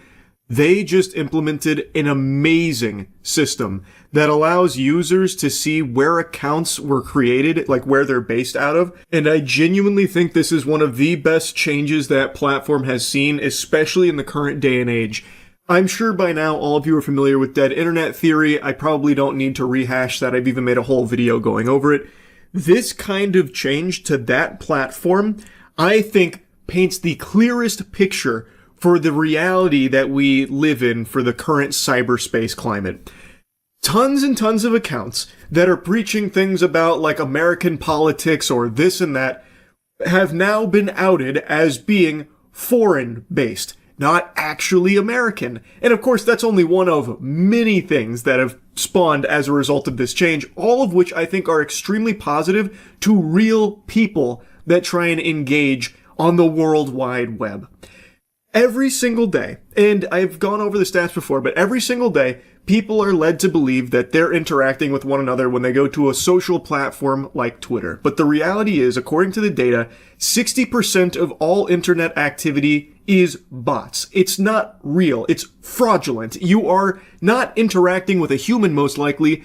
You are more likely to be interacting with just some kind of fucking rage bait algorithm or something that's constantly like poking you, pushing your buttons to keep you engaged because it's making them money somewhere in the pipeline. Now, to clear up some confusion, it's not doxing its users. I've seen a lot of people crying foul, trying to force feed farts down people's throats about like how this is a huge violation of trust. And I think you guys know me by now. I'm someone who preaches the value of privacy, which is unfortunately just completely dead in the modern day and age. No matter what you do, privacy has completely vanished at this point, and people have welcomed it with a smile on their face. So even though privacy has become basically just toilet paper for organizations to wipe their ass with, I do still think that there needs to be something users can do to stay, off the grid to some certain extent. But when it comes to this, I actually think Twitter did a pretty good job of ensuring that it's not actually putting their users at risk from this location data. Something that they made a mention of is that in countries where freedom of speech is limited and there could be like punishment for what users are saying in the region, they can instead just show like the broader region there as opposed to like specifically where they're at, where they could face retribution. I think that is a smart decision there, so that way users aren't just immediately on the fucking chopping block in places where freedom of speech is poo-pooed. So like, I don't really think it's doxing users, and I actually think this is a very valuable thing because all these accounts now that are really upset about it are ones that are actively trying to meddle and pretend to be what they are not online to influence or brainwash or what have you, or make money off of this impersonation. And I think this is a good step in a direction where people can finally see what's real and what's fake. I think that is very helpful. As things get muddier and muddier, a little bit of clarity on some of these accounts, especially in the political space, that's been the biggest talking point here, because so many politically charged accounts, especially in American politics, turns out they're not actually even American accounts. Turns out they're not even like Americans in general. They're based overseas across the pond. So being able to see that, I think, is extremely helpful, so people can start to maybe break out of their bubbles and their echo chambers and realize, oh, I'm being misled here. These accounts I've been following that are pretending to be like me and relate to me in my country, well, they're not actually real. This is all phony baloney. Now, what's not phony baloney is good hygiene, and it's something you need to take very seriously, and the best way to improve your hygiene is some high-quality soap, so why not get the best soap ever created? I'm talking about Cheeky. Right now, Cheeky's got our big Black Friday sale going on where you get 20% off all of our soaps using any creator code, so go to usecheeky.com and get yourself some soap. Now, I learned about this whole Twitter change from Dolan Darkest, whom he's been like my go-to recently. He has got his finger on the pulse of fucking everything happening online, and he presented a lot of really interesting ones, so I want to show you a couple of clips from his video here. Pro-Trump, pro-American accounts were based out of Nigeria. One account, simply called American, from Pakistan. Accounts designed to get money for Gaza were based out of Nigeria. Vladimir Putin News was from Pakistan, and there were plenty of scammers pretending to be white women. I feel like it shouldn't be that surprising to people that a lot of these accounts are actually just fucking bot farms somewhere overseas. It seems like a lot of them were based in Pakistan. Like, it really isn't like the most eye-opening news ever that these accounts are fake. There is a business here where they are fanning flames, keeping people fearful, latched onto their titty, suckling their milk because it's making them money. So they meddle in foreign affairs in order to build a following and make money off of it, and constantly feeding you things that'll keep you afraid and keep you coming back to their pages. But it's not real. They are based outside of the area for which they so passionately fight for and pretend to be from. It is impersonating. It is lying to you. One account known as Lisa Artist posting "Nobody wished me on my birthday" and posting this AI slop saying "I am ill and fighting with cancer. Can I get likes?" There were plenty more bot accounts just like this, and they were all based in Pakistan. To be fair, if you were seeing all of those AI trash pictures there and were still like believing that they were the legitimate owner of the account, you need actual help. Like, you need to be fucking institutionalized. Like, even before this changed, it should be blatantly obvious to you that that is a scam. Those are fake. I don't know how much more clear it could be. But here's even more clarity there. So just in case you were fucking delusional, like, you know, Bugs Bunny dropped a piano or like an anvil on your head like it was a cartoon and it made you fucking stupid that you actually thought those were really the women behind those accounts. Well, hopefully this will clear up the confusion around that. Mariah Carey's account was based in Israel for some reason. Philippa Franson from Sweden tweeting out, "I'm proud to be white." Turns out they are from India. And the list goes on. One anti-Trump Democrat account that claimed to be living in New Jersey was actually from Kenya and deactivated their account after this was exposed. Worth mentioning briefly that there was allegations that when the update first rolled out, the official Department of Homeland Security's Twitter account said that it was based in Israel, though they said that this was fake news, like it was the result of a glitch or something like that, and now it displays that it's based in the United States. Though don't know for sure, and none of the articles have been able to verify if that truly was what was displayed in the beginning. I guess we'll never fully know, but thought it was worth putting in here anyway because it was something that was a big story that arose from this change. It's been pure chaos, pandemonium, as users have the rude awakening that a ton of these accounts they see every day, or maybe even interact with, or maybe really support, well, they're not all that you thought they were.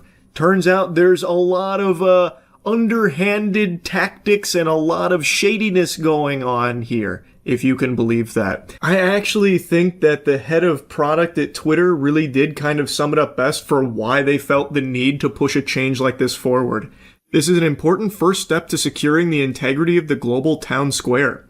As much as I find that vomit-inducing that they try and call Twitter like the global town square, like it's kind of cringe, that's a really good point.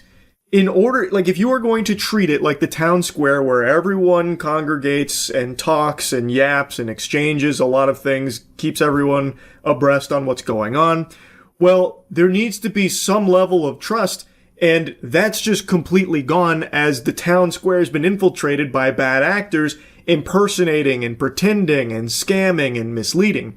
So by having the location data be something accessible to the users, it is an effective first step at being able to deduce who actually is even a real person in this town square anymore, or who's just here to exploit and manipulate and scam and mislead. I think one of the most insane multi-layered scams to come out of this. Last year, a few OnlyFans accounts went viral on Twitter because the models were pretending to be trans in order to get attention when they were actually cis women. Well, as it turns out, these OnlyFans models were actually Indian and African men pretending to be white women who were pretending to be transgender. That one had to be the silliest one that he brought up there. That one is just kind of like a wacky plan.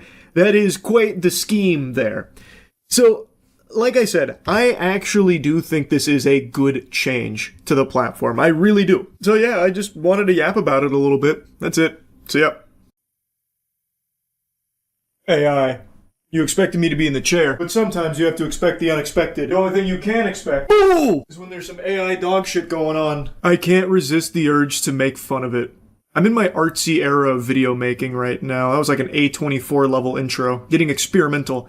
I just figured since Quentin Tarantino's lost his marbles, lost his mind, and has gone on these unhinged rants attacking beloved actors like Paul Dano and Matthew Lillard over nothing, it's up to me to pick up the mantle of delivering some creative cinematography, so I'm dipping my toes in there. Toes that Quentin Tarantino I'm not allowing to suckle on. Anyway, speaking about sucking feet, the YouTube CEO just released a statement that sucked a lot of ass, where he's defending the AI usage across the board on the platform, and even goes as far as to say that it's going to be an invaluable tool for people that lacked the skills and equipment to create videos. It will give them the ability to do so. Basically, go to YouTube Shorts and look at all of the incredible stuff that the skillless have been able to do with AI. We've been blessed, thank God. It's a topic most people have been complaining about, especially when it comes to short-form content, because all you get fed is AI gobbledygook, like actual nonsense trash, because it's the easiest thing to just fart out onto the platform. It's infinite content. And when you just scroll, most of the videos you get are AI these days. And the most viewed videos, like if you, instead of just anecdotal evidence about like most videos you get, provably some of the most viewed videos, if you go by views, are AI generated shorts. That is a bleak future, one that a lot of people have expressed their concern over, hoping that YouTube would step in and maybe do more to stop the platform just becoming a cesspool of just AI trash. Neil, on the other hand, the CEO, believes that's actually a really good thing, because it's giving people that lacked the skills and equipment the ability to put that in front of you. Yeehaw, yippee. But even beyond that, one of the most complained about things on YouTube as a platform is how bad its moderation is, with so many people being falsely banned and shit. And also it's been revealed that AI is a big part of the moderation protocol for the platform, and it makes so many mistakes that's led to wrongful terminations that everyone with a functioning frontal lobe will tell you should never happen, because AI should never be able to be the judge, jury, and executioner. It should never have the ability to terminate a channel. There is no world where that makes sense for YouTube to just give the keys to the kingdom over to AI where it will ban people. AI should never be able to do that. If it wants to use AI for moderation, it should only be able to flag channels internally and then put that up the food chain, up the ladder for a human being to look at. But Neil seems to have a different vision in mind based on his statement here. Let's go ahead and take a peek at what he thinks. This article mentions that YouTube is expanding their AI moderation tools, even in the midst of so many people flagging just how bad they have been and how wrong they have been across the entire platform. The article then makes a mention of just how much money this platform is bringing in, which only makes sense that they can't afford to pay more money for better tools. Instead, they just need to just have AI do it poorly for them. Neil said, however, AI will open the door for a new class of creators who previously lacked technical skills or equipment, arguing the tech will revive YouTube's early era of enthusiastic amateurs while helping the platform surface stronger content overall. That's a very interesting perspective on it all, and I feel like that's one you could only achieve by huffing endless amounts of glue to deteriorate your brain to a level of delusion that I find almost enviable. You really think that by giving these AI tools to everyone out there, what you are getting in return is the old era of YouTube of enthusiastic amateurs producing content? In what universe? It's the antithesis of that. It is the antithesis of creativity. The old era of YouTube that people look back on so fondly, the golden age, that was people just filming something in their bedroom, talking at a camera, or doing something silly, or making a skit, something like that, for the fun of creation, for the fun of being creative and just putting it out there. There was no career in it back then. It was truly just for the love of the game, the love of the sport. And somehow, he believes that these AI tools will reignite that passion, that drive. Based on what data? What we have is endless amounts of data to suggest the opposite, where when you have these tools and make it so easily accessible for people to just squeak out 30 seconds worth of AI drivel on shorts and do that 40 times a day, that's what you will get. It's just AI slop. There's a reason that term exists, because when you go on shorts or even full-length videos now, people are doing like 8 to 10 minute, completely fabricated, phony baloney, false true crime stuff is one of the bigger culprits, where they just have an AI script from ChatGPT that tells a made-up story about a made-up person who did a made-up crime. When you have that content, what there, Neil, is reminiscent of the old era of YouTube with enthusiastic amateurs creating shit. We haven't seen anything positive on YouTube as a result of these AI tools Neil speaks so highly of. They're a fucking scourge right now. Half the time, you don't even know if what you're watching is real or fake because there is so much of this content on there. I say half the time, that's an exaggeration. Point is, there is so much of this content on there, there are tons of people that are completely misled. Like with the P. Diddy trial, for example. There were entire channels dedicated to following the P. Diddy trial, and the channel, turns out, was all just AI garbage making up stories, like the whole Prince storyline and tapes that were revealed that brought down the whole P. Diddy case. All of it was fake. Yet, those channels made tons of money for the people that made the AI garbage. And tons of people took it as the truth. A lot of people believed it. It became a big story that needed to be, like, formally debunked. That's a bad thing, Neil. I don't know where you are seeing any positive usage of skillless creators using AI tools to bring good content to the platform. Like, I don't know where that's coming from. It is just truly an exploitative tool for people to make a ton of quick cash off of by just making infinite videos instantly. Like, that's what we are seeing, and it's not good. Most people are complaining about it, rightfully so, but Neil is defending it tooth and nail. And we haven't even begun to scratch the surface on YouTube's AI moderation tools yet. We're about to get into that. According to YouTube CEO, AI will be key in policing misinformation, IP theft, scams, and what many creators have dubbed AI slop. AI will make our ability to detect and enforce on violative content better, more precise, able to cope with scale, and adds that the system improves literally every week. Is that so, Neil? It improves every week? Because I just read a story today about a channel that got terminated because another channel re-uploaded their video, and YouTube's AI moderation tools took down the original creator's channel thinking that he had re-uploaded that other channel's video, even though he was the creator of it, and you let the re-uploader walk away. You punish the real person, not the imposter. The AI tools are getting better every week, huh? There is stories daily about the fuck-ups from AI moderation tools. What I do agree with him, though, is that given the scale of this platform, it would be impossible for humans to be able to police all of it.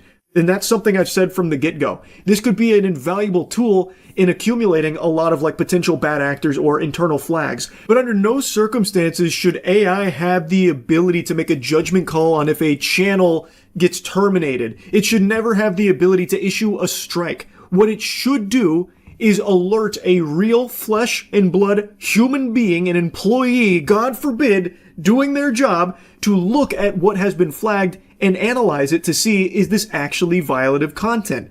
Because right now we have so many examples of AI messing it up. It's been making big boo-boos, big whoops-a-daisies daily. And they are easily overturned once a human being is alerted to the mistake. AI shouldn't have the ability to do this in the first place. It should always come down to a person behind these calls.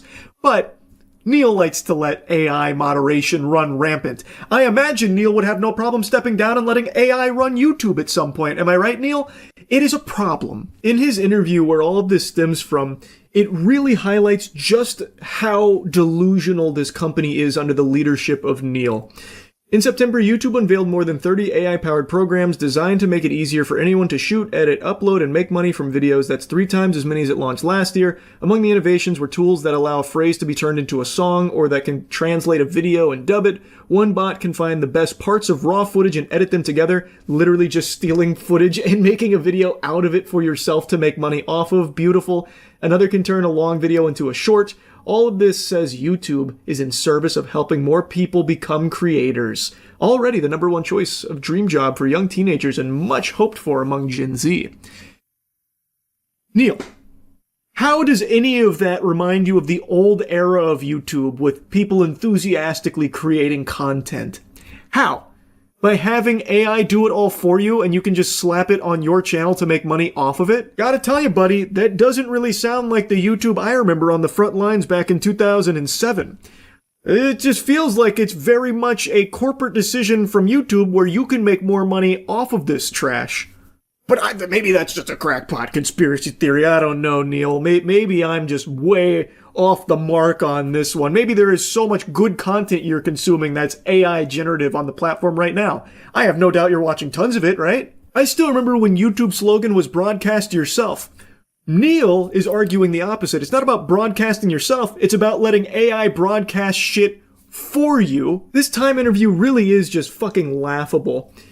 Neil, who has always been known for his willingness to dig into the weeds of an issue and really understand it, proved to be a quick study about traditional media, according to those who have done business with him. I would say Neil is very well prepared, says NFL Commissioner Roger Goodell. What a fucking amazing vouch. That's who I want to put my trust in. Someone that Roger Goodell is saying really has a good handle on it. He's got this industry by the titties. Take my word for it. He understands what he's trying to build. He's got a deep understanding of the media landscape and where YouTube fits and where content can help him advance his strategies. He is right in that last part. Neil knows exactly what he wants. He wants YouTube to be very AI focused. I think that's pretty clear given the direction that he seems to be pushing it.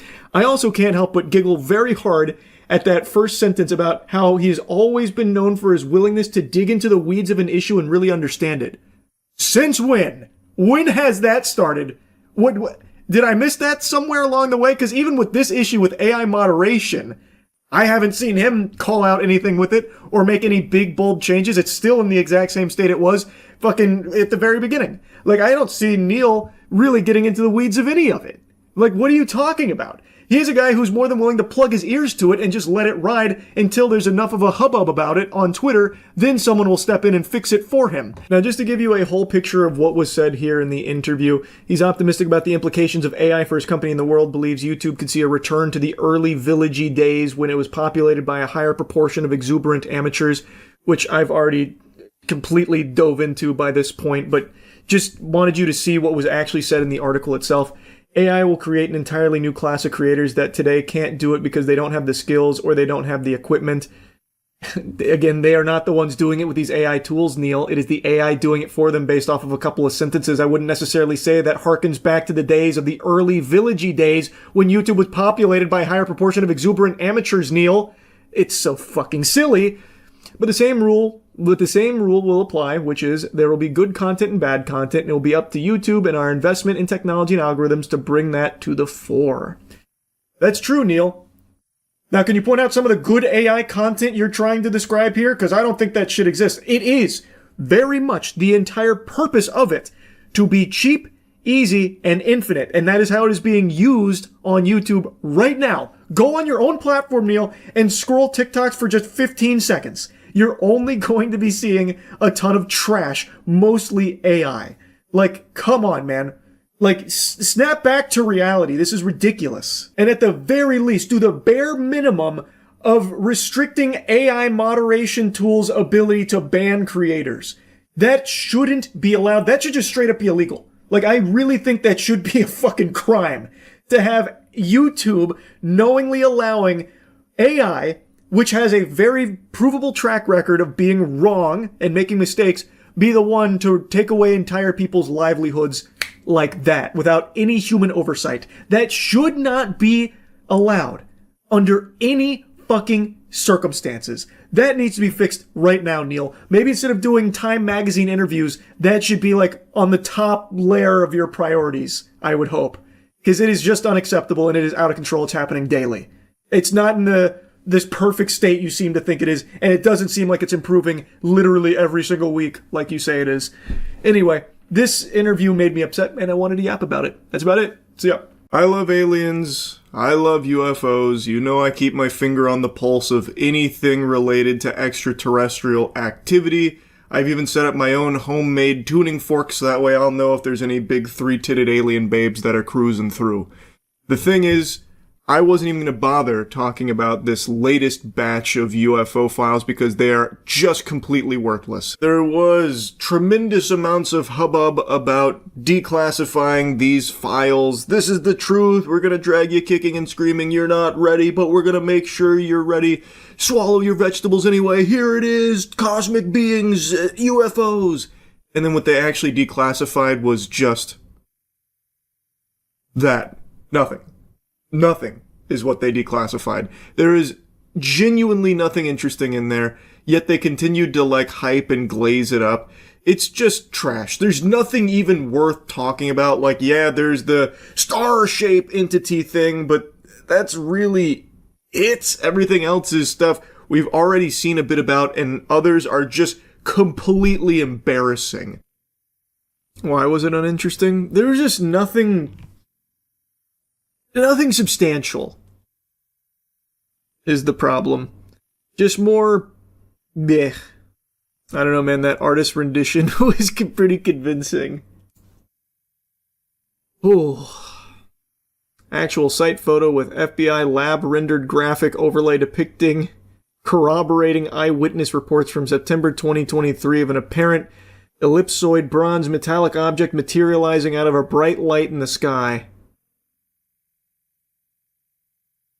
It's pretty thought-provoking. Also, if this is what FBI lab-rendered graphics look like in 2026, that's pretty insane. You gotta give them time to catch up, man. Technology is advancing quick. They're still on that GeoCities vibe. It takes time. That shit needs DLSS 5. It's from a game in the 90s. Is it? They just grabbed an image from a game? An old 90s game? So yeah, the alien files weren't anything super cool. Still nothing.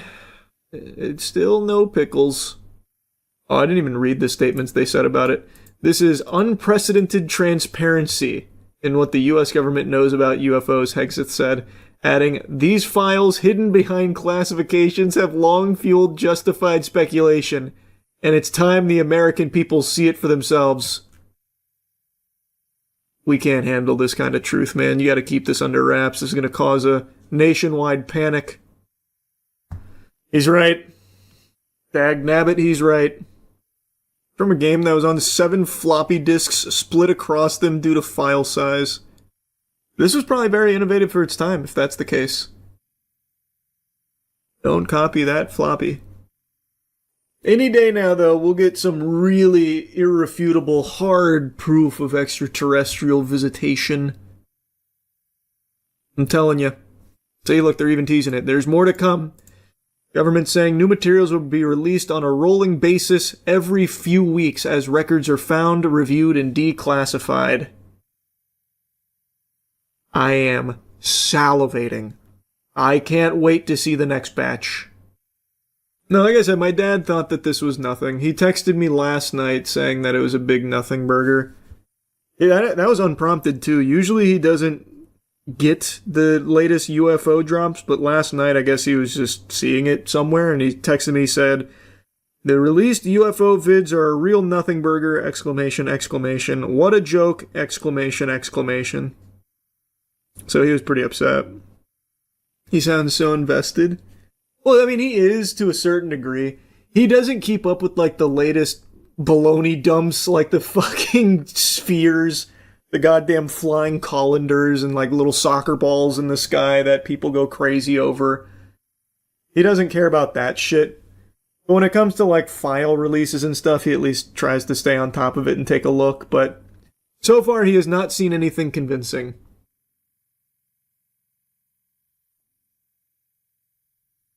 So he's not active in the UFO subreddit. He is not. He certainly doesn't like that very much. They're hiding the real UFO pictures like Bubble Bass hiding the pickles under his tongue. Brother, I've got bad news. I'm gonna rip the Band-Aid off. There is none. Like, I'm sure they have some, like, wacky files and stuff, because they had so many old school weirdo projects, like the MK Ultra stuff. They also had all of these, like, astral projecting projects that they were doing, the CIA was conducting with like the psychics and stuff, which is why like a year ago you saw those articles about the declassified CIA documents confirming that there was giants on Mars. But if you actually look at it, what they were doing is they had these drug-induced maniacs go in, fucking blindfold them and try and like guess cue cards that they were holding, and then they'd tell them stories about how they astral projected onto Mars and had conversations with giants. Like, you're not going to find anything like actually convincing when it gets declassified, because they did some fucking nut job shit in the CIA back in like the 60s and 70s. They were actually trying to do like Marvel X-Men stuff. And then they wrote about it as if it was like successful. So like ESP, mind readers, astral projectors, time travelers, they had all of these kind of wacky programs. They also killed a lot of people. Well, I mean, in the pursuit of mutants and superhumans, that's to be expected. The gay bomb, too. Oh, the gay bomb is a classic. The gay bomb actually is a classic. The thought being drop a bomb that would cause all the dudes to just start fucking each other and not fight anymore. The enemy is gay now. But they still shot at us. I do love that thinking, though, like that's going to somehow be a really effective weapon. Like, let's just assume it works. Let's assume they did create the gay bomb. They deploy it. Now all the soldiers have sex. They all blow their load. Then they go right back to what they were doing before. So you bought yourself, like, a couple of minutes where they're fucking, and then what? It was a truly baffling proposal. Might backfire on your own army. Oh, can you imagine transporting the gay bomb, but it springs a leak? Then the plane crashes because everyone's fucking themselves ferociously. No! We made the whole plane gay! No, it's gay! Shit! The one thing we couldn't plan for! No! Yeah, it was interesting stuff, man, I'm telling you. Those declassified files and the ones that we keep getting have some really wacky projects the government looked into at the very least. Some actively pursued. Oh, point I was making, to tie it back to the alien stuff, I do not think they have anything like groundbreaking in regards to aliens. Like, I don't think there's alien bodies, alien weaponry, alien craft that they've ever recovered or anything like that. Surely they have like unexplainable aerial phenomena, like stuff that they've already declassified, like the tic-tac, that kind of stuff, which is interesting, but I don't think it's extraterrestrial. I don't think they have anything like that's going to make you go, oh my god, aliens are real and they were here. Because I don't think aliens have ever been here. Because if they have, we would have never known about them. They're not going to get all the way here and fucking crash. That's not going to happen. The technology that they would need to get here, it would be unthinkable that it would somehow malfunction here. You can't even begin to understand and comprehend the technology that would be necessary for a different species to make it here. It defies our understanding of everything. But you can't debunk that tic-tac, can you? I can't. I don't know what it is, but I just don't think it's extraterrestrial. I don't think it was aliens in their cruiser. Just because I can't explain it doesn't mean that that's the default correct answer. You can't tell me whether or not there's poop in my pants right now. There's no way. You can make a guess, but you don't know. A trend I've been making fun of a lot recently is how anytime something comes out that's good, it then gets paraded around as though it's the best thing ever made. And also, on the flip side of that coin, anything that comes out that's not very good or kind of mid is then just labeled as the worst thing ever made. It's an affront to God. Human beings have never produced something so dog shit like this. It's just these extremes. And it's always so annoying.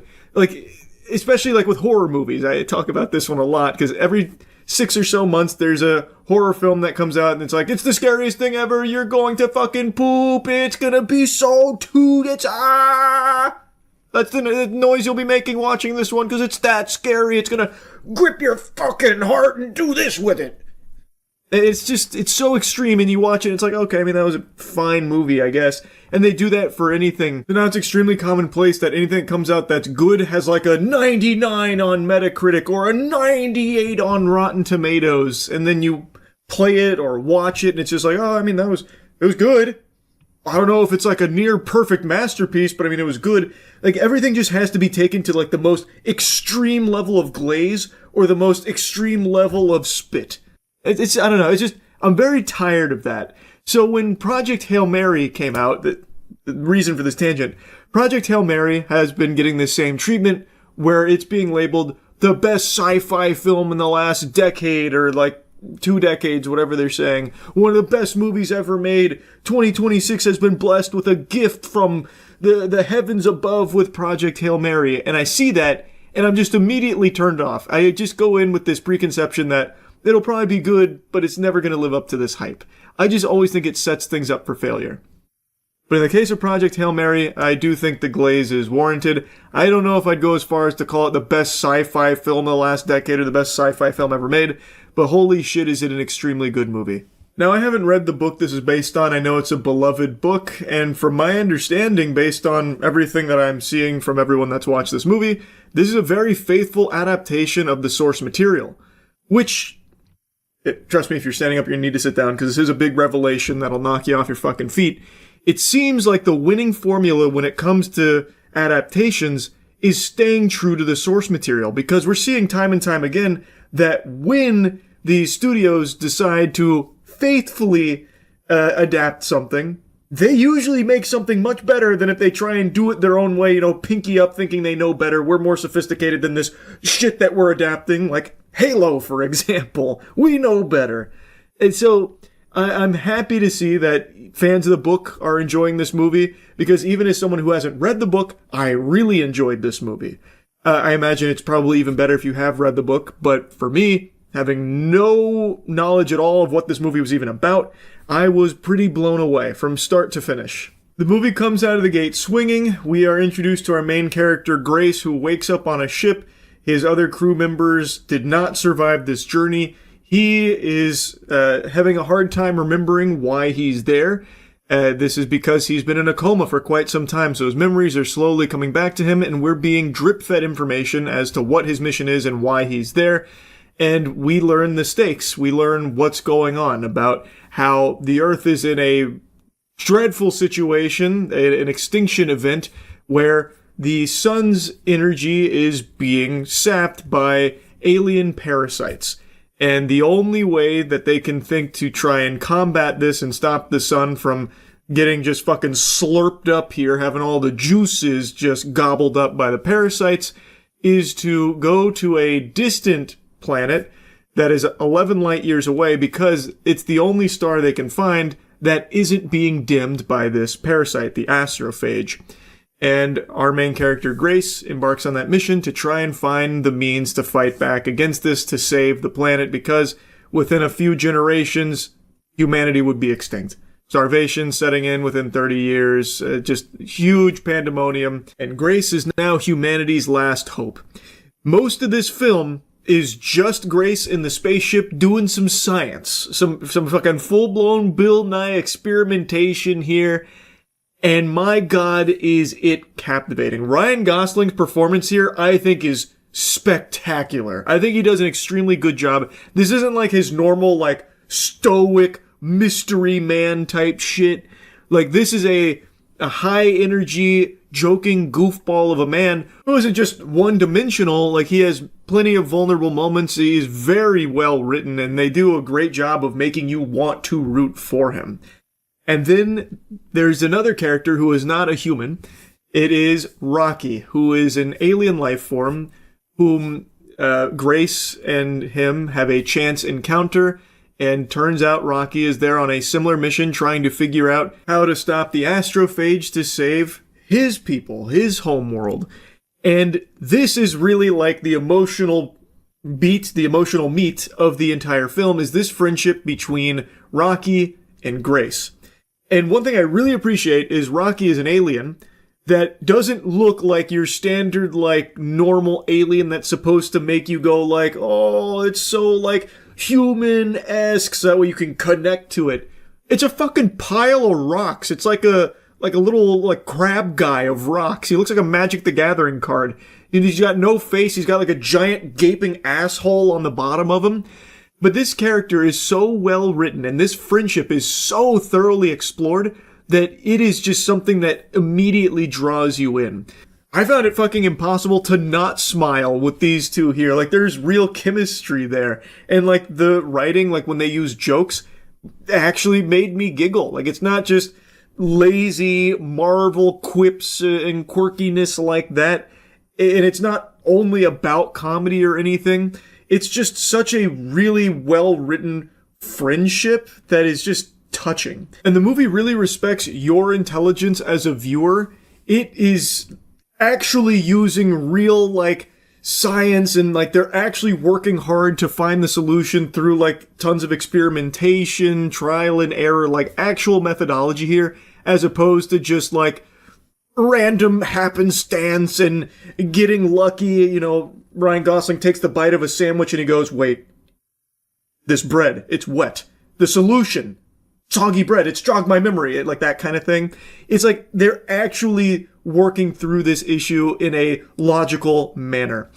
But of course, like I was just talking about, the most touching part of the film is this friendship. It's a very human thing, even though one of the characters here is not human.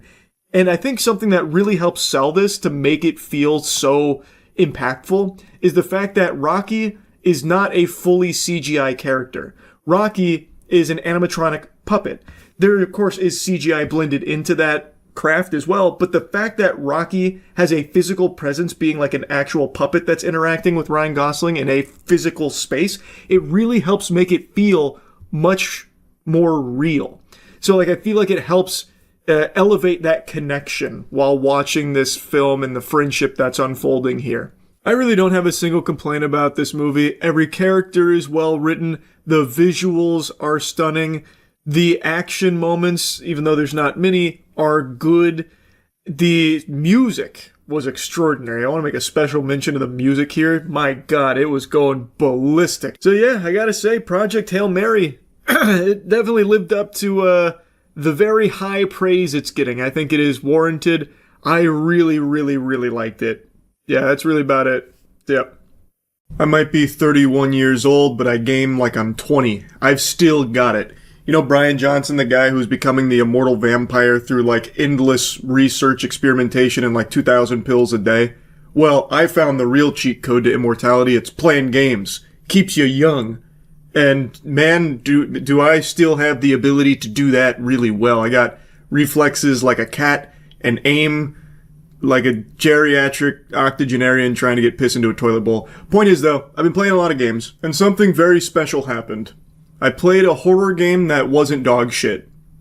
Now I know what you're thinking. This can't be possible. It's unheard of. But, sports fans, with my hand on a stack of Bibles, it's true. I played a game called Who's at the Door, which is an anomaly hunt horror game, which I know isn't the most, unique combination of genres blending together. That's kind of like peanut butter and jelly in the horror space right now. There are 1,000 of those puppies being farted out every day. But Who's at the Door was like a really interesting world and story with a really well-designed anomaly hunt that actually startled me, which doesn't happen. I'm basically immune to jump scares for the most part. But this one was able to penetrate my defense, and it's not like it solely relies on cheap jump scares or anything. It actually just builds up tension really well too.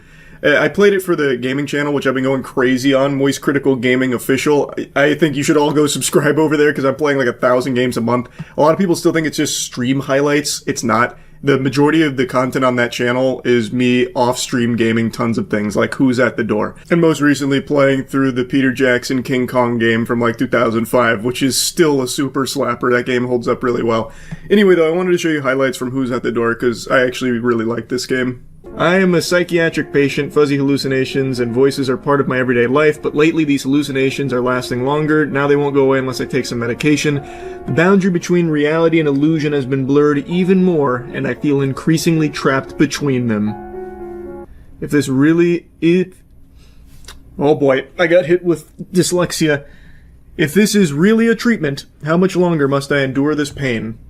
In such cases, immediately take your prescribed medication, or try to calm yourself quietly in your room. Hang in there just a little longer, and you'll make a full recovery. How do you feel about ayahuasca? With the way people talk about that these days, it's apparently a panacea to cure everything. It's quiet now, no voices, no shadows. Should be safe to open the door at a time like this, right? Hey, what's up, buddy? Can I help you? Man, the Fent has really hit this neighborhood hard, huh? You hate to see it. You really hate to see it. No, Jesus! Fine, come in. You're welcome.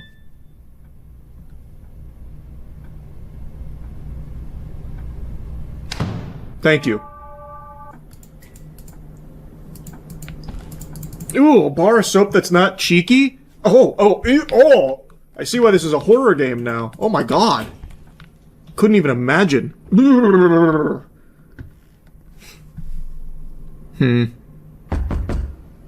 Hallucination? Or is he choking on like a giant hairball? He could need assistance.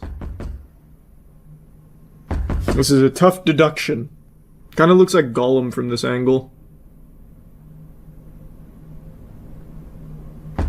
Man, what the fuck do you want from me? Here, come on in. I got some brewskis in the fridge. I'm not gonna let him in. This ought to banish you to the Shadow Realm. Come on, come closer. What are you waiting for? You know my door's always open for you. Come on. Come say hi. I miss you. TV's working now. I get a new station. Well, that's not good. You could have just knocked on the door.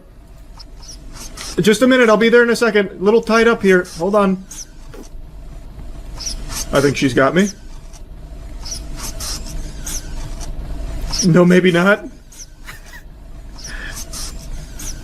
Now, you've made a mess of yourself. You've got ketchup all over your face. Do you feel embarrassed yet? Would you mind if I went and answered the door? I don't mean to be like a rude host or anything, but there was someone trying to get my attention. Just give me a second here. Come on in, join the party. I don't even need to see you.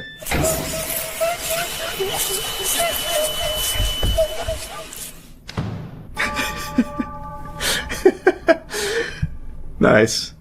I feel like I shouldn't let you in, to be honest. It's been nothing but chaos in this abode, if you can believe that. I know. In a neighborhood as nice as this.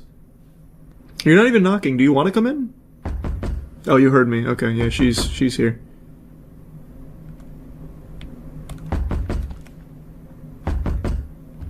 I mean, last time you gave me medicine, so I think you're safe. You didn't hurt me.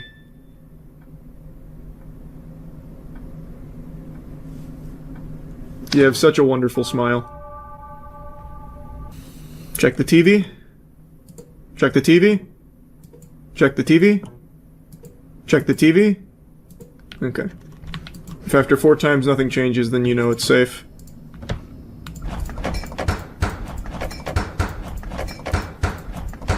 Imagine I just unlocked a super secret ending with that.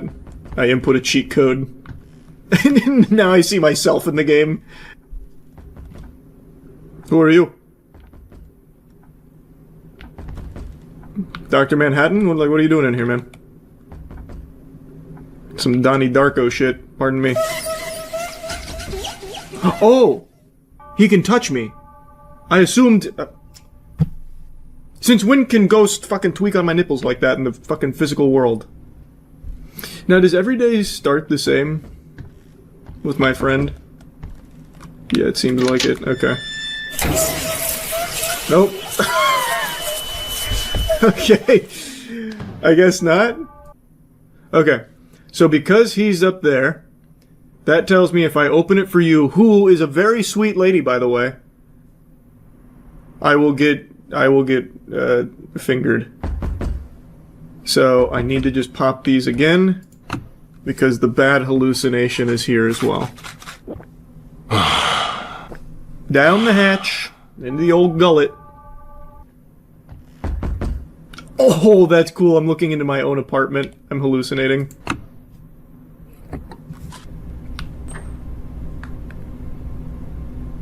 Dropping Labubu from the ceiling, guys, really?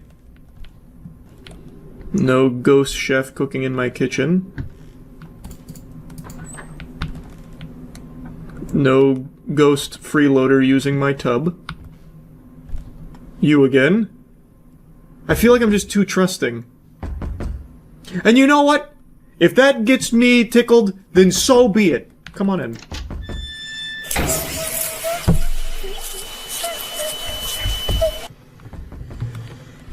My furniture's attacking!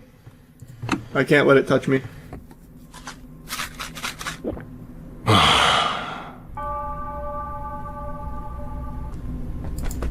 Oh my god, the game knew I stepped away to tinkle! Well, that's not true.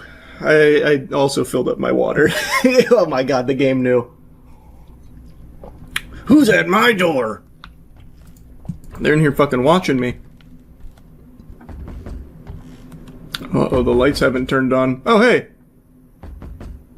I think I'm hallucinating. Who's here? I mean, it's probably better. I think if I went and looked in there, I probably would have got fucked. Don't get too close. Oh, fuck. To what? To who? The door, maybe? Oh, to you. That's probably hallucination. Oh, but it might have disappeared. I think I was a little too hasty. Blood on the fridge. This is a hallucination. What's in here? Oh, just a jump scare. Oh, but it disappeared. So this is probably safe now. My hallucination ended. I'm gonna put it to the test. Like, I feel like it should be fine now.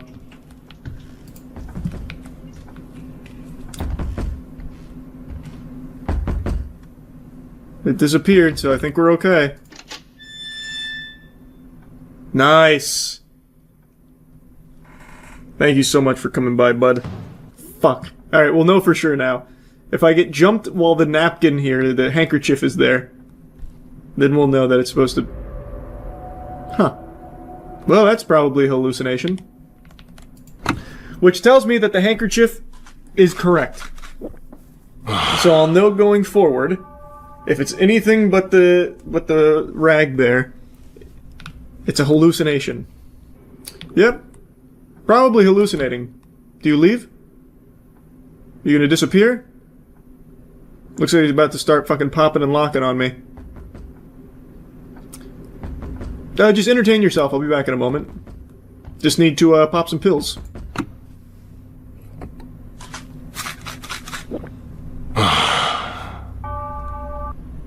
I see you invited yourself in.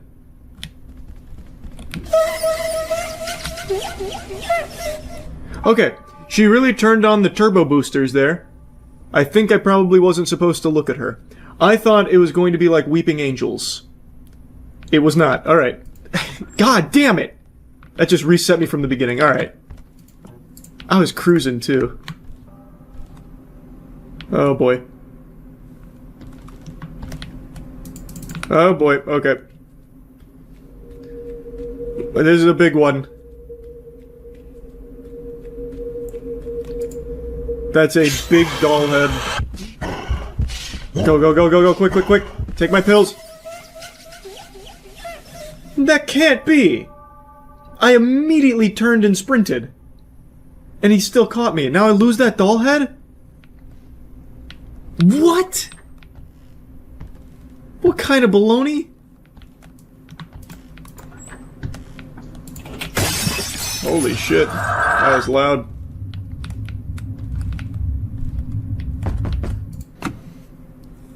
Alright, big time hallucination. They broke my fucking mirror. I've been roofied! It was that damn creep with the hair in his mouth, wasn't it?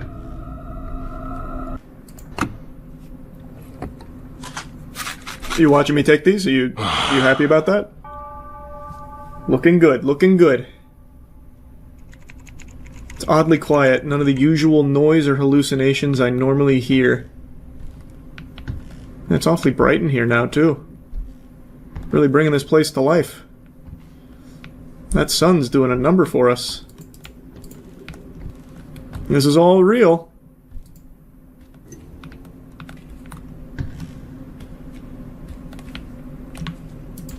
Now I knock on someone's door.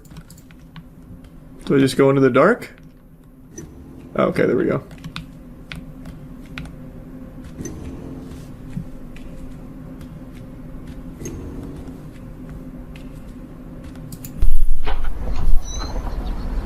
Oh, it's beautiful outside.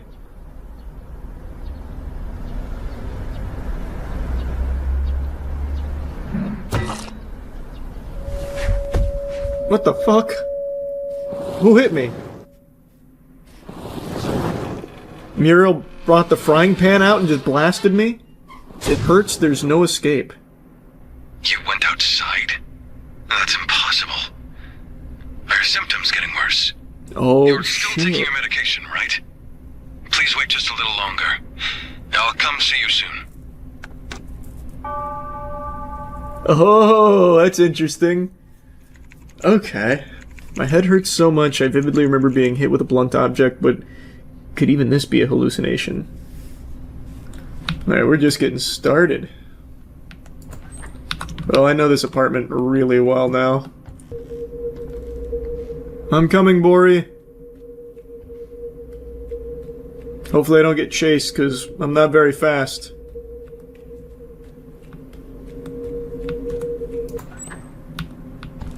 Where am I? Excuse me, Doctor. Someone, please. Ah, you're awake. What is it? Sooner than expected. Why am I tied up? Untie me! Right now! I can't do that. You're about to become something more special. Of course, you're already beautiful enough. Yet beneath the surface, I believe a truly perfect form lies hidden. You'll become so beautiful, even your reflection won't recognize you. Don't! God damn! Jesus. You'll mess up that flawless skin. If you need help here, I'll come rescue you. Moving. You might not turn out as pretty. He set up an invisible wall. I can't help you. Shit. Go, go, go.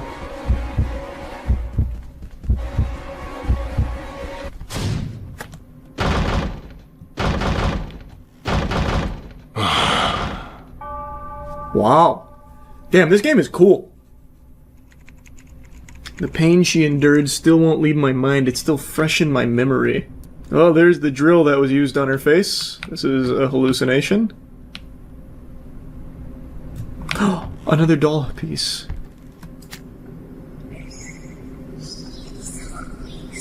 This was the guy sitting on my couch. I think so far it's all good. No. Oh, another piece. I caught the man who was following Bori. He quickly tried to leave, saying, "I'm sorry, I must have mistaken you for someone else. His name is Taku. He said his young daughter was kidnapped and went missing long ago. He must have mistaken Bori for his daughter." Okay. Did Bori know about this, or was she just afraid? Now, here's a question that I don't know the answer to. Since there was a doll piece here, does that mean this is automatically a hallucination? Because there's nothing else out of whack. I don't know if that counts. I can't remember. Oh, I really don't want to blow it. Okay, full disclosure, I'm gonna go take a piss and just look real quick. I have to pee so bad, I might as well just look. Okay, I peed, and I did look it up. The doll pieces do not count as anomalies. So... well, I guess it didn't matter in the end anyway. Wait, it went away, though. I think it's fine, because it went away. Yeah, I think we're good.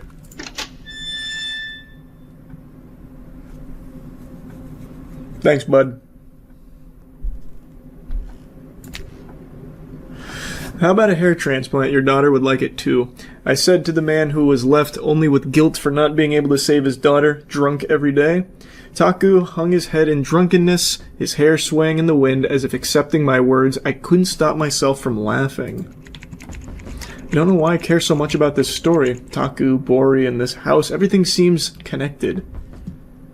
Yeah, I mean, I think that phone call made it pretty clear why we should care, right?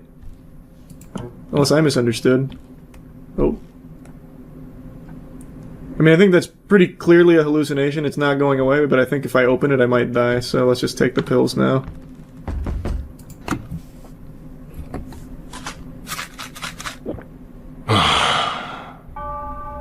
Day 9. What do we got?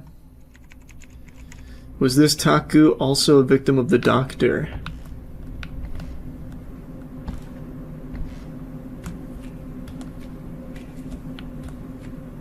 No lights coming on this time.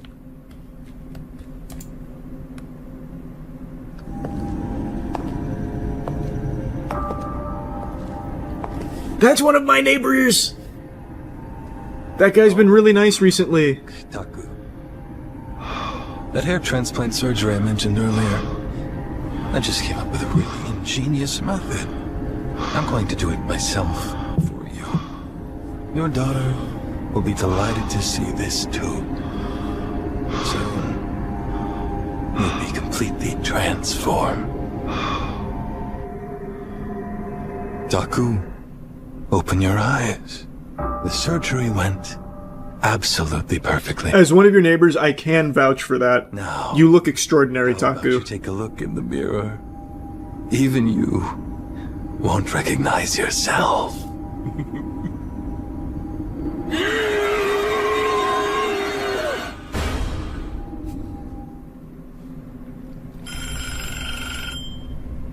Are you the teacher from the orphanage where Bori stayed? She's very sick right now. Your number was the only one written in her notebook. Oh yes, that's right. How is Bori? Bori has been asking for you a lot. She must have relied on you quite a bit. If you don't mind. Yes, I'll head there right away. This is so good! Why did that doctor perform such cruel procedures? What was the purpose?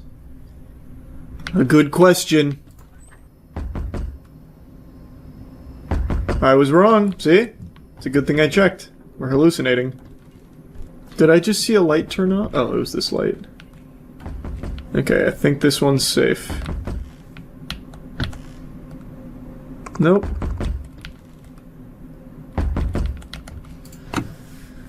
Everything in here was safe.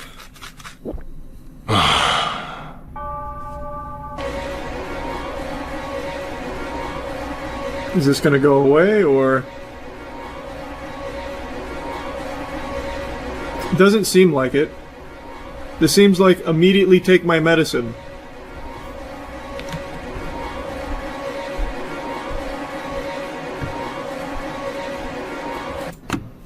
Yeah, that one's just immediately hit the bottle hard.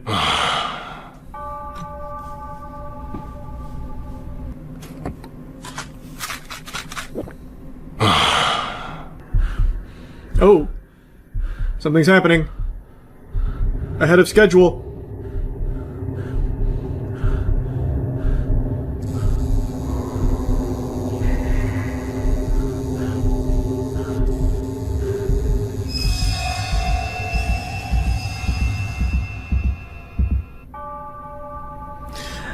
Damn, this is nuts. Okay, Jesus. Alright, we're only missing one piece, or one doll piece. And it's the one that was in the hallway earlier. Okay, I don't know how to handle this one. Because I can't just fucking run by her. Oh, she left. Wait, but does that now count as a hallucination? I mean, it disappeared, so... But she chases. Oh, fuck. That just made it really hard for me to know, because... Wait, the knocking stopped. Let's just go to basics. Let's just go to basics. That hallucination disappeared. It didn't chase me or anything. Which tells me we're safe to open this door if everything out here is okay.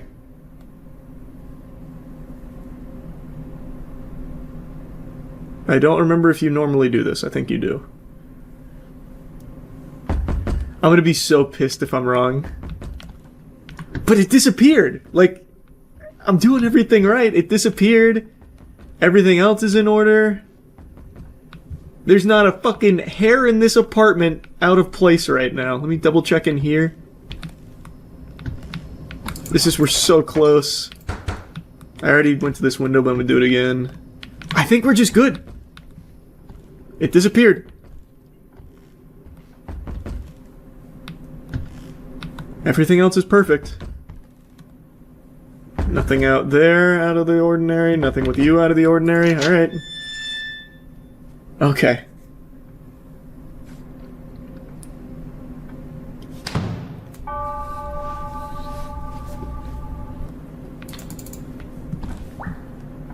Door closed.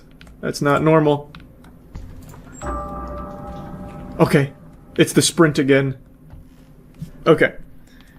I cannot fuck this up again. I don't know how I messed it up last time. I'm full sprinting right now. This is me at a full sprint. Let's grab it from the max distance.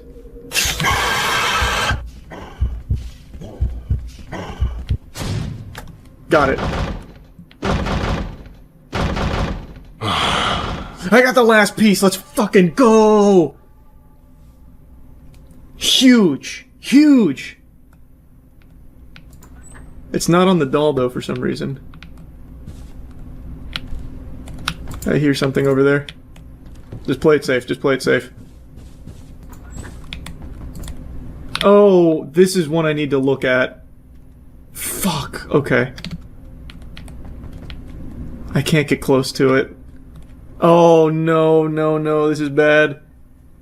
How do I squeeze out of here?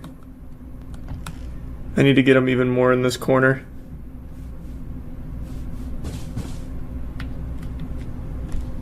Or maybe... maybe I can come around this way.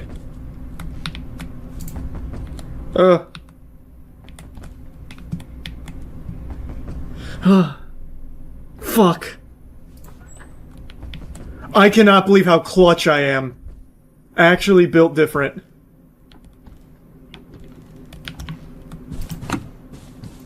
Holy Lord, that was clutch.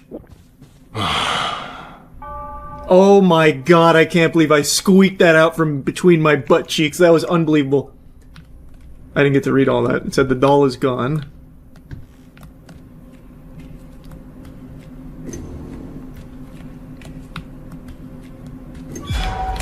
No, I tried to dodge. Fuck, they're all in cahoots. The doctor's brainwashed them. Where is this place? Why are you all here? What is this? Why are you doing this to me? Untie me. Right now! The pills you took were poison that slowly eats away at your brain. Seeing you flail around lost in hallucinations was truly entertaining. The pain and despair we endured. Now it will seep into your flesh and bones. I used to think you were really nice. You're no savior. Your greed made us what we are, and now we'll become your nightmare. Aren't you excited?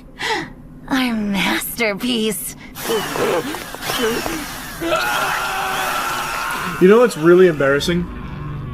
I thought there was going to be another character for that doll I picked up. Not just those three. That was so good, though. I really, really enjoyed that. I guess it's not embarrassing. I guess I just overthought it. The perpetrator of those horrific human experiments has gone missing. Yes, Mr. Kim, who had received a life sentence, was controversially released on parole 10 years ago and has since vanished without a trace. Yes, there are also suspicions of medical record trading with higher-ups behind the parole decision, right? Yes, human rights groups strongly opposed the decision at the time, and after his Oh, it's us. there were even suggestions that the victims' families might have kidnapped him. This led to renewed scrutiny of his past.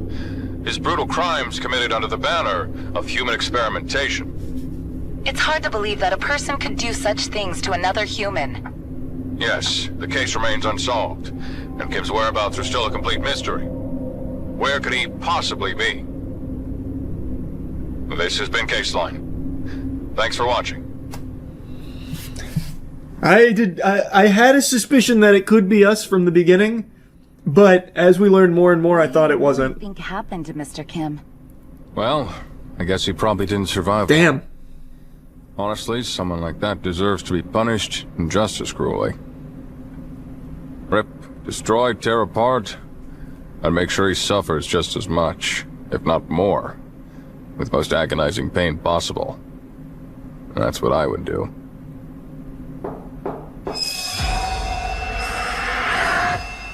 This was such a banger, holy. Man, in the beginning I was like, oh, I guess it could be us, the bad guy. Like when we got hit in the head when we were trying to get outside, I had a suspicion. But then I was like, no. We're probably just another one of the victims. I just couldn't figure out where we fit into it. That was so good. I really liked that. What a banger.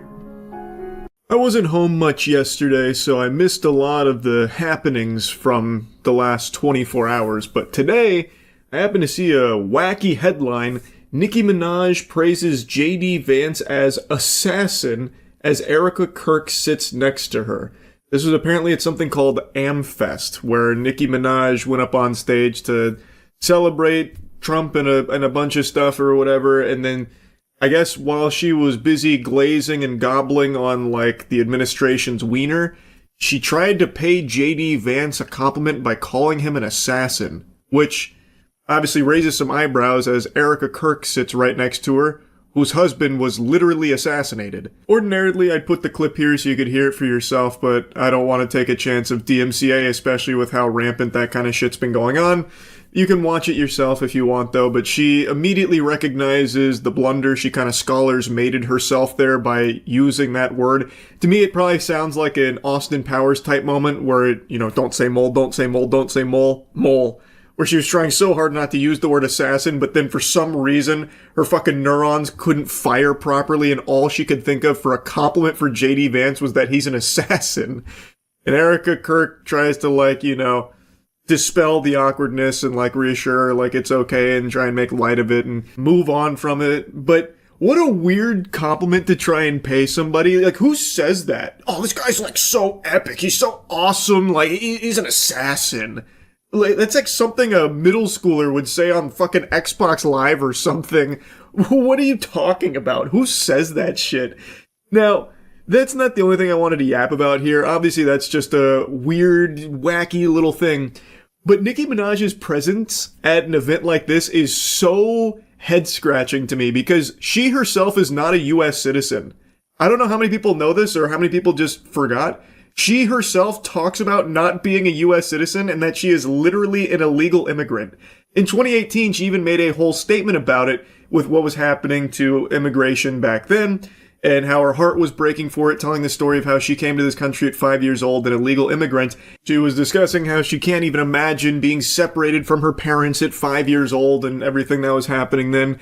And since, she still has not become an American citizen. In 2024, only a year ago, she once again opened up reiterating, confirming she is still not an American citizen, despite paying so many millions in taxes and all that. So her going on stage yesterday and being like, the president is dashing and handsome, it gives me the same feeling as someone who's trying so hard to avoid getting in trouble by trying to butter up the person that can really fuck them.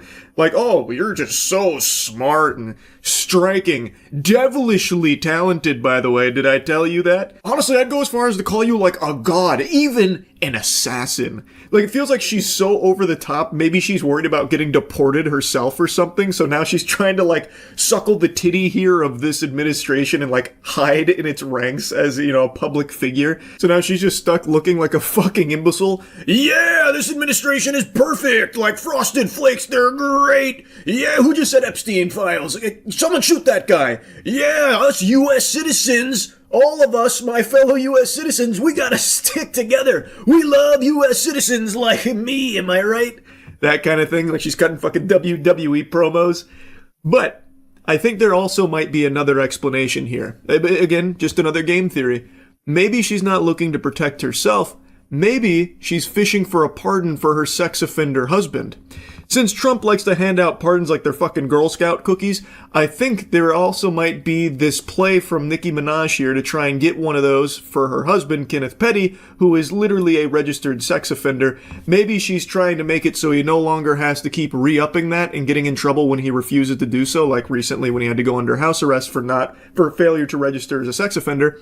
So perhaps maybe she's trying to get in their good graces so she can then float the idea to Trump about, like, pardoning Kenneth. After the never-ending circus that has been the Epstein files, especially the most recent shenanigans here, it should be painfully obvious that the government is more than willing to bend over backwards to protect sex offenders and the most evil, heinous people on the planet imaginable. So it's not a far-fetched idea to think that maybe Nicki Minaj is making a play like that to try and get that special treatment for her husband.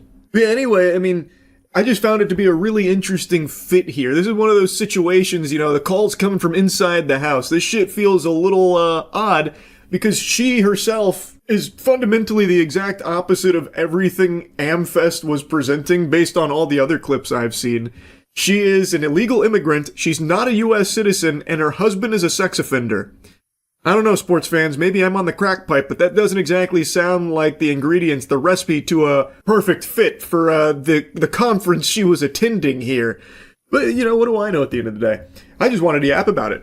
That's about it. So yeah. Nina Lynn has quickly become one of my least favorite streamers, which is an impressive accolade considering how few streams I watch these days. She really speedran this. Her and Jack Doherty occupy a very special place online of just being highly unlikable, annoying, insufferable assholes. And in Nina Lynn's case, it's exceptionally frustrating considering she has broadcast herself sexually assaulting a man before, and then even treating it as a joke later on, even after like some fucking crocodile tears about how she understands that it was wrong or whatever, or why people might think it was bad. She herself has kind of made light of it since then. So, sexual assault superstar Nina Lynn has continued to stream even after broadcasting that crime, and her content's only really elevated since then. She's broadcast more crimes, and today she's been banned for her third time in 6 weeks. You couldn't hit me in the head with a sledgehammer enough times to make me delusional enough to believe that Twitch is permanently banning her. My hunch is that this will be 3 days, or potentially up to a week. Tops. Absolute maximum I see this being is a week, and that's if all the stars align and Dan Clancy stops gooning for a minute to maybe try and, like, keep her stream down for a little bit to try and maybe put on a strong face of teaching her a lesson. But it won't be permanent. I think Twitch has made it very clear they don't actually take sexual assault that seriously when it's a woman doing it to a man. That is kind of the impression that a lot of people walk away from now, considering what Nina Lynn has done. She is the sexual assault superstar and has now quickly become the face of degeneracy on Twitch, and they don't seem to mind.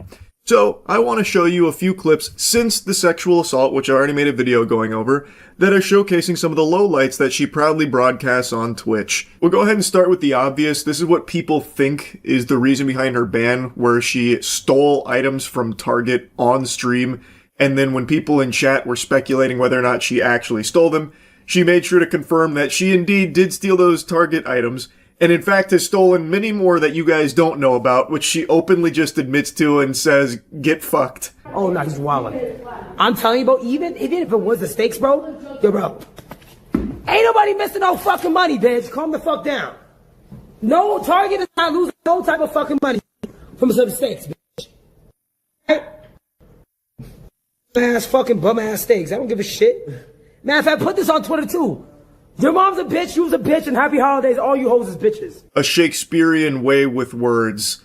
It is miserable listening to her struggle to throw together sentences because she is constantly in this persona where she's trying to portray a character that's like so tough and no nonsense, bitch that, fuck that, and that's all she ever says. So everything that leaves her mouth has to have that same like bravado to it. Oh my god, it's so cringe. She's so desperate to appear tough and uncaring, unfiltered. Yeah, she'll get a little crude, but that's Nina Lynn's brand, baby. She tells it like it is. That's sexual assault superstar Nina Lynn right there in all her glory. Go ahead, put that on Twitter. I bet you won't. I bet you won't. Just put that on Twitter. I bet you won't. Yeah. Oh. I don't give a fuck. I don't give a fuck, bitch. I don't give a fuck. Happy holidays, whores. Yo, like, I don't give a shit. Oh, hold on. Oh, matter of fact, you want to make a news? I got these from Target too, guys. Look, I got these from Target too. Guess how much I paid? $3.99. Get mad, bitch. Good one, Nina. A real slam dunk. Also, nothing says not giving a fuck quite like feeling the need to remind people of it constantly. The amount of times she has to reiterate she doesn't give a fuck kind of makes me think she does actually care. That just doesn't really seem like the behavior of someone that really doesn't, if she is just constantly having to say that. So we called on Monday. Oh, ma'am. Damn. Oh. And the language that you're using in front of a 13-year-old, I don't appreciate either. This is a public space. I'm gonna let you know that right now, man. This is a public space, you know, so. Well, and we wait our turn like grown-ups. No, in a 100%. public space. And I'm just letting you know that, you know, sometimes you can also ask, hey, would you like to please use normal language in front of my daughter? That would have been great, too. I think in a public space, we kind of have an understanding. I mean, I'm not gonna lie, that wall is blocking your daughter. Well, I appreciate you cleaning it up now. Oh, of course. Like, it's only the issue. No, not everything has to be This is like... It's like the most Karen argument. I cannot. I don't know, I just don't really think it's a big Karen moment here, to be honest with you, Nina. She was pretty polite in asking you to just maybe pump the brakes on those sentence enhancers you like to toss around loosey-goosey, considering her daughter is right there and is a child. Also, you're in a fucking nail salon where people are supposed to be going to relax, and instead now you're in there filming and being just like a giant annoying pest. I think it's pretty reasonable to just ask you to maybe have a little bit of class there. But I don't know, maybe I'm on the crack pipe. This is Nina's world and we're all just props in it, obviously. You know what? I already see the error of my ways here. Who are we to question sexual assault superstar Nina Lynn on how she conducts herself and her behavior? I appreciate the apology. Great. Oh shit. 1, 2. Sir, do not be recording. I'm doing that It's just me.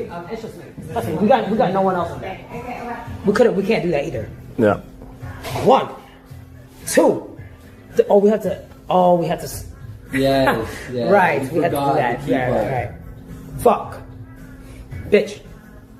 Shit.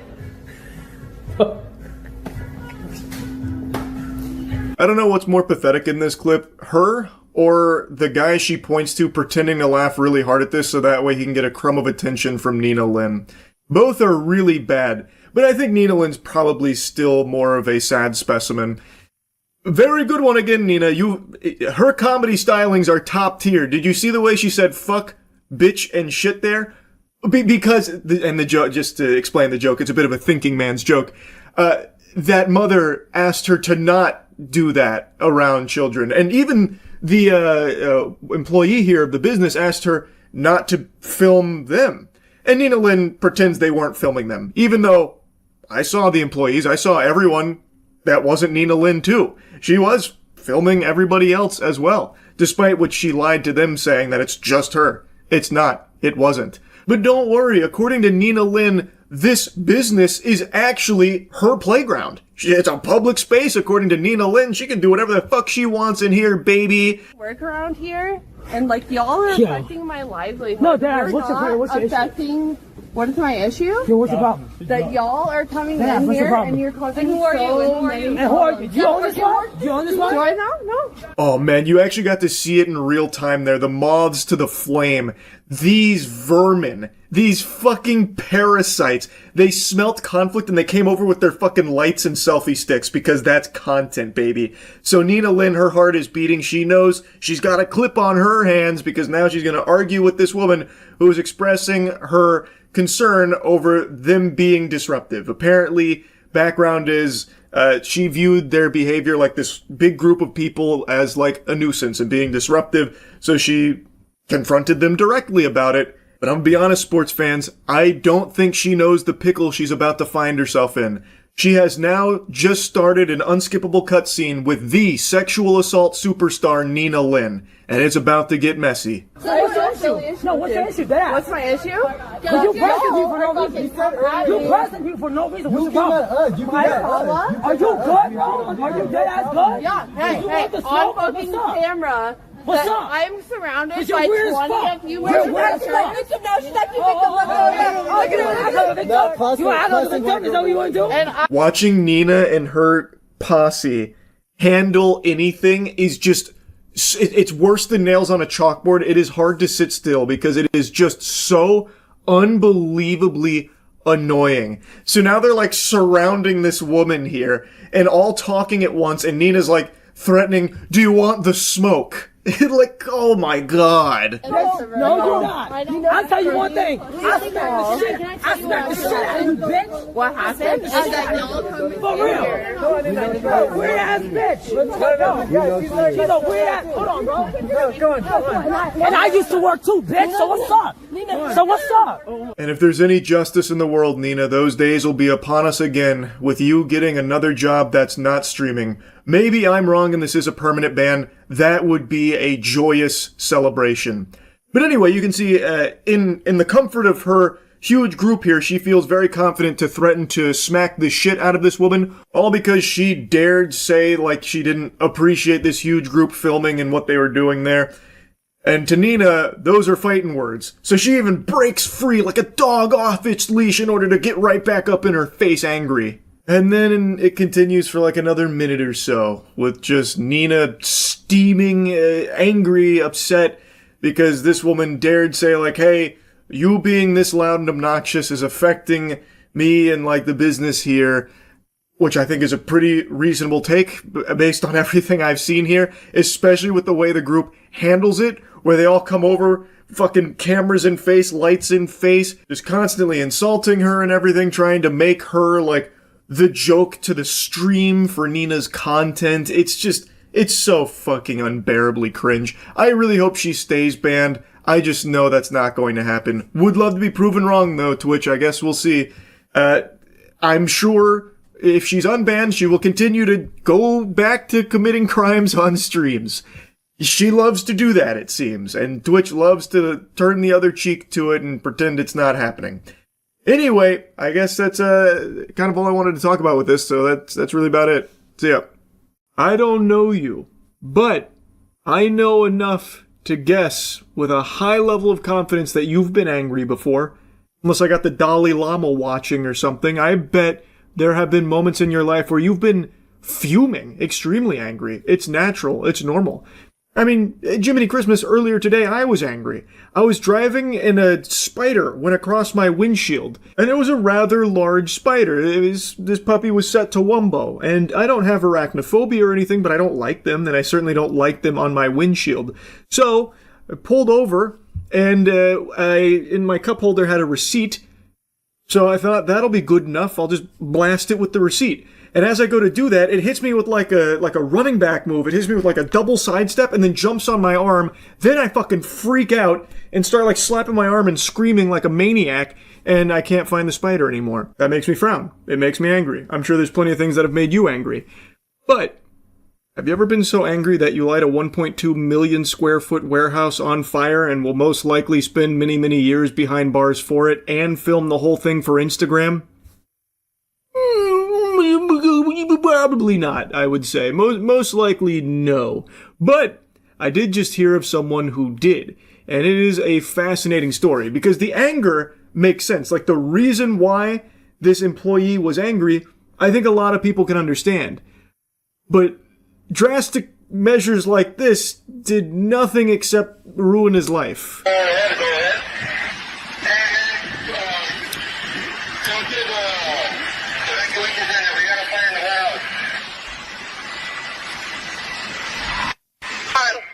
Should have paid us enough to fucking live. You know, we may not get paid enough to fucking live, but these bitches dirt cheap. All you had to do was pay us enough to live. All you had to do was pay us enough to fucking live.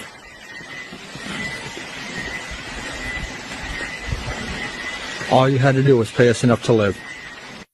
There goes your inventory. This is a Kimberly-Clark warehouse that apparently served 50 million people. It was located in California, and a disgruntled 29-year-old employee filmed these videos, posted them on Instagram of him lighting it on fire, and it completely fucking torched it. It, like, incinerated this whole facility. Pretty fucking stupid plan. Extremely dangerous. Could have easily killed people in the warehouse. The fire could have spread outside of the warehouse as well. It's California.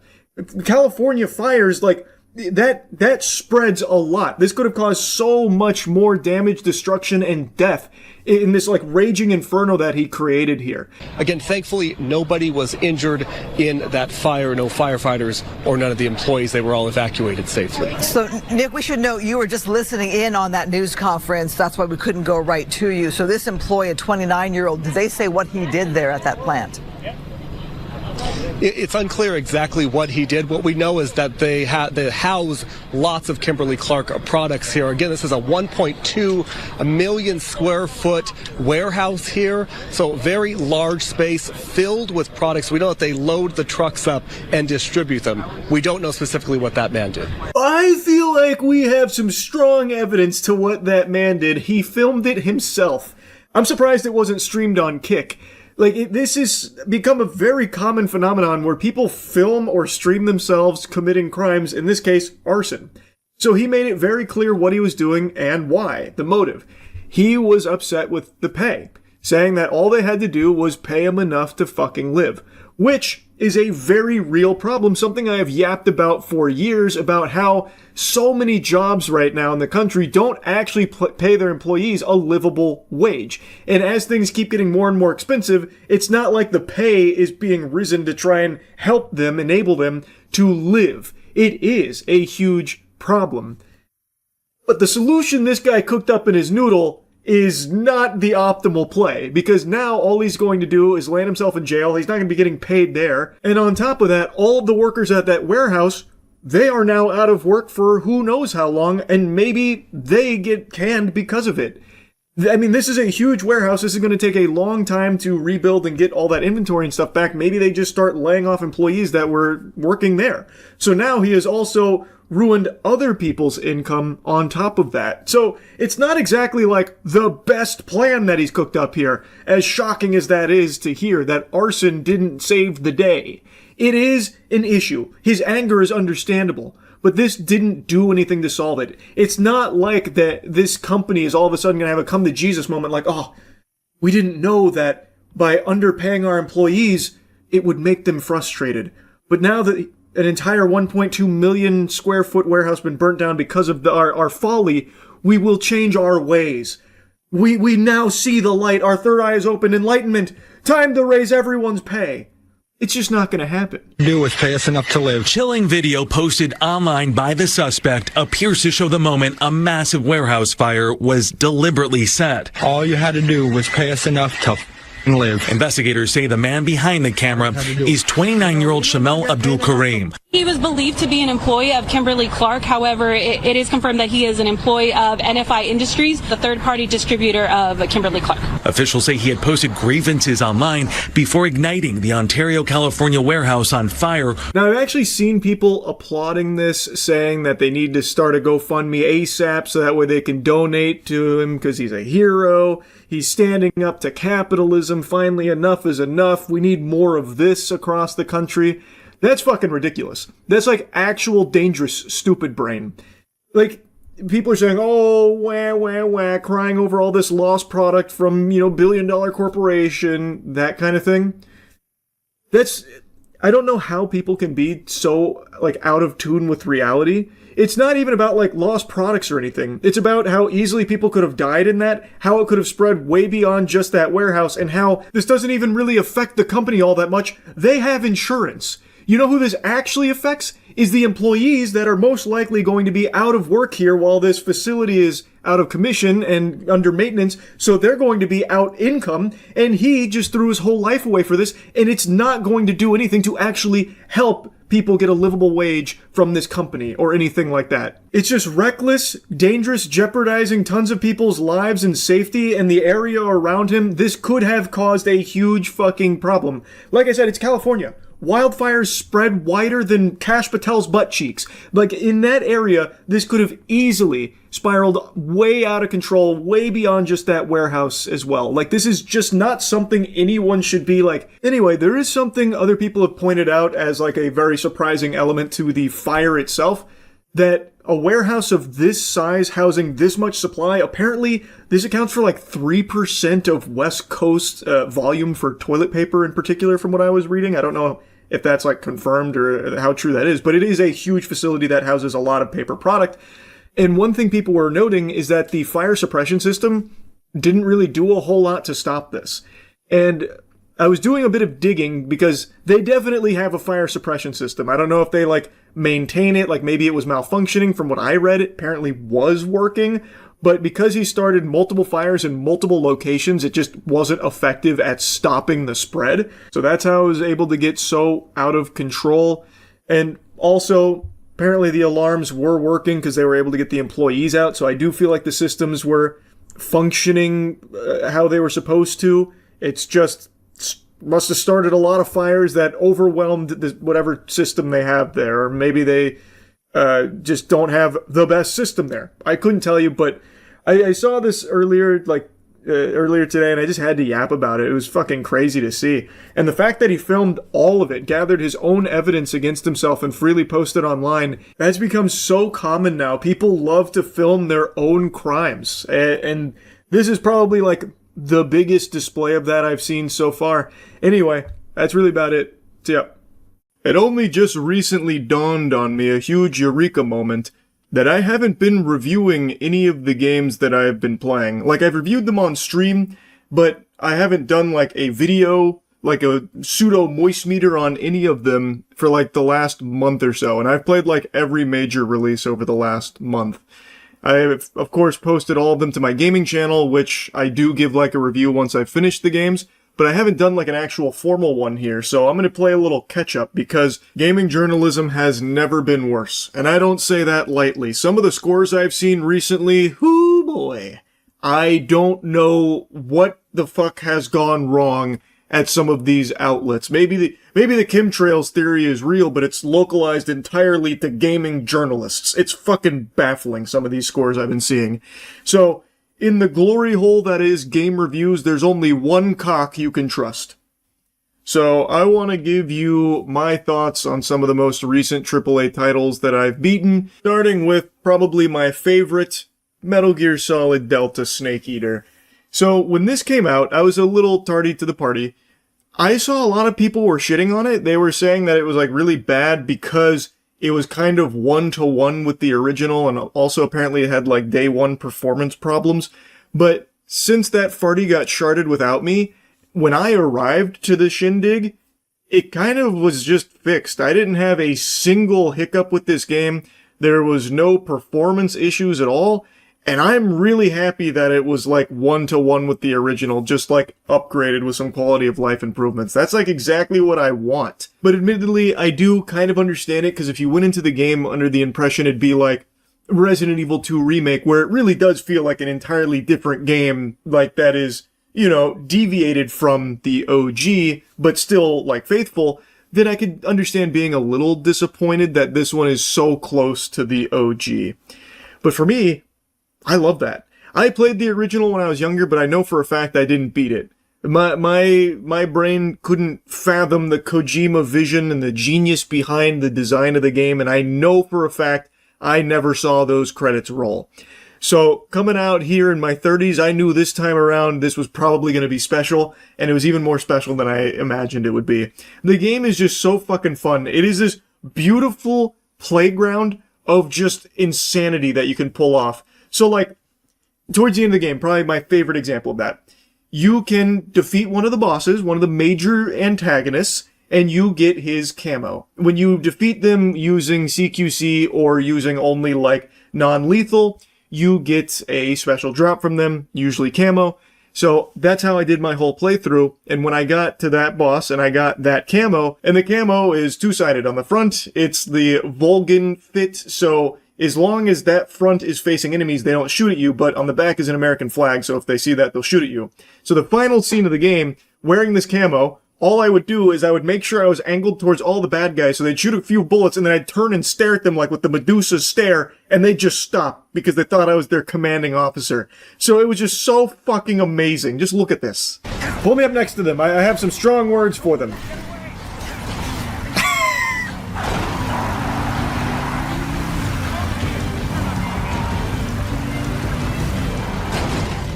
Pick him out! I don't need to. They understand their objective. It's to not hurt me. Snake, behind you! Eva, step on it. The mind control is working. Eva, give it some gas.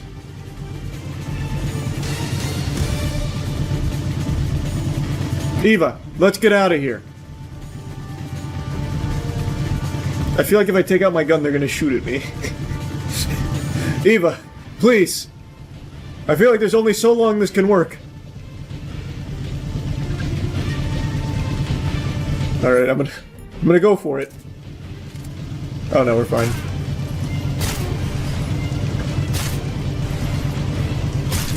How about a thank you, boys?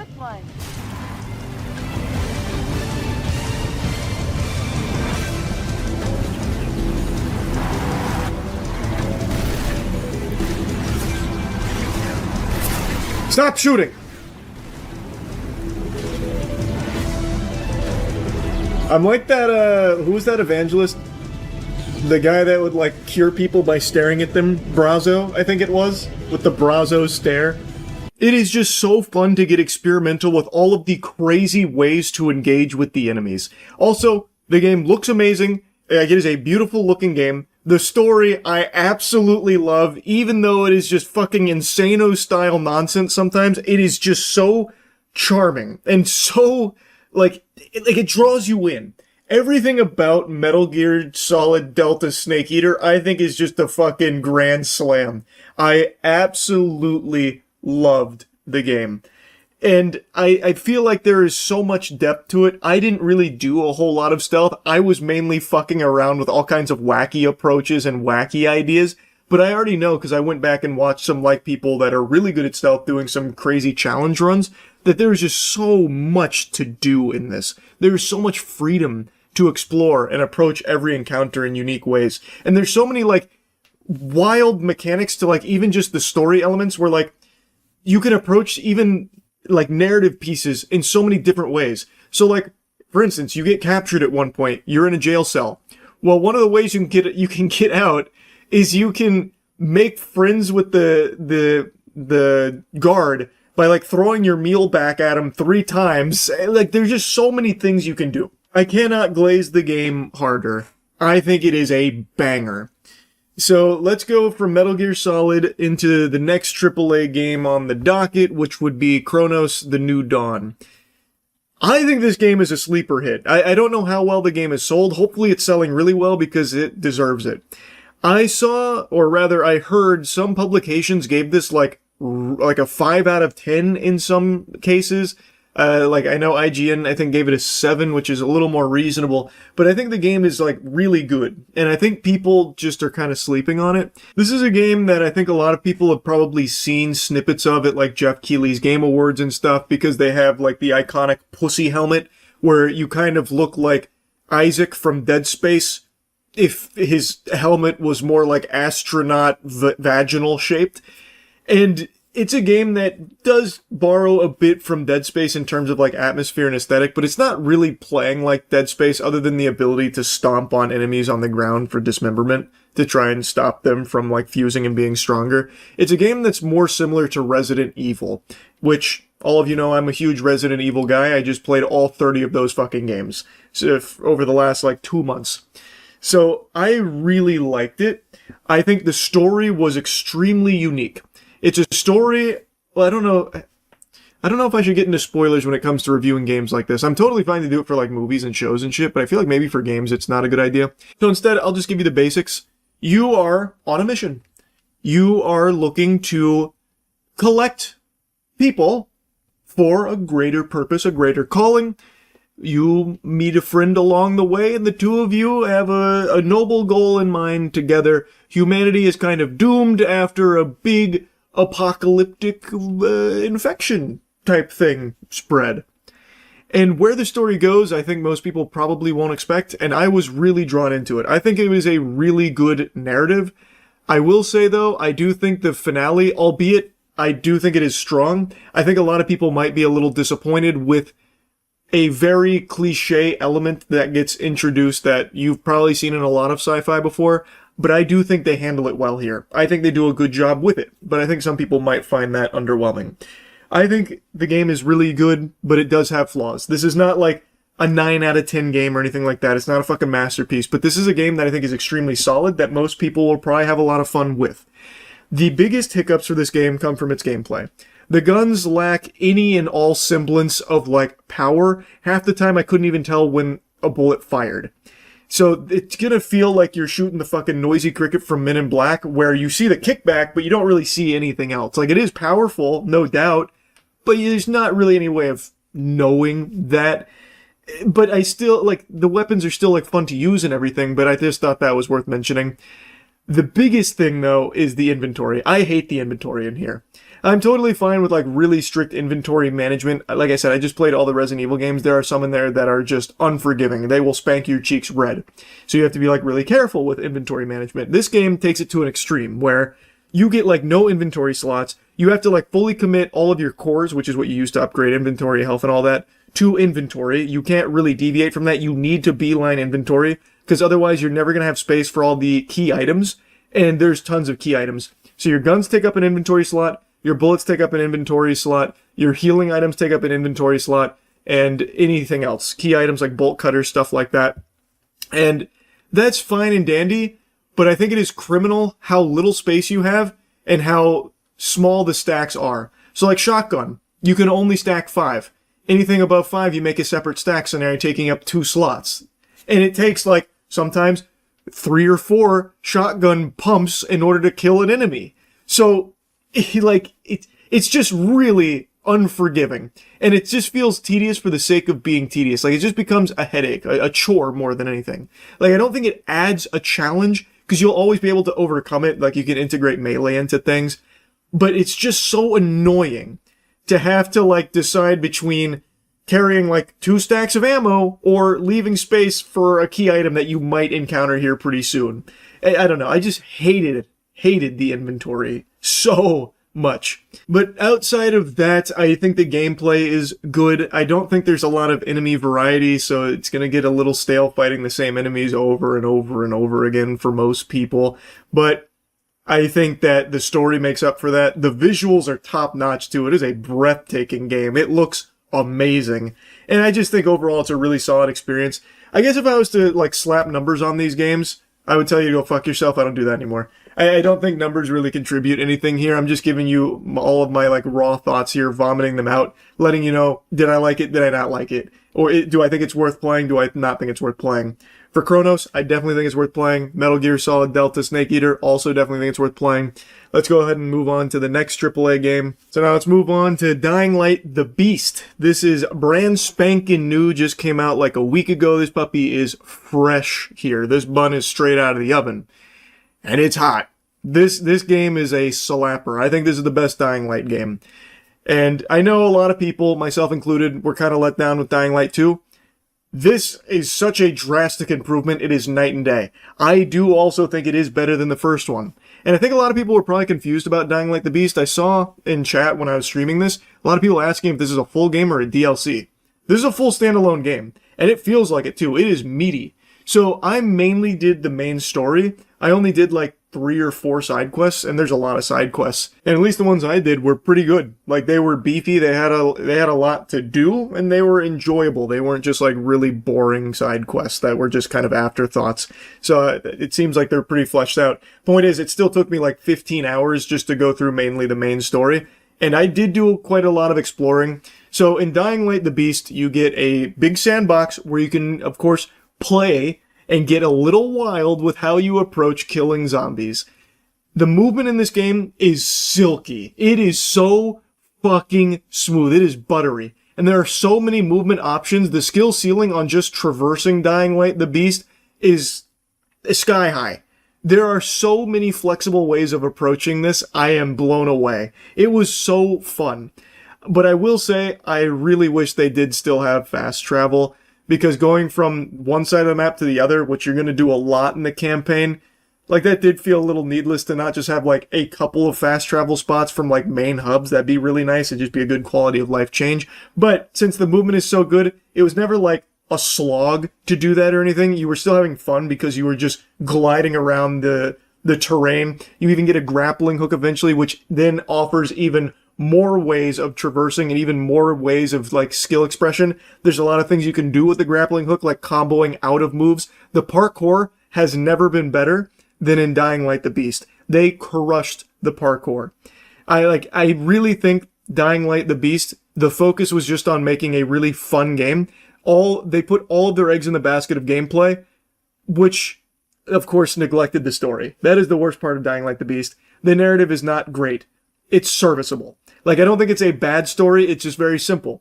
Crane, Kyle, he wants revenge. He's been experimented on for 13 fucking years. He finally breaks free, and he just wants to let the demons out, and he wants to get revenge and kill the guys responsible. Doesn't really get too much deeper than that. And that's fine, because it lets you just go out there and slaughter a ton of zombies, kill a bunch of bad guys. It's great. The melee combat feels super smooth. It feels really good. Everything gameplay-wise, I think, is top-notch. And also, a really surprising standout in this was the music. I actually thought they did an amazing job with the music here, which I did not expect. But again, the emphasis is on the gameplay, and I think pretty much everyone will enjoy the gameplay of Dying Light the Beast. If you've played the previous games, I think you're going to love this one. I think it is across the board an improvement in every area except story. I don't think the narrative is as strong as like Dying Light 1. But I also don't think that they really tried to make it better. They really just, I feel, wanted to deliver a super fun to play game, and in that aspect, I think they very much succeeded. I definitely think it's worth buying. Now let's move on to the most recent AAA game, the final one over the last like month or so that I've played through and beaten, Silent Hill F. I actually just finished it tonight, and chat made me aware that I haven't reviewed any games in a while, which is what prompted me to, make this video. Silent Hill F is a mixed bag. I really think there are some things to like about it. I think the atmosphere is great.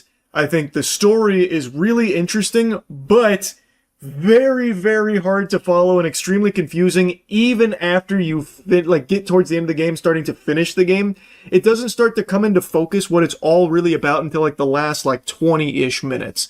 So a lot of times you're going to be fumbling around in the dark trying to piece together well, what does all this mean? Obviously, there's a lot of symbolism, but what does it all tie into here? And I think for a lot of people, it's not going to really feel like a Silent Hill game. And I do get that. It does feel pretty far removed from what you expect in a Silent Hill experience. It seems like they wanted to get very experimental. And I think it hits more than it shits, but it's not all great. I do think the protagonist here, Hinako, is a very strong protagonist. It's a character with a lot of complexity. I don't want to get into spoiler. I was just about to drop a huge fucking spoiler. I think Hinako is a very interesting character. And there is a lot to unpack with her journey and what she is going through here. And she is surrounded by some characters that I don't think get as much fleshing out as I think they needed to.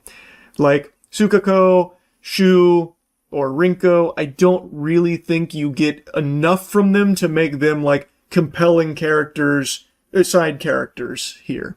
It feels like it's mainly about Hinako, which is fine, but you start to not care about the others all that much. But I do think it is a good story. I want to make that clear. I think overall it is a very strong story, albeit keeps you in the dark for a really long time fishing for answers. I think they nailed the atmosphere. It's a very, really, really good looking game. The art direction is great. I like the style of the game. But the biggest problem is the combat. Holy fuck, the combat is annoying.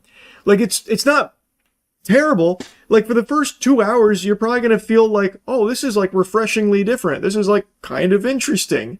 It has, like, dodging and hitting with the big steel pipe and a sledgehammer. And these enemies have interesting movesets that you'll dodge or counterattack on. You have a focus meter where you can do new attacks if you fully fill your focus. You have your sanity meter to also manage. Oh, you also have omomoris, which act as like these charms that you can put on that give you bonuses like max stamina, max health, or certain things like where if you counterattack an enemy, you get some health back. Like, it seems like there's a lot of depth there. Until you get like 4 or so hours in the game and you realize there's only 3 enemy types, really. I mean, I guess there's like 5 if you include the ones that have like coral on them, and if you include the farty booby monsters and stuff like that. But there's not really a lot of enemies.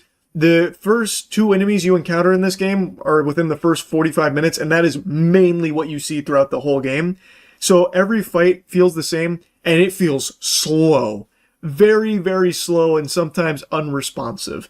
And it's slow by design. This isn't supposed to be like a Souls game like a lot of people think that it is. Like, yeah, it has dodging, and yes, it has, you know, right bumper to attack, and there's a heavy attack and stuff. But it doesn't really have a lot of Souls DNA or like a Souls formula here, which I think is a good call. But what they have instead is just not very fun.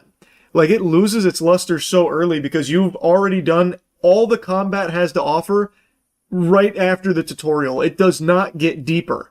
So it's just the same thing over and over and over again. And as you go throughout the game, it just keeps throwing so many combat sections at you. Pretty much every single facet of this game is kill these enemies, then move forward. So you have to fight through fucking hordes of enemies in a combat system that is just so simple and not really fun. And I know some people have been saying, oh, it's a skill issue, that's why people aren't liking the combat. It's not hard. Granted, I didn't play on max difficulty, I just did normal difficulty. It's not hard, it's just really slow. I think I only died like twice in the whole playthrough, and it was mainly just from my eyes glazing over during the combat sections and desperately trying to fucking brute force my way through, or like avoid them entirely, because it's just not worth the time of like hitting them 6 times to kill them, and just hitting them 6 times takes like 2 minutes, just because of how slow it all moves. I really... The combat did not do it for me. I enjoyed it in the beginning, and I was like, oh, I can't wait to see how this, like, you know, gets deeper and, you know, how it all kind of pans out, because certainly there's more to it. I'm getting a lot of different, like, weapons, so there's probably more to it, but there never is. So the combat was a big letdown. I do like the systems that they put in place, though, where you collect things where you can either use it as a healing item or a booster, or you can offer it to your shrines, which will give you faith, which you can then spend to upgrade like your max health, max stamina, or omamori slots, which again, as I mentioned, are like charms that'll help you out. I think that's a cool idea, but overall the gameplay's just not great, in my opinion. The puzzles are cool. I mean, Silent Hill's always had really cool puzzles, and I think that's pretty intact here. There's some really creative puzzles in here. Some real brain busters. I got stumped on 1 or 2. I think they did a good job with the puzzles. I like the levels. I really like the environment, especially when you're in the alternate realm. Not going to get too deep on that because I'm really trying to avoid spoilers. I think it's a good game. Do I think it's like the strongest Silent Hill? Fuck no. Do I think it's as strong as Silent Hill 2 Remake even? No, I don't. Do I think it's worth buying? Yes. If you like this genre of games already. This is an expensive game. This is one of those $70 price tag games now. So I do think that this is a game that is probably for people that already know they like this genre and don't mind putting up with gameplay that is probably not going to be what they want for the entire like 10 or 11 hours they spend going through the game, because you're probably going to want to play through multiple times for all the endings. This is a game that has multiple endings that require multiple playthroughs. And I think This is a good game. I enjoyed it. I don't regret my time with it, but it is not a game I think everyone's going to like. And I was going to throw in a little bonus here for Hollow Knight Silksong now that I've finished the true ending. I gave you the review after doing just the main ending, but my thoughts really haven't changed that much. I love the true ending. It still is my second favorite game of the year, just behind Expedition 33, but I do think Silksong is a masterpiece. Everything I said and gushing grannies over it in my first review of it after finishing the first main ending is still true even after finishing the true ending. The true ending added a lot of content, like going through and doing all the wishes just to get there. Like, it was a journey, and it was an extremely fun one. Now, I will change my thoughts on one thing in regards to this. I now believe it is harder than the first Hollow Knight. The content they introduce going through true ending, holy Toledo, that shit was unforgiving. So I do think Silksong is more difficult than the first Hollow Knight. I know difficulty's actually been like a huge discussion around this game. I'm really happy that they didn't shy away from the challenge and they made it like really tough because it feels so fucking good. When you overcome the boss, when you overcome what was the big obstacle for you, it just feels so rewarding in Silksong. I think this game is so special, and for $20, I cannot believe the game you get at that price point. This is a fucking masterpiece by all possible definitions. So, overall, the games that have come out over the last month, September has been a slapper. And as of making this video, another one is dropping, Hades 2. I've, of course, played the early access, so I already know this game is a banger too. The games we are getting right now are great. We are in a really nice period here of slapping releases. It's really nice. So I just wanted to drop all those thoughts here for you. Anyway, that's really about it. See ya. Holy smokes, if you felt the ground shaking beneath your feet earlier today, it wasn't an earthquake. It was the CEO of Crafton getting his cheeks clapped by a judge. What a biblical smackdown. He got good-douched. He looks like a full-blown fool here, an absolute clown. Before diving into the spaghetti and the meatballs of this wacky meal that's been served up here, I'll at least give you the lore for those that don't know. Crafton is the publisher behind Subnautica. I'm confident most of you have heard of that game. It is a massive title, and the sequel, Subnautica 2, is a highly anticipated release. And last year, there was some serious turmoil, some big-time controversy. Crafton dramatically fired Unknown Worlds CEO Ted Gill. Unknown Worlds is the developer of Subnautica, as well as other senior team members. And Crafton also said that the game's launch had been delayed, something it blamed on Gill, even though its team had been working towards an early access release that would have seen them eligible for a $250 million bonus. This was part of their deal. There were certain milestones that they would need to hit, and they were working towards achieving those goals to secure the $250 million bonus. Gill and his former teammates immediately launched a lawsuit after all of that, suggesting that they were outed to avoid that bonus from being paid to them. And Crafton hit back and said the staff had resorted to litigation to demand a multi-million-dollar payout they haven't earned, and then accused the staff it fired of having stolen documents in anticipation of the subsequent legal action, muddying the waters over their exit. I covered this last year as the lawsuit was popping off, and I said then, and I still think it's true now, Crafton's argument is fucking nonsensical. You would have to be hitting whippets for this to be passing the smell test, because this is ridiculous. The claim is basically that the people who stood to potentially gain $250 million all collectively just decided to stop working on their game. They just said, fiddlesticks actually. Bunch of horseradish. I'm just gonna go ahead and not do this job anymore that could net me 250 million clams.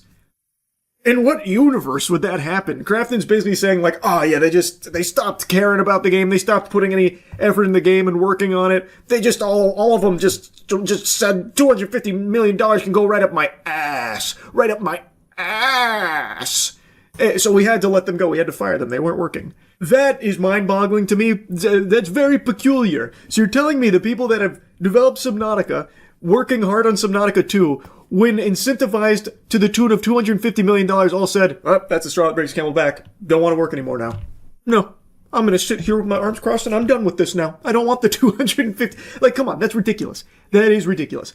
I believe their side of things here, where it seems like Crafton was trying to wiggle their way out of this massive bonus that had been written up now, that they would have to be held to, because this is now a very crucial part of the deal. And it seems like they started sweating, panicking, because that is a lot of doubloons coming out of the old piggy bank there. So it does feel like they desperately tried to find a way to weasel their way out of having to pay that $250 million, thus opening themselves up to this lawsuit. And now, fast forward to today, and we're seeing not looking super great on the Crafton side of things here. Let's start with the silliest little nugget that's been squeaked out from this case, and I hope you've got your spitballs ready, because this one's a doozy. So the Crafton CEO allegedly was trying to brainstorm with ChatGPT how to wiggle his way out of paying this big amount, because he was unsatisfied with the contract Crafton signed. So Crafton created a secret task force called Project X, incredible name by the way, very exciting. I can't wait for the huge house party Crafton CEO throws to celebrate how the lawsuit's going, whose mandate was simple: either make a deal with the founders on the earnout or execute a takeover of Unknown Worlds. When the founders refused to accede to Crafton's demands, Crafton pulled the trigger. Maria Park, Crafton's global head of corporate development, told Kim that it seems to be highly likely that the earnout will still be paid if the sales goal is achieved regardless of the dismissal with cause. Kim turned to artificial intelligence to help him brainstorm ways to avoid paying the earnout. ChatGPT likewise advised that it would be difficult to cancel the earnout. So even ChatGPT's not on his side, so then he probably went to fucking Grok or something like, Grok, can you put Ted Gill in a bikini and then teach me how to avoid paying him the money? The co-founders allege that Crafton refused to produce the ChatGPT conversations, later claiming they no longer exist. Also, another fun fumble here from Crafton was their last-ditch, desperate Hail Mary allegation against the former developers, where they suggested that the ousted staff had referenced racist views towards Korea and Korean people, due to a note submitted by Owen Mahoney, the CEO and president of rival South Korean video game company Nexon. Now, I hadn't heard that claim before, so I looked into it, and Jiminy Christmas, what a swing and a miss. I don't know who Crafton hired for their legal counsel here, but they did not call Saul Goodman. They fucking called Paul Foodman or something, because they are really not doing a good job here, because it turns out what this is referencing is Charlie Cleveland, one of the key staff that was let go, wrote down a note that was a transcription of advice from other people.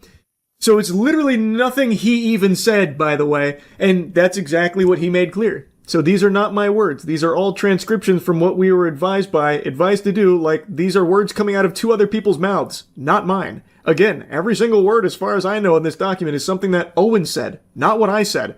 I'm writing down what Owen told us, so it has nothing to do with my opinions at all. So they put this fucking note in front of me. He's like, you're racist, aren't you? We got them, they're racist. We knew it. Alright, we win, right? Slam dunk, we're done? But shockingly, that didn't go as smooth as they would have liked it to. And ultimately, it's led to what is just unfolded here now, where I know they're really steaming about what the judge ordered. Judge declared that Gill is hereby reinstated as CEO of Unknown Worlds. The judge found that Crafton had breached the EPA by terminating the key employees without valid cause and by improperly seizing operational control of Unknown Worlds. As a result, the board decision on July 1st, at which Crafton fired the founders, took over control of Unknown Worlds and delayed Subnautica 2, has been declared ineffective to the extent it infringes on Gill's operational control right. Crafton must immediately restore Gill's access to the Steam platform and is not allowed to impede Gill's authority over the early access launch of Subnautica 2. As for the $250 million sales bonus for the development team, the judge extended the eligibility period to September 15th and noted the co-founders have a contractual right to further extend this to March 15th, 2027. I feel like I can actually hear Crafton CEO furiously typing the ChatGPT right now about how to overrule a judge. Oh my goodness gracious heavens to Betsy. Now, I'll get this out of the way up top. This isn't the end of this entire case. There is still a little bit more that's out there. However, this was a triumphant W. The judge came in there and delivered a 619 right to the noodle of Crafton. And again, I know he went tail tucked between his legs, right back to the keyboard to ask ChatGPT how to unfuck his butt. Like, my goodness. Like, this is about as happy an ending as you can get, even though it's not fully over. Not only is Gil back as the CEO of Unknown Worlds, but Crafton can now no longer impede his operational control over Subnautica. So they can't get in his way anymore. So now, if Crafton CEO decides to, take a little peek into the offices, he's gonna just be there fucking fuming, like, like, they'd have to put him in a straitjacket so he didn't just go over there and start, like, trying to strangle Gil to stop him from working on the game to protect the $250 million bonus. Like, it is actually incredible. He not only gets his position back, but the $250 million bonus is once again back on the table. And based on all available information, I'm pretty confident they will hit the milestones required to activate that and earn the $250 mil, especially with the extension and stuff. So this is just a great outcome across the board here. Like, really good stuff. And Crafton, they're being such good sports about it, they released a statement too, wouldn't you believe it? Crafton puts players at the heart of every decision, and that will never change. Over the past several months, Crafton and the Unknown Worlds team have worked tirelessly to strengthen the game and prepare it for an early access release, with a continued focus on delivering the best possible experience for the Subnautica community. We look forward to pushing out the newly updated version as soon as possible for players. While we respectfully disagree with today's ruling, we are evaluating our options as we determine our path forward. Today's ruling does not resolve the former executive's claim for damages or an earnout related to Subnautica 2, with further litigation still pending. In the meantime, Crafton's immediate focus remains unchanged, delivering the best possible game to Subnautica fans.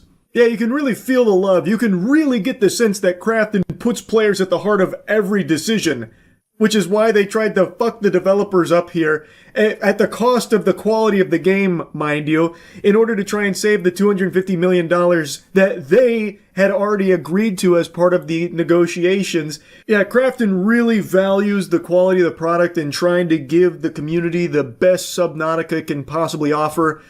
By firing the co-founders, that surely will help. That won't be a detriment to the game in any way, I'm sure. And they already blamed the delay on the firing of Gil specifically, from what I recall.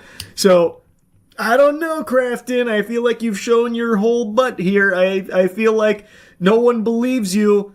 You seem very greedy and very salty about how the ruling went. And they do reference that there is some further litigation, but overall, this is a big W, and it's something I wanted to follow up on here. Pretty incredible stuff, really. That's really about it. So, yeah. Well, would you look at that? You called me short, and you were right, but then you called me stupid, and you were right again. You were wrong, however, when you called me crazy for sounding the alarm on the mind control that the TikTok zombies are falling victim to. Companies have found a way to get inside, worm their way into people's brains like that alien from Men in Black, Orion's belt pulling the levers on that dude's body. These corporations have found a way to control TikTok users' spending habits, to have them spend oodles of clams on actual landfill slop. Products that I know they couldn't move and were probably squatting on so much inventory, panicking, wondering what the fuck they're going to do with it besides just bury it in a landfill somewhere. And then someone hatched the idea, probably after seeing the Labubu craze, what if we paid influencers to pretend to be hype about it? And this formula of companies sprinkling tiddlywinks of cash throughout a wide array of TikTokers' pockets in order to glaze and get people excited about literal garbage has proven to be a grand slam for these corporations that are peddling poop. It has sparked a fire that has become out of control, leading to a raging inferno of just brainless consume. Consume at all costs. Come hell or high water, go to Target and buy the thing. Off and then ready? Pink. Fuck shit. 3, 2, 1. This is the latest one with the mystery glitter dumplings because companies have figured out if there is a gotcha element or a blind box mystery element to it, people will go ballistic over it no matter what the fuck it is. Even something like this, which is just a absolutely terribly made squishy toy. In a lot of these videos, people will pick up their glitter dumpling and give it a squeeze to celebrate, which is the intended purpose, instantly blows up like a fucking grenade in their hand. This is not a product that a sane society would ordinarily be going ballistic over. This would be something you'd see at like the checkout kiosk and be like, maybe I could use this as like a little fidget toy, or maybe my kid will. And it'd just be something real quick, real cheap. You throw it on the counter, you don't think about it, and it ends up in a closet for 20 years. But because companies have wisened up to the spending habits of TikTok, where they realized what everyone else with eyes has realized, that people will buy anything if they think it will help them get views or fit in with what's popular at the time. So the little trend starts, and this is not organic by any means, but the little trend starts where you open the glitter dumpling and you turn your head and you either get a boring static color like green, or you get the super rare, super exciting glittery dumpling. And brands obviously want to elevate the intensity of it, so if you get one of the commons, you gotta scream, you have to go crazy, no, it's terrible. You have to convince your toddlers to say, fuck this, or shit, damn, that kind of stuff. You gotta get them swearing because it's so intense. And if you get the glittery one, that's the best moment of your life. That's more important than marriage. Like, that is the biggest event that's ever happened in your life. And then people see that, they're like, okay, I'll participate in this. I'll go out and get fucking 50 of them, a whole pallet like that one girl there with the glitter. You could see like an entire box, a case of glitter dumplings as she's trying to get that pull for the sake of the TikTok. It's very clearly artificial. These companies have products like this, which is trash. And I imagine they've had it for a long time. This isn't a unique product. This is something that's existed since I was a kid. Back in the Stone Ages, fucking 20 years ago. But back then, this was something you'd find at like an arcade where if you didn't get enough tickets to get the actual item you want, well, you'd get this and maybe a stick of gum. So these companies have squatted on shit like this for a long time, but they've found a way to repackage it using TikTok influencers, spreading out money and making a trend out of it that has just gone bonkers for them. Just being able to hawk this, of all things, and people buy it and convince themselves that it was fun and a good purchase. The ones that are unpaid, by the way, the actual like paid promotions of this, they don't give a fuck. It is obviously fake. It is part of the brand deal, but it convinces normal people to also participate as well in order to get some views, participate in the trend, feel included in it. 3, 2, 1.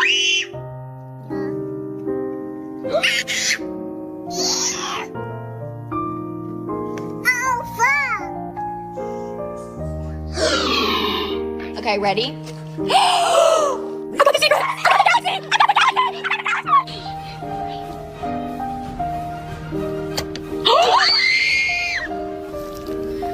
got the galaxy! No, I got it! 3, 2, 1.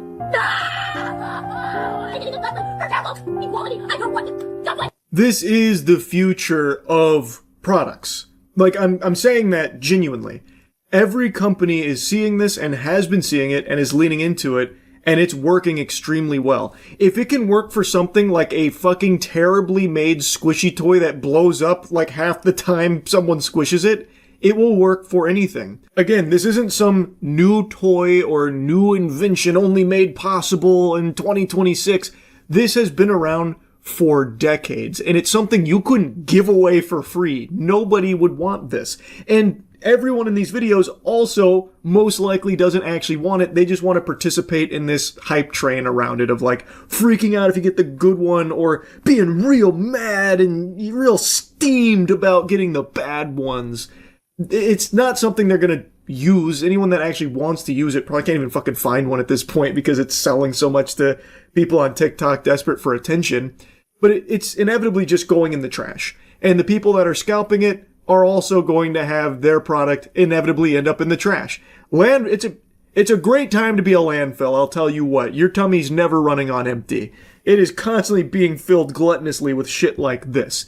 Because once the scalpers can't move this product anymore, when the trend starts to peter out, no one's going to be buying it, at least not anywhere close to how they were, so they'll end up having to dump it. And this is just another example of how easily companies can control people's spending. All you have to do is convince them that this is like a fun trend to hop aboard, and they're willing to open up their wallet for it. Even for something as useless and stupid as fucking mystery dumpling. And this is far from an isolated case. In fact, I think there's an even better example, one that I covered recently, which is Neatos. Neatos are just colored shapes that are also just a little squishy fidget toy. There's nothing even gotcha-fied about it. The Neato you want, you get. You go to Target, they have the Neatos. It's not a blind box, it's not a mystery, there's not even a gotcha element. And yet, through the same means of just having some TikTok influencers hype it up like, Neatos, you gotta go get them, you need these in your life right now, you're a pussy, you're a loser, everyone hates you, you're ugly, you stink if you don't have Neatos. And through just like this hyping up of Neatos artificially, people then just started going out to Target and violently getting their hands on Neatos. I was covering brawls at Target over Neatos, people slitting each other's throats to get their hands on Neatos. And then scalpers found it. So then scalpers started flocking to it and getting pugilistic for Neatos. And now, Neatos have made oodles and oodles of cash, and they don't even have a gotcha element to it. So it's not even the mystery loot box element of it. It's just TikTok told me that this is hype and trendy, and well, I want to be part of this, so I'll go buy a bunch. It's that effect of like, you're not cool unless you pee your pants. You gotta go out there and you gotta get the thing TikTok's talking about. You gotta go get it. And it works super well. And interestingly enough, in most cases, it appears to be really garbage toys that are actually made for sense, that companies have likely been squatting on for years with no way, scratching their head trying to figure out, how do we get rid of all of this? And now they found the answer. They found the solution through TikTok and artificially hyping things up and get people in a spending frenzy for it. There are some good products, though, that I've seen come from TikTok. Like, I know TikTok Shop is notorious for a lot of trash, but I actually have seen some good products, and I am aware that there are some companies that do actually use it to promote something positive, like an actual useful item that is, like, solid. So I know it does exist, but that's not the biggest thing that TikTok sellers are being utilized for. It's for shit like Neatos and mystery dumplings. Again, mystery dumplings fully leans into this. Their branding now is the viral mystery dumpling. Like, this is something they have clearly planned for. It was a calculated marketing push through TikTok to get people brainwashed into buying. And it's going to continue. It's working really well, showing no signs of slowing down. So expect more and more Neato adjacent and mystery dumpling adjacent and Labubu type products to be fucking blowing up here. Anyway, just wanted to yap about it. That's about it. See ya.